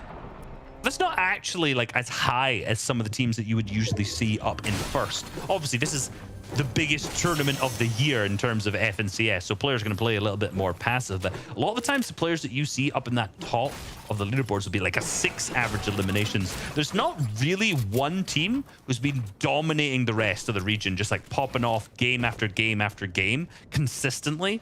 Closest to that is Lem, TK, and Chucky down in 9th, who have 5.78. Yeah, I do wonder what that does for their overall stats here, as they've not managed to pick up the placement points. Let's see what they can do here. This time, TK is back in the game. He's definitely looking to make a comeback here. Great tags onto both sides, but can they capitalize? That is all that matters here. If he can actually get these points, they need them desperately now in order to jump back in, make up for those bad games that they had there. There it is. Chucky's up top. He is already on the hunt. Slem's going to find Rogue Shark in the process. Knight's in the crosshairs of Chucky. Man, nothing comes from it. Before this, they'd only gained 22 points across these 3 games. Which, remember, double points is rough. Is really, really rough. So this engagement for them, picking up another 12 points, is more than 50% of the points they had in the first 3 games. So this clutch is huge for them. They get the 3 eliminations, the 12 points coming through. Hopefully this could be a better game, man. Look at how stacked they are. Like, for TK's team, right now, remember, after the huge performance they had in day 1, leading by almost 70 points, in just 3 games, they've dropped from 1st to 9th. Those elims right there are going to put them up in 8th, though. Just kind of offset them and give them a proper footing here into the start of game number 10. Now, remember, there's still game 11 and 12, so there's 3 full games in front of us. Anything can happen, especially with the way the point distribution's working out here. You just need 3 good games now in the back half. They'll mean so much more. The double points, indeed. The big switch up visuals for Sonos. Again, not being able to manage to retain their previous form they had in the first day, or on the first half of the first day where they were in the lead after game number 3. Not being able to really do what they can, similar to they did in Season X finals. Season X? I'm going way back right now. I was about to say in Season 8 finals, where they're obviously placed 3rd overall. They've seemed to slipped a little bit, maybe cracked under the pressure. Potentially just had a tougher day, in all honesty. Maybe just players are starting to cut off, figure out their loop path, given they are a mid-map team. I saw something very interesting on social media, though. Someone did the comparison of the format points in comparison if the same games and score played out under a different format of last season and for EU in particular. And it was actually very close. Like, really? Yes, in the double points? Or even as in the double points didn't make that much of a difference as people might have felt that it would have. Like the domination that we saw from Tayson, for example, would have still given him a first place. You gotta name season. them. You can't. I saw by someone on Twitter. I know Bupanel posted that one. No, I was watching. It was actually Kinch who made the there post. We go. Yes. So I was looking at what he did there. And yeah, it was a lot closer than what I would have expected. Now, there were, however, some other discrepancies between teams that would have been like in 10th, hypothetically, and they were like in 8th. So there's definitely a difference, but it's still very much competitive. The winners still win. Yeah, it's not as bad as a lot of people would have thought out. At Kinch Analytics on Twitter. There you go. Just someone who always providing good stuff for the community and interesting things to look at as well. Interesting and little points about the format. Other interesting points, including the quick stat right now. 3 trios made placement every game. Sented's trio, which is very interesting given they didn't have the best performance day one, Days and Jax. So none of these teams really struggling with the early game. It's more the end game where they're not able to pick up the victory royales. Commandment Sense and Edge stretch here have really flown under our conversation points. They have been extremely consistent with placements. If you just look at their history record here. I'm hitting the reload. I would not put it past it for them to actually pull through with the victory royale and you're right. Maybe give us a run for the money at the very end to be our winners. So I don't want to compare old teams, but I'm gonna, right? Because when they had Edgy on this team rather than Commandment and Scented, there was definitely a lot higher average eliminations so far going across both from Season 8 finals that we've seen and this one so far. Just that low ground play style. Edgy fit that very, very well. Now with this clutch performance here, that's great. I did see after the previous FNCS, I saw Stretch give it a bit of an analysis of their gameplay. And basically he just said we played bad. So I love it when players can say, you know what, we just didn't play to the best that we could have and our potential. And I think this team, I'm going to say it, with Stretch, Scent, and Commandment, has a higher skill ceiling than potentially they did when it came to Edgy. Purely because they're more versatile with the abilities they can play in terms of the layers and endgame, and Stretch's massive brain. But like I said, their 9 games are very, very, very good. They're consistent. 100%. Their time alive, is just shy of 24 minutes. So like, I want you guys to keep that in mind, right? I know we haven't seen much Commandment Sensitive Stretcher. Here they are. But trust me when I say they have been playing very, very well. Just another sleeper trio. Keep your eyes out on. Let's be real. End of the year. What better of a storyline would it be than for Commandment and Scented to pick up a win? Imagine they came second, though. The scenes. Twitter would erupt. Okay with that. I'll still be okay. I'm prepping my impression farm right now for when they come second. I'm going to schedule the tweet. Oh, no. Sensus Trio is the only team with at least 1 elim in every single game. Further supporting the consistency that they've managed to perform so far. That doesn't sound like a lot, but when you actually put it into perspective that there's 33 teams overall, and there are all of those bar one haven't managed to just make a simple elimination every single game, shows the caliber of the lobby, the fact that you can't pick an easy fight. And in particular right now, Sentinel's team going head-to-head with potentially the current FNCS champions and ex-FNCS champions if you include Dukes in here.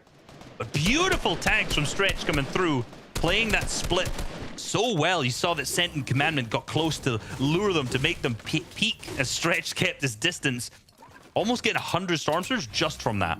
That is why I'm saying Stretch right there for things like this, the mid-game, his big brain plays, using what he learned from Zayt and implementing it into his gameplay and the stuff that he's learned from previous seasons on top of that as well, is why I think this team has such a high skill ceiling.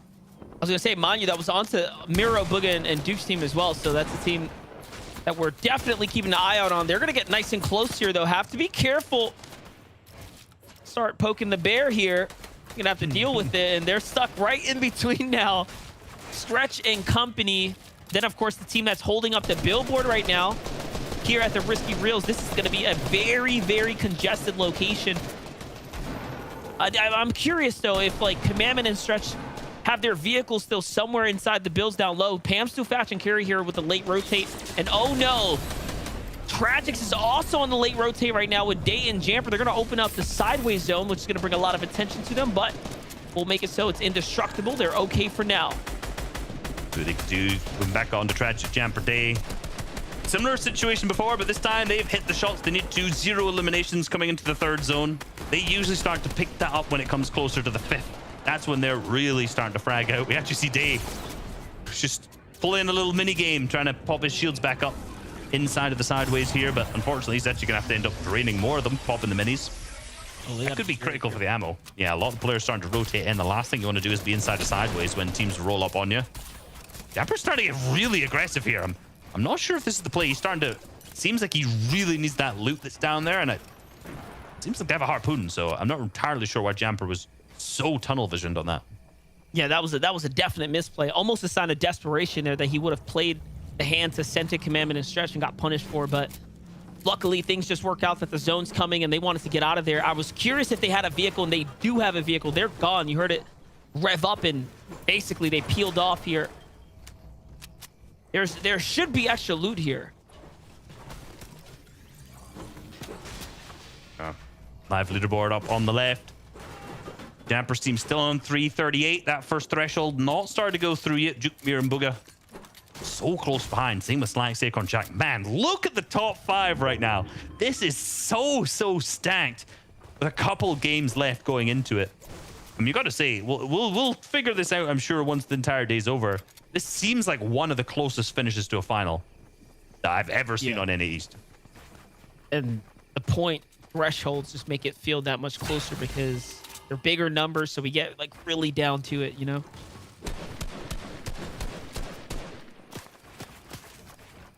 And it's starting to make the rotate. One of the issues that I do see with this team, Day, Jamper, and Tragics have one of the most unbelievable fragging abilities. Like I said, I called the 10 elimination game they have in the last game. I'm not going to stop mentioning that I made that right. But their mid game, pretty shambles, right? We often see them heavily late rotating, sitting on the congested side of the zone, getting stuck with a bunch of other teams. Usually they can make it work because they can just frag harder, but they often lose a member because of this. I don't want to see that happen. See the little quick stat on the team.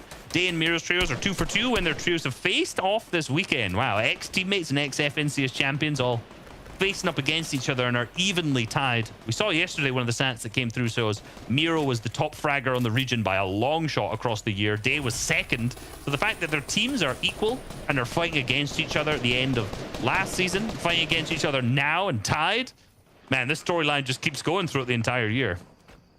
Just keeps getting better and better.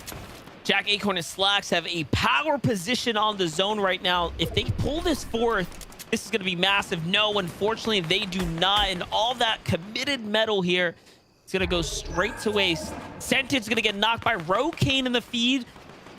That is terrible. He's going to be the bottom, probably on the bottommost right. I see a single person down right now. Still not finished, though, so potential to be saved here. Nosh is going to fall there, too. That's a big elimination there to Nosh. Triple automatic sniper comes through. That's Nosh all the way down. Yep, we see it here. Iomzo. Oh, we see what his team could do at that moment. Muzz goes down in the feed as well.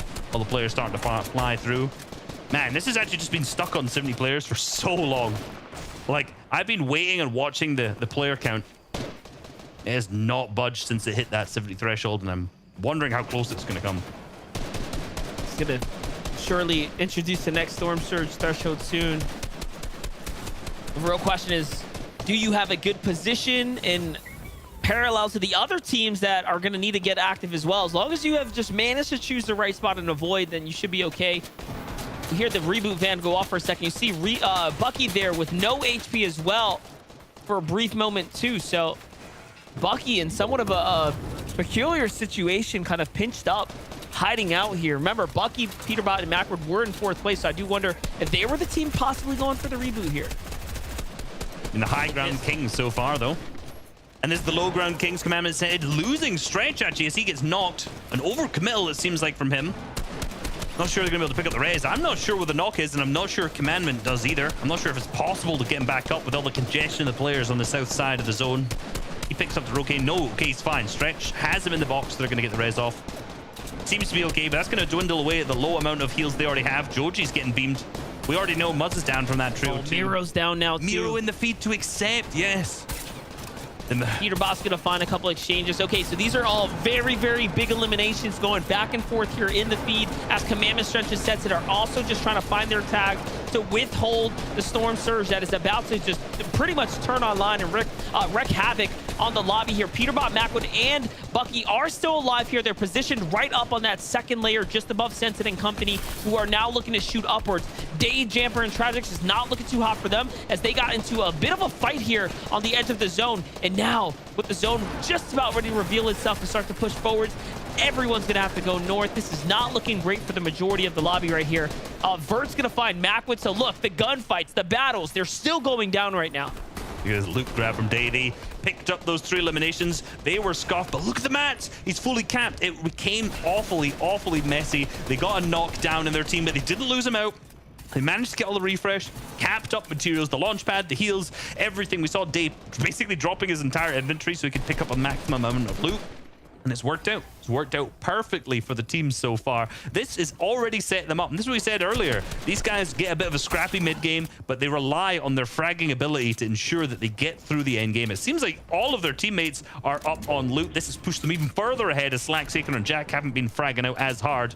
Now they're going to make a rough rotate to a max 50 zone. And I'll tell you what, every single time we watch someone, I said this on EU, off broadcast, anytime we're watching someone, they always pull a max 50-50 zone. The broadcast team are absolutely cursing anyone that we're watching. Yeah, look at that. The play's going to work out. I was wondering if they were going to go for, or how far they were willing to run here before using their launch pad. They ended up committing to it right here. And now this max distance pull here ends up still ultimately allowing the players to come on over that hill, that hump, right? Because of the way the structures were working out, there weren't any teams to really hold them out. So everyone gets in for free. Look at this. Only a single player has been eliminated on the rotate here. Miro being one of the few. Bugha very lit up here. Holding on to the heals, though. Probably going to try to pop these med kits here. Thinking if they have enough time. Yes, they do have enough time. Risky to keep the backside open, but also looking to conserve some material where you can here. Dubs in Mega alive right now. A little bit of height. I think they pulled a favorable zone. Mega and Dubs are currently in 27th. They've made 3 end games out of the 9 games so far, but not managed to get into a top 5 there. Not really fragging out either, so for them, if they're up on height, this should be a good one. For Jukes, Bugha, they've got the dead side rotate up on that north side of the zone. And you can work their way around. This is actually a relatively nice rotate given the natural hills around. They get deep enough here, they can just use one launch pad to get themselves further into that next zone. Here's what we're worried about, 132 below.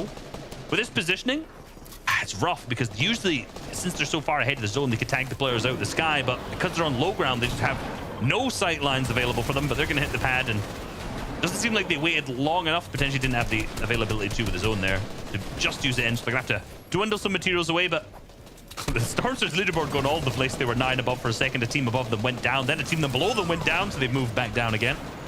Dubs Mega still on height.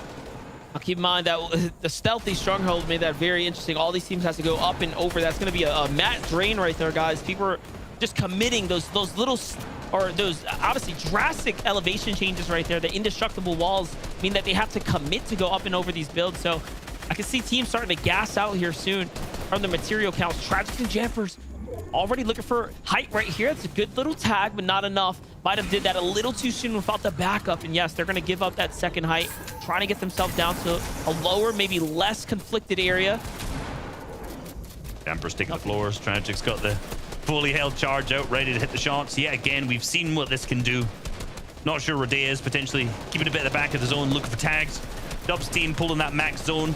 Rotating through. Bugha on the low ground managed to pick up an elimination. Now that's going to keep them up above. Juke's still with him. Miro's still down. They're working this so well as a team, as a duo still left in this. Juke's going to start to target them in ahead, but they're getting stuck at the back of the zone, down to only wood. 47 materials left. It's all wood from Bugha. Hopefully Jukes has something to work with. If not, they're gonna have to start climbing into the back of some of these boxes. Yeah, they're in the tart. They're taking angles, but they've dropped down. They've decided it's a no-go. Bugha playing that out to 27, connects, but it's a minimum, but Jukes goes down. He's managed to get the refresh. It is Bully. He gets the points for the elim as well. See what he can do with these 3 wood builds. That's a huge gift right there. The material count, the elims, everything right there. The way that just worked out is perfect and beautiful because now he's inside the top 10. The well-timed med kit as well, so he is going to be able to potentially steal away a couple more points. No, he feels like he might have made a mistake there. He gives it up and instead moves forwards. Can he get there in time? It doesn't look like it either. Remember, there is an animation that comes from behind us. Bugha is banking that this is going to connect through, and it does. All right, there was just a little bit of time for it to connect. No point for that, but it is okay. He gets seen there. Saf, Aegis, and Kanata are the team on the high ground. Cold, once again, is alive with the lead in this game, too, so they're coming back. Tragic's Jamper and Day still up in this game as well. No Day, but that's a big elim there onto Crackly. Nicely done. My gosh, they're still in this, Reese. That's exactly why they play the charge. You see exactly the firepower that Tragic has with it. Holds that charge, holds the angle, connects to 147. The huge shots from him, and that's picked up the refresh to keep them moving in the bottom right, in the top right. We still see the full trio of Elite, Cold, and Cease in this as well. They're looking to take a home run. They were in 6th. Now they're trying to clutch this all the way back up with their opponents, Tragic and Damper. The first place team, the current leaders on the top right now, still in the game, in a great position on the low ground, but they are starting to run out of materials. Cease's trio is only 50 points away now. They're really starting to close in here, but the fact that Jamper's trio is still alive right now, but no, Cease goes down, Elite goes down. There is still one more up, and that is Cold. Tragix is also mega lit up right here. It is anyone's game right here. Who's going to take third place? This is Cold on the other side of the wall. It has to be, and yes, he's going to find Tragix. Jamper versus Cold. Jamper's going to win, though, and that is for 3rd place, and the hold on the 1st place spot here as well. High ground we know is Saf and crew, but Jamper, he's done his job. He's done enough. He's made it through for his team. They drop down to the low. It's 3v2. Nil gets tagged. He's picked up. Casker still in this as a solo 40 HP. He can't do anything about it. It's going to go to Agers, Canada, and Saf, who were in 15th before that. But did you see 9 eliminations? I think that was on Canada there, his POV. I think this was a huge, huge game for them. Coming from 15th, you've got to think, that's a, what, 150, 120? I don't know maths. I know the desk doesn't either. We'll see it when the actual leaderboards pop up, though. Oh my gosh.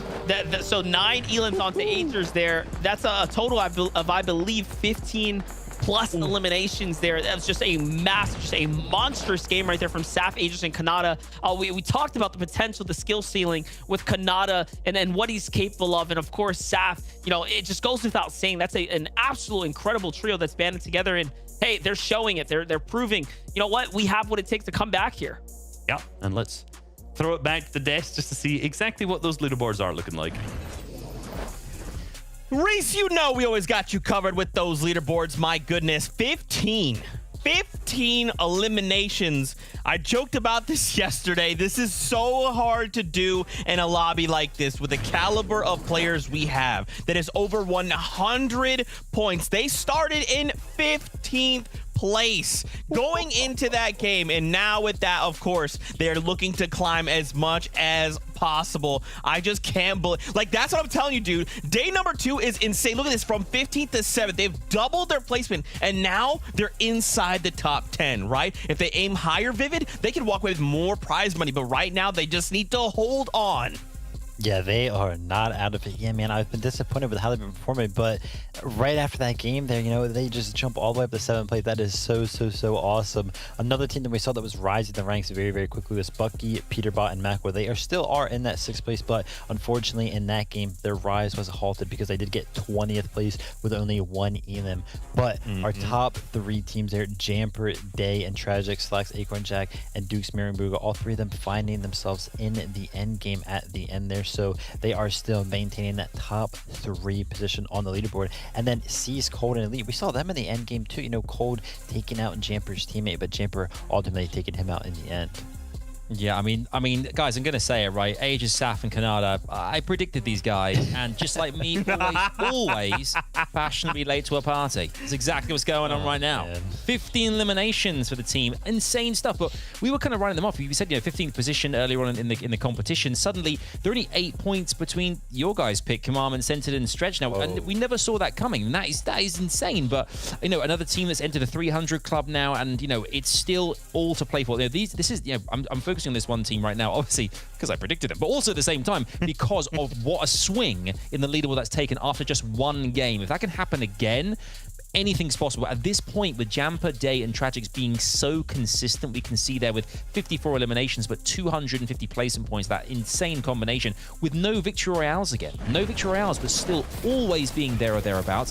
That is proving the difference right now. They're just finding their way each and every time to get into that end game and to cause a lot of problems with other teams. We've seen that earlier on today. They managed to kind of pin down teams, not let them get anywhere near them, and that's what's been the big difference, I think. They kind of, you know, really working their environment in close proximity so well that they're not really giving other teams a chance to get into their box or to try and challenge them, at least anyway. I think this is why this is going to be a really interesting last couple of games, because from what I can see here right now, they have everything. They have the confidence, the wind in their sails we've talked about before as well.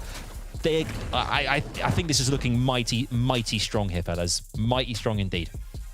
They're fearless, right? Like, that's crazy as well when you think back to the day one performances, right? They weren't really that crazy. They weren't even really in our, like, top 10, right? They were flying so quietly under the radar. They knew exactly what they were doing. And then day two starts and, like, double points. Now is our time. 418 points. Like you were saying, no victory royales, 54 eliminations. And look at that average placement, right? 9.40. Absolutely ridiculous. We only have 2 games left. Vivid, Adam, do we think that these guys could win it all? They have a lead right now, but again, we have 2 more matches and anything could still happen.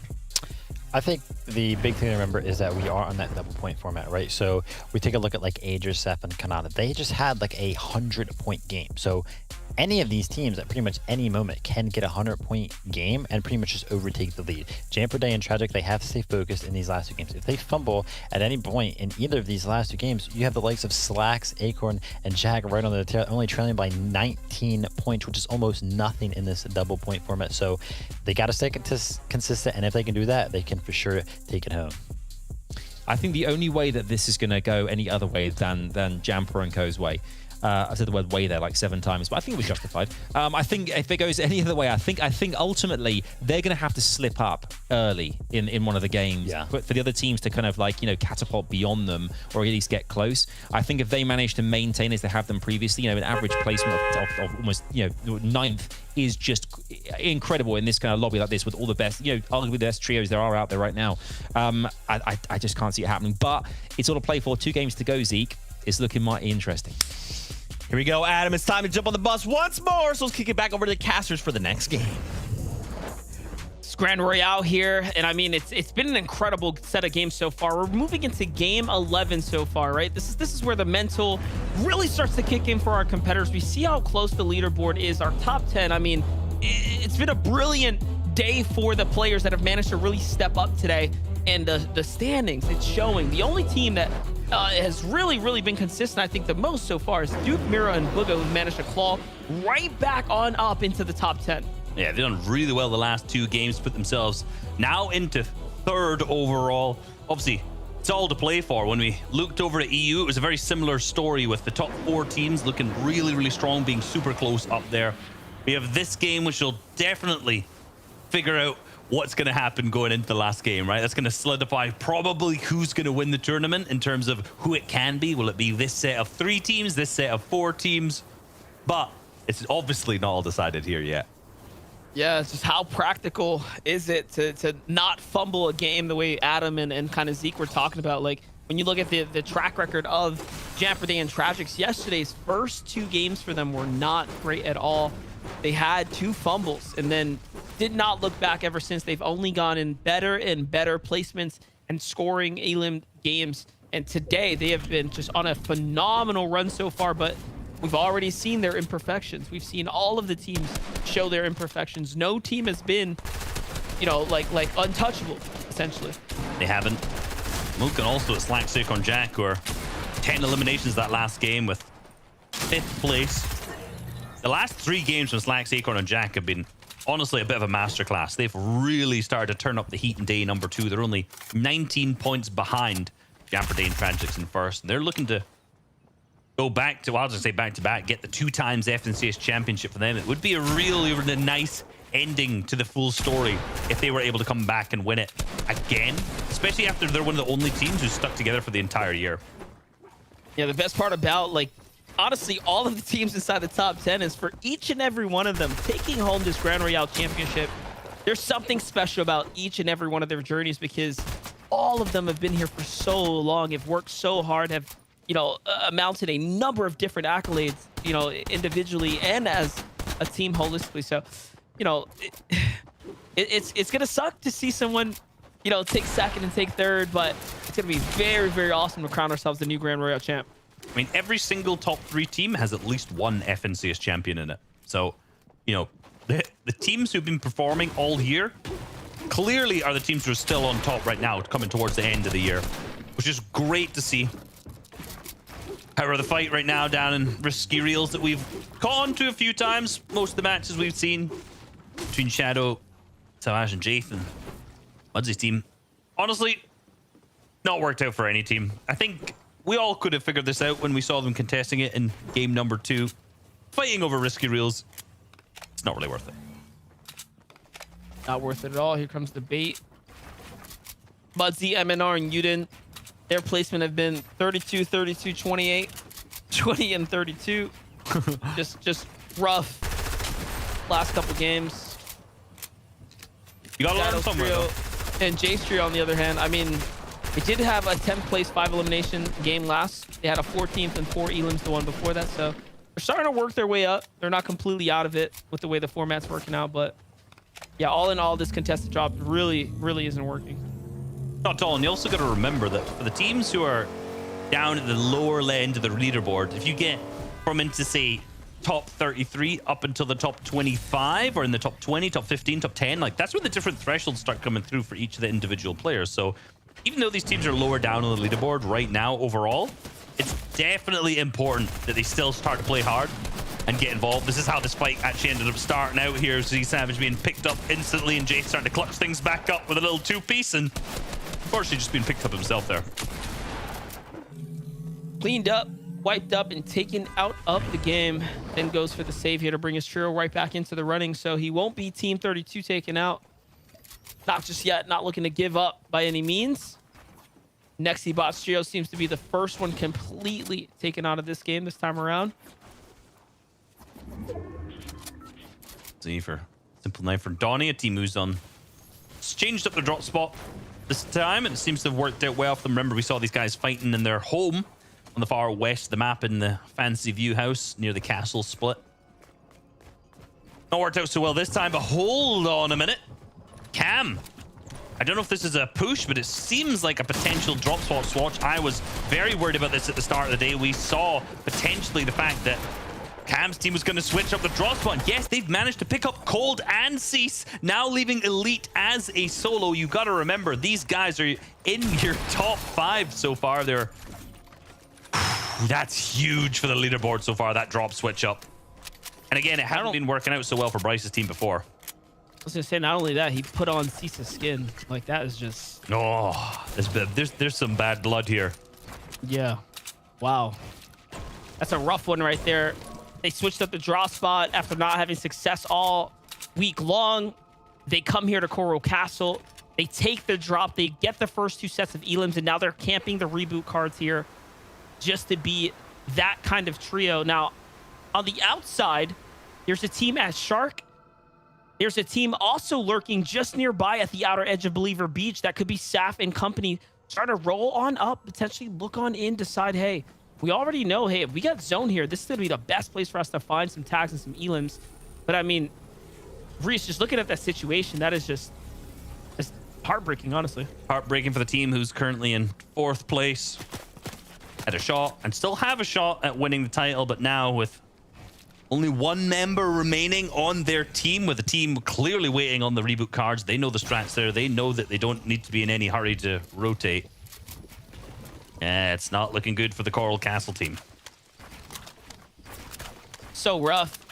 I'm just trying to think of like all the scenarios, the way this can play out differently for the next game, because it's pretty clear what the intentions are of Bryce's trio here. So how do you take this situation, this let's just be honest, this whack situation you've been put in, right? Because now you've lost this game, this opportunity to earn big points, right?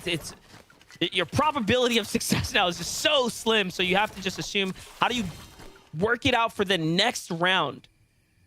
Do you switch it up? Do you try to be more passive on the drop, get some, and then just give the rest of the loot away? Like, what is it that you have to do to walk away from there so that you have a realistic chance to stay in the money, up in the top 10? Because, you know, just besides the championship title that's on the line here, I mean, Cold and Elite, think about that life-changing money that these guys can earn here just from staying inside the top 3, right?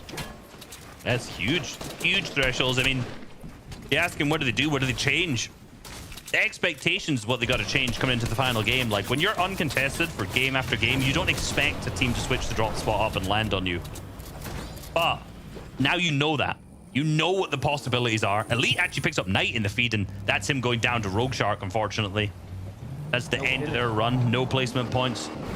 potentially, yeah, no finish, you're right. I was about to say potentially the punch coming out, but that drop spot, ooh, switch up is rough. Now they know it, right? They know what the intentions are of the other team. They know they're going to try and land on it. They've fought them there before, which means in that final game, they have to win it and frag out later on. Yeah, they got to make up for lost time there. The drop spot's compromised. Booga, Dukes, and Miro. A little bit of a different approach here. This time they move up to the mountain. They find a Minish on the rotate on out. Headshots are going to come through, and now the high ground take here, trying to make this nice and textbook. They're going to work from the top down. And you know what?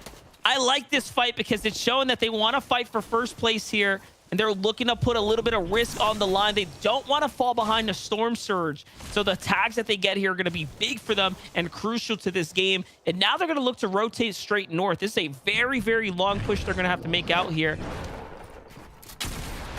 This is it. This is the bit we missed from Bryce's team switching up. That's the shot they connected. Shaking down, skin on skin action. Getting the finish through, unfortunately, onto Cease. Jack and Slack, the fight that we missed as well. They managed to push all the way into Misty and pick up a fight there. This has been a way more aggressive. This is Elite. He's just no. Oh, he saw him. Oh, he's what? My God, fully finished. That hiding spot seemed good enough, but unfortunately, it was not. Slack's Acorn Jack now. Things are opening up from them, picking up elimination up to 403. They're starting to close the gap between Jamper Day and Tragics, and they've got their eyes on the prize, and that's the first place and the return of the active champions to their hands. You know what? Respect to Knight seeing Elite in that little pixel down under that water. Because when he first got in there, I was like, dang, this is a good spot. Like, you know, he's chilling right here. I can't believe he actually got saw there. It must be like when he dived in the water, you know, you go under, his whole body must have just popped up like bam. Oh, I see that guy. I mean, I wouldn't have seen him. Like, I have the worst vision in the world. I'm going straight past. I'm the one being picked up. Like, you know it. We both wear glasses. We're at a disadvantage here. The Tragic and Jamper now getting tagged from a long distance away, draining away at their shields. They have plenty. Good for them for just using the wood, but we see big tags coming through the Tragics. Yeah, they've been cracked. I mean, this is what we kind of talked about the rough mid games.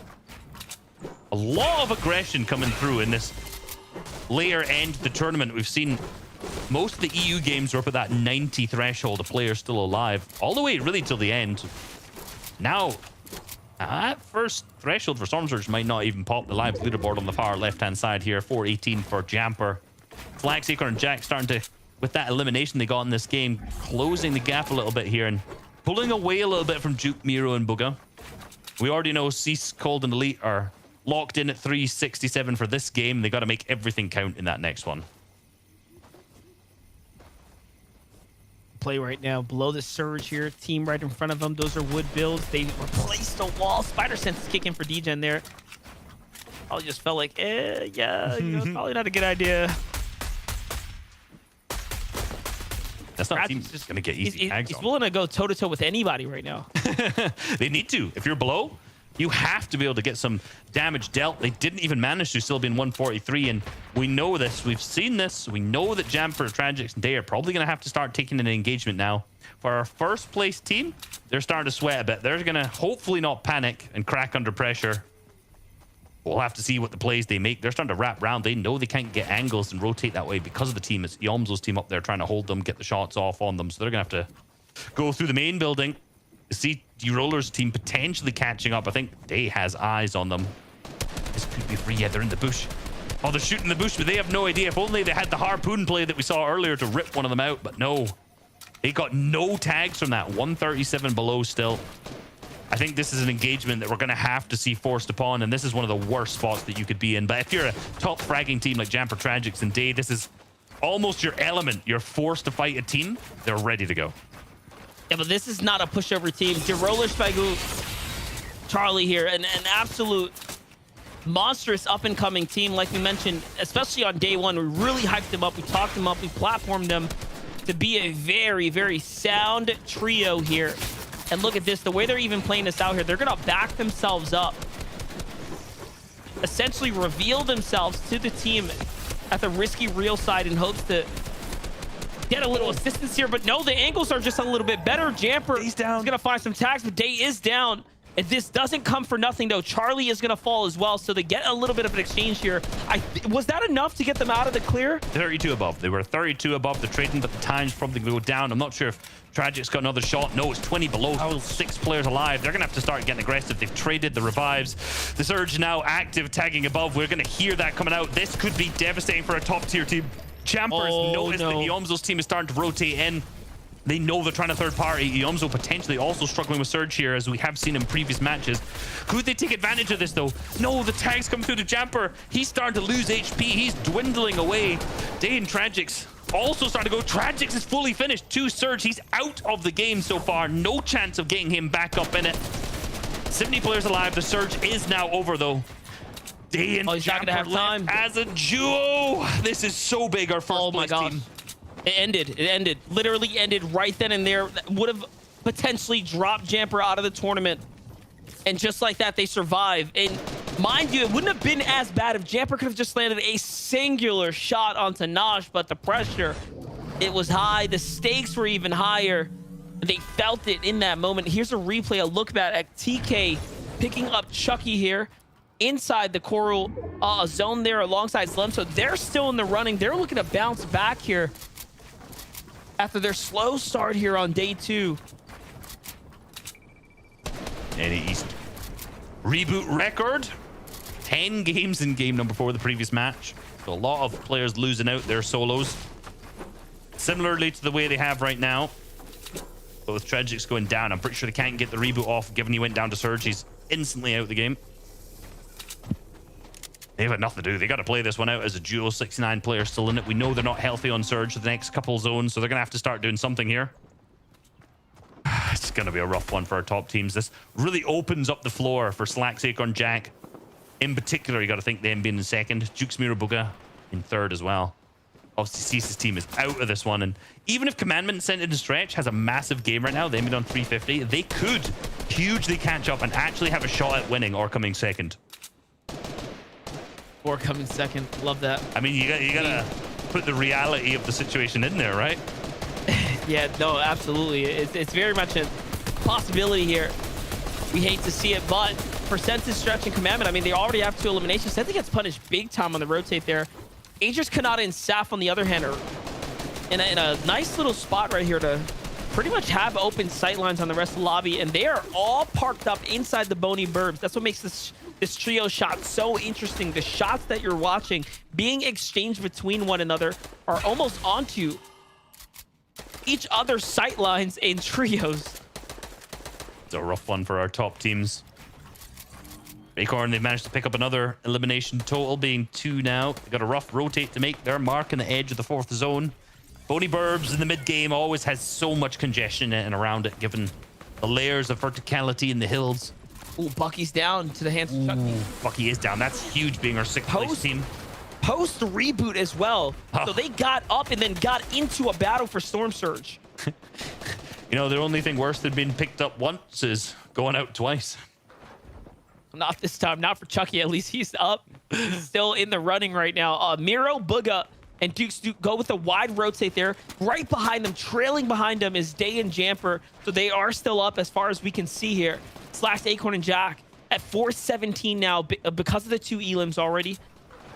First placement threshold already hit. Remember, they got to get to that top 17 next here to really start to earn, to really start to make their investment back. Here's that perspective from Day and Jamper.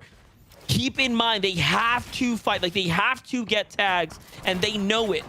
But Dukes, Booga, and Miro, on the other hand, do not. They're not necessarily under the same pressure here. See the players padding in. Dave's jumping straight in. He's one of the most aggressive players on the region. He's showing why. He knows that they need some 480 below potentially, but no! Dave's going to be picked up. He is our leader, which means that Jamper is now left as a solo. Somehow, he's going to have to do what is now 200 damage. I think that just took some time to load. It's now up to 242 below. That's Frisk's team, one of the teams we've seen do extremely successful this season. One of the top teams in the region by far, based on performances.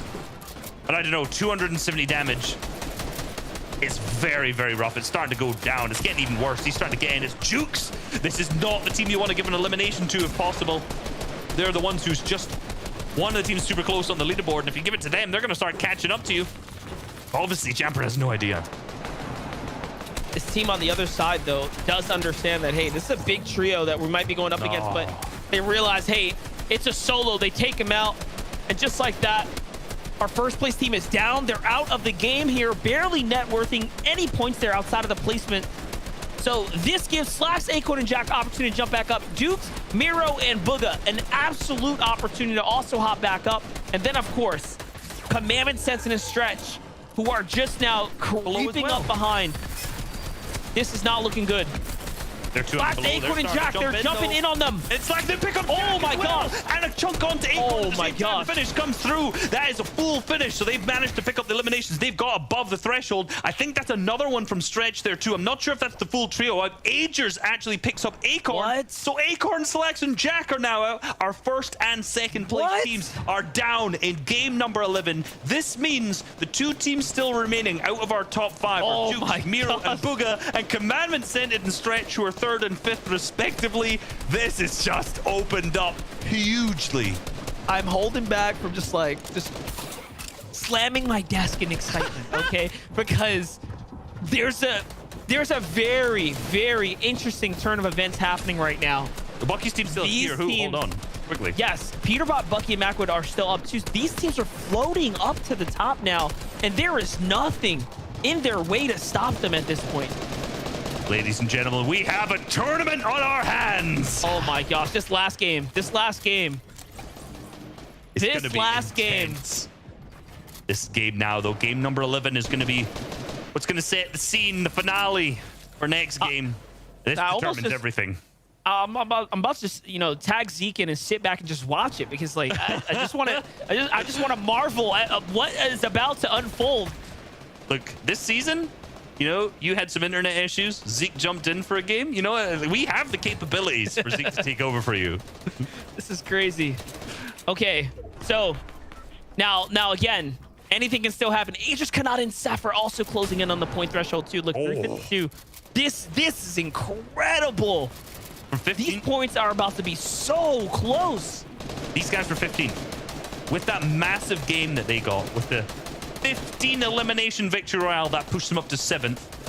With the top teams going out, the whole leaderboard is about to shake up.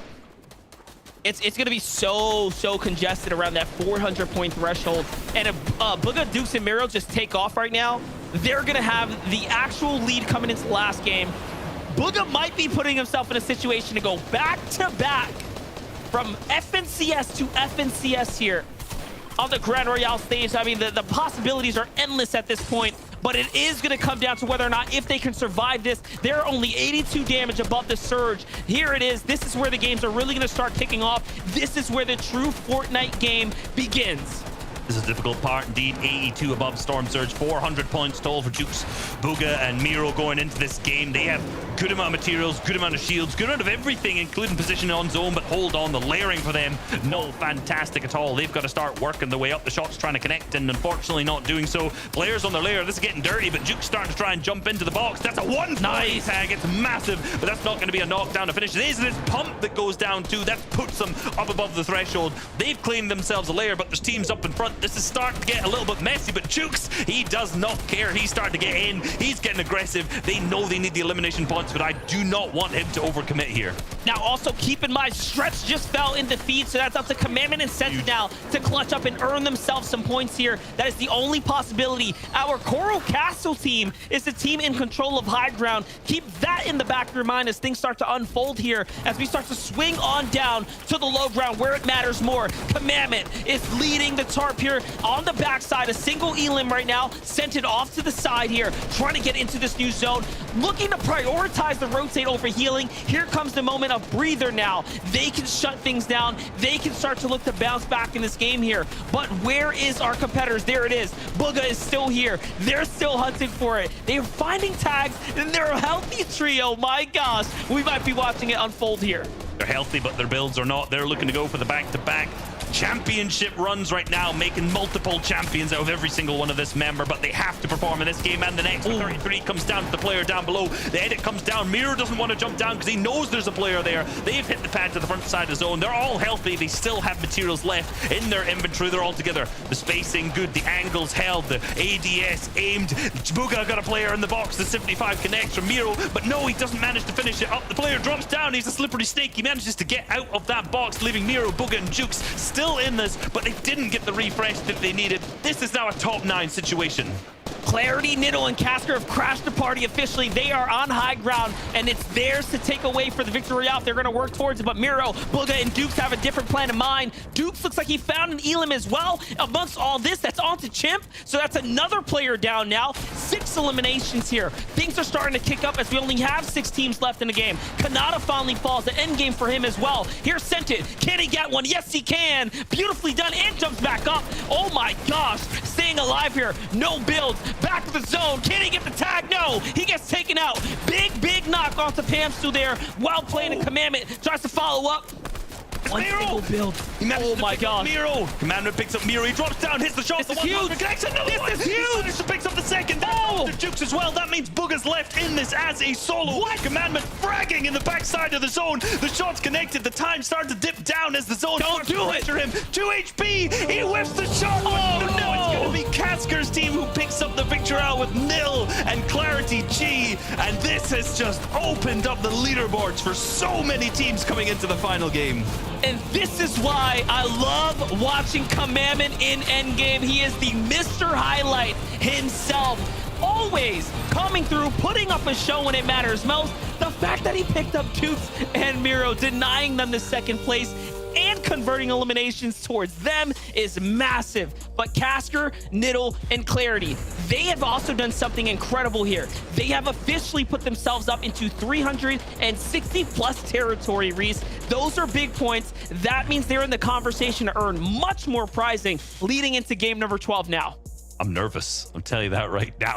My heart rate's racing. I had the exact same thing going into the final game of EU. These games have absolutely turned out to be one of the most intense games that we have watched. We've broken it down enough. Let's see what the desk has to say about it, though. NA East is giving me life right now. I cannot believe this. In EU, we had a very similar situation going into the last game with the Grand Royale. The top 4 teams were going head to head, and that is exactly what we're seeing right now. Vivid, our dream, our trio is alive. They are fighting back, and you know what? They could very well come back and win it all. Yes, let's go. Scented and Commandment, the duo clutch, man. I feel like this whole Grand Royale, it's just been like basically duos. Like, guys, I know we announced that there's gonna be like duos next year and everything like that, but you guys, you know, we're still playing, you know, a trios event. Stretch goes down early, Scented Commandment alone there in the end game, picking up Elims, going absolutely crazy. Such clean mechanics to pick that second place clutch up. That was amazing. 424 points, only 4 points behind Jamper Day and Tragic, who went down early, had some struggles with Storm Surge and lost the lead, but Dukes, Mero, and Booga said, all right, now's our chance. We're going to go ahead and take the lead. They gather themselves a nice, comfortable 24-point lead. But Slacks, Acorn, and Jack also not too far behind. Let's not forget, we are on day number 2, which means double points. These little gaps that kind of exist between our top 4 right now almost mean nothing. There is still no room for mistake going into this last game. And, like, yeah, we're just repeating what happened over in the year. It's going to come down to this last game.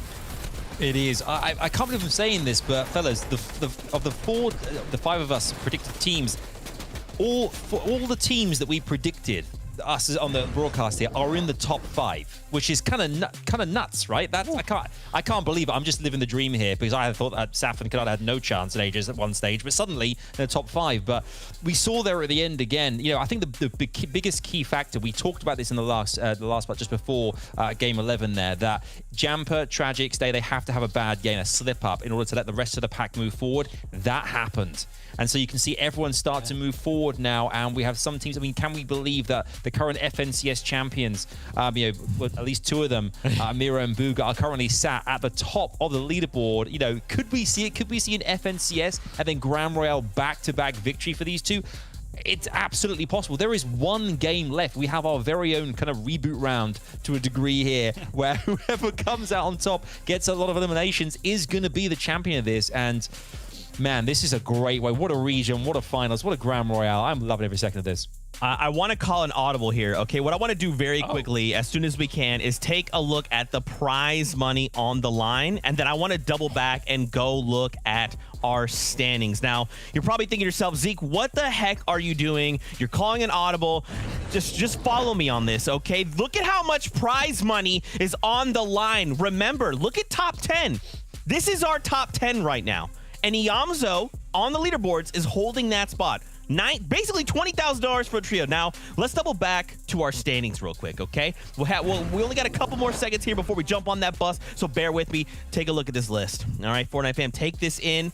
Look at this, 303 right now. You've got Degen, Nosh, Iamzo. They're holding strong right now, but they could slip up, right? We just saw this, Adam. We just saw Tragics and company slip up, and they fell down. We only have one game left, and look at how close this is. Adam, Vivid, I still think this could go any way. If any of these trios make one mistake, whether that be, oh, well, we pushed someone and we thought we were going to, do whatever, and then one of our teammates goes down, now we're looking at a duo situation, it's going to be tough, Vivid. It's going to be real tough.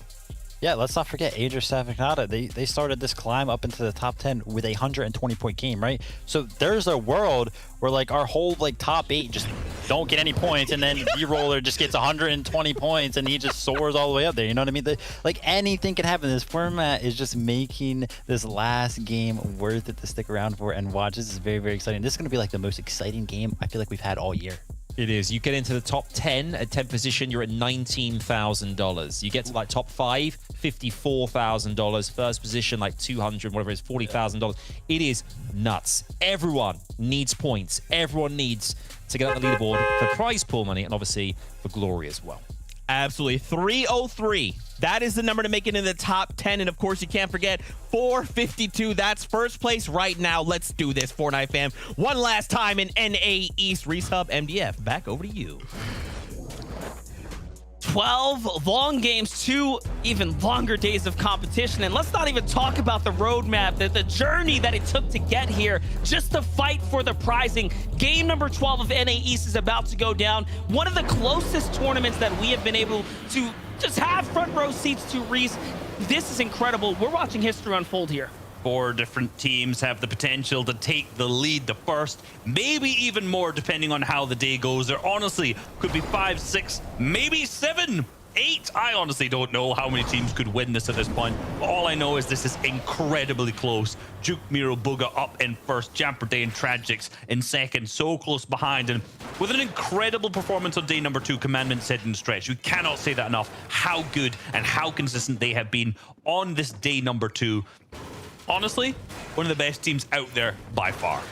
Yeah, the thing is, they had like we said before, a solid day 1. Not a phenomenal day 1 by any means. They didn't get to that top 3. They never once really approached it, but they were very, very consistent. And then they carried it into day 2. And that last game, we just watched them pull home the biggest game that they have had this tournament yet, right? A second place, 10 eliminations. Now, Jamper, Day, and Tragics, on the other hand, just had one of their worst performances, if not, actually, their actual worst performance. 21st with 0 eliminations. The history is showing here. Their last 21st place that they pulled was in game number 2 yesterday, and at least they had 4 elims then.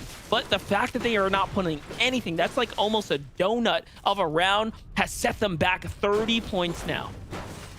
Luckily, Dade, Jamper Tragics not beamed out of the sky. I couldn't imagine anything more tragic than to see them go down to the Cami split team out of the sky before they even have a chance to hit the ground.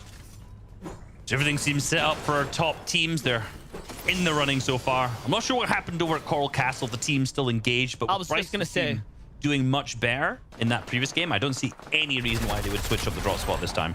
I was just gonna say, I need to see Cease Cold in Elite. I need to see the drop spot at Coral Castle, because like you just mentioned, they just almost won a game. Like you know what I mean? They worked their way all the way through to the end game. They had a high ground. That was by far the best round that they've had yet. and they were nearly there. This is a fight for a fight that we haven't actually seen break out this early. Nani, Okus, and Dusky here taking a battle over at the Bodhi Birds right now, up against Dubs, Mega, and Pump. Pump thought he was gonna go somewhere, jumps back out, gets caught up there by Okus. So a little bit of early game action here. A couple teams not making it into this last round, so a few spots might be potentially opened up and or uncontested this time around. So things are mixing up a little bit here. Yeah, this is the team that usually lands to the west here in the Shattered Saucer, or Orange, as some people like to call it, just south of Believers Beach, the new crash site. Clearly, Dusky's team wants to just pop off, pick up some eliminations. They managed to pick up 4 so far, so they really got involved in this fight. I'm wondering if the rest of this game is going to be even more aggressive. I got the update from Coral Castle. The Coral Castle has not been contested. It would seem like no action going on there overall. Would like to check in and see visually how that's played out, where the teams have landed. Just a little flyby, because it's just such a huge change in the drop spot. Slacks, Acorn, and Jack still down in their drop spot, looking good. This is currently our team who is in 4th. They were in 2nd in that previous game. Weren't able to pick up. They went down in 18th, only getting a handful of points. So for them, this last game and with everyone else is absolutely nothing. They could have been up there at 1st or 2nd place spot, but they did fall early. They quite honestly allowed everyone else to have the opportunities to jump up and make this a much closer tournament leading into the last game here. Outside of the top 5, though, worth mentioning Bucky, Peterbot, and Macwood, who have a notorious track record, especially Bucky and Macwood, for taking home Victor Royales in the final game. So do not count them out. This is something different, though, that we're watching from Cease and Elite here. The early rotate, a very early rotate, quick loot, half the material cap here, and then moving on in to take a fight. They do not want to get ambushed, set up on, or trapped here at the drop. It's been an awkward one for them, but they're used to this setup. They're no longer contested off the rip. They have these double teams fighting right to the east of them. That's happened every single game. They've gone for tags. They've moved over to these players to take advantage of the people that are here.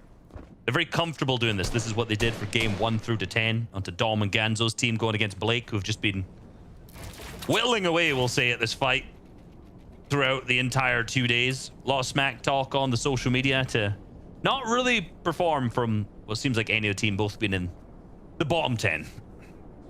Yeah, this is again a very important moment for Cease, Cold, and Elite. That last game, they were one of our leaders here in the tournament, and they're still inside the running here now to have a life-changing position put before them. Great tags here Cease is finding as they're starting to get together their surge. And take a look at the zone as well. This is starting to pull south now. So this is going to be very difficult for teams that struggle making those longer rotates, and teams that struggle just having the zone land on top of them, right? Like we've seen in the past for trios like Scented and Commandment, for example. But Booga and Cruz seem to welcome these types of drops, and look at this, a different strategy already being employed by Booga. They've made an early rotate as well up to Lazy Lake. Look at how the trios are playing differently now leading into the last game. No one is trying to fall to Surge, and you're watching just adjustments happen here.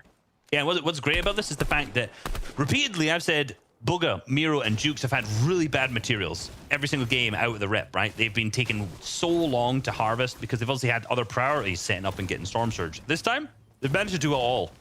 2 minutes before that first zone closes is where the teams are usually in positions, the top teams that is, in position to get Storm Surge tags. Booga was in here even earlier with great loot, with great ammo, with everything. He was in such a fantastic spot, but unfortunately, Sentence team's already disengaged. They're also fast at looting. They've already moved out to potentially up to the mid-map hills or up to the north where those teams usually would rotate out to.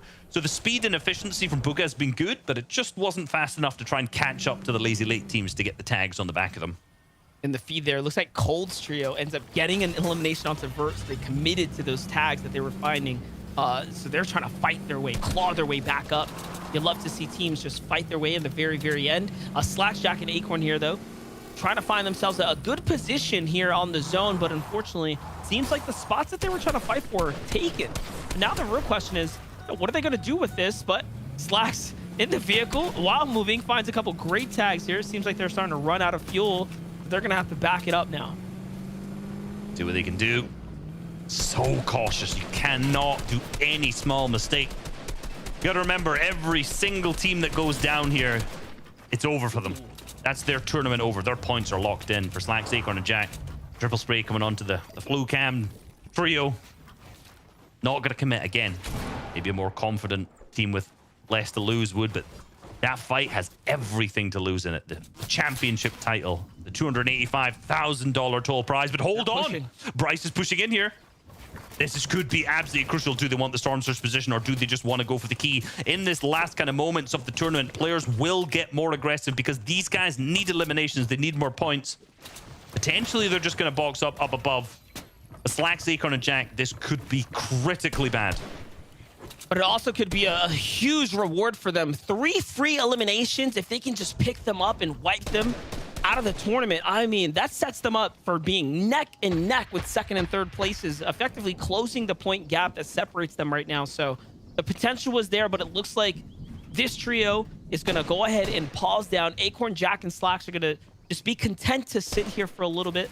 But of course, hyper aware at the possibility that this trio is going to be looking to take a fight soon.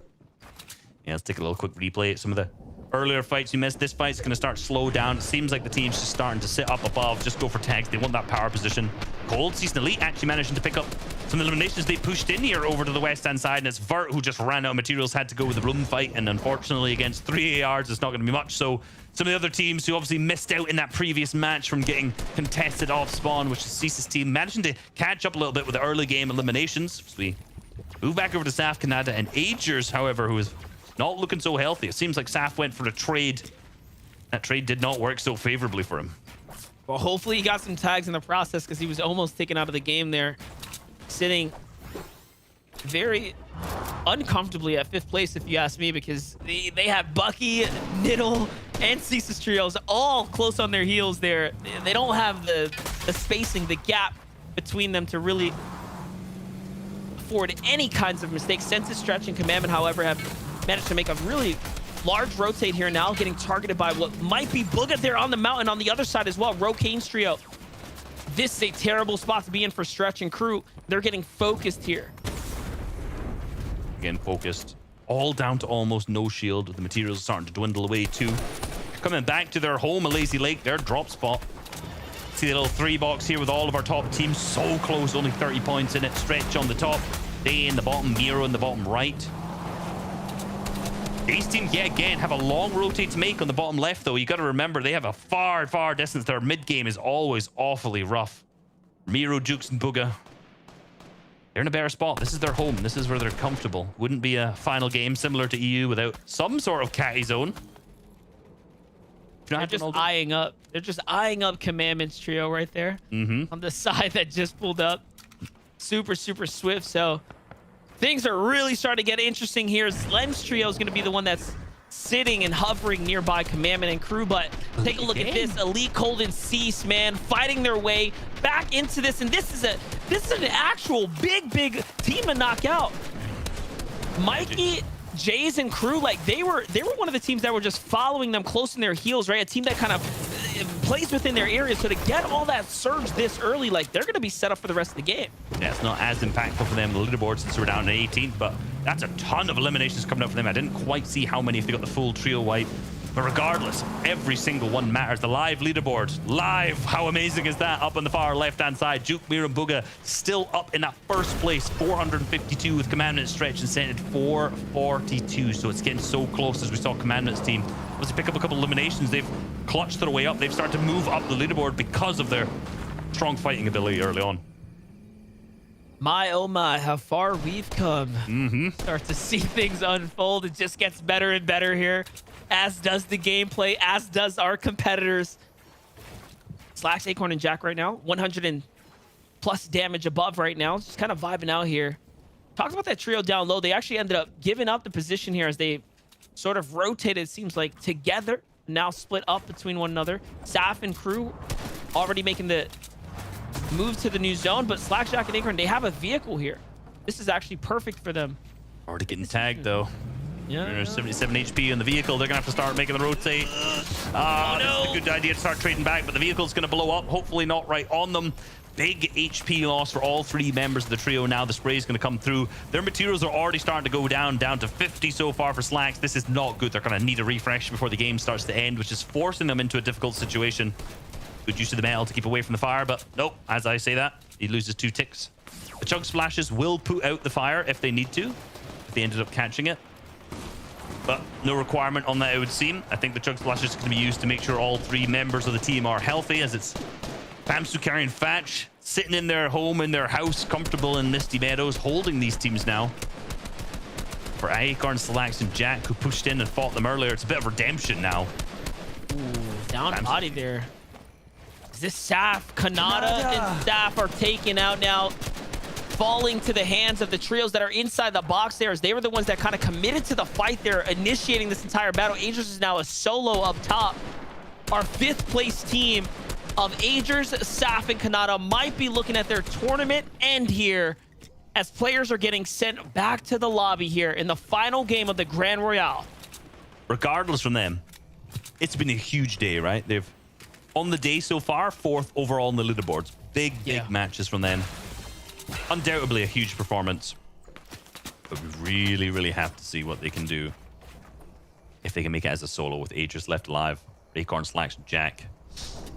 These guys are in a rough spot, though. Feeling off the smack there, yeah. Caught another one. Important. Look at this positioning. Fully edge zone, max north. Day, Jamper, and Tragics, yet again, every single match we've seen them in, basically playing edge of the congested side of the zone. I'm not sure if this is an intentional strat, but based off when I look at their loot, it doesn't appear to be. Seems like their mid-game's just a bit shoddy. But they make up for it in the firepower of Day, Jamper, and Tragics. We'll have to see what they can do, though. That was almost a death trap there. If they were going to try to beeline through that build, they would have been stuck. Head stuck there. Jack Slash and Acorn go for the fight. They jump down onto Saf and Crew's body here. They want a piece of the action. They actually look like they were desperate for loot before, so they say, hey, this is worth fighting for, but now they're stuck inside the zone. Keep in mind, guys, when this zone closes, this is going to turn into a 5-tick type of storm situation, not one that you want to stick around for. Now, Jack is holding on to that prestigious launchpad. There it is. So they have actually 2 here in the inventory. Very, very worth using the one right now to get across. Not sure how much the play was worth it, but I can understand the pressure. They needed the materials. Pushing that fight was not the worst decision, but it was a rough one. It's a tough one to make because they had almost no other choice. If they can pick up Ganzo at the sky, that's going to be big points and good siphon, but not necessarily much loot because he's going to have, we know, almost nothing at this point. They have the bounce pads. Great map awareness to know that they didn't have to use their own launch pad there. May go down if they can get deeper into this zone. This is so potentially onto the cube to get themselves back up on shield, but the players are set up. If they don't manage to get picked out the sky, this could be huge, but the tag starts to come through onto Jack, and it seems to be okay. This has been very dicey, but remember, hold on. It seems like it's going to be good, right? They can get their tags. They can get the shield back up here. They can all get back up to maximum shield from this infinitely as they just need to touch it. But remember, look at the zone that we're in. We're in a catty corner mountain zone. Huge elevation changes. They're now down right at the bottom. And if that zone pulls up to the northwest, that goes uphill for them. And they don't have the material. They do not have the material to really sustain this low ground position.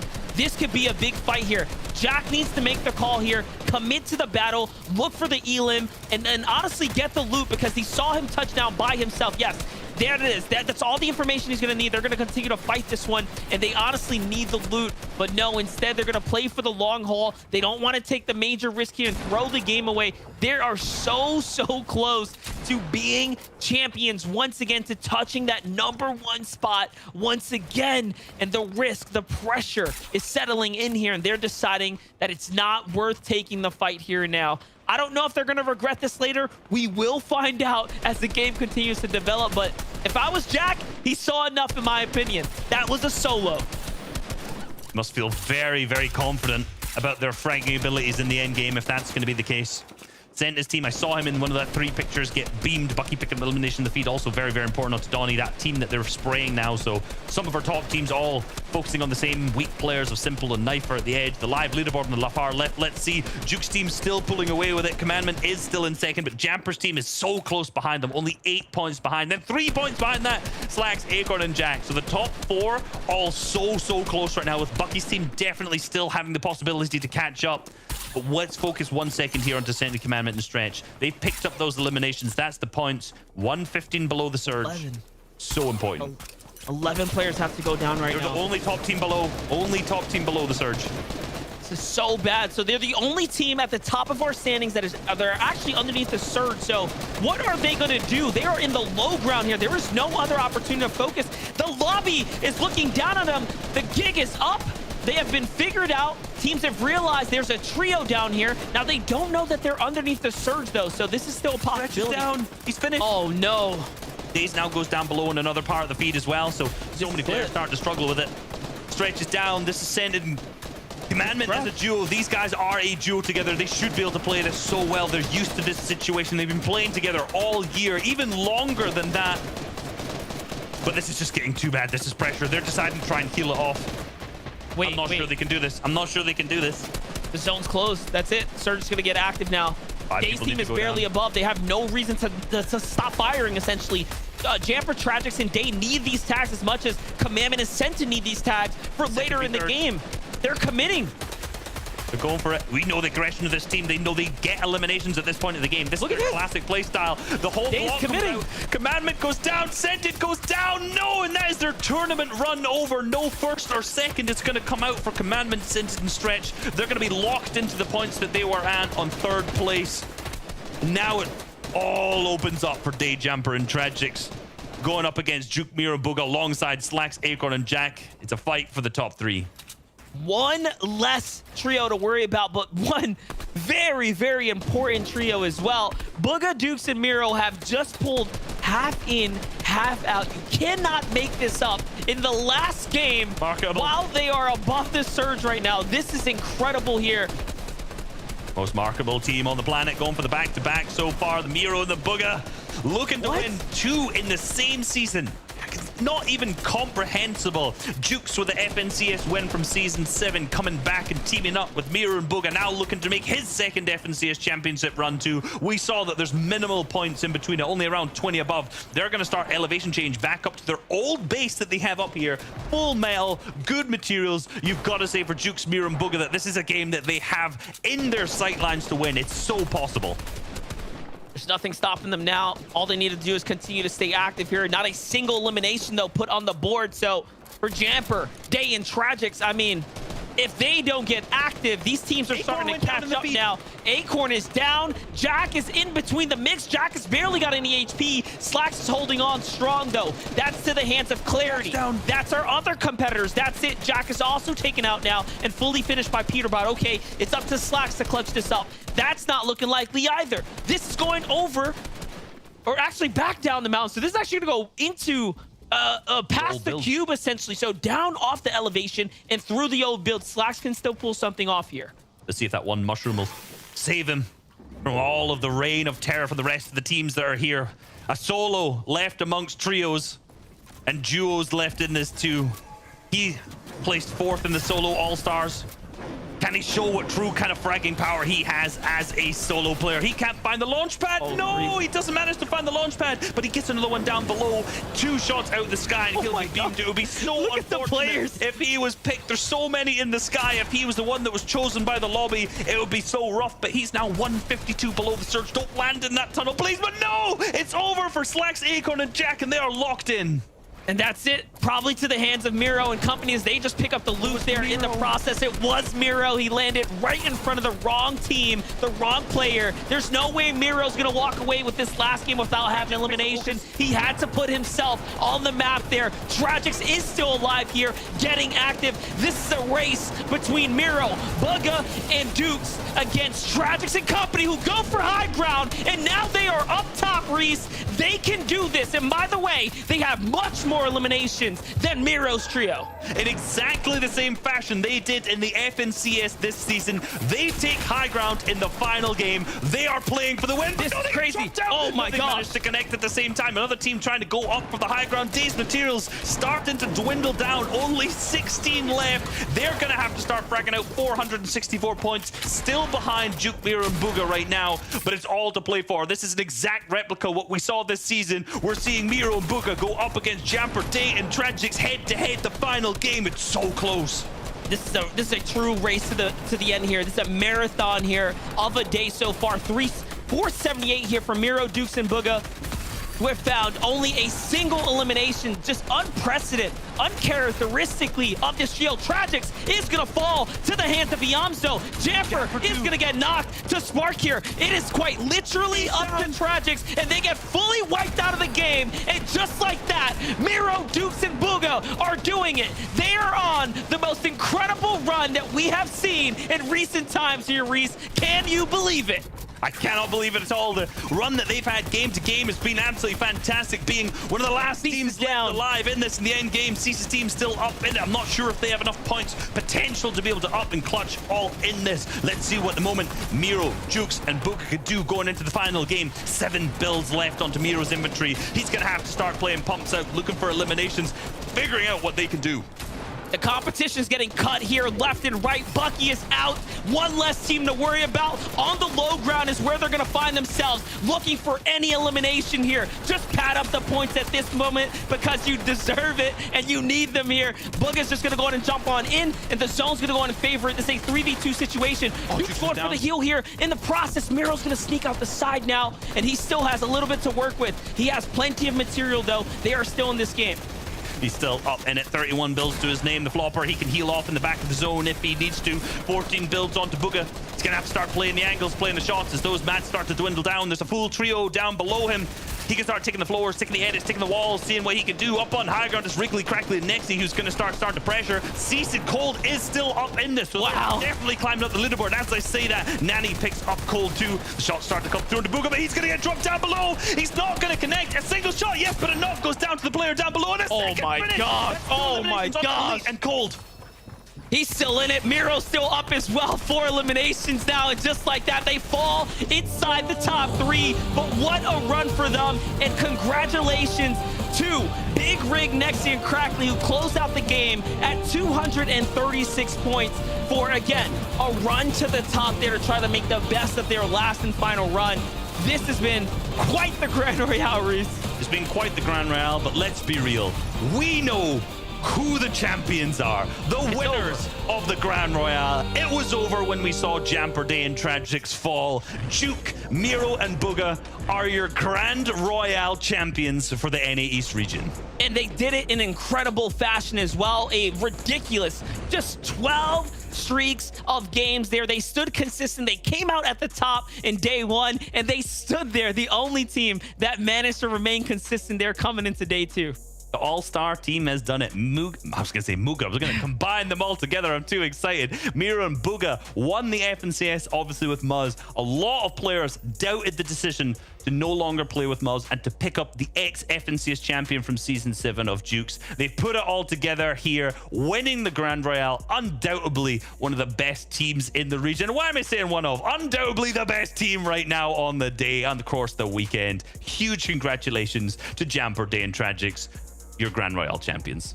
And of course, Duke, Miro, and Booga, your Grand Royale champions, who walk away with that one. And again, in brilliant fashion. Reese, it's been an exceptional day here at the desk, casting alongside you. We're going to toss it on over to Zeke and the crew to bring us on home, because NA East, man, you guys gave us a treat. Thank you.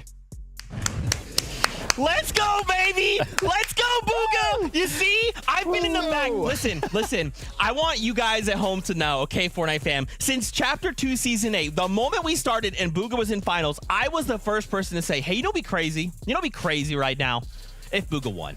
Everyone looks at Booga and they think, oh, you know, World Cup champion. He's never won anything. He's really not good. He's washed now. I was like, no. My boy Booga, he's going to come in huge here. Now, in the back, I'm like, wait. Is Booga about to win this? Everyone's like, oh my gosh, Zeke, that's not even possible. Don't say anything like this. Booga, I believed in you, baby. Not only did you just win Chapter 2, Season 8, literally less than a month ago. You came back, boy. You came back to win the Grand Royale. Yes, let's go. And now you're like, hey, yo, Miro, how about another back-to-back dub? Hey, yo, Dukes, you trying to come along for the ride, baby? You trying to win this whole thing? Let's freaking go. But I also have to tip my hat. Jamper, Day, Tragics coming out of nowhere, literally just hiding, waiting in the shadows. Like, yes, Zeke, don't look at everybody else, Zeke. Look at everybody. Day 2, we're going to emerge from the shadows, and we're going to walk away in 2nd place and walk away with a ridiculous amount of money as well.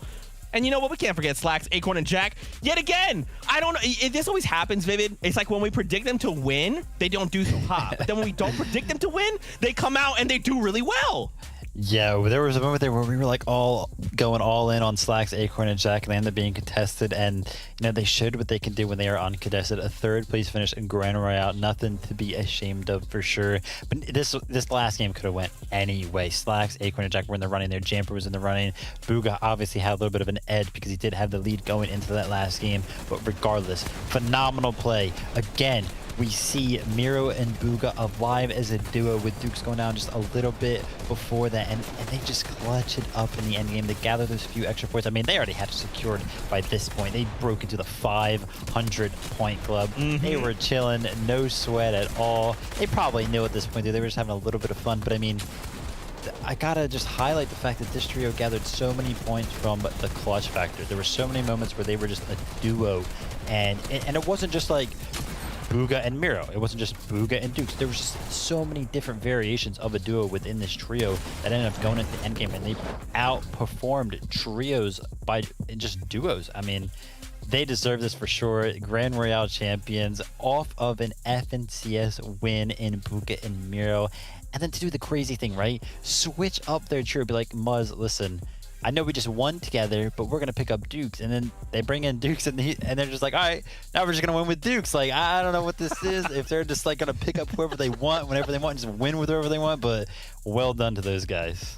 Yeah, they are. It's honestly absolutely speechless. I mean, MDF and Reese bringing us so much hype and energy there as well. Zeke, I'm buzzing off what you just said too. Like, this is unbelievable. Like, I don't think any of us ever predicted that you'd get back-to-back, Boog and Miro winning FNCS, and Miro being part of such a massive trio as well with Day and Reverse 2K, previous FNCS champions, the World Cup Social. They get Muzz, they get instead they get Jukes in to kind of fill in, who's also previous FNCS champion. Here they are winning Grand Royale, but as well we cannot fault Jamper's trio as well here. Who have managed to once again go toe-to-toe, like in FNCS the previous season there. Only 7 points separated Booga's trio and Jamper's trio, and here they are again in first and second position in the Grand Royale. This says so much about the caliber of these teams. I think what's really separated Booga and Miro and Dukes in this one as well is the composure, I think, as well. We saw yesterday, you were wondering why they weren't kind of going all out, kind of guns blazing when it came to the likes of Storm Surge and such, and kind of holding position.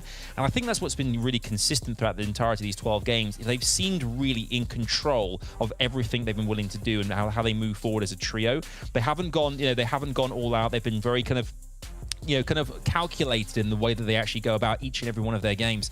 And I think that is why they've got an average placement of like 8.75. 12 games averaging like the top 10. It is just absolutely insane in this particular format as well. And I think even with the double points, kind of like, that lucrative double points, that is massively enticing as well. Still managed to remain cool, calm, and collected, going all the way to that first position there. The 500 Club, indeed, $285,000.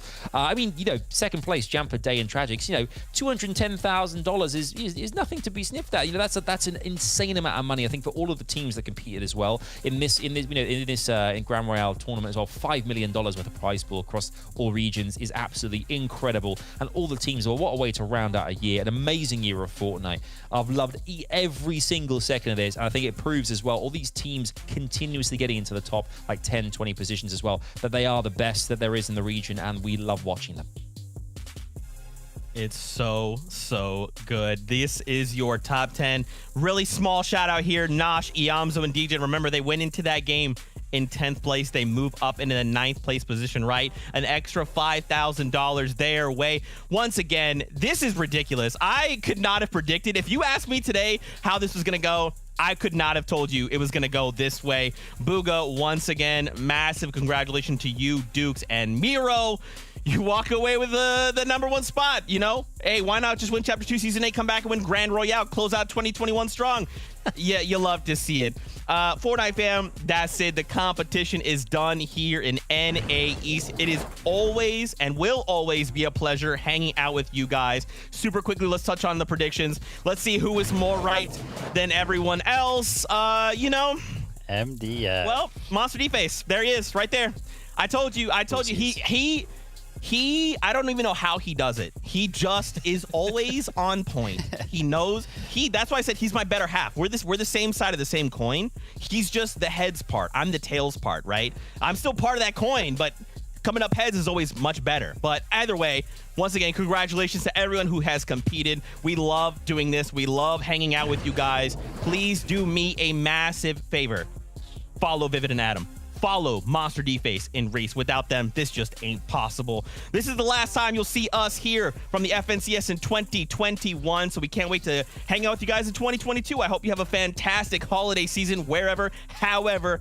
I hope that it celebrates very well. Don't forget, though, NA West, another 6 matches, more prize money to be given out. Wow. So don't get too far, because that's coming up real soon. We love you, Fortnite fam. Thanks, Party Royale, and we'll see you on that battle bus.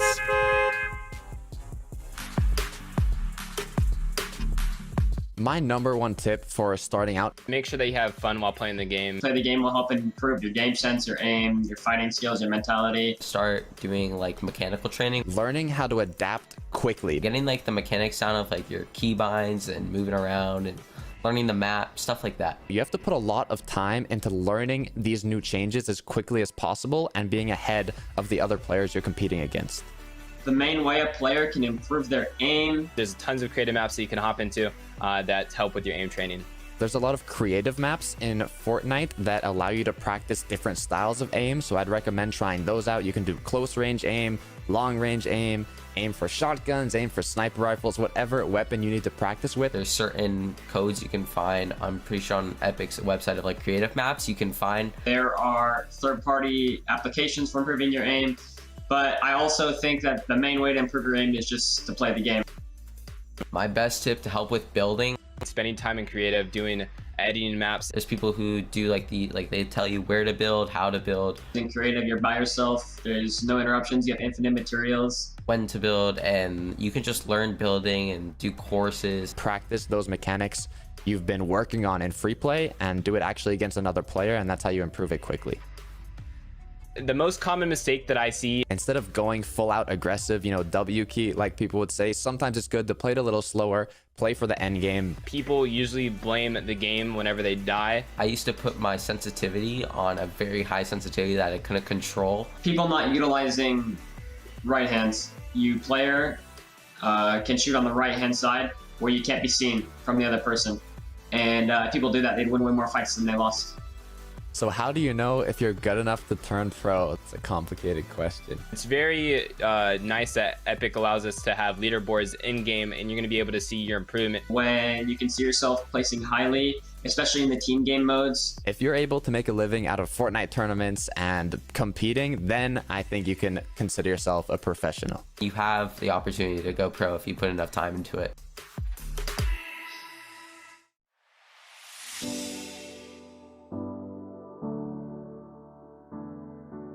I think this season is shaping out to be really good.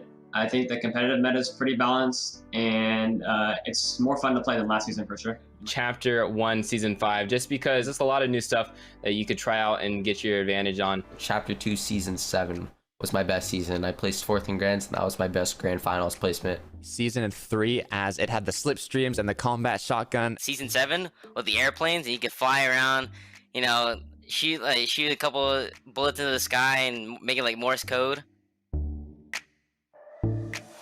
Believer Beach, just because of how much loot and fast metal, brick, and wood there is, and just a lot of good rotation items all surrounded that really helps you set up for a good position for future zones. It's definitely going to be Tilted Towers. I know it's the fan favorite, but it brings back the memories. You have all the action there, the hot drops. Salty Springs is my best POI because I've done most of my accomplishments there, and I've just had the best moments and memories from Fortnite. As Starks, there's a vault. You can get gold spazzes, gold scars. You get pretty much all the best weapons in the game. The Stark Mountain. You can just hot drop there, get a bunch of guns, and drop a couple frags. Legendary pump shotgun.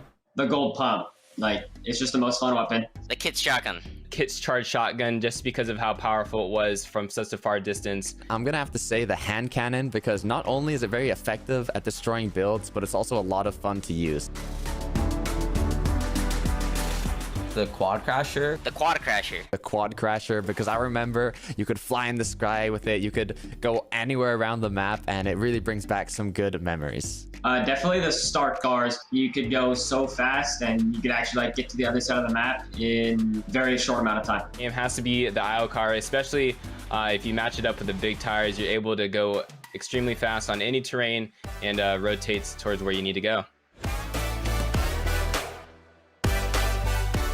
World Cup finals. World Cup, just because of how intense it was, it brought so many different great players from all different regions to come and compete to show which regions were the best and who was truly the best player in the world. Solo FNCS week 3, I believe, is when I got first, and that was my first tournament win in Fortnite. The second one row has to be my favorite because I had the most fun, and I played like 3 regions that day. And I'm gonna have to say PAX West of 2018, I believe. It was the end of the summer skirmish, and I believe it was the best one because it was the first tournament I ever made earnings in. I made it to finals, and I made $5,000, so that was definitely my most memorable and best tournament in Fortnite.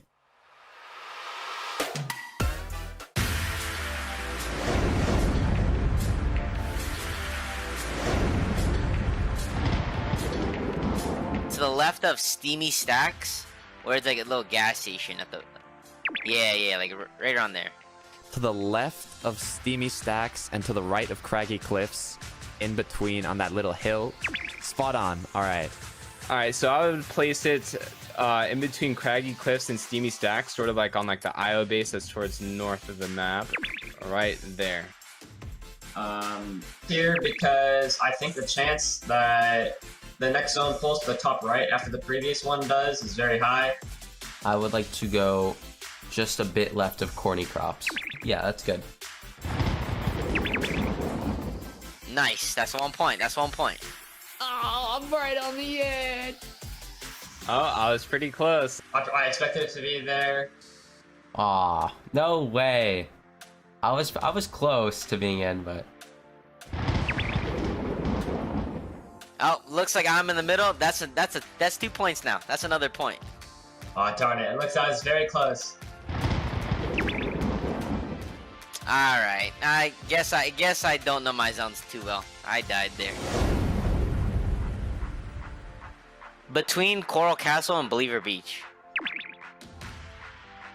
North on top of Believer's Beach, a little bit to the right. That's the one. Towards the left side of Pleasant Park, like right before it hits the water. Right there. On the R in Believer. Towards the spire right next to Believer Beach, to the right of it. Yeah, right there. That's good. Once again, I already knew I got another point. That's another point. Let's go. Okay, we're in. We are in it. Really good spot. I'm pretty confident in this one. Barely in on the second one. I don't think it's gonna be good, but I got 1 point so far. Oh, I made it in. Let's go. I think I'm gonna get it all. I think I'm gonna win it all. No, it falls far again, just on the corner. You have to be kidding me. Oh, no way that it pulls towards Coral like that. Darn, I'm out again. Oh my gosh. That's 3 for 3 right there. That's 3 for 3. I'll take it.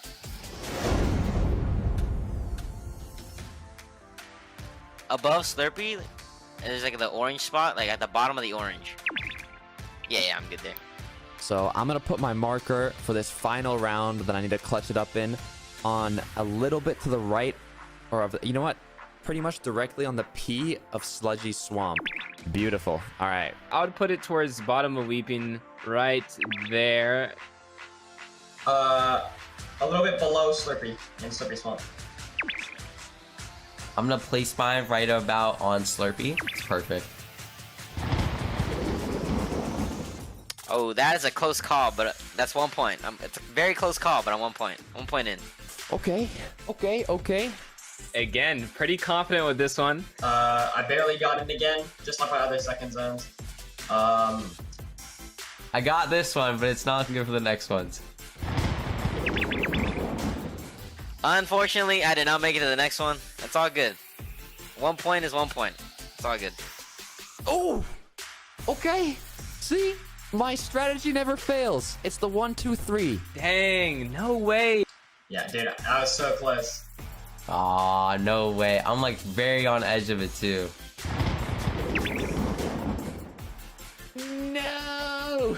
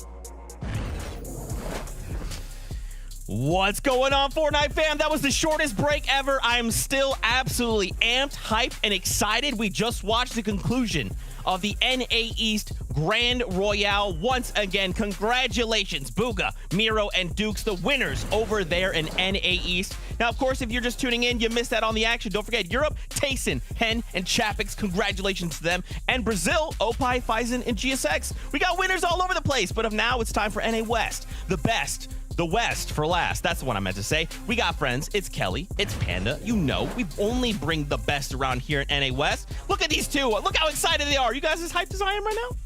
I am so incredibly hyped, especially after watching EU and North American East. Now we have NA West, which, well, one of the arguably biggest storylines we have in all of competitive Fortnite right now. What is going to happen? I'm not too certain, Panda. Yeah, listen, I'm not certain at all, man. Today has been an incredible day. Just got done with a little bit of a Friendsgiving with some great people. Got to watch all the Fortnite action, break down there for Europe and NA East. Now I get to bring it home with Kelly and Zeke here on the West Coast. It's crazy your best friend wasn't invited to Friendsgiving. That's fine. All right, let's talk about the points. That's right. Let's take a look. Remember, yesterday, basically these points were cut in half, but it's basically the normal point system we're used to seeing. It's today is the special day, right? 60 points for the Victory Royale. Kelly, we've already seen these points ripple through the standings and absolutely just flip everything on its head. The shakeups, they're real. Twice now in EU and in NA East, we've gone to game 6 or 12 of total, and it's been 4 teams tied at the top. This point system is absolutely insane. And that's honestly something that we see in NA West time and time again, that it's very top heavy. Usually the same 5 teams end up being in the top 5 and then fighting for that first place spot. It didn't used to be this close a few seasons ago. It was obviously Arkham Rex and Epic Whale that just were leagues ahead of everyone else. But now, especially with Poffy, Scissor, and Eclipse stepping up and taking first place with an arguable amount of points, I don't know. I mean, maybe this is time for a new team to shine, Panda. Yeah, I couldn't agree more. Based on the performance we got to watch yesterday, I mean, I kind of want to change my prediction to Poffy and Co. because they were so consistent. And if they can remain that, well, that overall excellence that they had in day 1, they should be able to take day 2 here. But again, like you mentioned, the points are different. That's why this prizing is so huge for these players, because $105,000 first place, that's massive for these players to be taken home. And it all comes down to this.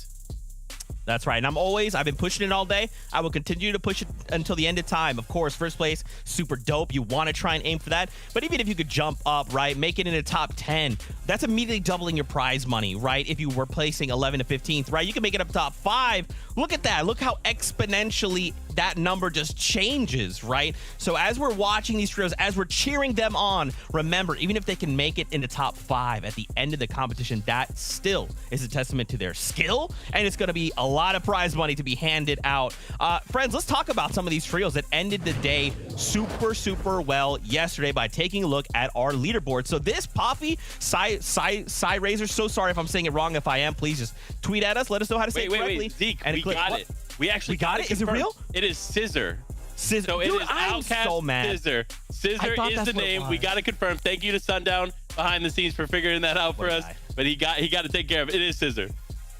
I'm so mad. That's what my brain was telling me. And I was like, I don't know. Sundown's much better at this, so I'm just going to follow his lead. But it's okay. It's all good. We got it. 196 points. Second place, though, and third. Kelly, this is where we got to talk about, right? This incoming dynasty that was Arkham Rex and Epic Whale, now be dethroned by Favs, Snacky, and Reet. Then they just say, why don't we just combine our teams? Make 2 new trios? Why not? I don't know if it was that peaceful. Who knows exactly what went behind the closed doors. But honestly, there's a lot of things that could happen with these, not just 2 trios, 3 trios. And then, of course, you know, the rest of the competition isn't that far away, especially when you consider that this is double points going into day 2 right now. But let's look at what happened yesterday. Rex, Favs, and Snacky had a pretty good start to the competition. However, in the last 2 games, they placed 22nd and 21st. And obviously, momentum is huge into the competition. Arkham Rex and Epic Whale had a rough game 1, and then game 6 was kind of weak as well. But there's something that, I'm sorry, I say Rex. Arkham Reet and Epic Whale, something that they do historically throughout the competition is that they have a way better day 2 than they do day 1. In fact, for season 8, they had 100 points difference between day 1 and day 2. Obviously, that's when they were playing with Rex, so I don't know exactly how that's going to be performed today. But one thing that we also saw last season, or in season 8, was that Reet improved so much more in day 2. It really seemed like they kind of reined him in a little bit. So now, with all that being said, I don't know between these 2 teams specifically who's going to walk out on top, Panda. See, here's the thing, right? I think we've focused a lot on them, but we really got to focus on Poffy, Scissor, Eclipse. This trio, again, they're on the top of the leaderboard now, but from what we saw yesterday, they were pretty impressive. They were, again, one of the most consistent trios going into the day. They knew what they needed to do. They accomplished their game plan almost to perfection, and now have the opportunity to continue that dominance they had in day 1 here in day number 2. And as long as they remain consistent, unlike Arkham and Co. were, right, they can remain on top. And having Pleasant Park as a POI with all those crash sites nearby and tons of rotation and options there for them, this speaks to why they've been so successful. And as long as, again, I can't stress this enough, as long as they keep that energy from yesterday, they should have a good day today. Yeah, they never once placed below 10th place, and they were able to grab decent eliminations even when they weren't in the final 3. But the one And it's not really an issue. Clearly, they're playing a little bit safer than a lot of the other teams that we're looking at the top. They never got double-digit eliminations. And again, that's only so much of a bad thing. Obviously, they are in the top spot, and average placement of 5.17 or whatever it was is absolutely incredible. But with it being double points right now and players being able to get 4 points per elimination, I think that aggressiveness is going to be very important in this day too. This is one thing I will say, though, just to cut in, Storm Surge was not really a factor for them every time we tuned in. Even though they weren't as aggressive as some of these other teams, they still had a really solid Surge plan, which led them to the end games, led them to be in the top 10 every time, right? Like, these are things that are important, right? Just because they weren't as aggressive doesn't mean that they don't have that potential to walk away, because in my opinion, right now, we see most of those eliminations happening in the top 10 situation. Because remember, top 10, that's still 30 players. Yeah, I agree. I like that. Let's continue this breakdown. Let's change it up, though. Rex, Snacky, Favs, the team in second place, right? 175 points, 2 victory outs, 35 eliminations, and that average placement of 10.33. I feel like we're going to talk a lot about this trio kind of throughout the day, and you probably heard us talk a lot about them yesterday. So, friends, how about this? Do we just want to really quickly touch on Arkham, Reed, Epic Whale, then we'll touch on a few other things, and then we'll come back to them. How do you guys feel about that? Sounds good to me. Beautiful, beautiful. Then let's go ahead. Let's talk about Arkham, Reed, and Epic Whale. We'll really quickly touch on their stats. And then again, we're going to circle back to these guys because I'm telling you, we're probably going to be able to talk about them all the time. Thank you so much, production. Beautiful stuff. Epic Whale, Arkham, and Reed. So remember, if you've never watched before, these two trios, they were basically like the same side of the same coin, right? And then they decided we're just going to slam our two trios together and make two super trios. Take a look. You got Reet, Arkham, Epic Whale on one side of the map, Rex, Snacky Favs on the other. Okay, you're pretty much caught up to speed. Don't worry, we're going to be talking about them more later. What I would like to talk about is our team in fourth place. Grim, Yumi, and Squishy. So this is because I know we're going to be talking about these other two teams so much. I want to just kind of make a little bit of room for these other teams, right? To make sure they get highlighted as well, because I want them to have some time in the sun. Let's take a look at their stats. Right now, 143 points, 29 eliminations, and the average placement of 9.50. Kelly, these standings for day number 2 are still really close. In NA East rather, we actually saw a little bit more of a separation, but for here, it's still really close, so I'm pretty concerned about double points. Oh, yeah, without a doubt. And this team right here, Grim, Yumi, and Squishy, one thing that they did really well is that they were able to pretty much just grab eliminations no matter what was going on in the competition. Even if they placed 18th or 15th, they were still able to grab a few. In fact, they had a 21st place game where they grabbed 6 eliminations. But the one issue is that they never got first or second place. So It really does jump up a little bit more. It jumps up exponentially now that it's double points. So I would like to see them maybe go for high a little bit more confidently. Obviously, we saw Rex, Fav, and Snacky pretty much just steal height for free in game number 4. So I don't necessarily know if no one's just willing to defend height or if no one's willing to aggress height the way that we saw that team did. This is one thing I will say about them, right? Is they're very reliant on the pop-off game.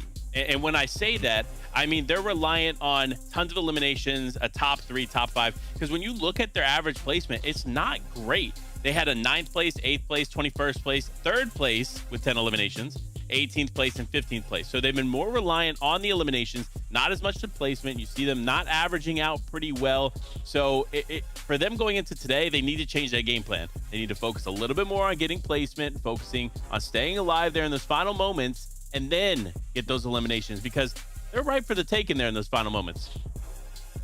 Yeah, we'll have to see. We'll have to see. Kelly, you got a point. Let's hear it. I love when you have to interject. Well, let's go. We're talking about new teams, or we're not. This isn't a new team, but we're talking about different teams. Quinn, Wave, and Cool, another incredible team, 139 points right now. And in fact, one of the more consistent teams. They did have a pretty rough middle of the game where they got 32nd and 29th, pretty much being eliminated on drop. But they got 3rd place 3 times and able again to grab a good amount of elimination. So pretty confidently making it to the end game for half of the competition right there. And obviously, we've seen Quinn, Wave, and Cool play together in the seasons for FNCS for many seasons in a row now. So they definitely have that synergy. Another team to really look out for.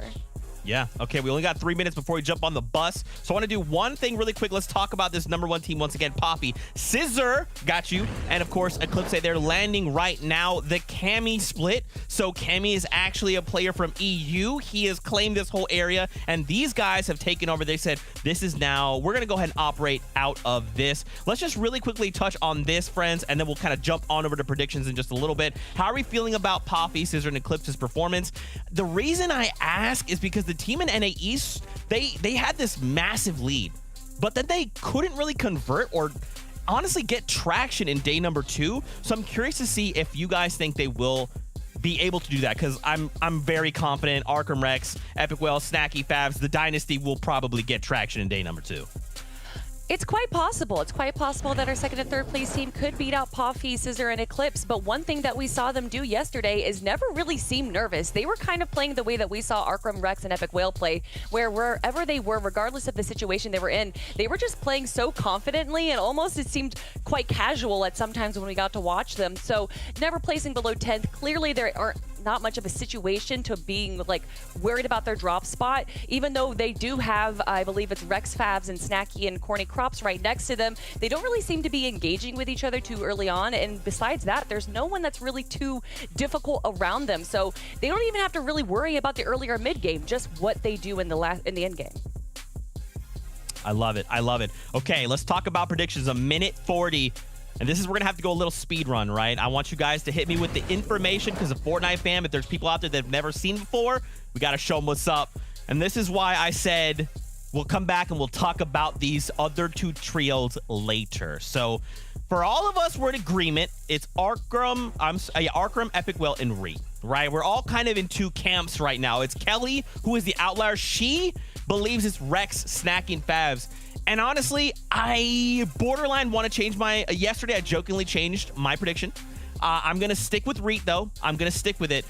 Kelly, why do you think it's this trio? I know there's data here, so let me hear it. Okay, so Rex, Fabs, and Snacky got first place out of the load session. They did tie with Poppy, Scissor, and Eclipse, so obviously just the base numbers right there. But also, Fabs and Snacky is 2 out of the 3 players that won the most recent FNCS. Obviously, yes, Arkham and Epic Whale are 4 or 5 time champs, however many X's you want to add on to there. But just from the last few weeks alone, which is what you kind of have to go based off of with the current meta, it's definitely Rex, Fabs, and Snacky. However, in Season 8, like I just said a few minutes ago, Arkham and Epic Whale were able to get 100 points more in day 2 than they did in day 1. And they didn't even win the competition. So now with that being double points, I'm kind of a little nervous about my own pick, actually, Panda. Look, we've talked about it before, right? Epic Whale and Arkham are known to be day 2 teams. They're day 2 players. Always. They always win in day 2. They never secure it in day 1. Sometimes, especially in recent seasons, they struggle, but it all comes down to day 2, and that's what we're here for. Double points, day 2. This is it. The Dynasty will go head-to-head, but there are some newcomers on the block that are ready to try and dethrone the Kings.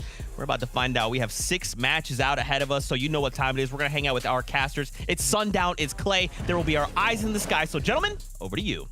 Thank you so much, Zeke, Kelly, and Panda. In the sun sets in the west, my name is Sundown, joined by the fantastic, as always, Clay Stelling, to cast the final 6 trio FNCS matches of the year, Clay. Yeah, I'm excited to see exactly what ends up happening here today in day number 2. Ooh, double points. It was already spicy over in NA East and over in Europe. And I'm really excited to see what comes out of NA West. Is Arkham and Epic Whale going to come out on top, or is it going to be Rex this time around?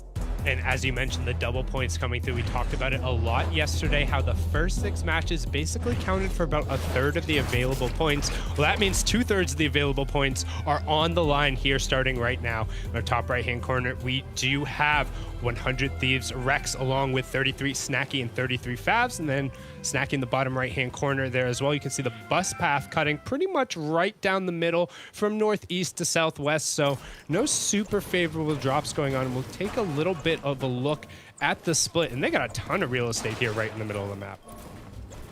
Whew.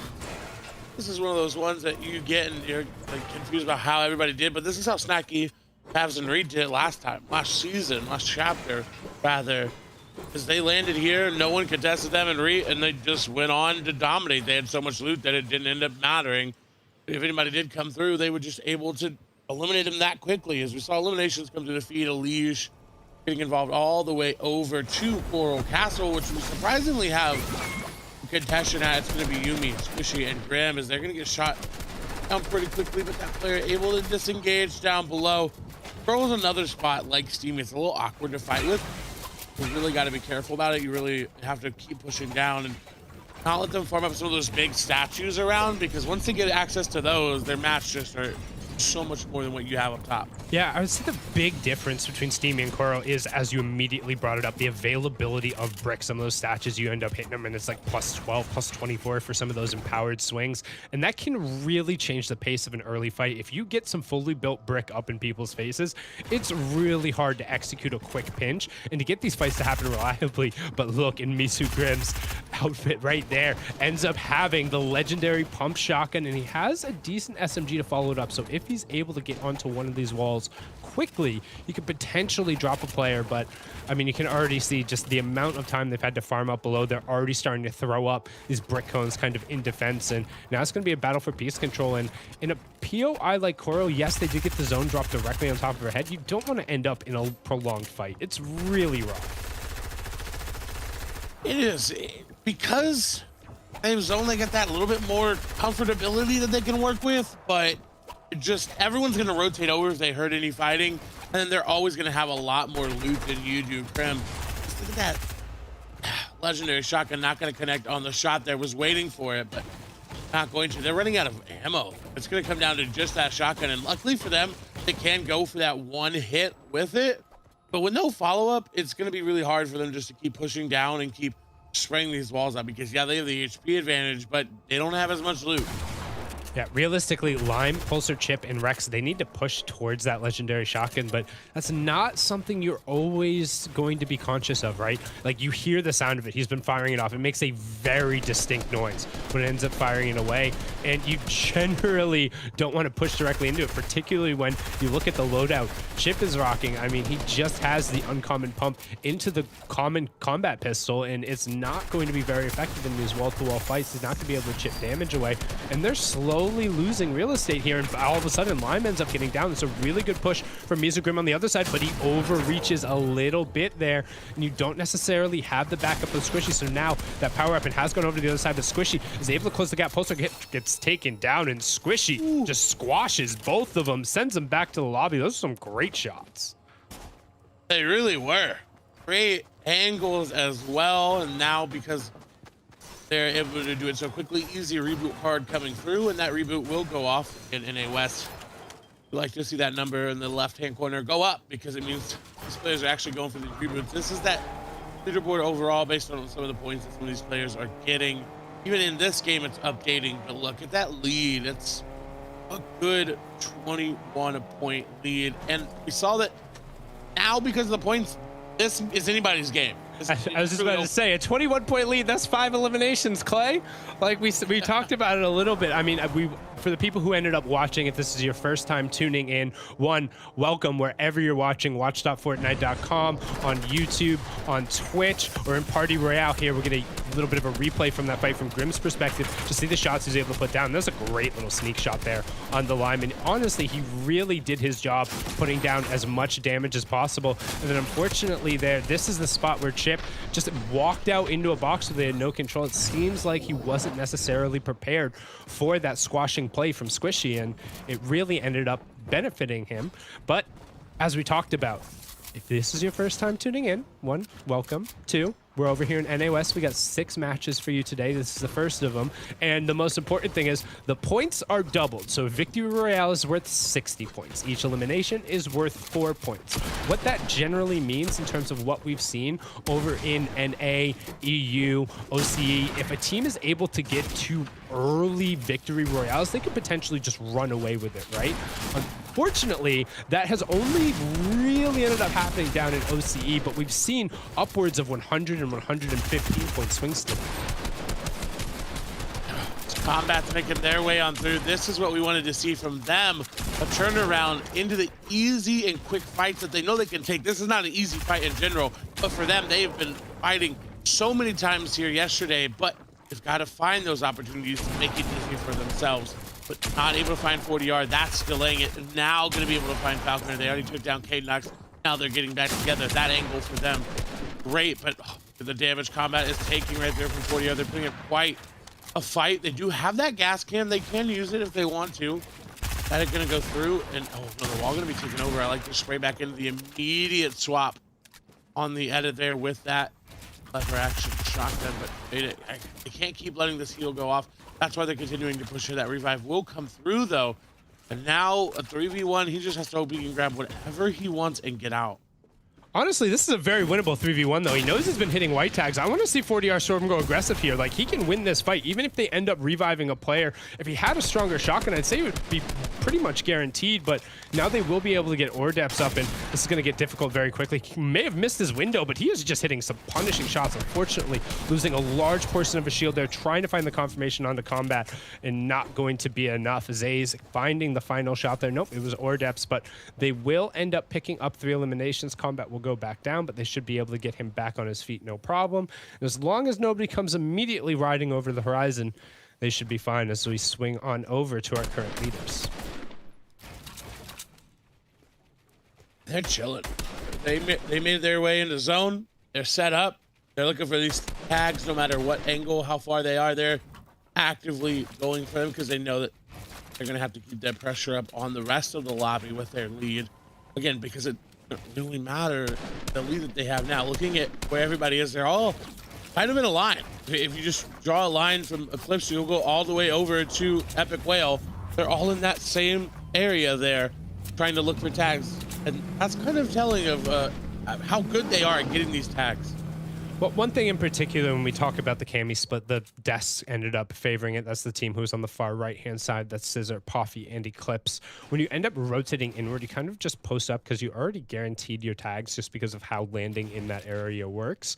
And then you just head towards the center zone. The game plan is very easy, but this is something we've seen from Snacky Fabs and now Rex on both trios they've ended up playing on. They love doing this around the start. They love just posting up, taking these long shots, calling out how many tags they ended up getting.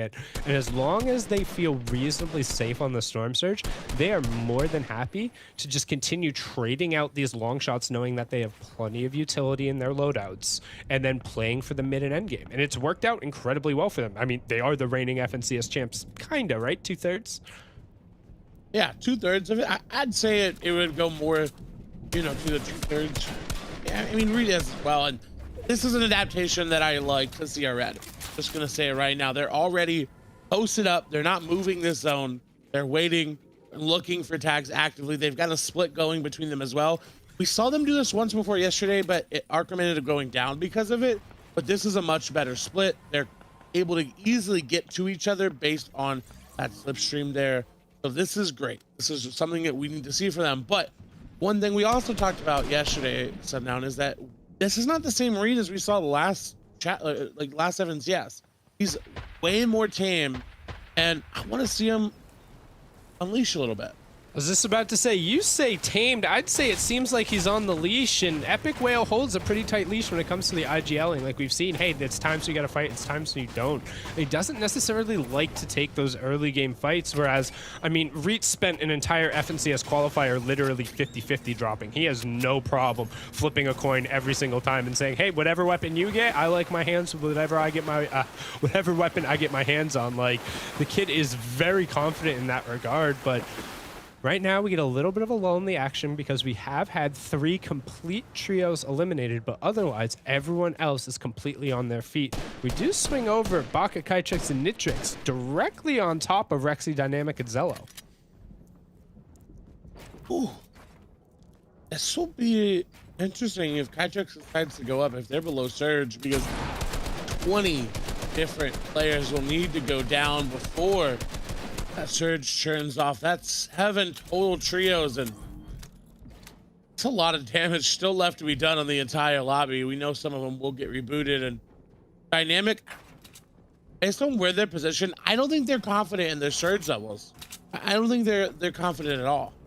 Yeah, it seems like they're trying to posture for some additional shots here. They do have that kind of side stream, but it also looks like they're just trying to spray down, and they're dropping straight in the box. They're going. This is very aggressive. Straight in, he says. Will he be able to find the hipfire shots and missing the 2 key pumps? Zello trying to follow up as well, but he's looking a little lost, and they're all lost. Back to the lobby you go. Looks like Nitrix and Baka able to hand him a map. That was a tough push. I don't know how I feel about that one. A good job getting in, but you got to be able to hit the shots following up after the fact. I like the initiative. It was just the execution where I think they all ended up going in at different times. One of the players ended up getting held out by the cone, and then everyone was able to converge around them, and they were really able to take them out there. It was great, but ooh. Scissor led all players on day number 1 with 21 eliminations. That is a ridiculous stat coming through. And if they do that again today, there's no reason they don't win. Yeah, I mean, we talked about the individual performance. I think it was that one game where getting points where you shouldn't really be able to get points as a solo went from 21st all the way to, I believe it was 4th place, getting 29 points for his team. There's just some key elims. We're going to take a look here. Zello dropping in with that smoke bomb directly on top of the team here. So this is kind of how that fight ended up getting the initial start, and now we'll see it from the defensive perspective. It was really Nitrix hitting some key shots and then following it up, sticking with the rifle fire, segmented off dynamic. So good job once they knew they were under pressure, making sure that they capitalized. That was the fight that we just watched. Now we'll swing on over. Rex, Snacky, and Favs in great position Storm Surge wise. And that's something I don't think we talk about a lot in Fortnite when it comes to those box fights, is your target selection, who you pick in that fight to go after. And that was a beautiful example of it there. Hey, I did a lot of damage, that player's gonna back off, let me swap into this player that's just about to come in. And it's such a high level, it's such a great skill to have at this high of a level, because the more you do it, and the more you get good at it, the better you'll be overall. And you'll see these players that we're watching today have some of the best target selection in the entire world. That's why they are here. That's why they're top of the top. But you're right. They're above Surge, 248. It is dropping, but so are the players in the lobby as well. So it's not too concerning there. Again, about 150 here will usually keep you good and keep you up above the Surge. And I like seeing that shotgun and Snacky's inventory. Anytime I see a legendary or an epic shotgun and Snacky or Rex's inventory, it is all looking good. As we swap back over, Scissor, Flips, and Poppy, 122 above. They're getting pressured though. They got the charge ready to go, and they should be good. 154. They should be chilling. Only 3 more players to go down, and it seems like it's the 3 players near them. But ooh, wait a minute. No, they've got pressure from multiple sides of the lobby. They just gotta withstand it here. But at what point would it be better just to drop down, try to take this fight, save your mats? Looks like Dragon, Astra, and Astra Genshin are the ones actually getting hit by it. They keep pushing because they have to, and that is beautiful execution there. They waited for the last possible moment, went in and got all of the elims. So this is something we saw a ton of in the previous EU FNCS finals, and it's what makes the Cammy split so strong. Because you're landing at one of those top kind of towers on the outside, you're able to get tags on so many different areas, so you don't have to worry about the threat of the first Storm Surge. Then you head to the center of the zone, and you just box up on a bunch of hard mats. Because if somebody boxes up next to you, then you go into kind of this checklist, right? Hey, are you both above Storm Surge? If so, neither team pokes out. If all of a sudden that team that boxed up next to you starts spraying around all of these rifle rounds, you know that they're going to get desperate and have to make a push, and you can just play defensively. You saw how Scissor was just sitting there with the charged shotgun, waiting, knowing that every 5 seconds that team underneath Storm Surge is taking 25 damage. All they had to do was get 1 shot on it, they get all the refresh, and they get all the space. It is a prime example. If you ever go back and VOD review it, it's part of what makes the Cammy split so strong. Moving over, we'll see a different side of things, a different option and opportunity. And again, it seems like there's a lack of trust there, giving Reet the power weapon, right? We just saw that epic charged shotgun, and even on Epic Whale, we see the epic loadouts, but we swapped over to Reet and only that rare coming through. And I wonder if they do put a weapon like that on him, if they do put an epic pump shotgun, right, a legendary pump shotgun, if he'll pop off. If he has the tools to do it, he's got people to get them there. That's always been Reed's thing. If he just has the tools, if he's having a great day, he's got the weapons to do it, he can pop off. He just has to get there. And he's got people that'll get him there now. But I wonder if they swap it up a little bit here today, if they'll find a little bit more success. We hit 66 players, but more importantly, 24 trios, which means generally it'd be +5, but this is our first double placement point being doled out, so everybody gets 10 points for making it this far. Again, double the usual FNCS format coming through here on day 2 means massive swings are going to come out for the teams who are able to capitalize, pick up not only eliminations, but also walk away with those victory royales. As we've seen, at least in the past 2 regions, it's come down to the final matches, with the exception of down in Brazil. The PH Zan and his team just kind of ran away with it. Got to give them a shout out because the streak they've been on has just been absurd. It really has. Great to see it. Even with that zone, they're right on the edge here. Again, our first place team, I like that they're not playing that passively with it. Yes, they played defensively in that fight, but they still went and got aggressive when they needed to. And it seems like now, even when they could just be sitting in their box, they could very well be 300 damage above Surge after all those eliminations, but they're still looking for these elims. They're still looking for tags because they know how valuable it is. Again, if you're just joining us, it is double points day. That means 2 times the points for every single thing, placement, elims. And as we take a look, Surge updates, and they're still below. Yeah, they are still below, so they need to be a little bit more efficient in terms of how they're getting these finishes, but also remember the eliminations came against somebody who was being hit by Surge, right? So it's not like they had some great opportunities to maximize on it, but as I said, that Poppy gets a great bead going on there. It looks like he almost gets a knock, but oh, no, a sideways bubbles pops, so Poppy's gonna get dropped down right on the edge. They need to regroup immediately. He sees 13 damage below still, but the bigger part there is they have no line of sights. Who are they going to shoot at now? They're going to be forced into a box-to-box fight. This is so tough for our current leaders, and I mean, you talk about the shooting, I mean, the point total and the format itself will do it, but as I talk about that in the top left-hand corner of the feed, you see Nigel ends up getting a knock onto Epic Whale, so need to be conscious of that, as Storm Surge is going to end up coming through. That's going to be 25 damage every 5 seconds. If Poppy's not able to find a beat here, they are still below. The damage will end up coming through. He pushes all the way through, and Poppy says nope.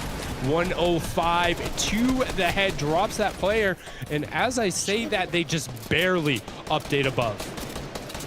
I was still worried that someone else was getting a lot of damage elsewhere. They still weren't going to have enough, and they don't feel comfortable. They know other players are going to be getting these eliminations. They're looking to take down G5 RC, Antrax, and Notch, but they've got to be very careful. They had a peak angle there, down to 16 HP, almost getting eliminated there as Scissor making their way back up, grabbing all their extra loot.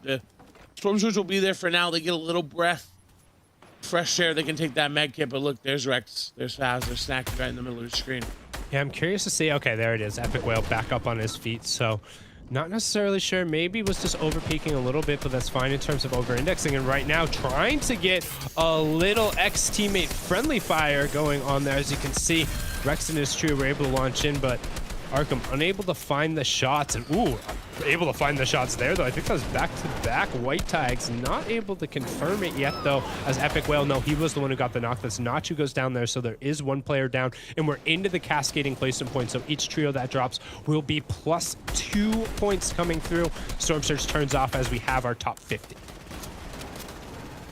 Epic Whale and Arkham on the high ground. We've seen this many times before, but this will be one of the first times we see it with Rex. We saw, or Reet rather, we saw it yesterday, and they were able to pick up a lot of points, and today is the day that it matters the most. Arkham, I don't like the charge shotgun on high ground. I do think it's very powerful, but it's one of those ones that at the end game, in that very last moment, you have to coordinate so well with the player that does have the charge. And oh, what an angle find there from Reet. That was beautiful. I could barely even see that player. Reet just laser focus and an early high launch pad that could end up being detrimental, as there's a number of trios we're looking at, but Reed's actually staying back behind, trying to throw some shots out there. You can see Snacky and Fabs hip to hip, spraying shots down, trying to deny the high ground, and Eclipse knocks Arkham. Eclipse knocks Arkham in the top left-hand corner of the feed. That is our current leaders, the up-and-comers, saying, hey, what about us? Don't forget, and they're impacting the leaderboard immediately with such a key piece going down. Arkham always being kind of the anchor point with which Epic Whale and Reed have to rotate around. They're trying to drop immediately on top of this. Here's Snacky going in for the push. Will they be able to convert? That's one down. Will he be able to find the second? Still continuing with the AR sprays, chasing all the way down. Now opting to disengage. Will get the 101 and the cleanup. Good call from him there, but honestly, a little bit of chaos on this rotation right now. And they don't really have the best amount of builds. Yeah, we've got 89, but look at how far above Snacky is going. He's playing that ulti high ground game. I was just about to say, on the bottom of the screen, you can see there they're able to get Arkham up in the zone and then use the chug splashes to run him back forward through. Will the launch pad end up being enough? But they're all back up on their feet, but at what cost? They invested a lot. Epic Whale does have the floppers there above Surge. They just got to get back together and they can operate. A lot of mats have been wasted. Whale down pretty low. Arkham somehow still alive, still moving around in this game. CLJ gonna fall down. Epic Whale gonna use both the floppers himself to get him back into the fight, and I like it. Back healthy. It's going back over high ground there. Epic Whale has to get back to his teammates. He's running out of builds. 5 remaining, trying to drop all the way through, and I like that he didn't drop all the way down, but no, everyone's gonna beam him on the way there. Will he get over to Arkham in time? Arkham has enough saving grace there with the big shield. He's gonna find Reed as well. Epic Whale, where is he? He is out of the water, no longer swimming, to try to make this work.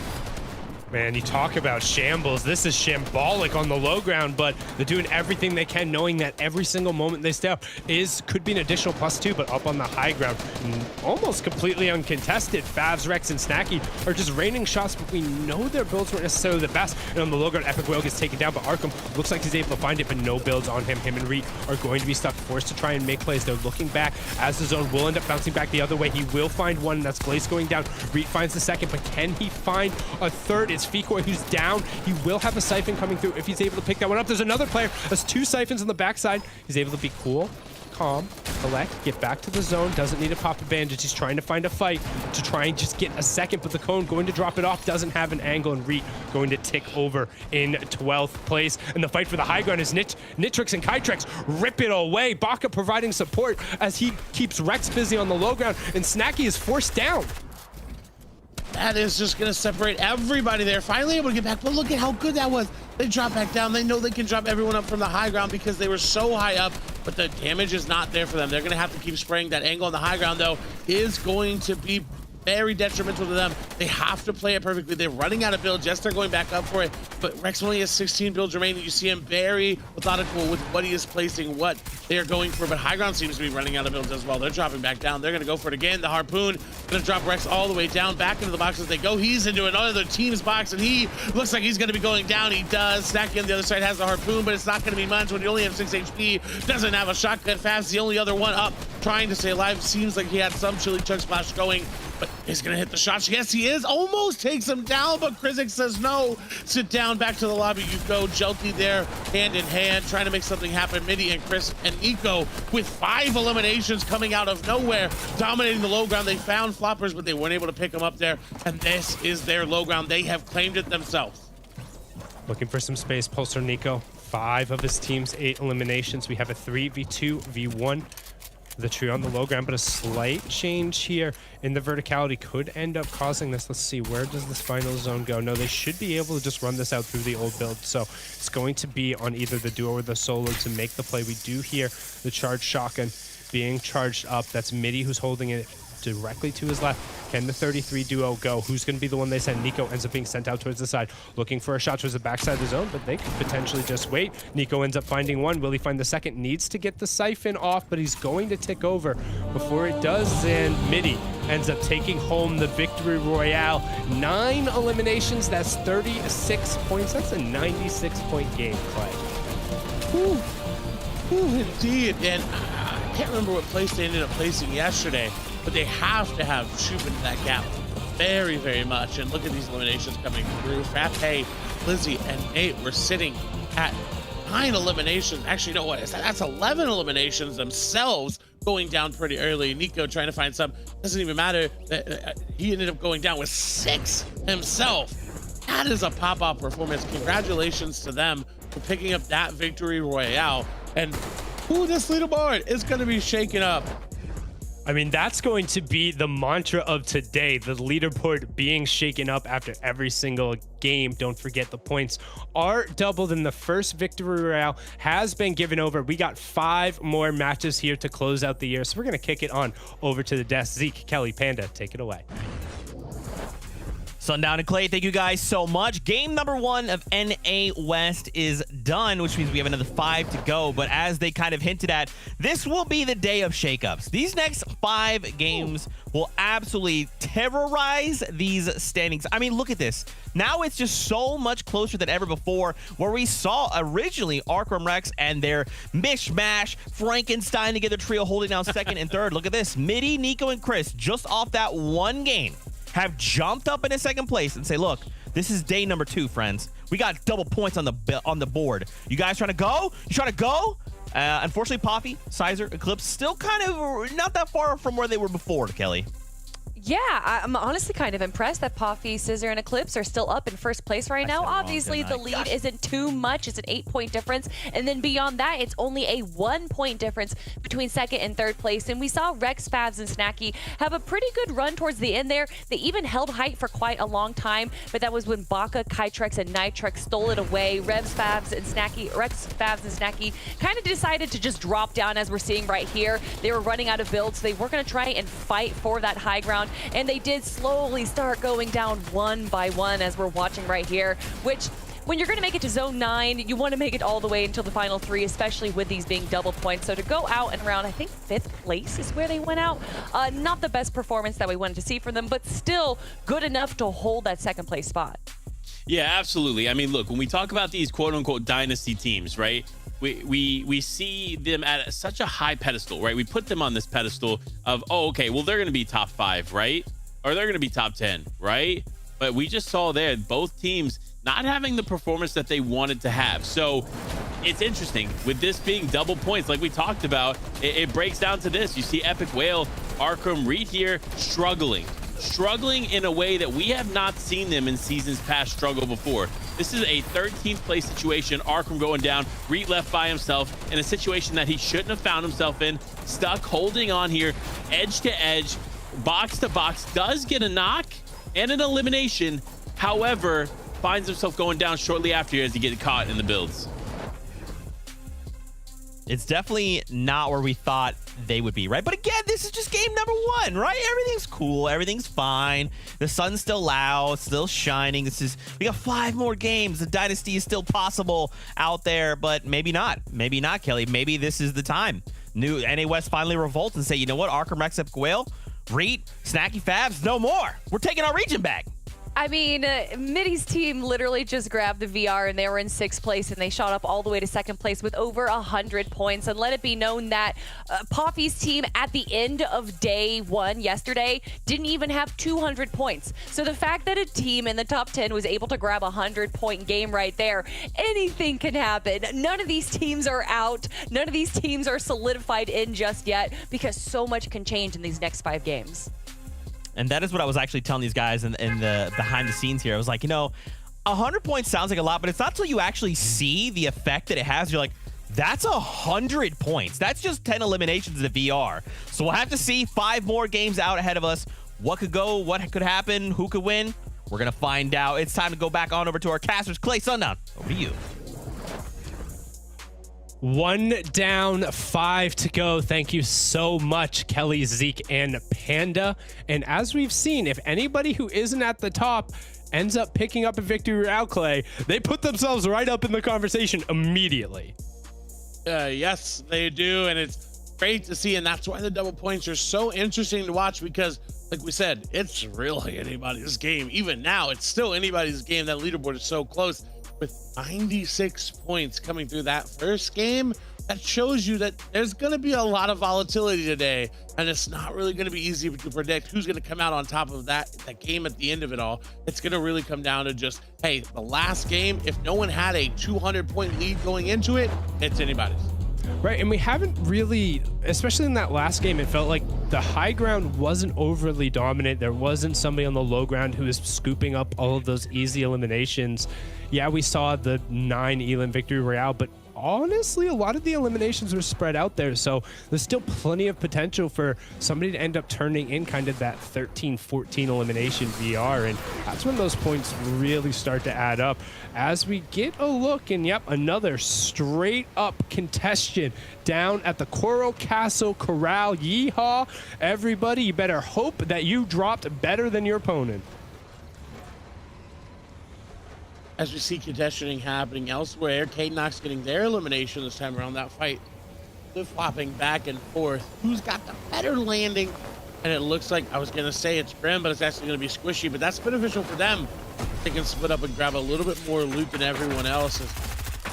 They're going to find out one player, and unfortunately Chip is going to be caught off guard. Did grab an SMG, but wasn't able to do much with it. The SMG spray, though, for Grim is going to connect on both of the players down below, getting both eliminations. The other member of the trio is just running away. Rex trying to actually just swim away, but you don't have any builds, you can't really hide.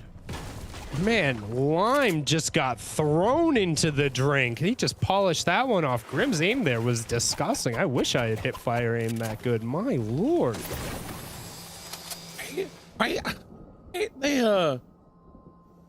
know how to play. I mean, let's be real. They know how to use that SMG much better than I could. So I agree. I'd love to see that. We move over to Craggy Cliff. Seems like a 2v2 taking place. Elige and Slick down below. This is the fight that's been happening. It seems like every game so far, every 8. They're going to disengage. They grab the reboot card, it looks like, and trying to grab any extra loot from down below, upgrading as they go. Reboot will come through for Blizzy. Frappe coming back, and I feel like every FNCS that we watch, Frappe is here in Craggy Cliffs. He's here trying to maintain dominance, but look at that damage that just came through there onto Blizzy. They're down low. They stick the reboot, though, and they are able to get Frappe into it. Yes, it's another body, but they only have a pistol, and with Blizzy that low, it's going to be really hard to win this fight. Yeah, I mean, pros don't fake. I guess it helps that he ended up getting him down. They'll have a little bit of room here. I mean, we've seen just how valuable it is to have your entire trio up. So if they're able to disengage, not get caught up in storm surges, isn't the worst in the world. And the one thing you'd think that normally, like, okay, this Craggy fight would be totally fine.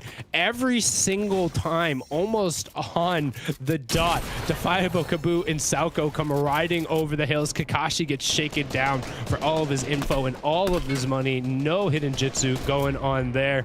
As you can see, Elige is actually going to take some more damage. He's going to try and disengage, but this has really kind of been the story here, where Salco, Defiable, and Kaboo have just been able to kind of clean up on this fight, and is where they've accumulated a lot of their surge and early game points. And that's honestly the best time to get it. It's because it's almost guaranteed you're going to get that damage. You're going to get those points as well if you are confident in your ability. And Elige, unfortunately, getting 3v1 there. So with Nate, Lizzie, and Frappe lurking nearby, they've got to be careful, and they recognize that. They realize that. They build out for it, and they're ready. They're already looking. Defiable's looking that way. We move over to Eclipse, Scissor, and Coffee is again the Cam split being their drop. And this is an interesting split because it doesn't always have the best loot. We kind of see it now. They've got a lot of ammo, but they are making the best with some of the lower rarities of weapons. And then they're upgrading in that mid game. And that's one of the best things that they are doing. They're finding a fight, seems like every mid game, upgrading, and then using that upgrade to just propel them into those top 5 finishes. Yeah, it's the fight I kind of alluded to, where you're able to just sort of base up and then react around which one of the teams have Storm Surge. Then you can kind of either play Loot Goblin if they aren't directly across from you. You just wait and see which one of those teams all of a sudden who's firing out bullets just stop shooting, and then you kind of like poke and prod over in that area, and all of a sudden, hey, maybe there's a couple of rifle upgrades, maybe there's a few extra shields. Well, probably not shields, because generally players will use those before Storm Surge takes them down, but just exploring the real estate, taking all of the space. Rex moving over, and that's a nice little upgrade from the Cuddle Team leader.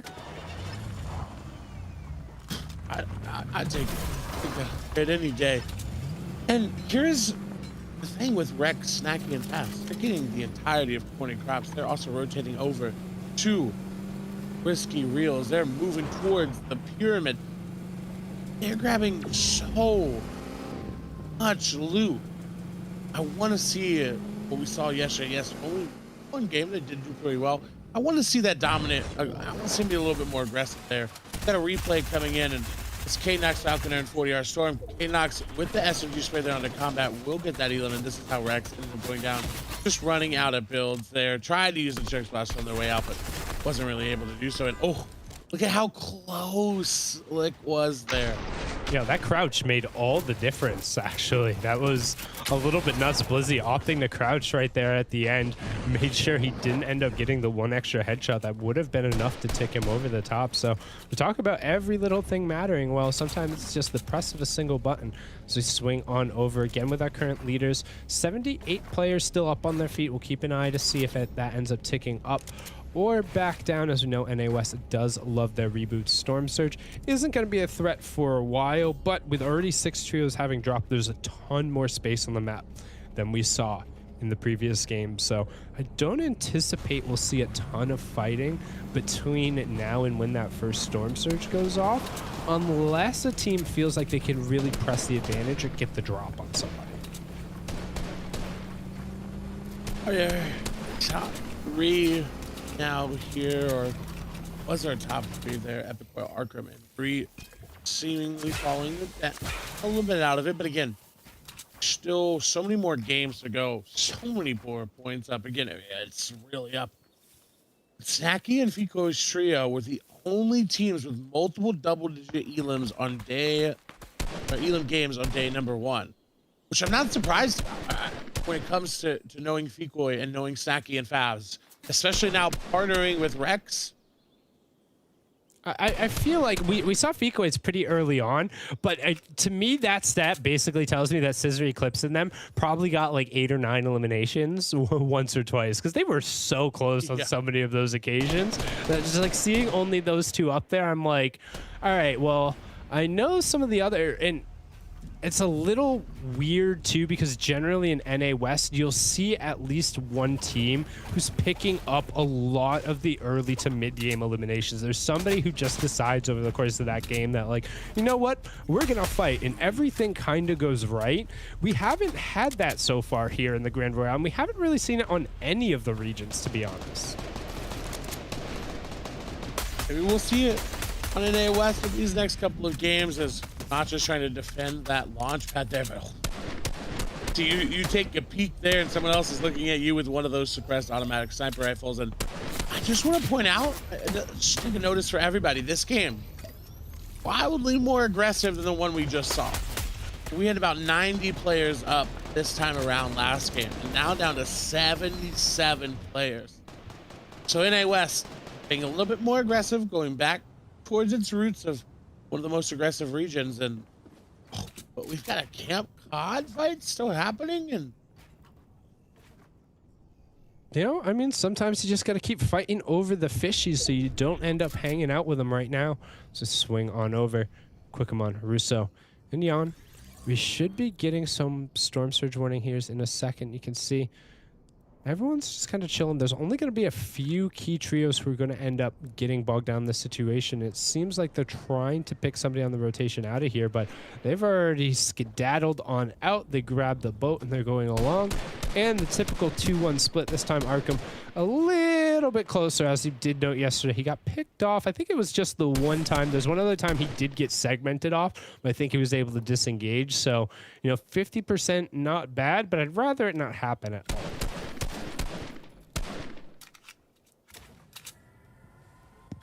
Taking a look at the inventory now of Arkham, Epic Whale, and Reed. Really have the same power weapons that they did. They did have one on Arkham there. Reed having won more 1v3s than any other NA West player this year. That is, these stats today are you know, they're amazing, because it makes sense for Reed, right? It just, if it's going to be any play on NA West, it's going to be Reed. Yeah, I would say Reed Trying to think who else has had some pretty ridiculous 1v3s that we've seen. I know Rex has had some absurd 1v2s. I'm not sure if he's fully converted that many 1v3s. It'd be interesting to see what the actual number on that was. So we swing on over. Pero Vincenta, Krizix, Jelty. Posted up on the interior, Jelty holding the epic assault rifle, but only a nice common pump, so that's a little tough.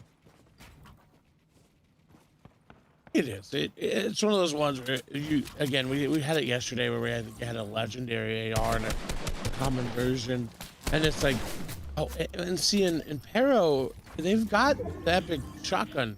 They're splitting it up while Krizik's just sitting here like, hey guys, can I get some of those upgrades there? As they're taking a lot of unnecessary damage, and Storm Surge is going to show, and it seems like for them it's still going to be below. They have a lot more to grab, and they're gonna have to go on to Poppy, Scissor, and Eclipse. Well, right as you say, that ends up updating around the other side, so they're 222 above, so not necessarily sure why Krizix opted to keep spraying across there when they're relatively comfortably above. Only 3 trios are going to end up being hit by this, but because of that, if you end up under the pressure of Storm Surge and then it swings to you and you're not prepared, it can be a little bit more difficult to then shake off. So it really is going to come down to which one of these trios are underneath and what plays they opt to make.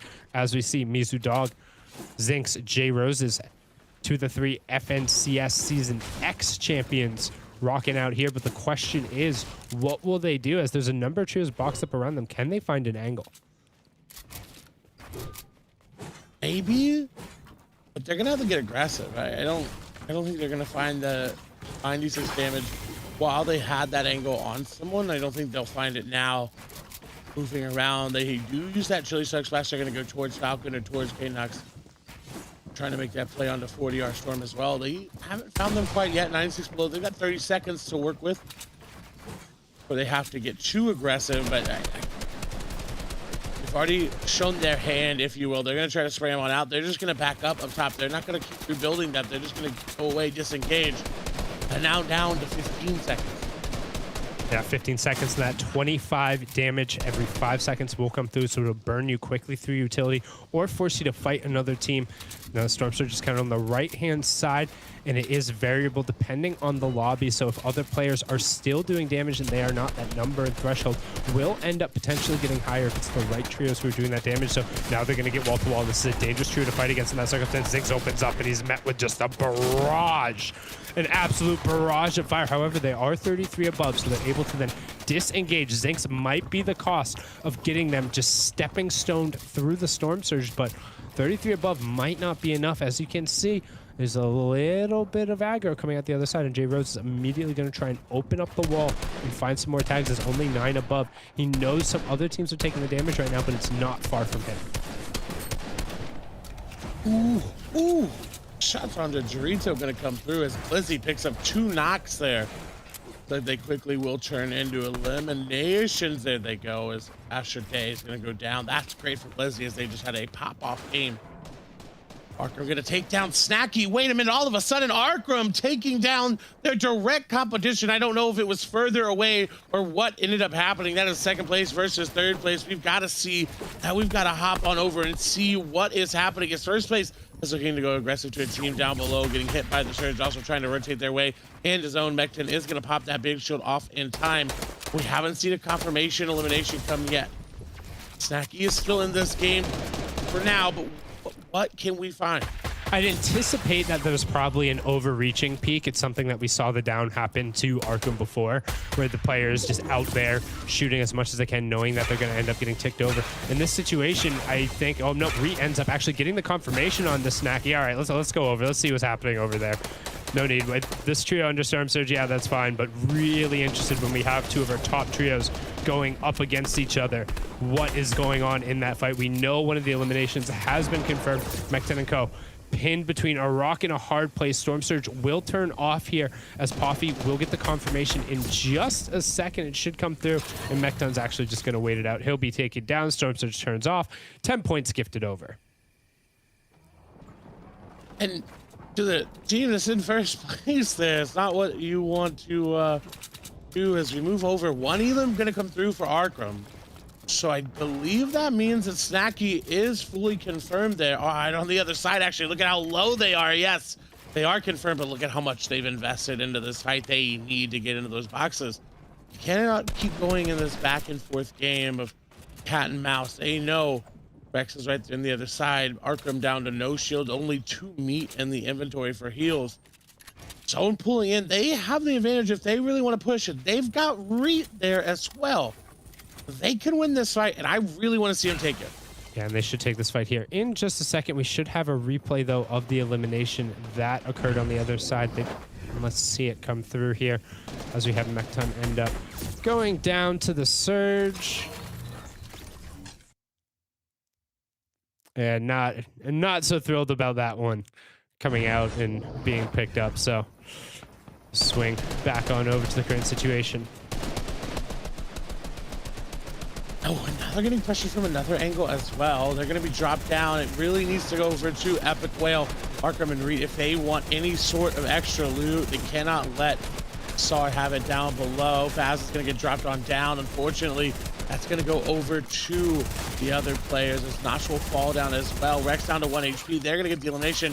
They have the harpoon, so they can get a lot of the loot there from Rex, but how much more can they find? Can they find the team down below that's already hurting, already struggling? Take 2 eliminations and taking out second place, though. That is good enough for them. They have a chance to just run away from that second place team. And again, leads right now, if they're able to get a 100-point lead and then go into the next game with that, that's a good lead in this current point system. But if it's a 20-point lead, if it's a 10-point lead, it's not really a lead at all. Yeah, it's tough to be able to hold on and play defensively, but as we saw over in OCE, if you're able to get on a roll, particularly in day 2, you can run away with it relatively quickly. And let's see if anybody really has had the opportunity. So far today, it was really just Midi and Co dropping up into second place with their 9 elimination victory royale in match number 7. We will see the Storm Surge warning coming on the right-hand side. Jelty and Co are above 109 right now. We will see 5 trios who potentially be threatened by this Storm Surge. As we see Pedro Vincenta actually getting a confirmation on Nate. Didn't look like that was his knock, but he took a ton of shield damage in return. And I'm actually curious to see if we can swing how Epic Whale, Arkham, and Rex are going to be able to rotate, because they're rotating on the northwestern side of the zone in just an absolute cacophony of other trios. But wall to wall right now, we do have our current second place trio, Pulsar, Nico, 33 Chris, and 33 Midi, match 7 victors, just boxed up right next to them. And they have to. They're below Surge. They don't have opportunities here. In 10 seconds, they're going to have to go. They don't have shields as well. Notice none of them above 150 HP except for Nico. Chris is, yes, at 169, but look, going down very quickly. Doesn't have heals, doesn't have time, doesn't have room to back away. His place going to be involved in a fight. It's going to be Decoy and company. This is just a quick set of eliminations coming through. That Surge coming through, and now second place is out, third place is out, fourth place and first. And then, of course, that 5th place team right there going to be the only ones in the top 5 are up in this game, rather. Puffy, Eclipse, and Scissors doing so well at just, hey, managing their tournament, doing well, staying up, getting a couple elims here and there, upgrading their loadout, being above Surge. And now I'm interested to see, are they just going to white line it? I think this is just going to end up being an early pad once Surge turns off. You don't want to pad when Surge is going off, because obviously anybody who's underneath is going to be looking for easy targets. And if you're in the air, then you're an easy target, right? You can only change your trajectory so much. We see Grim actually picking up a knock onto Yon. They are going to go for what is a full pad all the way through.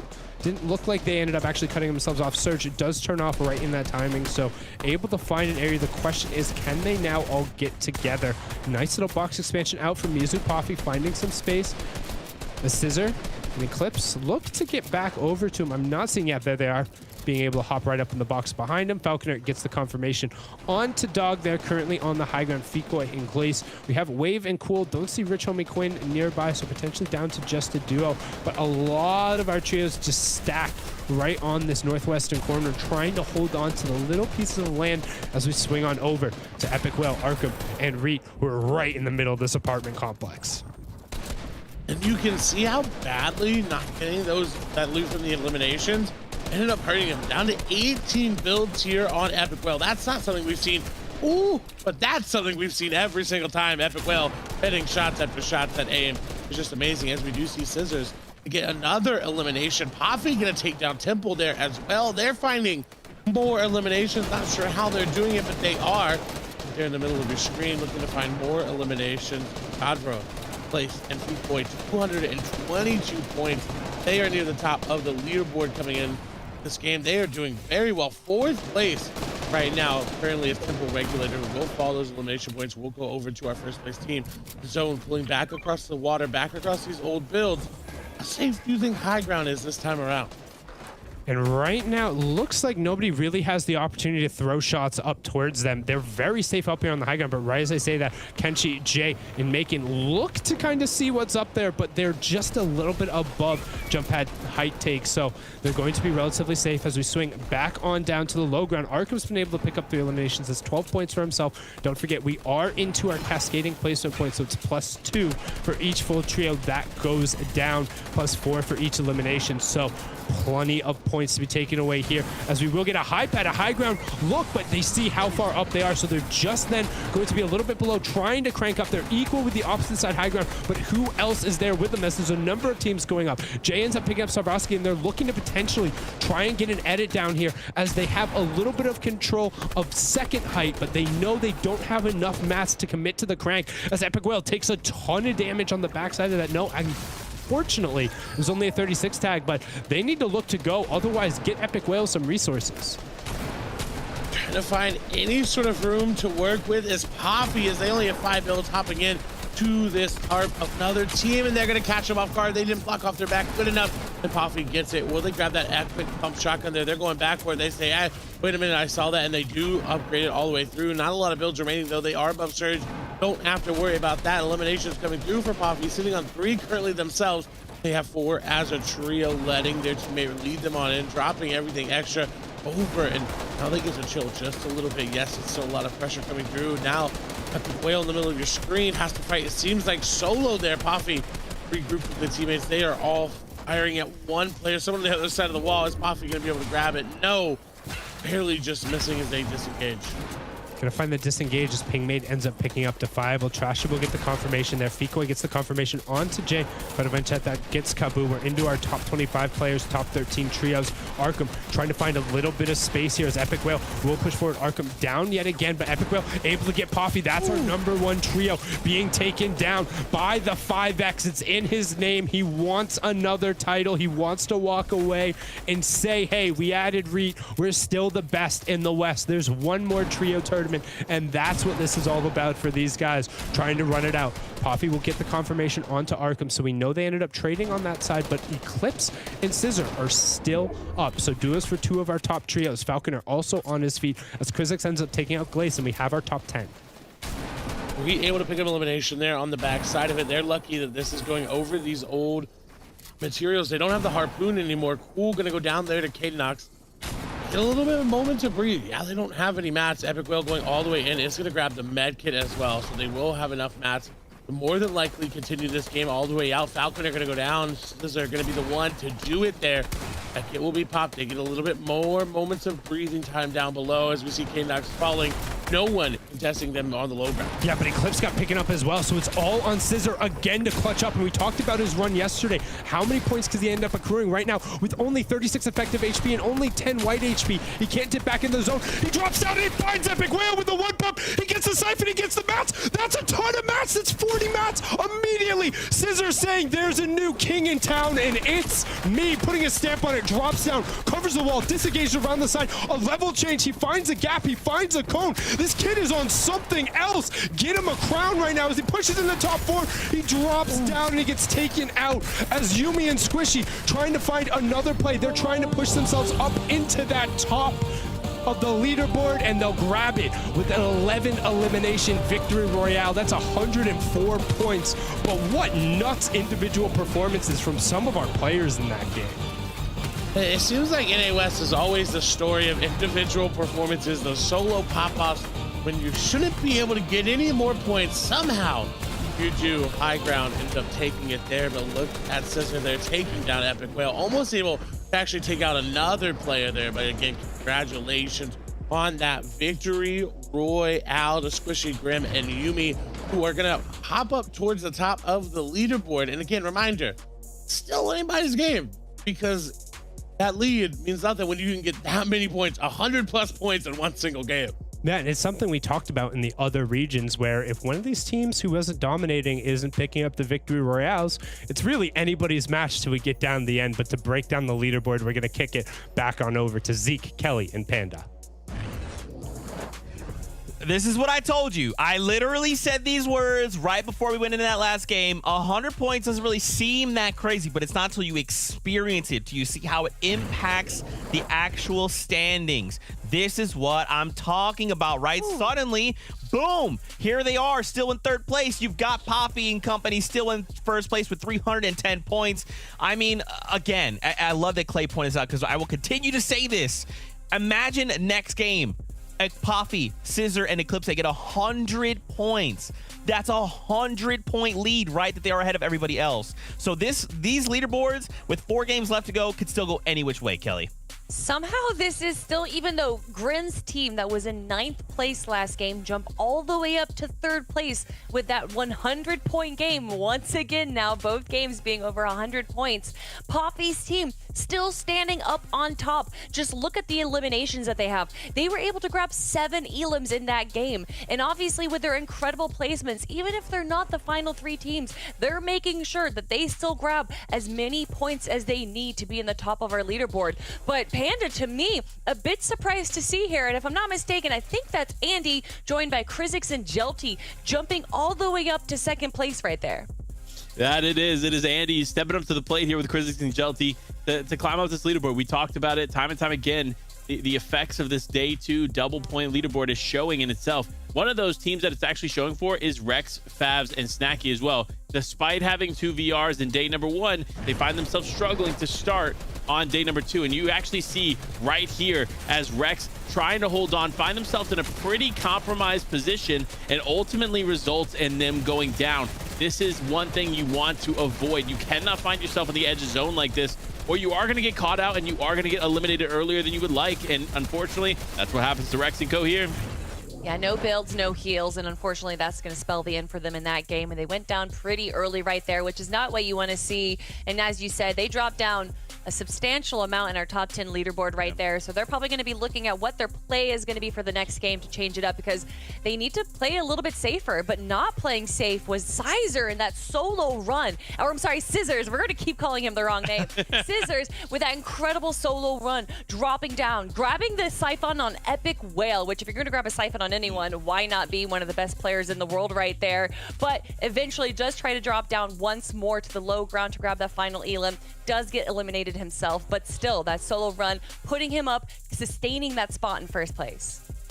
It's so good, right? And again, with 4 games left, we could continue to see this, right? This could come from another trio that is just waiting to show us what we have here in the Grand Royale. 40 seconds before we go back in. But a lot of these trios are performing well, right? And I think right now things are up. Kelly, let's go. Go ahead. I want to add something. All Do right. it. So obviously we got to talk about the team that just won there. It was Grim, Yumi, and Squishy. And I think part of the reason why they're having such a good time today is that they have been pretty much winning their contested drop spot at Coral Castle immediately and not having to worry about Storm Surge tags, which we saw be kind of an issue in that last game right there. So they're getting 3 elims right off the drop and then kind of just sailing through the rest of the game. Yeah, I mean, you see it here, right? Like, these early game engagements need to happen quickly. I cannot stress enough the impact of even 30 seconds longer on a fight like this on your game. Because if you cannot clean these up quickly, you will find yourself compromised in positioning and material, etc. So it's really important to get that stuff done quickly, and that's what we saw from them there, and that's why they're succeeding here in day number 2. I love it. I love when you guys get so excited about the analytics of these games. So, of course, I got to give them room to talk. But it's that time. You heard the battle bus beep, beep, which means we are heading back in all the action. This is game number 3 on the day, but 9 cumulatively. So let's get back into it. 8 down, 4 more to go, and we will have our final FNCS Grand Royale victors to crown. Again, my name is Sundown, joined by Clay Stelling, calling all the action here in the closing shift in NA West. And There's so many amazing players today showing us just how important that Victory Royale really is. And some of these names, some of y'all may not know as much. And that is the best thing about this format, is it's going to show some of these players that are being consistent and reward them for doing so. Some of y'all before yesterday and before today may not have heard of Poffy, Eclipse, and Scissors. This may be your first opportunity to hear about them. And that is great because they are doing so well. And we have to keep our eyes on them because, again, if they go down here, the lead starts to get cut into. It's not, you know, again, we talk about leads in the standard term. Normally, going into a game like this, the lead that they have almost a 50-point lead, right? Almost a 40-point lead, rather. That would be substantial. That would be very hard to overcome, and if it's not double points. But double points, that's just a little bit under a Victory Royale. Right, that's making it to endgame with picking up basically any amount of eliminations. And I think the interesting part that we haven't necessarily seen yet that I'm hoping to see out of West is some of these teams are capable of playing the early game bullies, right? Like if somebody wants to grab one of those IO cars, chonk it up, and start pushing walls, like we've seen teams not be afraid of doing that. As we hop on board here again over at the Coral Castle Corral. Who you got, Clay? Who do you think? I honestly like Yuumi, Squishy, and Grim. They've been playing real nicely. They really have it, and they're also showing how well you can do even at a contested POI. And that's a contested Coral Castle at that. Right? A contested Pleasant Park is a little bit different than a contested Coral Castle. You have a lot more opportunities there at Pleasant for these fights and these disengages, but I want to give it to Grim, Squishy, and Yuumi as well. They just seem they have the better setup here. They're in third place currently coming into this game. So I'm going to go with them. And you can see them getting back hip to hip. Pulsar, Squishy, Merc, Yuumi, Miso, Grim. Pulsar, Lime on the outside taking tons of shot. And Lime looks like he's potentially going to get squeezed or squished yet again. Plenty of play on words going on here. But right now, all the play is being done by Grim, Squishy, and Yuumi. Again, sitting at 269 points. They are in that top 5 part of the leaderboard with a shot towards, honestly, winning everything right now. But will they be able to continue the aggression here? And instead, they're going to dip. They're getting straight out of dodge, Clay. That is a very early commitment to the disengage. It is. And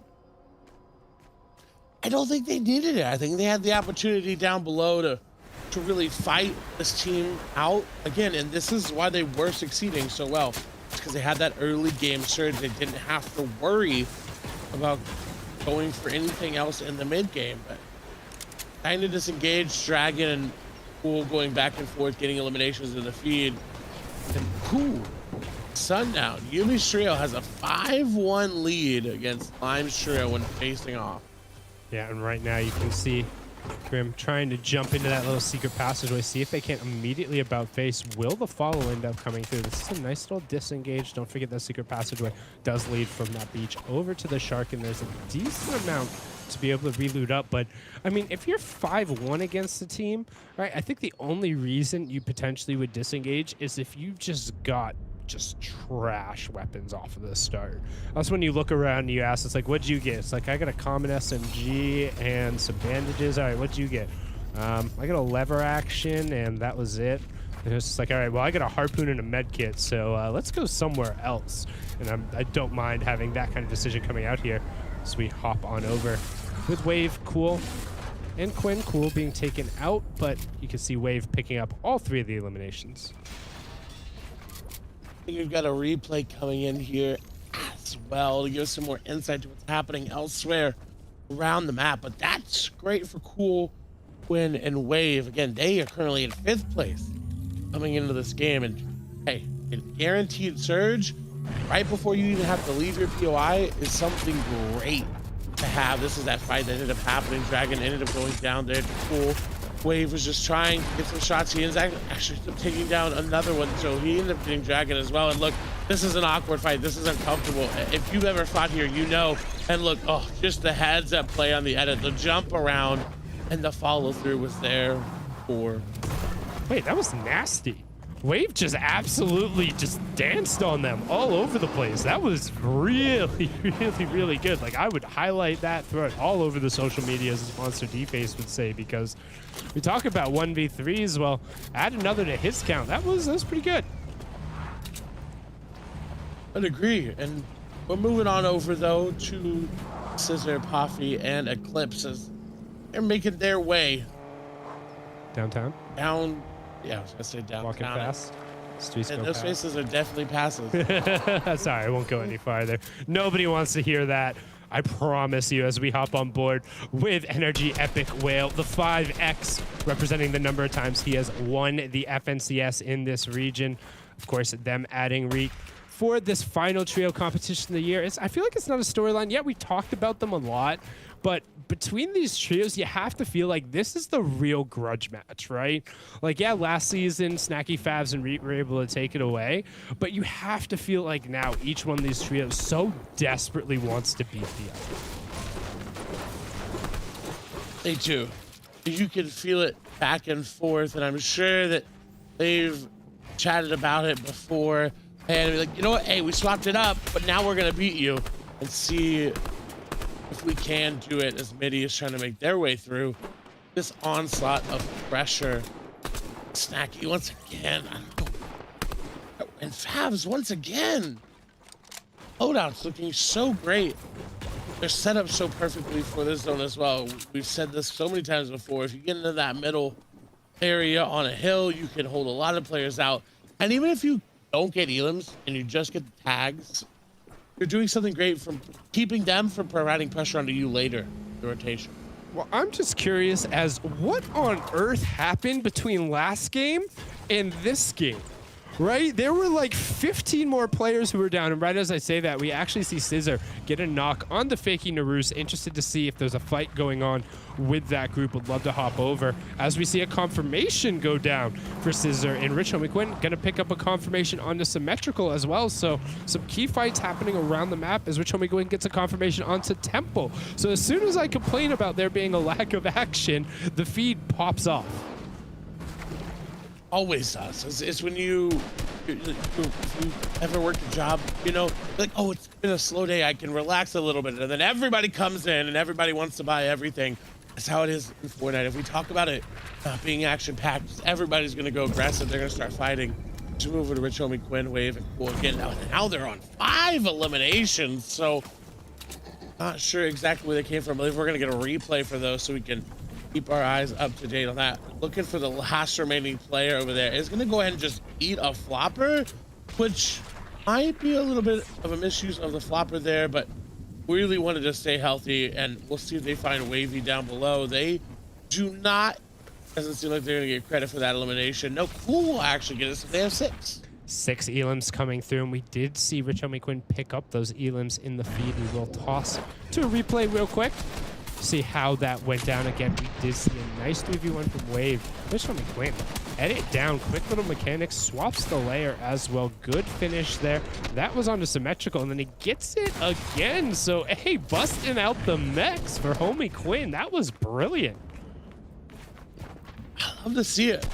Again, they were in 5th place coming into this game, so I love the aggression from teams that are in that area where they can take first away from Puffy, Scissor, and Eclipse, because you got to do it. You've got to continue to be aggressive. We have 3 teams currently tied at 269 points. That's going to be Arkham, Reed, Epic Whale, Quinn, Wave, and Cool, Biddy, Nico, and Chris.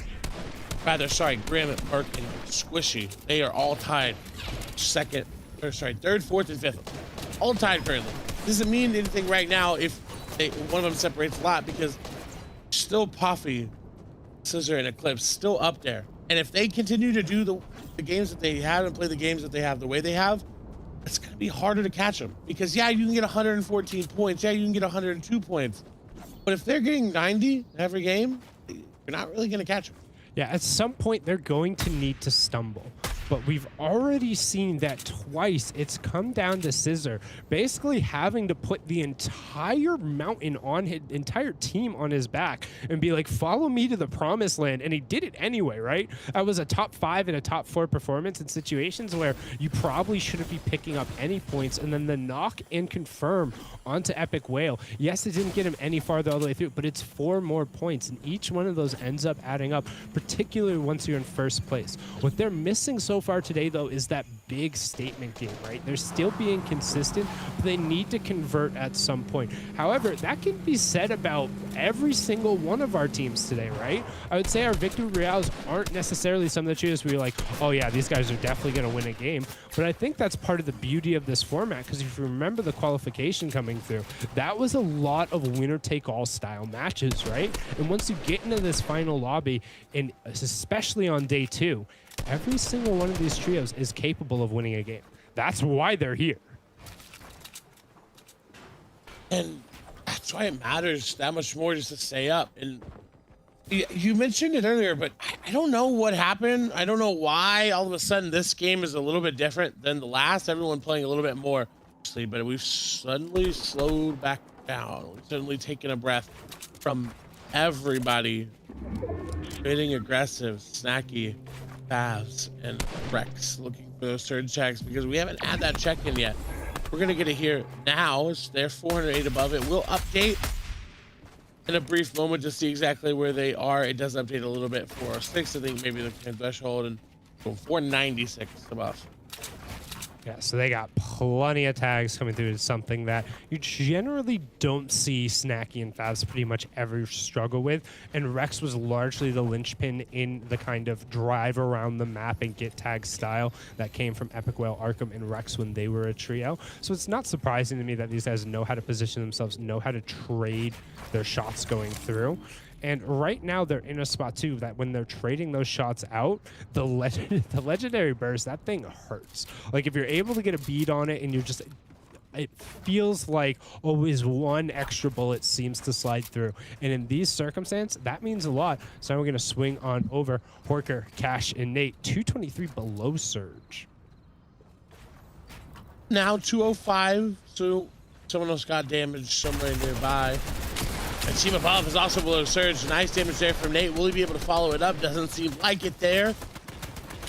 Maybe trying to find something down below. His teammates trying to get together with them, trying anything they can to get out of this, because as they were able to pick up actually both eliminations just like that out of nowhere, they find both. And now Nate gonna be the one that is getting pressured. They find everything it looks like that they need.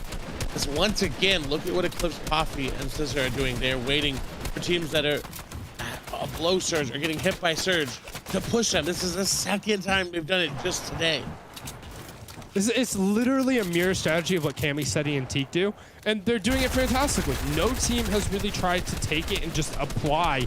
I don't want to say it's the exact same step for step because obviously you're working in different players, right? But they've done pretty much the same early game rotations that Cammy, Seti, and Teak do over on EU. We've explained the breakdown before, but it just puts you in such an advantageous position where if you're boxed up next to somebody who's taking care of their Storm Surge, you're safe. If you're boxed up next to somebody who hasn't, then you just wait and play defensively. But speaking of playing defensively, Jelty Krizix and Perovencha, they have a beat across not only on a team being hit by Storm Surge, but another team who's stuck over in the zone as Glace is able to pick up 2. Nitrix also going to find one. Baka gets the trade out on the Cadenox's Falconer goes down. Launchpad taken to the sky.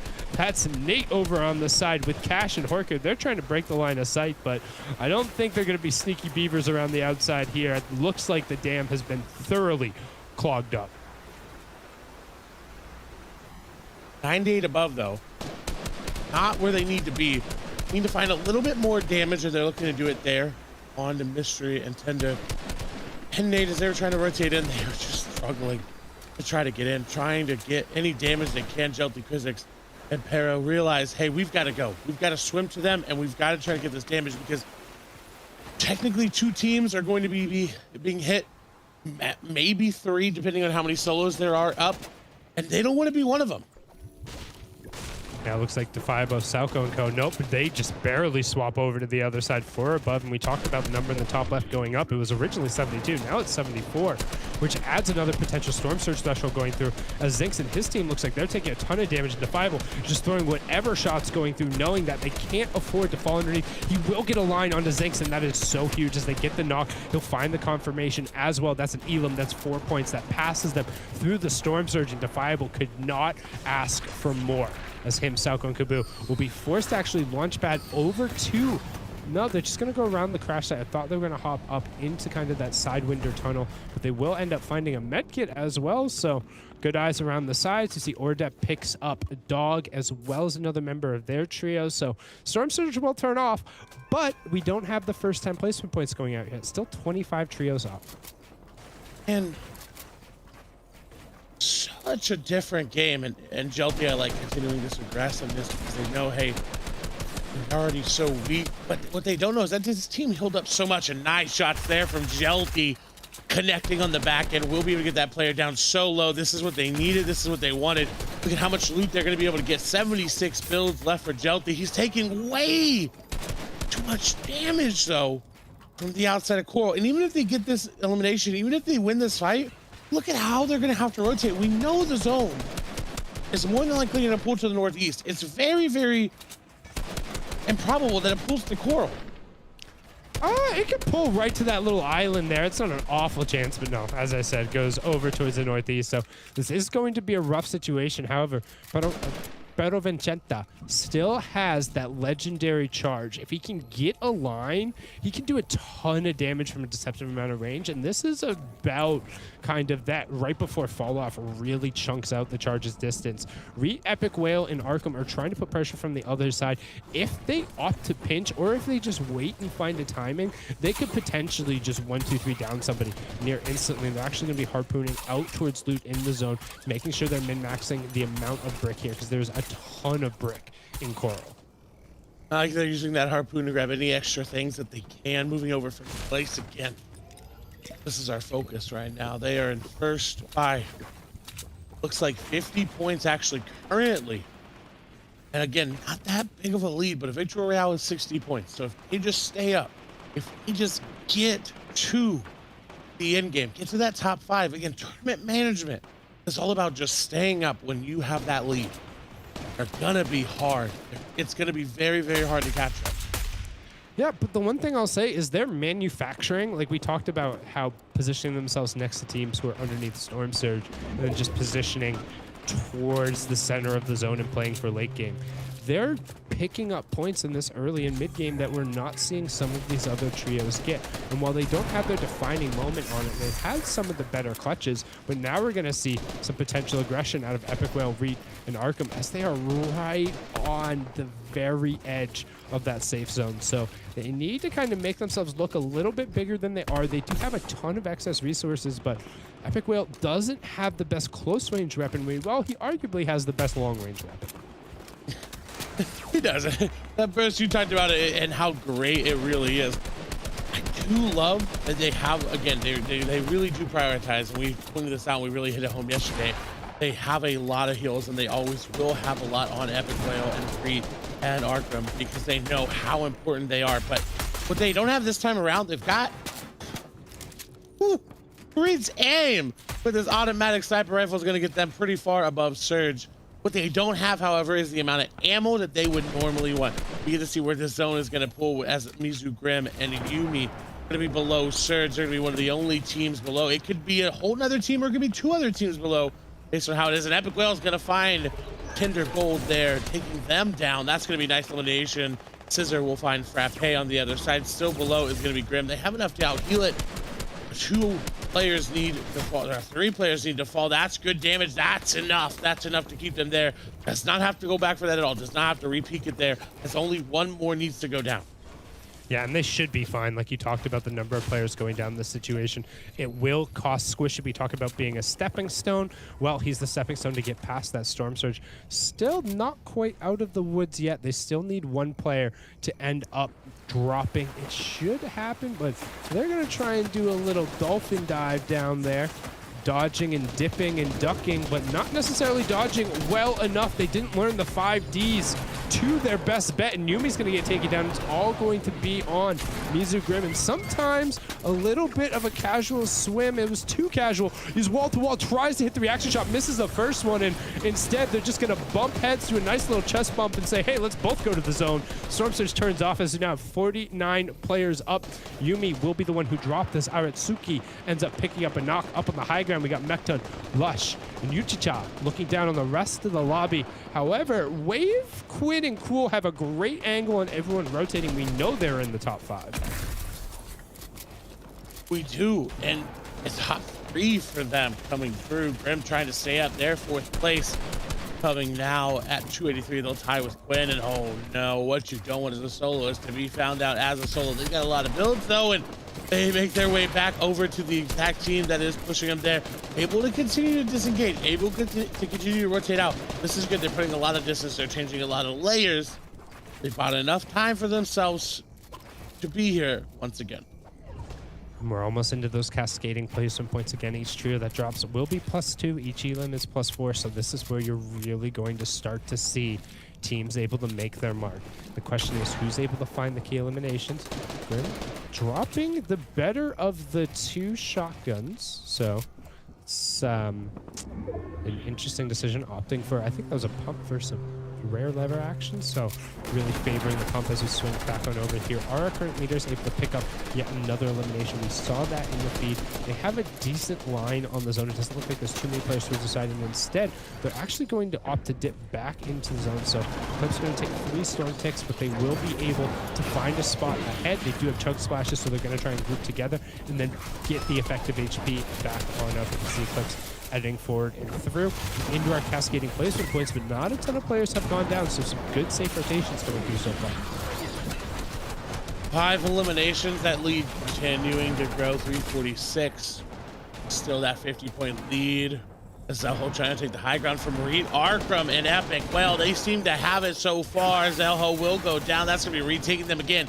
The pop-off potential is big. The thresholds are huge. It is double points, day number 2. What more can they find? Will they get that 60-point victory royale and cross that 100-point threshold for the game? Will they be able to finally hop back up and finally put that contention back up that they wanted to, dropping all the way down for themselves, unfortunately.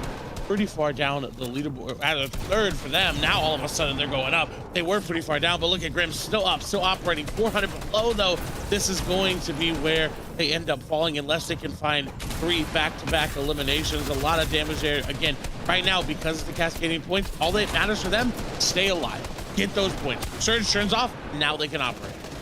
Yeah, completely out of builds though, so the effort was fruitless, able to only pick up, I believe, an extra 4 points or so there as Favs just rips high ground away. Reach says not so fast. There's a fight going on for the high ground, but right now our current leaders are on the front of the zone. You can see Scissor about face. It's a brilliant aim. Poffy ends up going down in there, but the Siphon will keep him just barely healthy enough. He picks up 1, he picks up 2, and he has just more than enough HP to spare as the fight continues there, but there's a slight little change in verticality that's going to end up paying as they get a bead on them, and Cool just rips them apart. Poffy gets taken down. What can Scissor and Eclipse do here as Reed has the pepper effect on him, and Arkham and Epic Whale both end up going down, but Reed will find 1. We talk about him being the most clutch players, 8 1v3s compared to the next closest in the world being 5. Well, he's 1v the world here, and Mekton gets a piece of that. He says, give me some more. Reed into the top 4. Can he make it a top 3 performance? But no, he might have snuck it away there at the end, but on the opposite side, Favs, Rex, and Snacky were able to take away the high ground. They got to the opposite side of Stealthy, and everyone else is stuck on the inside. They're able to take it away. The victory royale robbed, and we said, hey, they were dropping off. They weren't so close. Well, they tossed themselves right back into the conversation. Essentially coming out of nowhere there. They went for high ground, and we didn't really see much of them in the feed, and all of a sudden dropping down and saying, hi, everybody, here we are. Let's get that victory royale. But again, the story for them, congratulations on the victory royale, is Scissors, Eclipse, and Poffy continuing to get into these top 5 scenarios where they continue to get massive amount of points, 7 elims, and the victory royale will put it at 327.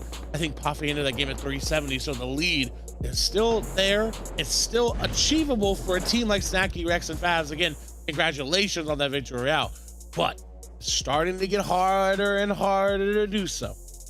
Yeah, and we still have 3 more games, but to see how the leaderboard switched up yet again, we're going to kick it on over. Zeke, Kelly, Panda, take it away. I'm telling you, I love the storytelling from Clay and Sundown. I feel like we 3 were cut from the same cloth when it comes to storytelling, because this is exactly what I was going to say. Is yes, there's other trios fighting themselves in Victory Royales, fighting themselves moving up the standings, but at the top, Poppy is just sitting there alongside Scissor and Eclipse and just saying like, yeah, no, you guys are doing real good. You are, but hey, we're still here though. We're still making it top 5. Go get that Victory Royale. That's only a handful of points. Okay, we'll see you on the bus. Bye. Yeah, they were able to jump up 76 points in that game. An incredible performance, obviously, with 8 eliminations on the low-end mid-ground. That's why they have 53 eliminations, almost 10 more than anyone else in the competition. But we have to talk about the top 3. I think at some point today, Arkram's team and Rex's team have all dropped below the top 3, and here they are once again with a relatively substantial lead over 4th place. If you look, actually, 4th through 6th place are all relatively close together, but that's where that ends. 1st, 2nd, and 3rd, so much farther ahead than everyone else right now. Rex, Favs, and Snacky grabbing their 3rd VR, but it's still not enough to take over Arkram. And I mean, Panda, let's just talk about it. Reed's solo run once again. I feel like time and time again we see him there, not getting the VR, but grabbing those much needed elimination points. Yeah, not only that, obviously great performance there from Reed in those final moments, stepping up for the team when the team is down, and that led them to that 2nd place spot that they're holding now. But Eclipse and Co, consistency. I talk about it. I talk about how consistent this trio is, but they continue to show us that they have what it takes. And we haven't seen this from these players in past seasons, but now they finally found the groove. They found that thing that makes them great together, and they are showcasing it here on the biggest stage, the biggest tournament since World Cup here in the Grand Royale. I'm loving the synergy between this team, the communication that's obviously going on right now, telling one player to drop down while the other 2 will stay in the mid-ground, letting them know when chug splashes are coming in. They're just working as a whole unit right there. Poppy, unfortunately, going down, not early. It's still obviously zone 8 right here, but just what is going to be happening. You can see that they were aware of that player being down. He runs in, grabs another elimination. And even though Scissor was a solo in that situation, it still seemed like they were communicating as a team, letting each other know what was going on around them, even when they were down. I love it. I mean, and that's what you have to do, right? Like, especially being able to keep calm and clear and concise in those situations, just to tell your teammate, hey, look, this is where I'm at. Here's what I'm seeing. Here's info that you can then take and then use to kind of like figure out whatever your next steps are going to be, right? Because a lot of times we'll see other trios in this moment, the chaos just unfolds, right? And they're like, okay, well, there's too much happening. I can't actually tell you the important information you need to make that run, and then we fall and are eliminated, right? So I love that, Kelly. It's such a great call out, making sure these trios can communicate very clearly and say like, hey, look, this is a situation. There's a guy on the other side of this wall. We need to punch through. We need to do this. It's so great. Halfway through the competition. So right now, I think the biggest question mark for me is Scissor, Poppy, and Eclipse, right? Do they have enough team to kind of hold out? Right now, they've just been holding off the 2 trios at the top, right? Reed, Arkram, and Epic Whale, comma, Rex, Favs, and Snacky. This feels like a one big band name. Once again, I'm going to call this the Dynasty. But right now, they're doing a good job, right? They're holding them off, but the question, Kelly, is can they do that for 3 more games? They are doing an incredible job right now. Clearly, they are in 1st place with 40-point lead, but what they were doing yesterday was that much better. So the fact that they're not having the same performance that they had yesterday kind of makes me a little nervous, but not really, because even when they aren't grabbing that 1st place or 2nd place spot like we saw yesterday, they are still grabbing the same amount of eliminations. Eliminations now being 4 points each, not 2 points. So it's that much more important, Panda. I couldn't agree more, but one thing I want to talk about, right? We're at this stage in the tournament. We're halfway through. And when I say halfway through, I don't mean halfway through the day, but the way that this is structured, we're halfway through the entire Grand Royale. Because remember, day number 1 acts as 1/3 of the entire overall points that you can get. We're now through that 2nd third, and there's 1/3 remaining. 3 double point games remaining here to define who is going to walk away on top of the Grand Royale. And I'm so excited because it looks like Poffy and Co are here to stay. Man, Panda, you might have just cast or cursed them. We'll find out in these next 3 games. But if their play has indicated anything, yeah, man, I mean, they might very well be here to stay. And I'd be all for seeing NA West see a brand new trio come out, stepping into the light and say, look, it's not just about Arkham Rex and Epic Whale. NA West, we are free. We can be us. But with 3 games left to go, who will it be? It's time to jump back on the battle bus. Clay, Sundown, over to you. Thank you so much, Kelly, Panda, and Zeke. A third of the available points left. 3 matches left to go. And who will be the final 3 to walk away as champions? This is our last trio competition of the year. It's the final official competition coming out. And honestly, it's all up for grabs going in these last 3 matches, Clay. It really is. There's a lead, but it's not really relevant anymore with the way the points work. It is there for a little bit, but as soon as one of these players goes down, it's completely thrown out the window. With 100 points possible in a singular game, the leads right now mean not as much as they used to. As we take a look where that bus is going to go, everybody dropping. We're right over the middle of the map. Everybody gets that chance at dropping and spreading out. Already got contention happening in the middle of the map, but look at Arkham and Epic Whale going to Believer Beach. They've made quite a climb back up to 2nd place. Rex, Pavs, and Saki made a climb as well, back up to 3rd place. And I don't know what Arkham, Epic Whale, and Reed did from day number 1 to day number 2 behind the scenes. We can see it right now. We can see them actively being better at getting surge, actively be better at rotating. That's what we like to see. We're gonna hop on over to Lime yet again, just being dropped into the drink. He will go down but not out with just a stiff breeze as Rex ends up picking him down. He's trying to find a little bit of room, but you can see Squishy already able to pick up one of the confirmations. Yumi going down there though, so there could be a shot, but no. Pulsar Chip gets taken out. It should just be Lime, who, as we saw, is only on a fraction of any amount of HP bar. He'll be picked up in just a second. Once Grim ends up finding him, he should hear that audio cue on the other side.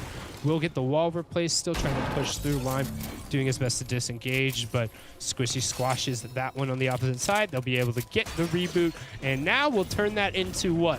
We'll call it 6-1-1 over at Coral Castle. Yeah, I think it's 6-1-1. I would agree. Yep, 6-1. And then, of course, that one where they both decided to disengage there. And then I think we're missing a couple. Unless they just didn't land on each other for the first couple of the games. I think they did move off and rotate out. So yeah, I don't think this was the initial contestant plan that ended up coming out, but as you can see now, they're having no problem with it. We'll swing back on over, see what's going down with our current leaders, see how they're able to accumulate so many of these tags, so much space. And I mean, it's just kind of the nature of that split. And now for those of you who are unfamiliar or you're just joining us, one leaderboard on the left-hand side, those are our current top 5s. Our average victor is picking up around 100 points a win right now due to the 2 times points multiplier on the day. So any of those top 5 teams still very much so in contention. But this Cammy split is popularized by a trio over in EU, Cammy, Seti, and Teak. And the reason it's so strong is because you basically take the entire eastern interior of the map and you say, this is ours. And by landing at strategic points off of the start, it enables you to get not only Storm Surge, but easier access to interior rotations.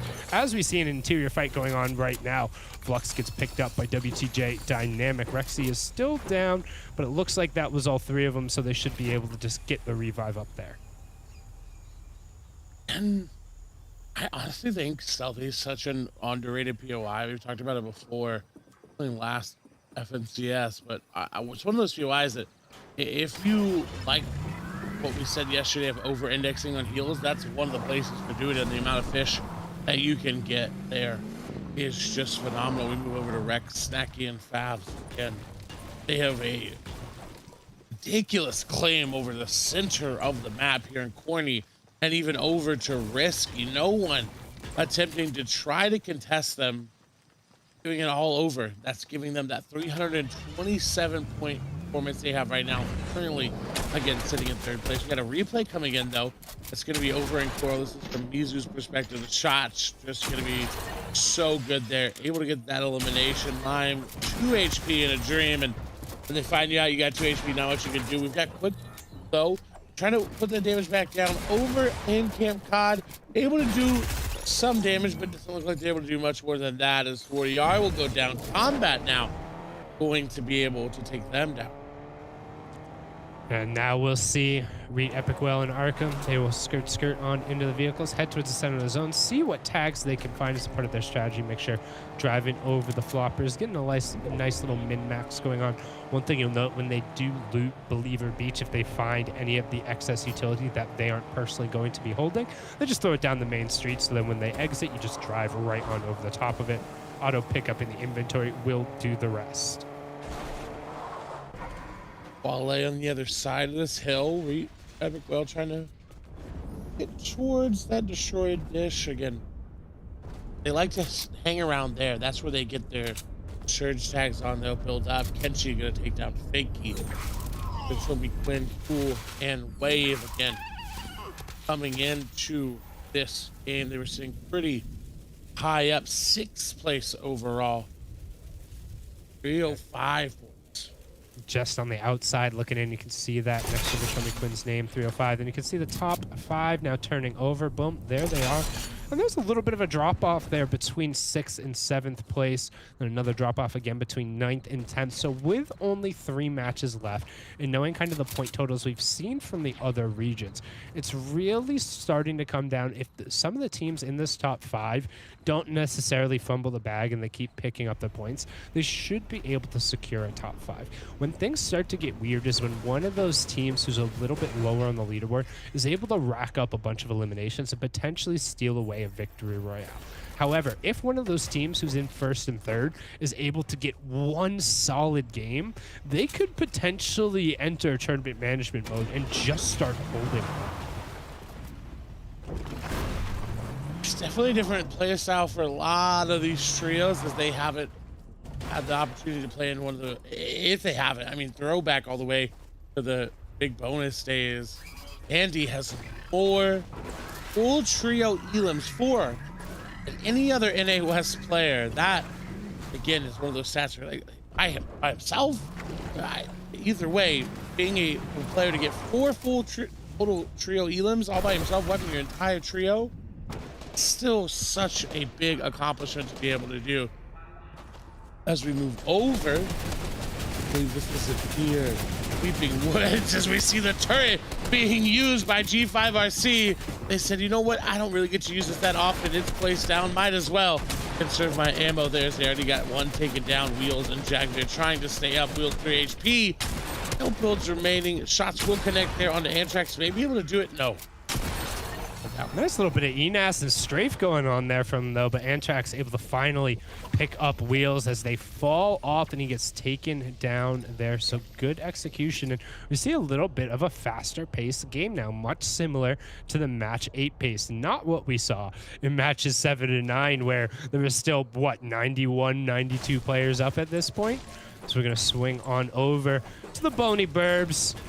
Got 100 Thieves, Rex, 33 Snacky, 33 Faz, just trying to farm out, replace everything on the lower level, and they could look for a cheeky edit down, but that's one of the hardest buildings to edit down, and you kind of know it's coming almost immediately. But we're gonna hop on board here. Here's Poffy, Scissor, and Eclipse, and it feels like they're almost seeking out Dragon and Day's team, because this is the 2nd or 3rd time we've seen them box up next to them. However, Dragon and Co., when they made it off spawn, they've really struggled with Storm Surge, so this is part of that strategy of manufacturing elims. They'll box up next to them and be like, hey, do you need tags? And if they see them start fishing for tags, they'll get ready to take that fight. They're so ready for it. Well, they're ready for any opportunity. As they disengage, though, they're going to get tagged up a little bit. Doesn't seem like it affects them that much. As Dragon, ooh, this could be really bad. The first place team starts to take a little bit too much damage. They're going to have to use a lot of their chug splashes. And this is where they normally would start to look for that mid-game fight, set up for the mid-game fight that they do so well with, but not able to do it right now. Let's see what they do moving through. 79 players in, so only 9 people will be below Surge, and this is already more aggressive than what we saw. Yeah, and we'll have a little bit of time, right? They won't get the warning through. And with the trades off on the other side, they're not picking up the eliminations. Like, eliminations are a bonus in this regard, right? Like, when you're playing on kind of that eastern split side of the map known as the Candy Split, you're not necessarily banking on getting eliminations. If they come through, nice. Is there a way to kind of manufacture them? Awesome. Speaking of manufacturing them, Reed manufacturing headshots like he's been working on the assembly line for a hot minute, just throwing those out there. But unfortunately, it cost them their IO card relatively early into the rotation. So this could get a little dicey. They will have to use a little bit more builds than they necessarily like. And this is potentially an awkward spot. Normally a lot of this brick gets refarmed immediately. However, because they're the first ones through here, they'll have plenty to farm it back up. I like what they've done so far. They've adapted, and again, Panda said it very well. They are, and when it comes to them being Arkham and Epic, well, they are day 2 players through and through. They perform under this pressure of it being this second day, and they're doing it today. They're actively going out, getting these eliminations, getting these top placement points. But I want to see them do it all together, and that seems to be an issue.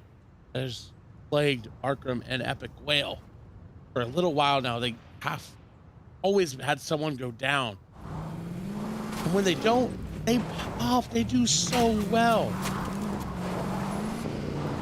But you have to manage those factors, and it's one thing where I talked about, yeah, this switch on paper, Reed's a really good player. But you talk about the consistency factor and what made Epic Whale, Arkham, and Rex so good as a trio is they played together for so long. Yes, they were all absurdly talented individuals, but you cannot understate the value of team chemistry, and we've seen it across multiple regions where sticking with your trios down in Brazil, or I mean, even talk about OCE, where Tui came back to play with Alex now that he's over 13 and able to win the Grand Royale. You can see there, Wave has more elims versus the top 10, 13 total, than any other player. So really putting in the work against those directly across from him in the leaderboard. Don't forget, they're currently sitting in 6th place, 78 players up, 27 trios remaining. So those 10 placement points still on the board. But Snacky, hello? What happened over here? They're below Storm Surge, but Storm Surge hasn't even come through yet. It looks like they took a fight, and we're going to need a replay or something because Rex and Favs going down this early is unheard of. This doesn't happen. It didn't happen the entirety of the past FNCS. They made it past that checkpoint every single time. What on earth went wrong? And it looks like Reed had a hand in it as he's the one who got the confirmation. We are going to have those replays as he's trying to run away. Barely able to get out of this. Maybe see those replays for just a moment as he may go down here, and it is going to be Arkham, Free, and Epic Whale just there. The pressure is on to Snacky. Can he keep getting away? And more Chug Splashes left. Does have a good amount of builds remaining. Seems like there's going to be a little bit of time bought there. And yes, Arkham, Epic Whale, and Reed are the ones that ended up taking down Favs and Snacky. Let's get that replay in and see how it worked. They are below Surge. It seems like Rex was able to actually got taken down by Andy there. Snacky down to 5 HP, barely able to get away.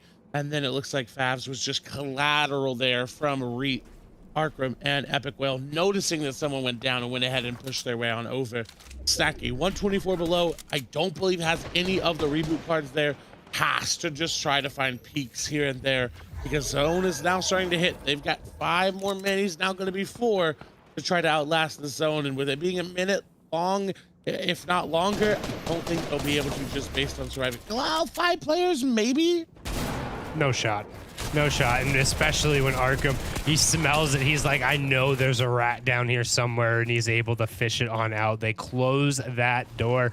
And that's one thing that we've talked about, how generally we don't necessarily see as many punishes on those overpeaks. But Andy is fantastic when it comes to getting those knocks. He converts very well on that. And the one thing that will never, ever be called into question is Epic Whale Arkham's game sense, right? They know immediately, like, hey, that knock occurred next to us. We can go, and in fact, we are going because that's Rex and his trio right next to us. And we talked about how there's a ton of emotions charged in that rivalry. They both want to win so badly, but Clay, nobody's really talking about, hey, the first to crack 400 points right now, Scissor, Poffy, and Eclipse, they're doing it. Whew, and they're doing it really well. And this is what's great about Fortnite is, while yes, historically it's been this 2-horse race. Right now, it's Poffy, it's Eclipse, it's Scissor coming out of nowhere saying, hey, wait a minute, take a look at us, everybody. Look what we can do if given the chance, if given the opportunity, and they are running with it. 404 points as we move over. Mudio, unfortunately, going to go down there. Above Surge, though, may be able to disengage back with the team. Is Flicks, but they're going to take way too much damage. They're trying to build their own now. 9 builds remaining. They do have a Chug Splash and a med kit. Seemingly going to go just try to pop the med kit. Maybe that team forgot where they were. Kenshi getting close, but will back off and oh no, the Chug Splash immediately gonna let him know where he is, but maybe not quite yet. Those Chug Splashes are loud. Like, those are loud. Mizumakin, CLGJ, they definitely heard that. They're looking in the area, but I think they might be a little bit scared of this other team that's posturing. No, they found it. They're like, where could he possibly be? Flicks hits one little bit of a revenge shot, but it's not going to do too much as the Siphon will come back over on top. Kenshi reasonably back off. They need to be careful on the opposite side as we swing back on over to our leaders. Mizu Poffy, Clips, Scissor, WLR. Looking for a little bit of room here in that lead.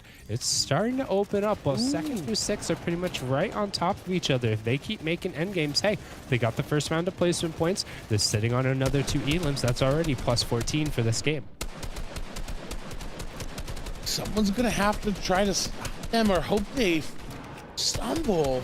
This Dragon gonna go down. Symmetric will be the one to do it, so he'll reap the rewards of both the points and the actual loot there. Walk off gonna be successful from Poffy, but what can they do? And ooh, wait a minute, we've got a sideways minigun in the inventory. One of the first times we've seen it. Arkham gonna get elimination as well. Arkham picked up 2. Re ended up getting 1. That's 3 over to them as they're looking to try and capitalize on the fact they now have 4 eliminations, 367 points. But this is a spot where they need to be careful because if you check the bottom right-hand corner of the map, there's so many trios around them. However, they have a ton of launch pads. Honestly, if I'm them, I'm finding as much space as I can get right now, and I'm just trying to hit even a low pad towards zone up a couple of layers because you're not going to need all of them, and they have so much room to cover. You can already see, and they should have seen as well, some trios are already rotating, and instead they're just gonna hop, skip, and jump and walk and split the launch pads. And it looks like timing is everything, so stop telling me you're taking your time, because they went straight for it right there and finally greeted with bullets. But it's as they get to the backside of the zone, so they throw up a couple walls. They're in the old builds, and that was a nice little stroll to the 4th zone. We've had so many rotations like this with NA West, and no one really punishing them as much as they should have. And it seems like they just have the better timing with it all. They're not quite safe yet. We talked about them having the stroll into zone. While they are over there, look at the teams who are on either side of them. Jelty, Andy, and Krizix have no issue taking a fight. And the fact that they were late there and they're just building up with metal now, you can see Jelty being like, no, you're not taking all of this space, right? And now they've poked a trio who has absolutely no problem fighting them. 135 above, though, maybe a catalyst for them to continue to push this towards Arkham and Epic Whale. Should be safe. There's 13 players that need to go down. We'll keep our eyes there on that surge, and if it ends up dropping back over to them, and oh, what good shots there from Andy. Now, so only 130. Okay, 168 above. It's going to update there. Took a bit as everybody else was doing damage around the rest of the lobby, and I like that they're going for some of these pre-edits. And we know Arkham Epic well, and Reed will go for them. But they're making space elsewhere. They're trying to find these players fighting up above, and they're going to drop them down. Are they going to get it into the box? Yes, they do. That's 1 going into the box, and that is Storm Surge secured. Extra loot secured. Those double points coming on through. They go for the shakedown, but Jelty says no shakedown. No, they don't need his lunch money. They don't need the info. They know where the rest of his team is, but they got what they came for, and that's what I'm talking about. You don't want to poke that bear. Luckily for Epic Whale & Co., they were on the fair side of that trade below Storm Surge, though, Nate, Blizzy, Frappi trying to make something happen in this circumstance. They are the only trio who's currently being hit by it. No, as I say that, Blizzy gets taken over, so there's potentially 3 more players who are also getting hit. It looks like it's Kytrix and Nitrix over on the side. Frappi looking for some AR shots, but when you're 310 below Sun, that's not going to do a whole lot unless you hit all 10, and I promise you, these players can reset their builds fast enough. Medkit going down from Nate, no other heals available, and you have to think that Quinn hears the shield cracks. Again, they don't see the lightning, but they will get the audio cues from when it breaks.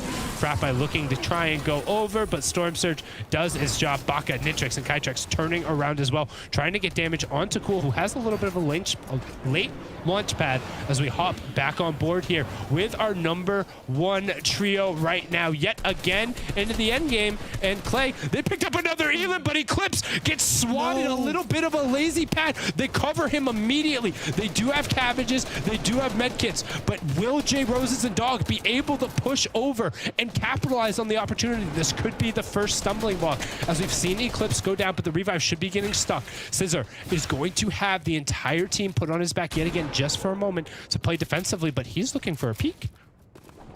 Storm Surge will turn off. This Moni is going to go down to Symmetrical. He'll be the last one there. I believe we got a couple of replays coming in. Here's that zone. More than likely going to pull back towards the island. This is Eclipse getting that Elam there on to Olaf. Sometimes when you get a little bit too aggressive, you fight off a little bit more than you could chew, but that was a nice elimination there. Zone seemingly going back to Nitrix and company, and it does pull back to the southwest. There's everybody on the other side of the zone, everybody at the top is going to have that much harder. And this is a hard zone. It's going over water for a majority of these people. The top half of the zone, if you will, has to try to swim their way through. This zone is awful for the players. Let's be honest. Everyone's packed it on that northeast side, and it looks like, oh, that's just a slight little hill. But that grade on the hill is brutal, and because everybody has already built a ton of buildings there, to try and find a gap that is comfortable to rotate through is incredibly hard. You can see Scissor takes a ton of storm damage to just find an angle to launch pad, and they take yet another high pad. He takes a little bit of damage, but not a ton. They do still have 1 extra medkit laying around somewhere, but they need to allocate that over to Scissor, and he needs to pop it because he's been the playmaker. And you see them, they're actually trying to give him over cabbages as well, saying nope, instead just going to take the full medkit, leave the 6 cabbages, don't need the running HP, as Nitrix is going to yoink away high ground. Him and Kytrex up there, you can see Reed, Arkham, and Epic Whale, they looked, recognized, nope, too high, don't have that. They're going to do the front of zone, and we're going to hop on board with that. Surprise, they will probably look for it again, knowing Arkham, knowing Epic Whale. There they go. There's Arkham positioning for it, trying to spray back at high ground. They are one of the few teams that is not scared at fighting high ground in NA West. This could be a game where they take that lead away if Cyrazor is able to go down. Rather, sorry, Scissors there. Apologies, as unfortunately Epic Whale in the meantime is going to go down. Epic Whale opened up atop the peak and got obliterated, and then just picked up immediately, so we're going to swing on over. You can see yet again it's a duo, but this time it's Arkham and Epic Whale. Scissor trying to put the team on his back, but doesn't have the effective HP to do it. Now it's all on Poppy. He goes down. Eclipse with 11 HP in a dream, and he only gets a knock for the first time. Our consistent trio has gone down, and now the door is wide open. Can Reed and Arkham kick it down and show that they are the best of the best in this new duo combination, trying to do everything they can? We already saw that Fab, Snacky, and Rex have been taken down. There is so much to be playing for here as we're closing in on that top 10. Still 12 trios up, but 25 players. There's so many duos and solos running around, Clay. I believe around 418 points is where first place ended off, somewhere near there. They've got a good amount of points to go through, 21, but that's easily obtainable between Arkham and Reed. They just got to find some maths to do it with. They only have 1 build remaining here on Arkham. Reed having just a little bit more. They're already on the front side of the zone, so they can go back. They can fight backwards and down if they need to. Arkham just trying to have that shotgun out. Reed with 7 builds remaining. They're trying to farm up anything they can. There's a tree in the way. They have some shots. Reed's gonna find an elimination. They're gonna find another one. No, but the damage is gonna be enough to back them off, back the pressure off as well. Reed, we know, can do well. Finally has a power weapon in his hand. That's gonna be Glace going down. Look at how many mats he just got. They have so much more to go with. Look at Reed finally able to operate where he wants to be. Peace control is there. Arkham gonna pick up 6 eliminations now. This is what we wanted to see from them. They are making their way up the top of the leaderboard. They want that first place spot. They want to go into these last couple of games on top.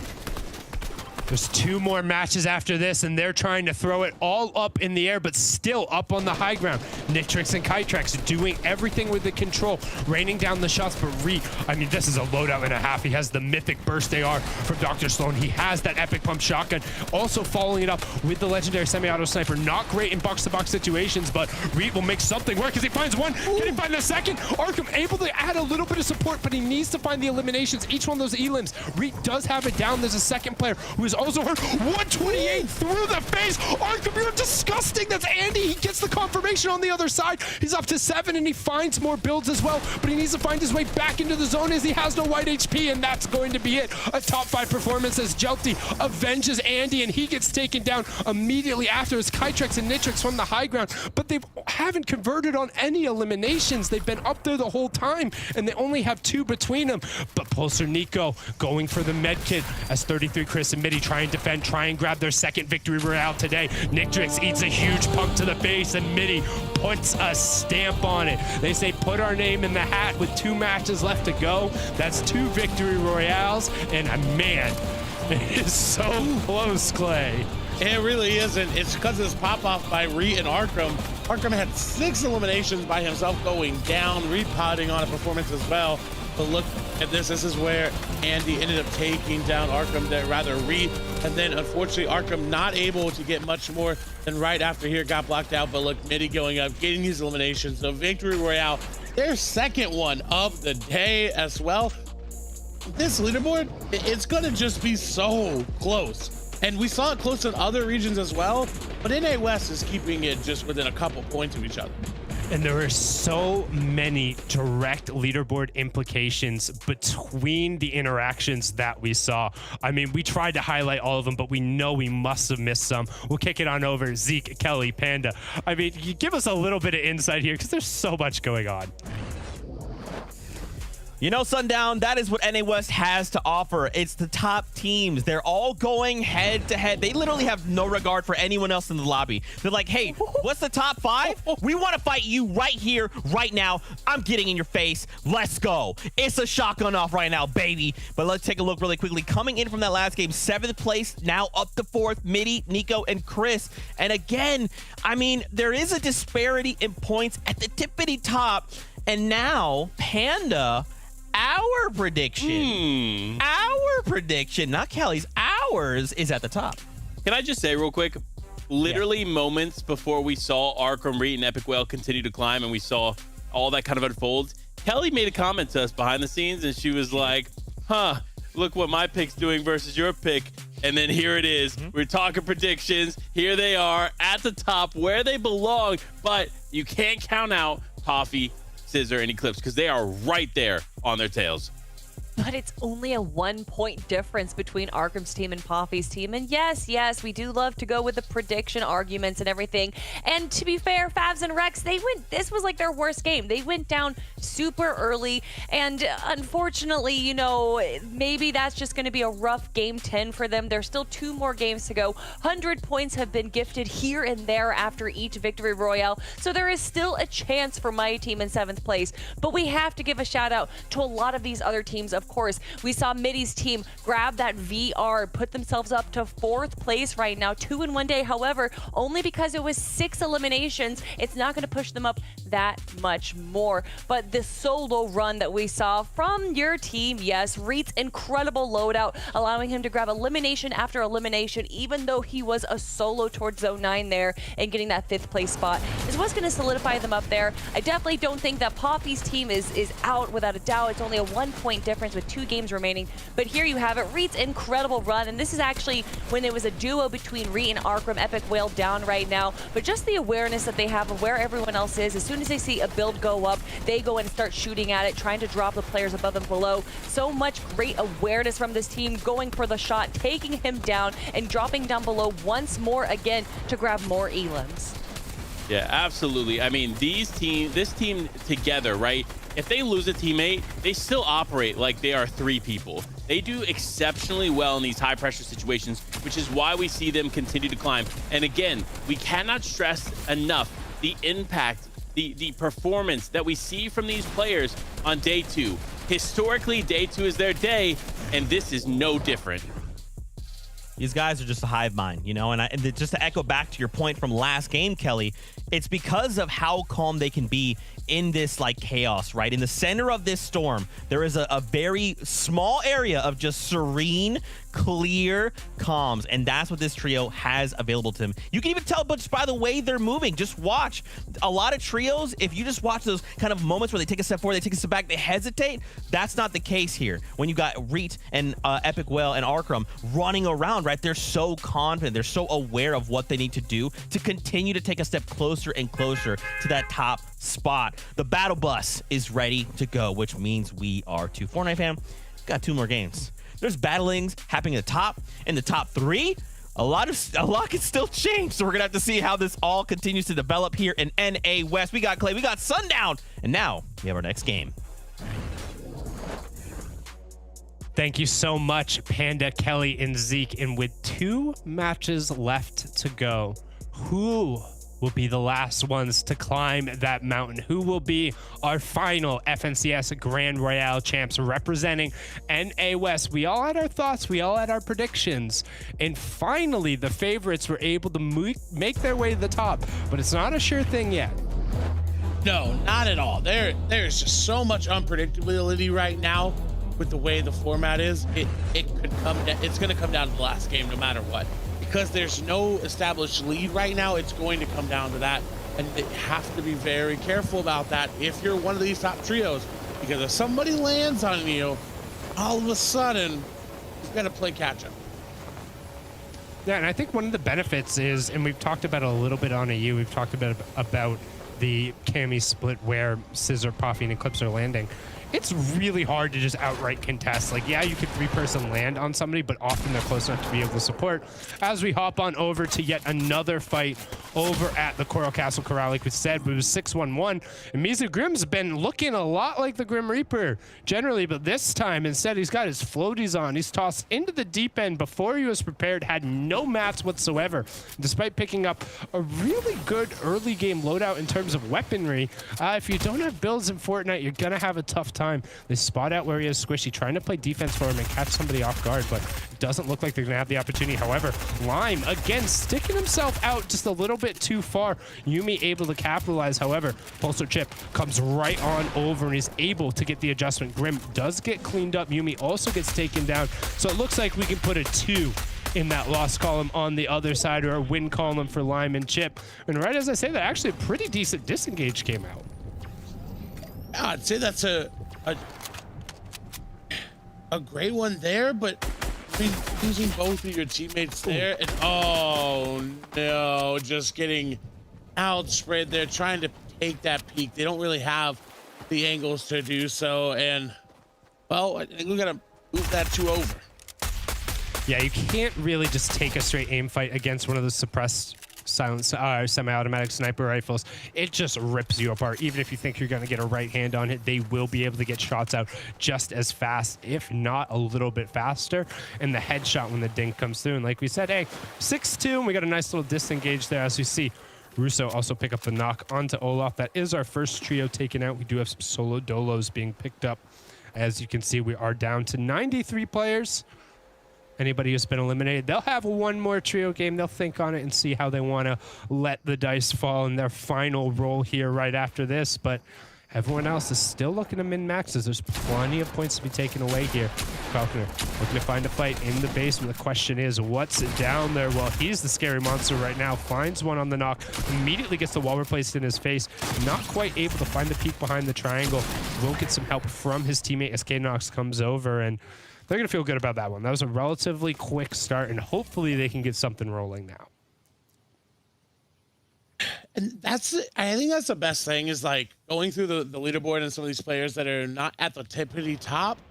knowing that they still have a very good shot at making a lot of money keeps a lot of these players still fighting and still going for as much points as they can, and as many rather, because you can get so many as Moni. Look for a shot there into Wale. Wale will get that back over. And Holly Hedges is honestly a POI we haven't really talked about in a while. It kind of rose in prominence earlier this chapter, and now has really kind of become one of these POIs that if you fight at, if you can test at, it's really not the best. And I can't remember one season, there's one season in particular over here at NA West that we had a stat ran about the contestation at POI at Holly Hedges and how you just ended up not doing that well if you did. Yeah, I believe it was in Chapter 2, Season 6. Might have been Season 5, but I mean, I don't say this about many POIs or places on the map. I hate Holly Hedges. I think it is such a trap drop spot. Like, there's so many stronger powered positions. There's a scavenger route on the western side of the island that's arguably just as strong. And pretty much anybody who's worth their salt in these highest level of lobbies pushes towards Holly or in that general direction, right? You're not generally pushing towards Believer Beach unless there's a contestation going on there, when normally somebody has carved out a lot of that space or there's a split, right? It just feels like Holly in a lot of circumstances ends up being a trap, as we can see Macon picking up an Elim in the feed. Kenchi also getting the confirmation as Quell, Arkham, and Reed will begin their little jaunt around the island. We'll get a little check-in on the leaderboard and some of the other action around the map. 1 point difference. That 1 point difference coming through is it's so great to see, because again, usually we have this 2-horse race of Epic Whale, Arkham, and Rex, and for a while there was Reed, Baz, and Snacky. And let's go back over. We'll see those eliminations coming over from Lime's perspective. And Days, who tried to run away, doesn't know. I don't know if they will. Doesn't seem like they will. And no, they're going to go down there. That's going to be Slick. All these off spawn eliminations coming through. This is very aggressive NA West action coming through. I'm not surprised. We see him in many different times go very aggressive in these last couple games. The pacing, it's felt like it's alternated. It's gone from being, all right, we're going to push, to, all right, now everyone, we're just going to chill and hang out. It seems like some of the playmakers are starting to finally realize now, as we're into the 11th match, how much room they have to operate, where they can make some plays, where they can kind of poke and prod, and some of the defenses aren't necessarily as strong as you might think. As we saw in the previous game, where Rex, Snacky, and Baz are able to get taken advantage of. That was Andy. We talked about just his ability to be picking up full trios and putting down damage. Now we're going to swing on over, which has largely been our wire-to-wire leaders, Clips, Scissors, and Mizu Poffy. Now, for the first time coming into a game, not in first place. I don't know if they're worried. I don't think they are. At one point, they know how well they play. Yeah, it'd be different if, right, we didn't have this double points. Right, even then, still 1 point's not that much to worry about. But they gotta feel the pressure now a little bit. They gotta feel that. Oh, wait a minute, it's Arkham, it's Epic. Well, it's Reed. They just took that from us. They gotta feel that. But I really hope they don't let it affect them. I really hope that they keep going with the games that they've been playing and the way that they've been playing, because they played so good. And I love seeing it. This will be the only time you will ever hear me say this. I hope my prediction is wrong. With the way that Scissor, Poffy, and Eclipse have played, I feel like they deserve this Grand Royale. But with that being said, they haven't put the statement game in day number 2. If they can get that statement game here in the final 2 games and really get enough points and do enough to hold on, then that'll be one of the more complete tournament performances we've seen from a trio in a while. Especially given the adversity of the other trios that they're going up and competing against. Like, nobody would have necessarily put them in that conversation, but after looking at the leaderboard from the last FNCS and looking at what they've done this weekend, you feel kind of remiss not to. They've done a ton of damage, and they're just out here representing.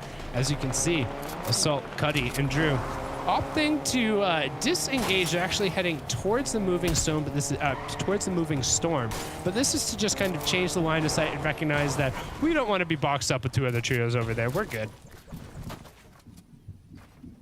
And I agree. I don't want my prediction to be wrong as well. they're playing so phenomenal. And it'll be such a great moment for them as well. But you're right as well. They don't have that statement game like they did yesterday. They had a couple, but they just popped off both back to back. And I want to see it. Chris, Mitty, and Nico, though, however, have picked up 2 victory royales, made their way back up into 5th place with 354 points. Again, that lead looks like a lot. Yes, it's about 70 points if my math is right there, but that's very well achievable. That's a victory royale with a couple of eliminations here and there. And that's very well achievable for a team that's already got 2. Yeah, 69 points separating 1st and 5th right now. We know 6 was only a little bit behind there. And again, we still have 2 matches to play, right? This one other after. We're still not at our first placement threshold. And for everyone who is just joining us or sticking around or whatever, thank you so much for tuning in. Today has been an awesome way to conclude the trios FNCS. We've costed so many amazing trios across all of the regions. Production has done a great job. All the other talent, you viewers, the players, it has been such an honor to even be remotely a part of this. And the fact that it's coming down to such a great finish here over in the West, we could not be more blessed. But the stakes, and why we keep reiterating, the points today are doubled. Each elimination is worth 4 points. Each victory royale is worth 60 points.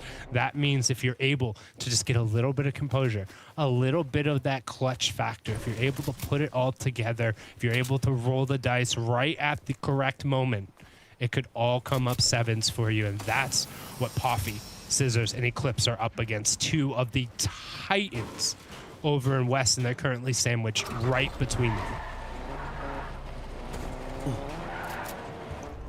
So much tension in these next couple of games as they rotate their way on through. We got replays coming in, just catching up what we missed around the map. That's G5RC, unfortunately going down 3 HP. Just barely getting that. That is a well-needed siphon coming through as we move over. Jelty, Krizix, and Andy making their way into Boney. We'll claim it for now, but my problem with setting up on the edge of zone in a second zone is that, oh yes, you're going to gatekeep a lot of players from coming in. You're already gatekept, if you look just to the left of the B and Boney, by 2 other trios. Yeah, and it's difficult, particularly because you know there's going to be so many trios coming over that horizon on the eastern side, and there's generally only 1 or 2 of those trios who are also on comfortable storm surge paths. As we will get the first warning on the right-hand side, we do see 247 below, and then it updates. So top of the screen is Jelty, he's 16 above. Bottom right-hand corner of the screen are current leaders, Epic Whale, Arkham, and Reet, 227 above. Second place, bottom left-hand corner, Mizu, Poffy, Scissors, and Eclipse, 128 above, so everybody moderately comfortable. However, it's important to note that 4 trios will currently be taking damage. Again, that will not start for 90 seconds when the Storm Surge turns on. 25 damage every 5 seconds. The gist of it basically means, hey, if you haven't been shooting people, you need to shoot people. Exactly. Couldn't have said it better myself. Back over to Boney. We see that Krizix, Jelty, and Andy. I'm gonna go back and watch this because it seems like every time we watch them looking for Storm Surge peaks, they're just getting tagged up way too much, over peaking way too much. So we covered this a little bit, and it's what ended up costing Snacky Fabs and Co. What Andy does, and he has no problem doing this, and this is particular to this meta, because it's one of the few competitive metas we've had in Fortnite, when there's no one-shot down weapons, right? There's no insta-grenades thrown from the horizon, there's no sniper rifles, there's no bows. What that means is you can just kind of hang yourself out there, knowing that if I'm halfway decent in aiming, yeah, you're gonna hit me, but I'm also going to hit you, and I don't care if you get tags as long as somebody else out there isn't. However, if you overreach a little bit too much and a team close to you is able to react, then you end up in trouble. However, you can afford to get downed if no one's remotely near you, because what are they going to do, right? Like launch pad over and take a 3v2? Like, no, it just doesn't happen. So we have Jagvir trying to get up on the wall here, but unfortunately not quite able to make it happen. They are 73 damage below, and that Storm Surge is ticking, so it's that 25 damage every 5 seconds. Reet picking up an Elam in the feed. J Mudio also going down to Epic Whale, so that's an additional 8 points potentially going over to them as we close in on that first placement threshold. And Jagvir, Wheels, and Batman Booga able to just barely yeet themselves above that threshold. More Elams going over to the top team as more Surge hitting Drew over here, but that's not the only thing that shotgun shot gonna hit, connect, and take them down. As unfortunately Cuddy looks like they don't really have a lot to work with there, and they are gonna fall. Falconer, K-Nox, and 40R trying to capitalize on some eliminations as well. That's gonna be Rex finding an elimination. Asher Genshin will take one down. And Andy got knocked again. I'm just throwing that out there. And we saw him up on the high ground. We knew they were doing fine on Surge. 10 points going over from everyone else. But that point we were just talking about, just kind of like poking your head out there and trading, he's down again. Again, I'm gonna go back and watch all of it. I gotta see what Andy's play style is in regards to that. I think, yeah. We're just gonna go back and watch all of that. As 40R, Falconer, and K-Nox look to grab any of this extra loot. They got some damage off as well. They grabbed some things away, and we've got a replay of what happened to Andy there. No, this is actually 40R taking down Yon there. Beautiful edit shot. Just knew, hey, they're getting hit by Storm Surge. Doesn't matter. We just sit here, we wait, we hold our walls, and we'll take one shot and get the healing. Yeah, and that's one of the required skills when it talks about box-to-box fighting. If you want to immediately get better as a Fortnite player, particularly when you're playing in team game modes, you need to learn how to open up an edit in the box-to-box situation, fire the shot, and be resetting the edit all in the same motion, right? And it looks like you're almost throwing the shot through the build, but there is a small window there where you can get hit and the opponent can also get hit. Quick stat on the left-hand side, Jelta and Arkham were responsible for eliminating 6 of the top 10 teams in match number 4 on the day today. So that was the previous match that we just ended up seeing, or it might have been game 4 overall. We'll get clarification on that one through there, but it just goes to show how these players in particular are able to really kind of highlight in and have these key game impacting moments. And that's what we talk about, those direct leaderboard interactions.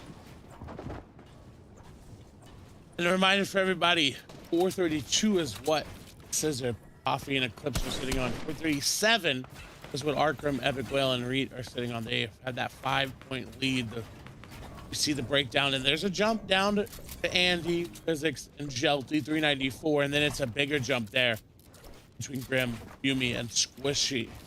And that's still achievable. We got 2 more games. We got this one to finish up and 1 more after. And honestly, this is a great zone for a lot of people. I thought this was really gonna pull all the way towards Believer, but a lot of people just got gifted a beautiful opportunity. Yeah, we're even a quick little Storm Surge turn back on. You're like, what is 4th zone? Storm Surge shouldn't be on. 2 people got rebooted, so you can see them hanging out down by the reboot van over there. So teams will get an extra little check to add to their checklist right now. But unfortunately, it's the team who did the rebooting who is underneath Storm Surge. So this could end up being a vicious cycle where they just rotate reboots through. This is not something you see all of the time, but the card will drop immediately back at their feet, and they can get them right back up. So that's one way to deal with it. I guess, yeah, in some sense of the way, it's one way to deal with it. And they're on top of the reboot, so it's not hurting them at all to keep rebooting. So yeah, why not? I mean, somebody will have to go down there. The one thing I'm not 100% sure of in terms of the interaction, I'm not sure if somebody ends up falling directly to Storm Surge, they actually drop a reboot card, because I know there's no down but not out if you get eliminated by Storm Surge. Again, I've watched a lot of Fortnite. This isn't a situation I think I've ever seen directly inside of Trios, but I mean, it's a good little use of it, and we are in the 4th zone. They have priority position on that side, so that is very, very tough right now. And we have seen a net gain in players since the last time we checked in and Storm Surge turned on. Yet again, this is the warning for the 50-person Storm Surge, so 7 trios are going to be underneath the pressure. And they got to reboot them now if they want a chance to get to that 50-point threshold, because it no longer matters about the 70. You got to reboot and just try to find some damage, because when that 50 turns on, you're still going to be below, as Andy, Jelty, and Physics will be below Coffee, Scissor, and Clips looking for the high ground, but oh, wait a minute, they are only 30 above. It's dropping pretty quickly. They're looking for the high ground, maybe looking to go for a pad, but that's early before the half in, half out shows, and they're doing it. They're going for it right now. They are below Surge. They're putting the pad. Chili Specials come out. They're going all the way up to high ground. They're trying to land on top of it. They do. I don't think they're going to get a lot of damage off. Eclipse is going to take a lot. No, they do find one. Does, I think, get an elimination there. They are going to be above Surge as well. No, maybe an Elam coming through. I don't believe so, but someone got a lot of damage off. No, Elam does come through. Eclipse will take down Nico. That is a beautiful execution, and that is how you do it. If you are below Surge, you make a decision and you go. And we talked about a tournament defining moment. They just went up and took high ground while underneath Surge and slapped around a trio who has won 2 victory royales today. And they did it very quickly, taking no damage. We'll see Chris being able to pick up a final here as players are just dropping in the Elam feed in the top left-hand corner. Only one more will need to go down. Then that Storm Surge will end up turning off. We're also closing in on our cascading placement points here in the penultimate match of the trio FNCS Grand Royale. The last time you will see trios, don't forget, 2022, it's all about the twos. Duos will be the main game mode. So it's the last time for these teams to put their stamp on it, and we know how much is on the line. Trying to compete, trying to find a little bit of room right now. G2 Jelty, 33 Andy Vetcha. Krizik's been taken down just under 400 points. Poffy picks up a knock onto Lush in the feed. Eclipse going to get the confirmation. Poffy picks up another one. We talk about the battle at the top. Well, the Elams are being traded back and forth as we finally now will close in on those cascading placement points, so they're going to come fast and quick. They were doing so well, but again, what happened was all of a sudden Rex, Snacky, and Bavs are going to have the high ground. That's setting them up so well to climb to the top of the leaderboard. But yes, Andy went down a couple times, was able to get back up. But those shields that he used, hurt them so much. And in this moment right now, that is where you will see it. They do get an elimination on the Defiable. Great, they're able to grab some extra loot back. This will keep them in the game. But Arkham, Re, and Epic Whale, look at them. They're posturing for it. They want that high ground. They want to go up, but that's not a situation I think you necessarily want to go up into. Favs, Snacky, and Rex, they have a good ground cover indirectly. And I mean directly, like 2 layers underneath them. Scissor, Eclipse, and Poffy, they're waiting because they know that, like, hey, this is the first time in a while they've been up towards the top part of the map. They have a pretty good priority positioning, and now teams are being forced to rotate past. You see Andy trying to line up a shot and instead going to opt for a high pad through. They do check out height. He peeks it for a second, but he doesn't quite have enough. The layer is just there, so it's going to drop right on top of Jelty. As you see, they're below. Snoke will be able to ping pong right back above, 113 above. The Storm Surge is changing out, but up on the high ground, Bav, Snacky, and Rex. Chris takes a peek. Arkham, they're going up. Epic Whale, Reet, and Arkham are going up, and Arkham gets ripped to shreds. Reet tries to do something to help out, help his teammate. They're below, and Reet gets picked apart too. It's all going to be on the back of Epic Whale as Arkham has 5 effective HP. He needs to find some room to pop some shields. No matter what, they need to find points in this game. They have to give up the high ground, and they need to just reset. The player carrying all the floppers, all the white heals is down. Now it's just, oh, he's able to pick him up, trying to get close to him, but he knows he doesn't have the effective HP. He just needs the loot, as Arkham is going to need to put up the clutch effort. Keeping an eye on the top left-hand corner, though. Who else is going down? Who else is getting knocks? As you see, Wave was the one to get the confirmation onto Epic Whale. In the top right-hand corner, you have Arkham. He's the solo. In the bottom right-hand corner, you have our second-place trio, who have actually overtaken our first-place trio due to the number of eliminations. We talked about the 1-point difference. Well, they're pushing through. They say they'll yoink it right back unless Arkham can do something ridiculous. Again, he just has to keep it close enough. And realistically, that 60-point victory royale means a lot. Arkham really just wants to stay and get as many points as he can to get every single person or trio that goes down is 1 or a couple more points coming through. Arkham getting pressured. He's still got a lot of builds, so 100+ builds. This is great. As a solo, this is so good. And Favs is going to go down all of a sudden up on the high ground. That is a big change in the storyline there. Kenshi gonna fall as well. And look at where the zone is going. The zone is going around the side of a mountain. Arkham has the priority position. He can literally turn around, invest all of his hard mats, and just cut off all of these trios in a situation where normally you wouldn't be able to do anything. Jay Roses gets a knock on to Rex. High ground is in utter shambles. And Arkham, he found a little bit of a gap. Old Man Mountain is going to do so much work as on the backside of the zone, players are struggling to rotate, but Arkham has a brain and a half on him. 200 IQ, throw it out. Mr. Savage, this guy's got 300 IQ. Finding the space and getting himself into the top 10 without anybody even throwing a bullet towards him. The question is, how long can he hang on? Because while this is all going on, Poffy, Scissors are picking up Elims, but Arkham says, I can find Elims too. Dog goes down. He gets the refresh, and he has 60 builds now, and on top of that, the zone is pulling back. Poffy's down. Scissors looking for some spaces. Arkham versus Scissors for a battle at the top. Who can add a stamp going into the final match, and who will propel themselves into the conversation? And once again, it's Scissors as a solo put on his shoulders. Has to clutch up, but he falls. He takes too much damage, and 484 is where he goes out. Arkham 479 just needs to stay up, has the match. What can he find? What can he do? Again, keeping it close here means so much. It doesn't matter if they overtake. They just need to stay close because that last game means so much. There are so many points up for grabs. Good layer changes coming through. 479 Arkham trying to find anything.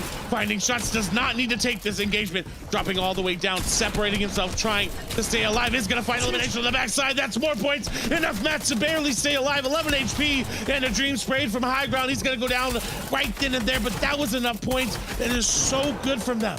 That was a top 5 performance from Arkham. He put it on the back, and going into the final game, there are so many trios who are going to be in the conversation, but the main story will be the super team going up against the underdogs. But right now, what's happening on the low ground is Blizzy has a knock on a dynamic. He was a siphon going through. He's looking to go find that. He ends up finding it. He has the launch pad as well, trying to find a harpoon, any form of utility, but he's looking through. He finds the fishes, and he couldn't get over, but Zello had more than enough. He takes the victory royale, pushes them up to 318 themselves. But the story again comes down to the individual efforts, the battle at the top, and for the 3rd region in a row on the broadcast, we're going into the final game, and it is literally anybody in the top 4's competition. Whew. Solo performances yet again. Congratulations again to the winners of that game, High Ground, Rexy, and Selho, securing it with a couple extra floppers just in case. But Sundown is right. We can set up the leaderboard with Zeke, Ellie, and Panda, but it's truly going to come down to anybody in that top 4. If they have a great game and everyone else goes down, it is theirs. One more time, we'll kick it back on over the desk, and they will let us know what the stakes are going into our final match. Sundown Clay. It's scary. You know me. You know, I get tense in these situations. I get nervous. Let's take a look at these leaderboards together. We have 1 game left to go. There's a lot of prize money on the line. And you know, my little heart, my little hamster heart is it's beating real fast right now, Kelly. I don't know that I could take this. Well, after that end game, how could it not be? So many solo clutches, a new team grabbing a VR. We got to see Blizzy's team play absolutely out of their mind as well. I think they had something like 11 eliminations towards the end of the game there. So, yes, these leaderboards right now, which we're pulling up as we speak, we're going to actually look at this instead. It's Arkham and Epic Whale trying to steal height away from Rex's team, if I'm not mistaken. And in fact, Reek goes down almost immediately, and Epic Whale is going to follow closely. But with Ark only alive, look at him. He only has 5 HP here, Panda.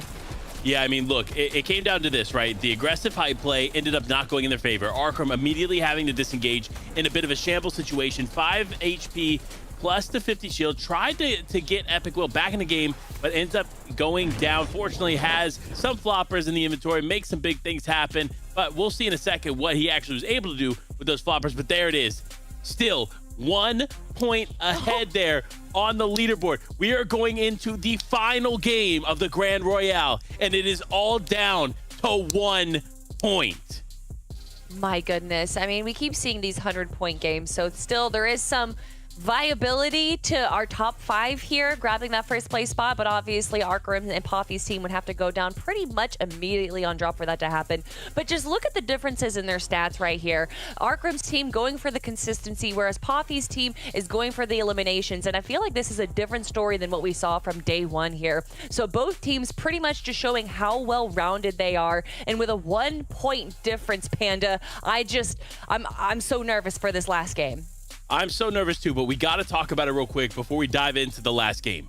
Arkarim's effort as a solo player ultimately kept him at the top here. Remember, like we saw there moments ago, Reed, Epic Whale, they go down after that aggressive hype play, but Arkarim grabs those floppers from Epic Whale's loot, holds on for those final moments, and then it makes so much happen. I mean, literally, if we had to break down the solo impact score from Arkarim alone in that game, it's got to be crazy high. It would be wild. And, I mean, he literally was a solo in game 10 as well, and was able to make it into 5th place there. So to do this again, and to also have the teammate of Reet, who has the best solo performance, I mean, it's just showcasing that this isn't just the best team in North American West, but also the best individual players as well.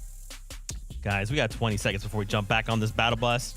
1 point separates the very top, and with that last victory royale, we've got Zello, Dynamic, and Rexy finding themselves in top 10. Remember, we talked about this. Being able to find yourself in that top 10 is a very big difference in prize money. So the question becomes, can they hold on? And of course, who will walk away in that number 1 spot? One last time in 2021 here in NA West for the Grand Royale. Let's do this. One more game, one more round of champions to be crowned, and currently, Clay, 1 point separating the top 2. The top 5 are all still in striking distance if something funky happens. But let's face the facts, right? This is Reet, Arkham, and Epic Whale versus Poppy, Scissors, and Eclipse for the final Grand Royale Championship. Who's gonna come out on top? It all comes down to who plays their game the way they have the entire time. The tournament management comes to a stop right here. This is where we see who is going to play the same and not let the pressure affect them, because it's a lot of pressure right now. It's the final game. There's a lot of money on the line. If you are in 1st and 2nd place, and you know it's down to you. Can Poffy, Scissors, and Eclipse do it? Can they overtake Arkham, Reet, and Epic Whale? Again, albeit 1 point difference. That would be such a huge accomplishment for them. And already some shots actually spraying in towards our current leaders. Reet eats the tag, but only 20 HP. Is not going to be too upset about that. Just keeping an eye on the map there. Looks like no major changes in terms of drop spots for our top 2 competitors. Keeping an eye on the Elin feed. If any of them go down, we'll call it out. But Falconer gets a knock on Ordep. Zays immediately trades it back with a double knock of himself. Confirmation on the Kadenox. That's the fight going on over in Lazy Lake. But Reet just going to be able to top himself up, make sure he gets the effective HP. And I mean, Clay, I am on the edge of my seat right now. He is, quite literally. I can see Sundown literally leaning forward on the edge of a seat, because it's that close. It is right there. Every point doubled matters so much more, because every opportunity, every interaction means that much more. Arkham, Epic, Whale, and Reet is, wait a minute. Eclipse already pretty low. Not sure where that happened. I would love to just see, maybe it was a fly-in shot, maybe a shot as they were trying to land on in, but maybe if I know it's a little awkward to ask, but maybe a replay there of what happened to his HP, because that'll affect it just a little bit on their rotation path. Well, they're pinched on their split, right? You can see all 3 of them on the map. It seems like they're giving up a northern part of this to play just a little bit safer here, and that's why they found a llama. That's that makes a lot more sense. So probably ended up taking just a little bit of fall damage to make sure they drop down and securing it all the way out. So We're gonna hop on board here. Another one of those trios who is in striking distance, but needs a little bit of something to happen towards the top part of the leaderboard. And honestly, I think the best way to make that happen is to do it yourself. You know where these teams largely have been positioning, and Andy has had a large amount of success when it comes to actually converting on Nox in these Storm Surge situations. So I think if there's any team we kind of need to keep an eye out to play Fulcrum here, it could be Jelty, Krizix, and Andy. They're close. They could, but I don't want to harp too much. But it's really going to come down to if they keep these mid-game downs to a minimal. If they can keep everybody up in the mid-game, they're looking for those Storm Surge tags and keep it to where they're not all going down and using all their shields that early. And unfortunately, Assault going to get taken down to 3 HP there. Cuddy in the back will get a knock there. The finish will come through. 11 bullets in one AR, 5 in the other. This desperately need to get that elimination there on the Batman Booger. They go for the shakedown, and they are gonna find some other players, but not the teammates they were looking for, as Olaf is actually just gonna let them go away. You know, rather than let it snow, let it go, he says, as he's able to just ride off into the sunset over at Believer Beach. A little bit of a fog set in, but nothing that's going to dampen the mood of what are our current leaders. Just a 1-point buffer. And again, there is nothing on the table today that is worth 1 point. Even those cascading placement points are worth 2, eliminations are worth 4. So effectively, any difference in scoring will cause that lead to go back and forth. So we'll be keeping an eye on those top 2 pretty much the entire time. Outside of them, we do have Jelty and this trio who are just on the outside looking in. And there's about 2 other trios who could make a miracle run at it. However, top of your screen and the bottom left-hand corner of your screen, that's 1 and 2, and they are right on top of each other in the points. And the first checklist that we're going to see basically with these guys is it's going to be Storm Surge. It's going to be, hey, are you able to get your tags? And I believe our 5th place team out of this game, I believe Quinn, Wave, and Cool going down that early. We got a replay coming nearby of a fight. This was Olaf. I thought they were going to let them go away, but they did not. But yeah, Quinn, Wave, and Cool going down. This was Assault trying to run away, but unfortunately can't really run away when they've got a beam on you there. They go to get that elim. And I like that they're maximizing this for the Storm Surge. But yeah, and now that it just hits our point home harder. Top 4 are the trios that you want to watch for the feed. You want to watch here to see who gets that top spot. Yeah, 1 of the 5 already falling, not passing the check mark of, hey, make it off of your drop. It's kind of the most basic thing in nearly any battle royale, but Fortnite in particular, you got to be able to create space for yourselves in this competitive game. And right now you can see they're going to swap over, get into that IO card, just a little bit more efficiency, a little bit farther on the gas range, and they're just going to hop in, and they're probably going to head mostly towards the center of the zone right now. So we swing on over to a fight happening towards the southern part of the zone here. Izo faking Nurus and Olaf trying to put the pedal to the metal here, and disgusting shots from Izo. About face, turns around and finds back-to-back headshots into a body shot. Tells that player, hey, you can stay over there for a little bit. He's going to drop right back down, but he ends up taking a ton of his shields and needs to pop that last little mini to get back over the top as Nurus ends up retreating into his box. Olaf takes a ton of damage on that charge swap, and all of a sudden, he's left out to dry as a solo. What can Izo do? Hopefully they can hide. They got to see him, right? Oh, they didn't see him. I don't think they saw him, but it was good to move as a whole nother team is coming into this fight.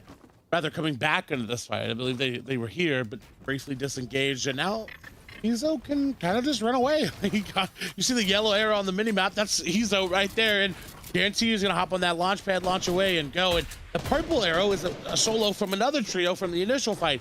So X meet Y meet Z meet A meet B, so many different letters of this equation. Everybody's just trying to get these last points because they know it matters so much. Like, yes, we're hopping on that first place spot so much, but every placement gets you so much more money. Man, I hated when math became letters instead of numbers, man. Give me old numbers. As soon as it was like y equals mx plus b and whatever the square root of 2,4a, I've never used any of that, man. And these Fortnite players, they're using the trig and the math all the time to line up the shots and to try and find the escape route. But right now, it's simply a question of numbers and if you can bring more to the fight as players are just pouring in to what it typically isn't necessarily the most populated spot. The Zays finding shot after shot after shot and making it sing. Finds at least one knock there. I think he might have been able to get a second. That's his third elim on the day, and he turned what should have been a really bad situation into what looks like potentially a winning fight for his trio. I don't know how. Before Elam's in a dream, I mean, that epic shotgun's putting in a lot of work, and the fact that you can combo it up with that harpoon and the AR spray lets you do a lot. But, well, hold on. There's another letter entering the equation. We've got C and D on the outside trying to make their way on it.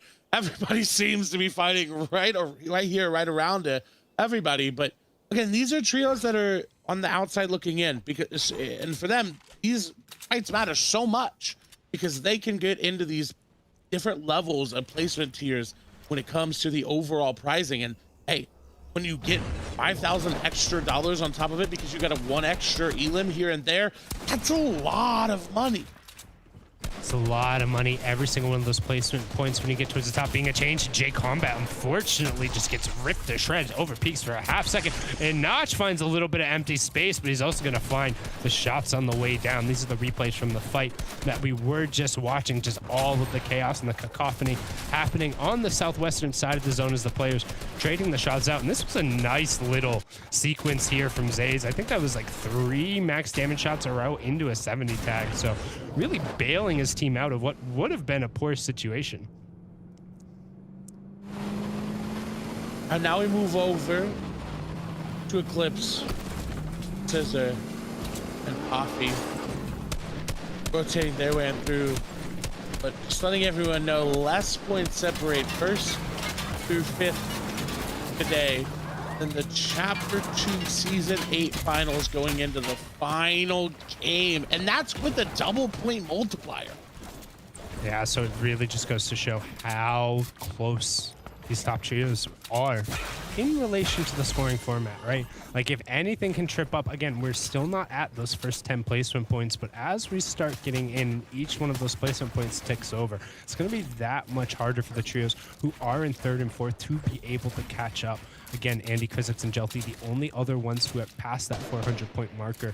Midi, Nico, and Chris, though, we have to call it out. They've already won 2 games today, and they did it not necessarily with the most amount of elims, but if they can put it all together, they might be able to pull something off. However, we're going to get a quick little replay. We get a look, and Zays yet again will find ESO, as like you said, he tried to hit that launch pad and get the disengagement, but the patience from Zays, and he'll be able to pick up what was, I believe, his 4th elimination there? I believe so as well.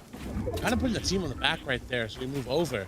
Arkram, Epic Whale, and Reed. Let's just take a note. They don't have full shields on everyone, but they have the ability to do so quickly.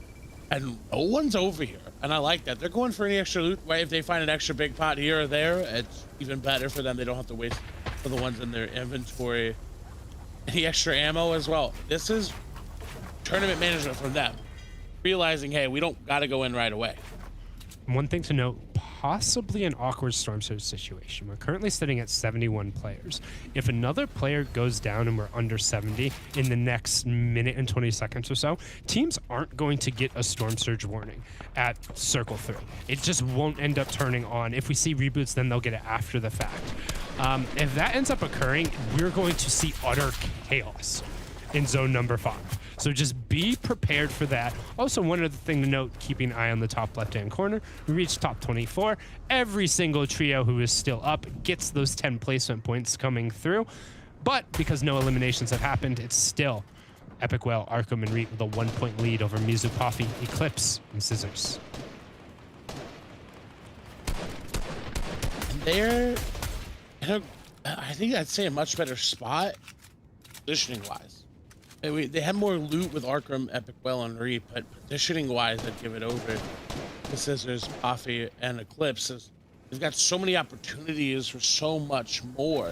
They've got more players around them. They got more angles to look at. And just right here, you're seeing it. They always like these long range shots for these tags.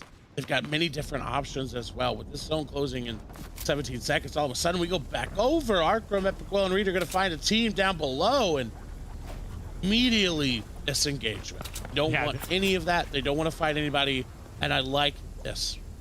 Yeah, but this is two teams that you don't necessarily want to be pinched between. We've seen that Squishy, Grim, and Yumi are no slouches when it comes to the fights. And then on the opposite side of them, that's Zinx, Dog, and J Roses. So they're now pinned between two trios they don't really want to be around. We talk about the Storm Surge warning. Everyone will get the call out. So avoiding that awkward situation, the Chaos of Zone 5, there's only going to be one trio who will be threatened by it. I mean, Epic Well and Arkham aren't going to be it, and based off of how well they've played so far, we can safely assume that Poffy, Eclipse, and Scissors are also not going to be threatened by it. We get a reminder on that left-hand side there. You can see everybody getting the nice little bump up. Minus our 5th place, they have been knocked out, so no additional points. They will only fall farther down that leaderboard. One player goes down, so Storm Surge turns off, and we should see a little bit of a break. But one thing to note, there's a lot of people in the northwestern side of the map, and we are pulling pretty far. Not like too far to the middle, but this is not a casual walk. It'll be interesting because Simi Stacks is in play for a little bit, and I want to see how players rotate around if they do prioritize going to those stacks to try to get their rotation. Arkham and Epic are. And what's great for them is while they had to use a lot of hard mats, there's so many more hard mats on that rotation. The brick is very abundant. The steel very abundant there as well, as the Assault will fall. We're back down to 70. I'm sure we'll get a couple more reboots and we'll go back up. But again, they're look at Eclipse, Scissors, Poffy. They're in such a good spot. Yeah, but speaking of a good spot, I really like where Epic Well, Arkham, and Reed are rotating through. If they're able to get just a little bit farther east and then pinch towards that north side of the zone, you see right where there's the little drop off in the north part of the river. That will give them a really good spot to rotate. So they have two options, right? They can post up there and then kind of get a glimpse of the field, which there aren't a ton of people. Or it's a little bit riskier, but it feels like this is what they're going to do. They're going to hit that far stack and then go towards the center part of the zone and play about where they think the 4th zone is going to drop. Again, a little bit riskier because they don't have full shields on everybody, and taking to the sky like this, the players in West will potentially beam you out. So my eyes are glued to the top part of the screen right now, and I mean glued. That's risky right now to take that glide that high. Okay, good. Whew. They drop down. Gonna be able to get through. But this poses an issue in of itself because there's nobody on this side. No one for them to grab tags on. And the issue with that is it makes that rotation harder. Yeah, but they don't need tags. We saw the Storm Surge warning on the opposite side. They were like 586, 568, something like that above. They're okay for the next surge. The thing is, I thought they would have gone a little more interior, knowing that the 4th zone is roughly going to pull towards the middle. But they were being cautious. Oh my god, the zone dropped right on top of them. Okay, well, this is a perfect rotation. They did everything fantastically. This is the reason they have 5X in their name and they're leading all the way through. And I should just stop trying to nitpick their decision making because clearly, based both on results and where that zone just dropped, they know way more than me. Sometimes I'd rather be lucky than good, and with zones in Fortnite, I'll take luck every single time because it really just comes down to how lucky you get there. They had great positioning, and it would have ended up being great for them considering, look at the map. If it pulled anywhere else as well, they could have had great rotations in. This is just even better. This is the cherry on top of a cake that they have been baking all day. Going back to the analogy we made yesterday. But again, Eclipse, Scissors, and Poffy, look at how many more opportunities they have. But what they're missing, Sundown, that AR ammo is dwindling very, very quickly. Yeah, you can already see them kind of rationing it out there, so we will get quick little replays. Some of the other action we got going across the map, Moni picking up Midi on the opposite side. So that was the team we talked about, kind of having that outside shot, looking in and putting the pressure down there. And they're kind of ending that Cinderella story a little bit short. there, you know? You didn't get all the way to midnight. They said, nah, hard 10:45 curfew. I don't care. You get home. Doesn't matter how many shoes you got on. And unfortunately, it's going to be a tough way for the tough rest of the road. Not sure if they still have a solo going up here. I think that was a full trio wipe. But on the opposite side, are they able to get the recap the knock? So this is going to be another 4 points going over. And again, we talk about every single point mattering. Now it's a 5-point gap. Whew. It's growing just a little bit. Look at Favs going down. That's a big knock there from Jelty. Rex going to take down back onto Andy. And with Andy getting picked up, and I also believe we saw the full confirmation onto Nico, as well as that number drop from 23 to 22. But Poffy gets a knock as well. They say, hold on, we're not done yet, as they're going to get aggressive and find another 4 points going on. Back to a 1 point difference, Clay. Rex is down, Snacky is down, they're out, they're gone.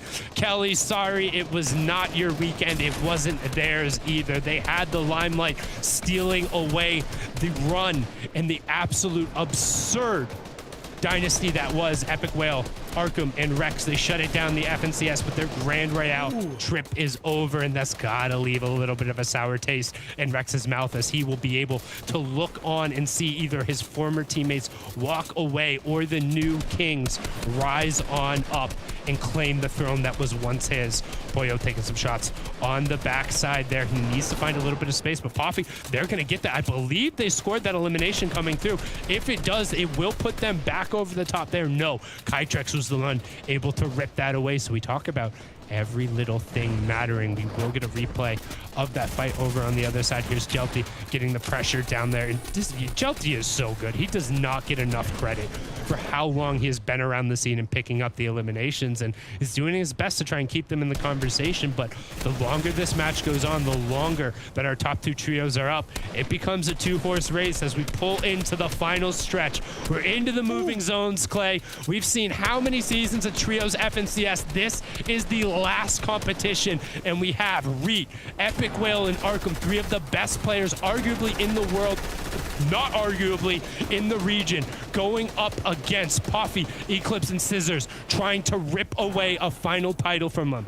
It all comes down to this. 4 zones left, everything on the line. Storm Surge is turned off, and we're into the cascading placement points. And Reed is just hitting shots after shots after shots with that suppressed sniper rifle. They had such a beautiful rotation to get in. They just got in for free, essentially. So now, what can they do? Where does this zone go? We've got really 3 directions that it can go. We know it's not going to go to the east, and it's going to pull in their favor. This is great. They're not on the immediate side of zone, but they can easily launch pad 2. High ground is so high, they can take it from them. Meanwhile, on the other side, Poffy looking to take it as well.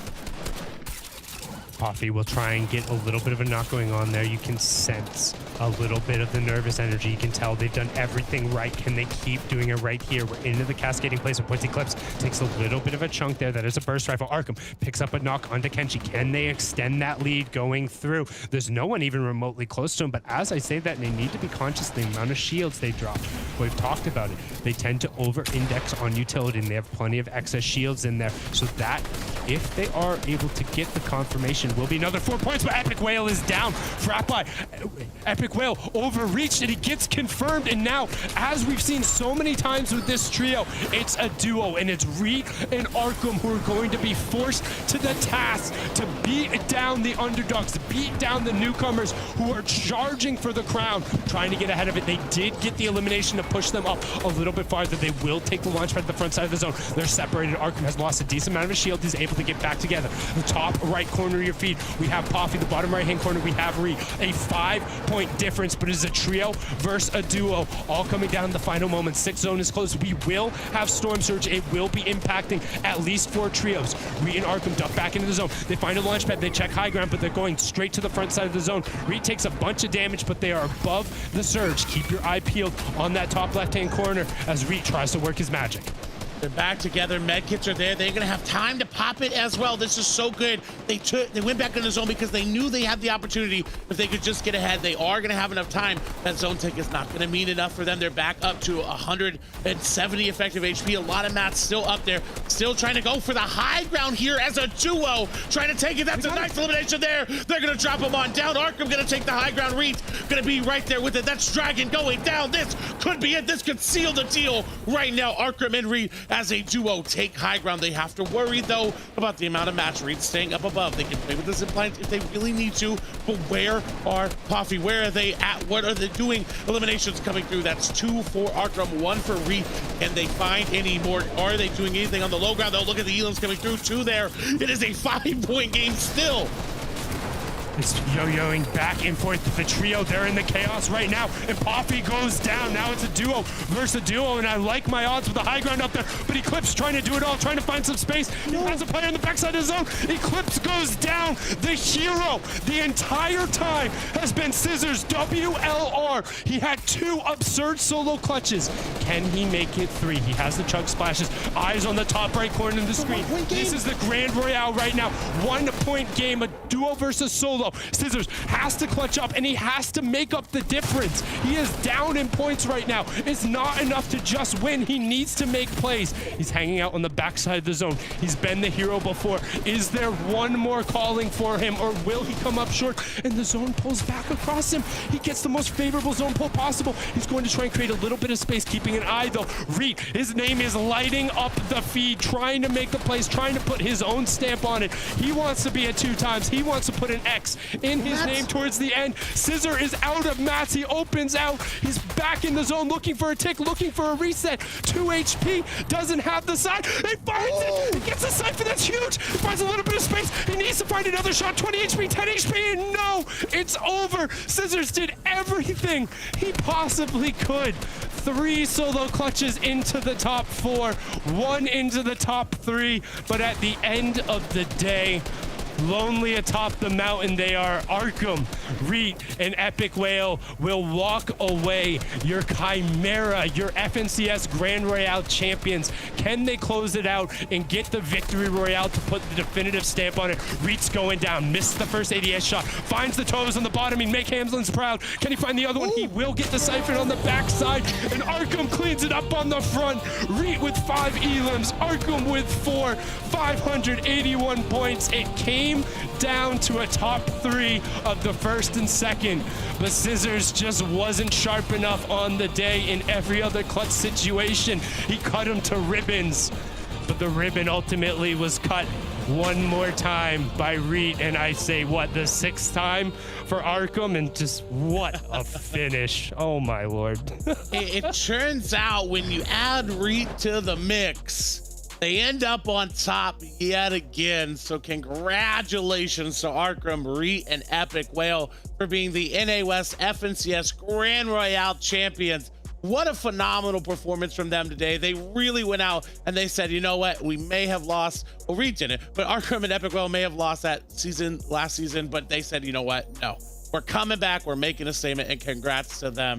But that's going to be it for Sundown and myself. What a great way to end the year of competitive seasons, because that last game, oh my gosh. That was amazing. It was an absolute treat with EU, NA East, and NA West all coming down to the last game. I have to give one more heartfelt thank you to all the players, all of the production, all of the other talent, all of you viewers out there. Thank you so much. Trios FNCS was an absolute treat. That is it from us. We're going to kick it on over the desk to wrap it up. Be safe. Tell your loved ones you love them. And Zeke, Kelly, Panda, take us away.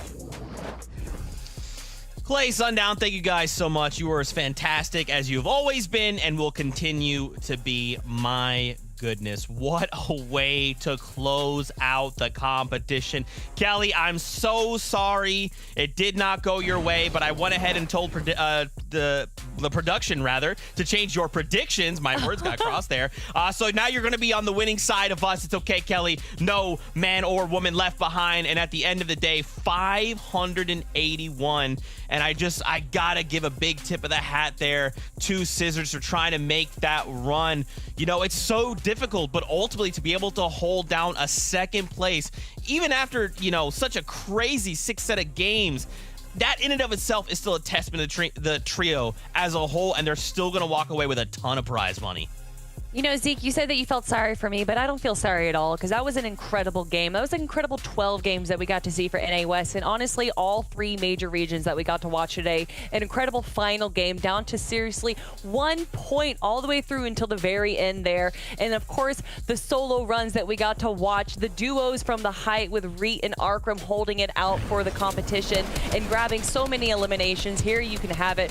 Holding height, even with Epic Whale down, they weren't afraid of anyone stealing it because this is the best team in NA West right here. Arkram and Epic Whale picking up Reet. Reet, one of the reasons that we saw Favs and Snacky take away Season 8 right there. So honestly, it's a shame that Favs, Snacky, and Rex didn't get into the top 5, but they still are in our top 10. And these 2 teams right here, Poffy and Arkram's team, definitely deserve to be first and second place. Yeah, you know, I actually look at this team and I think more that Arkram and Epic Whale were like, you know what, Reet was actually the perfect factor for Snacky and Favs. We have to steal them. It's not necessarily that they needed him to win, but they stole him to make sure that they weren't on top.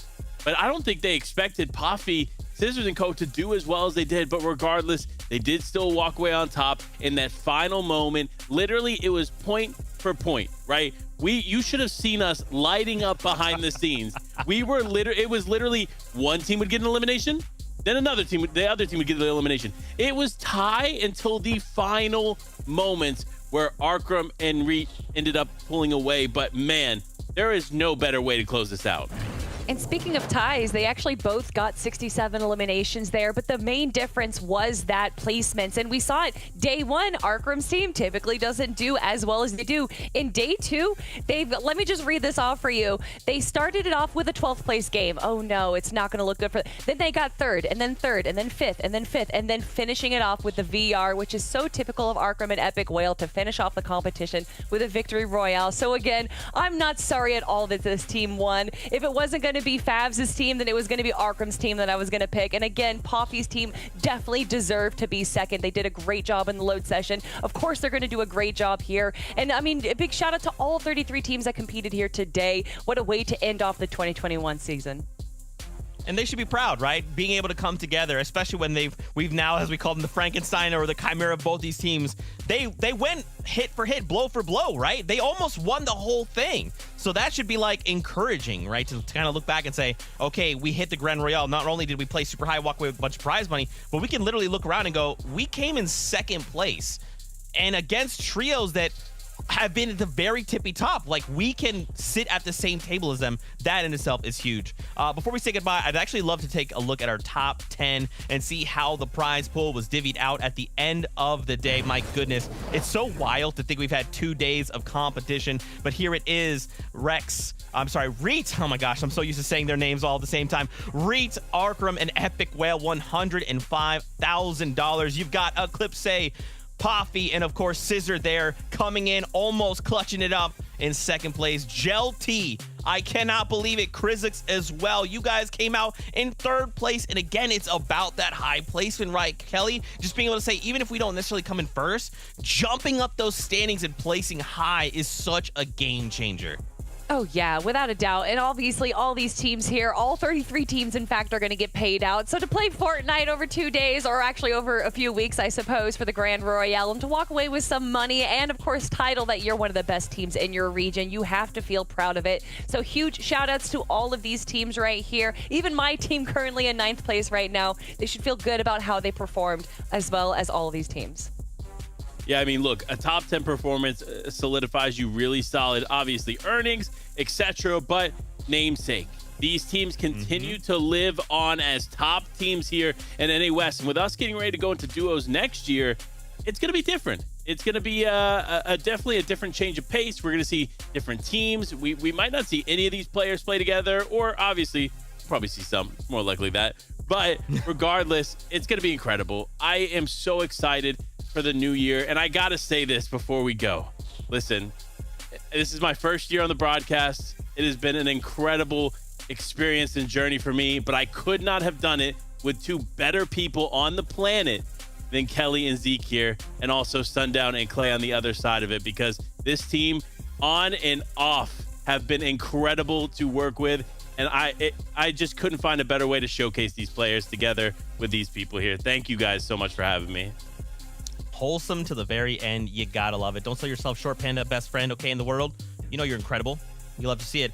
Before we go, why don't we take a look at our 7 region winners? That's right. We got to take a look across. I'm so sorry. Predictions. I jumped the gun. Whoa, Kelly. Wow. You had the same prediction. As I said, no one gets left behind. Don't even worry about it, Kelly. You're always right in my heart. And that's the thing that matters. Okay, now for real, let's go take a look. See, this is the power I have. I just change standings at will. I've become too powerful. Let's take a look at our 7 regions overall. We want to see all the champions from across all 7 of these regions. I mean, we started the day in Europe, then we've jumped on over to NA East and NA West, but here it is, a complete list of your winners from the Grand Royale. Wow. It was an incredible weekend. We could not have asked for more fun, more close games. I mean, these were some of the best storylines to come in from a self-contained lobby. Some of the very best trios in every lobby. I mean, Kelly, Panda got to say goodbye. I want to give you a moment to say goodbye as well, and then I'll take us home. I mean, I feel so proud to be able to say goodbye on this screen right here. The incredible stories that we got to see. Of course, Hin, Tayson, and Chapix walking away.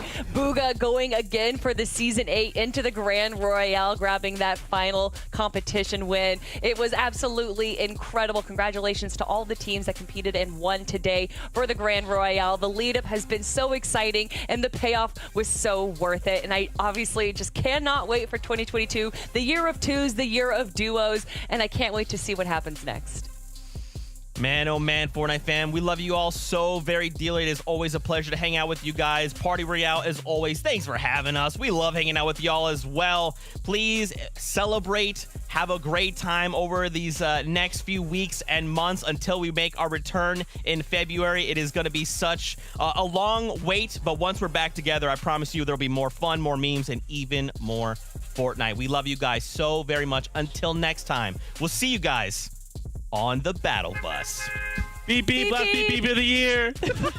Let's go.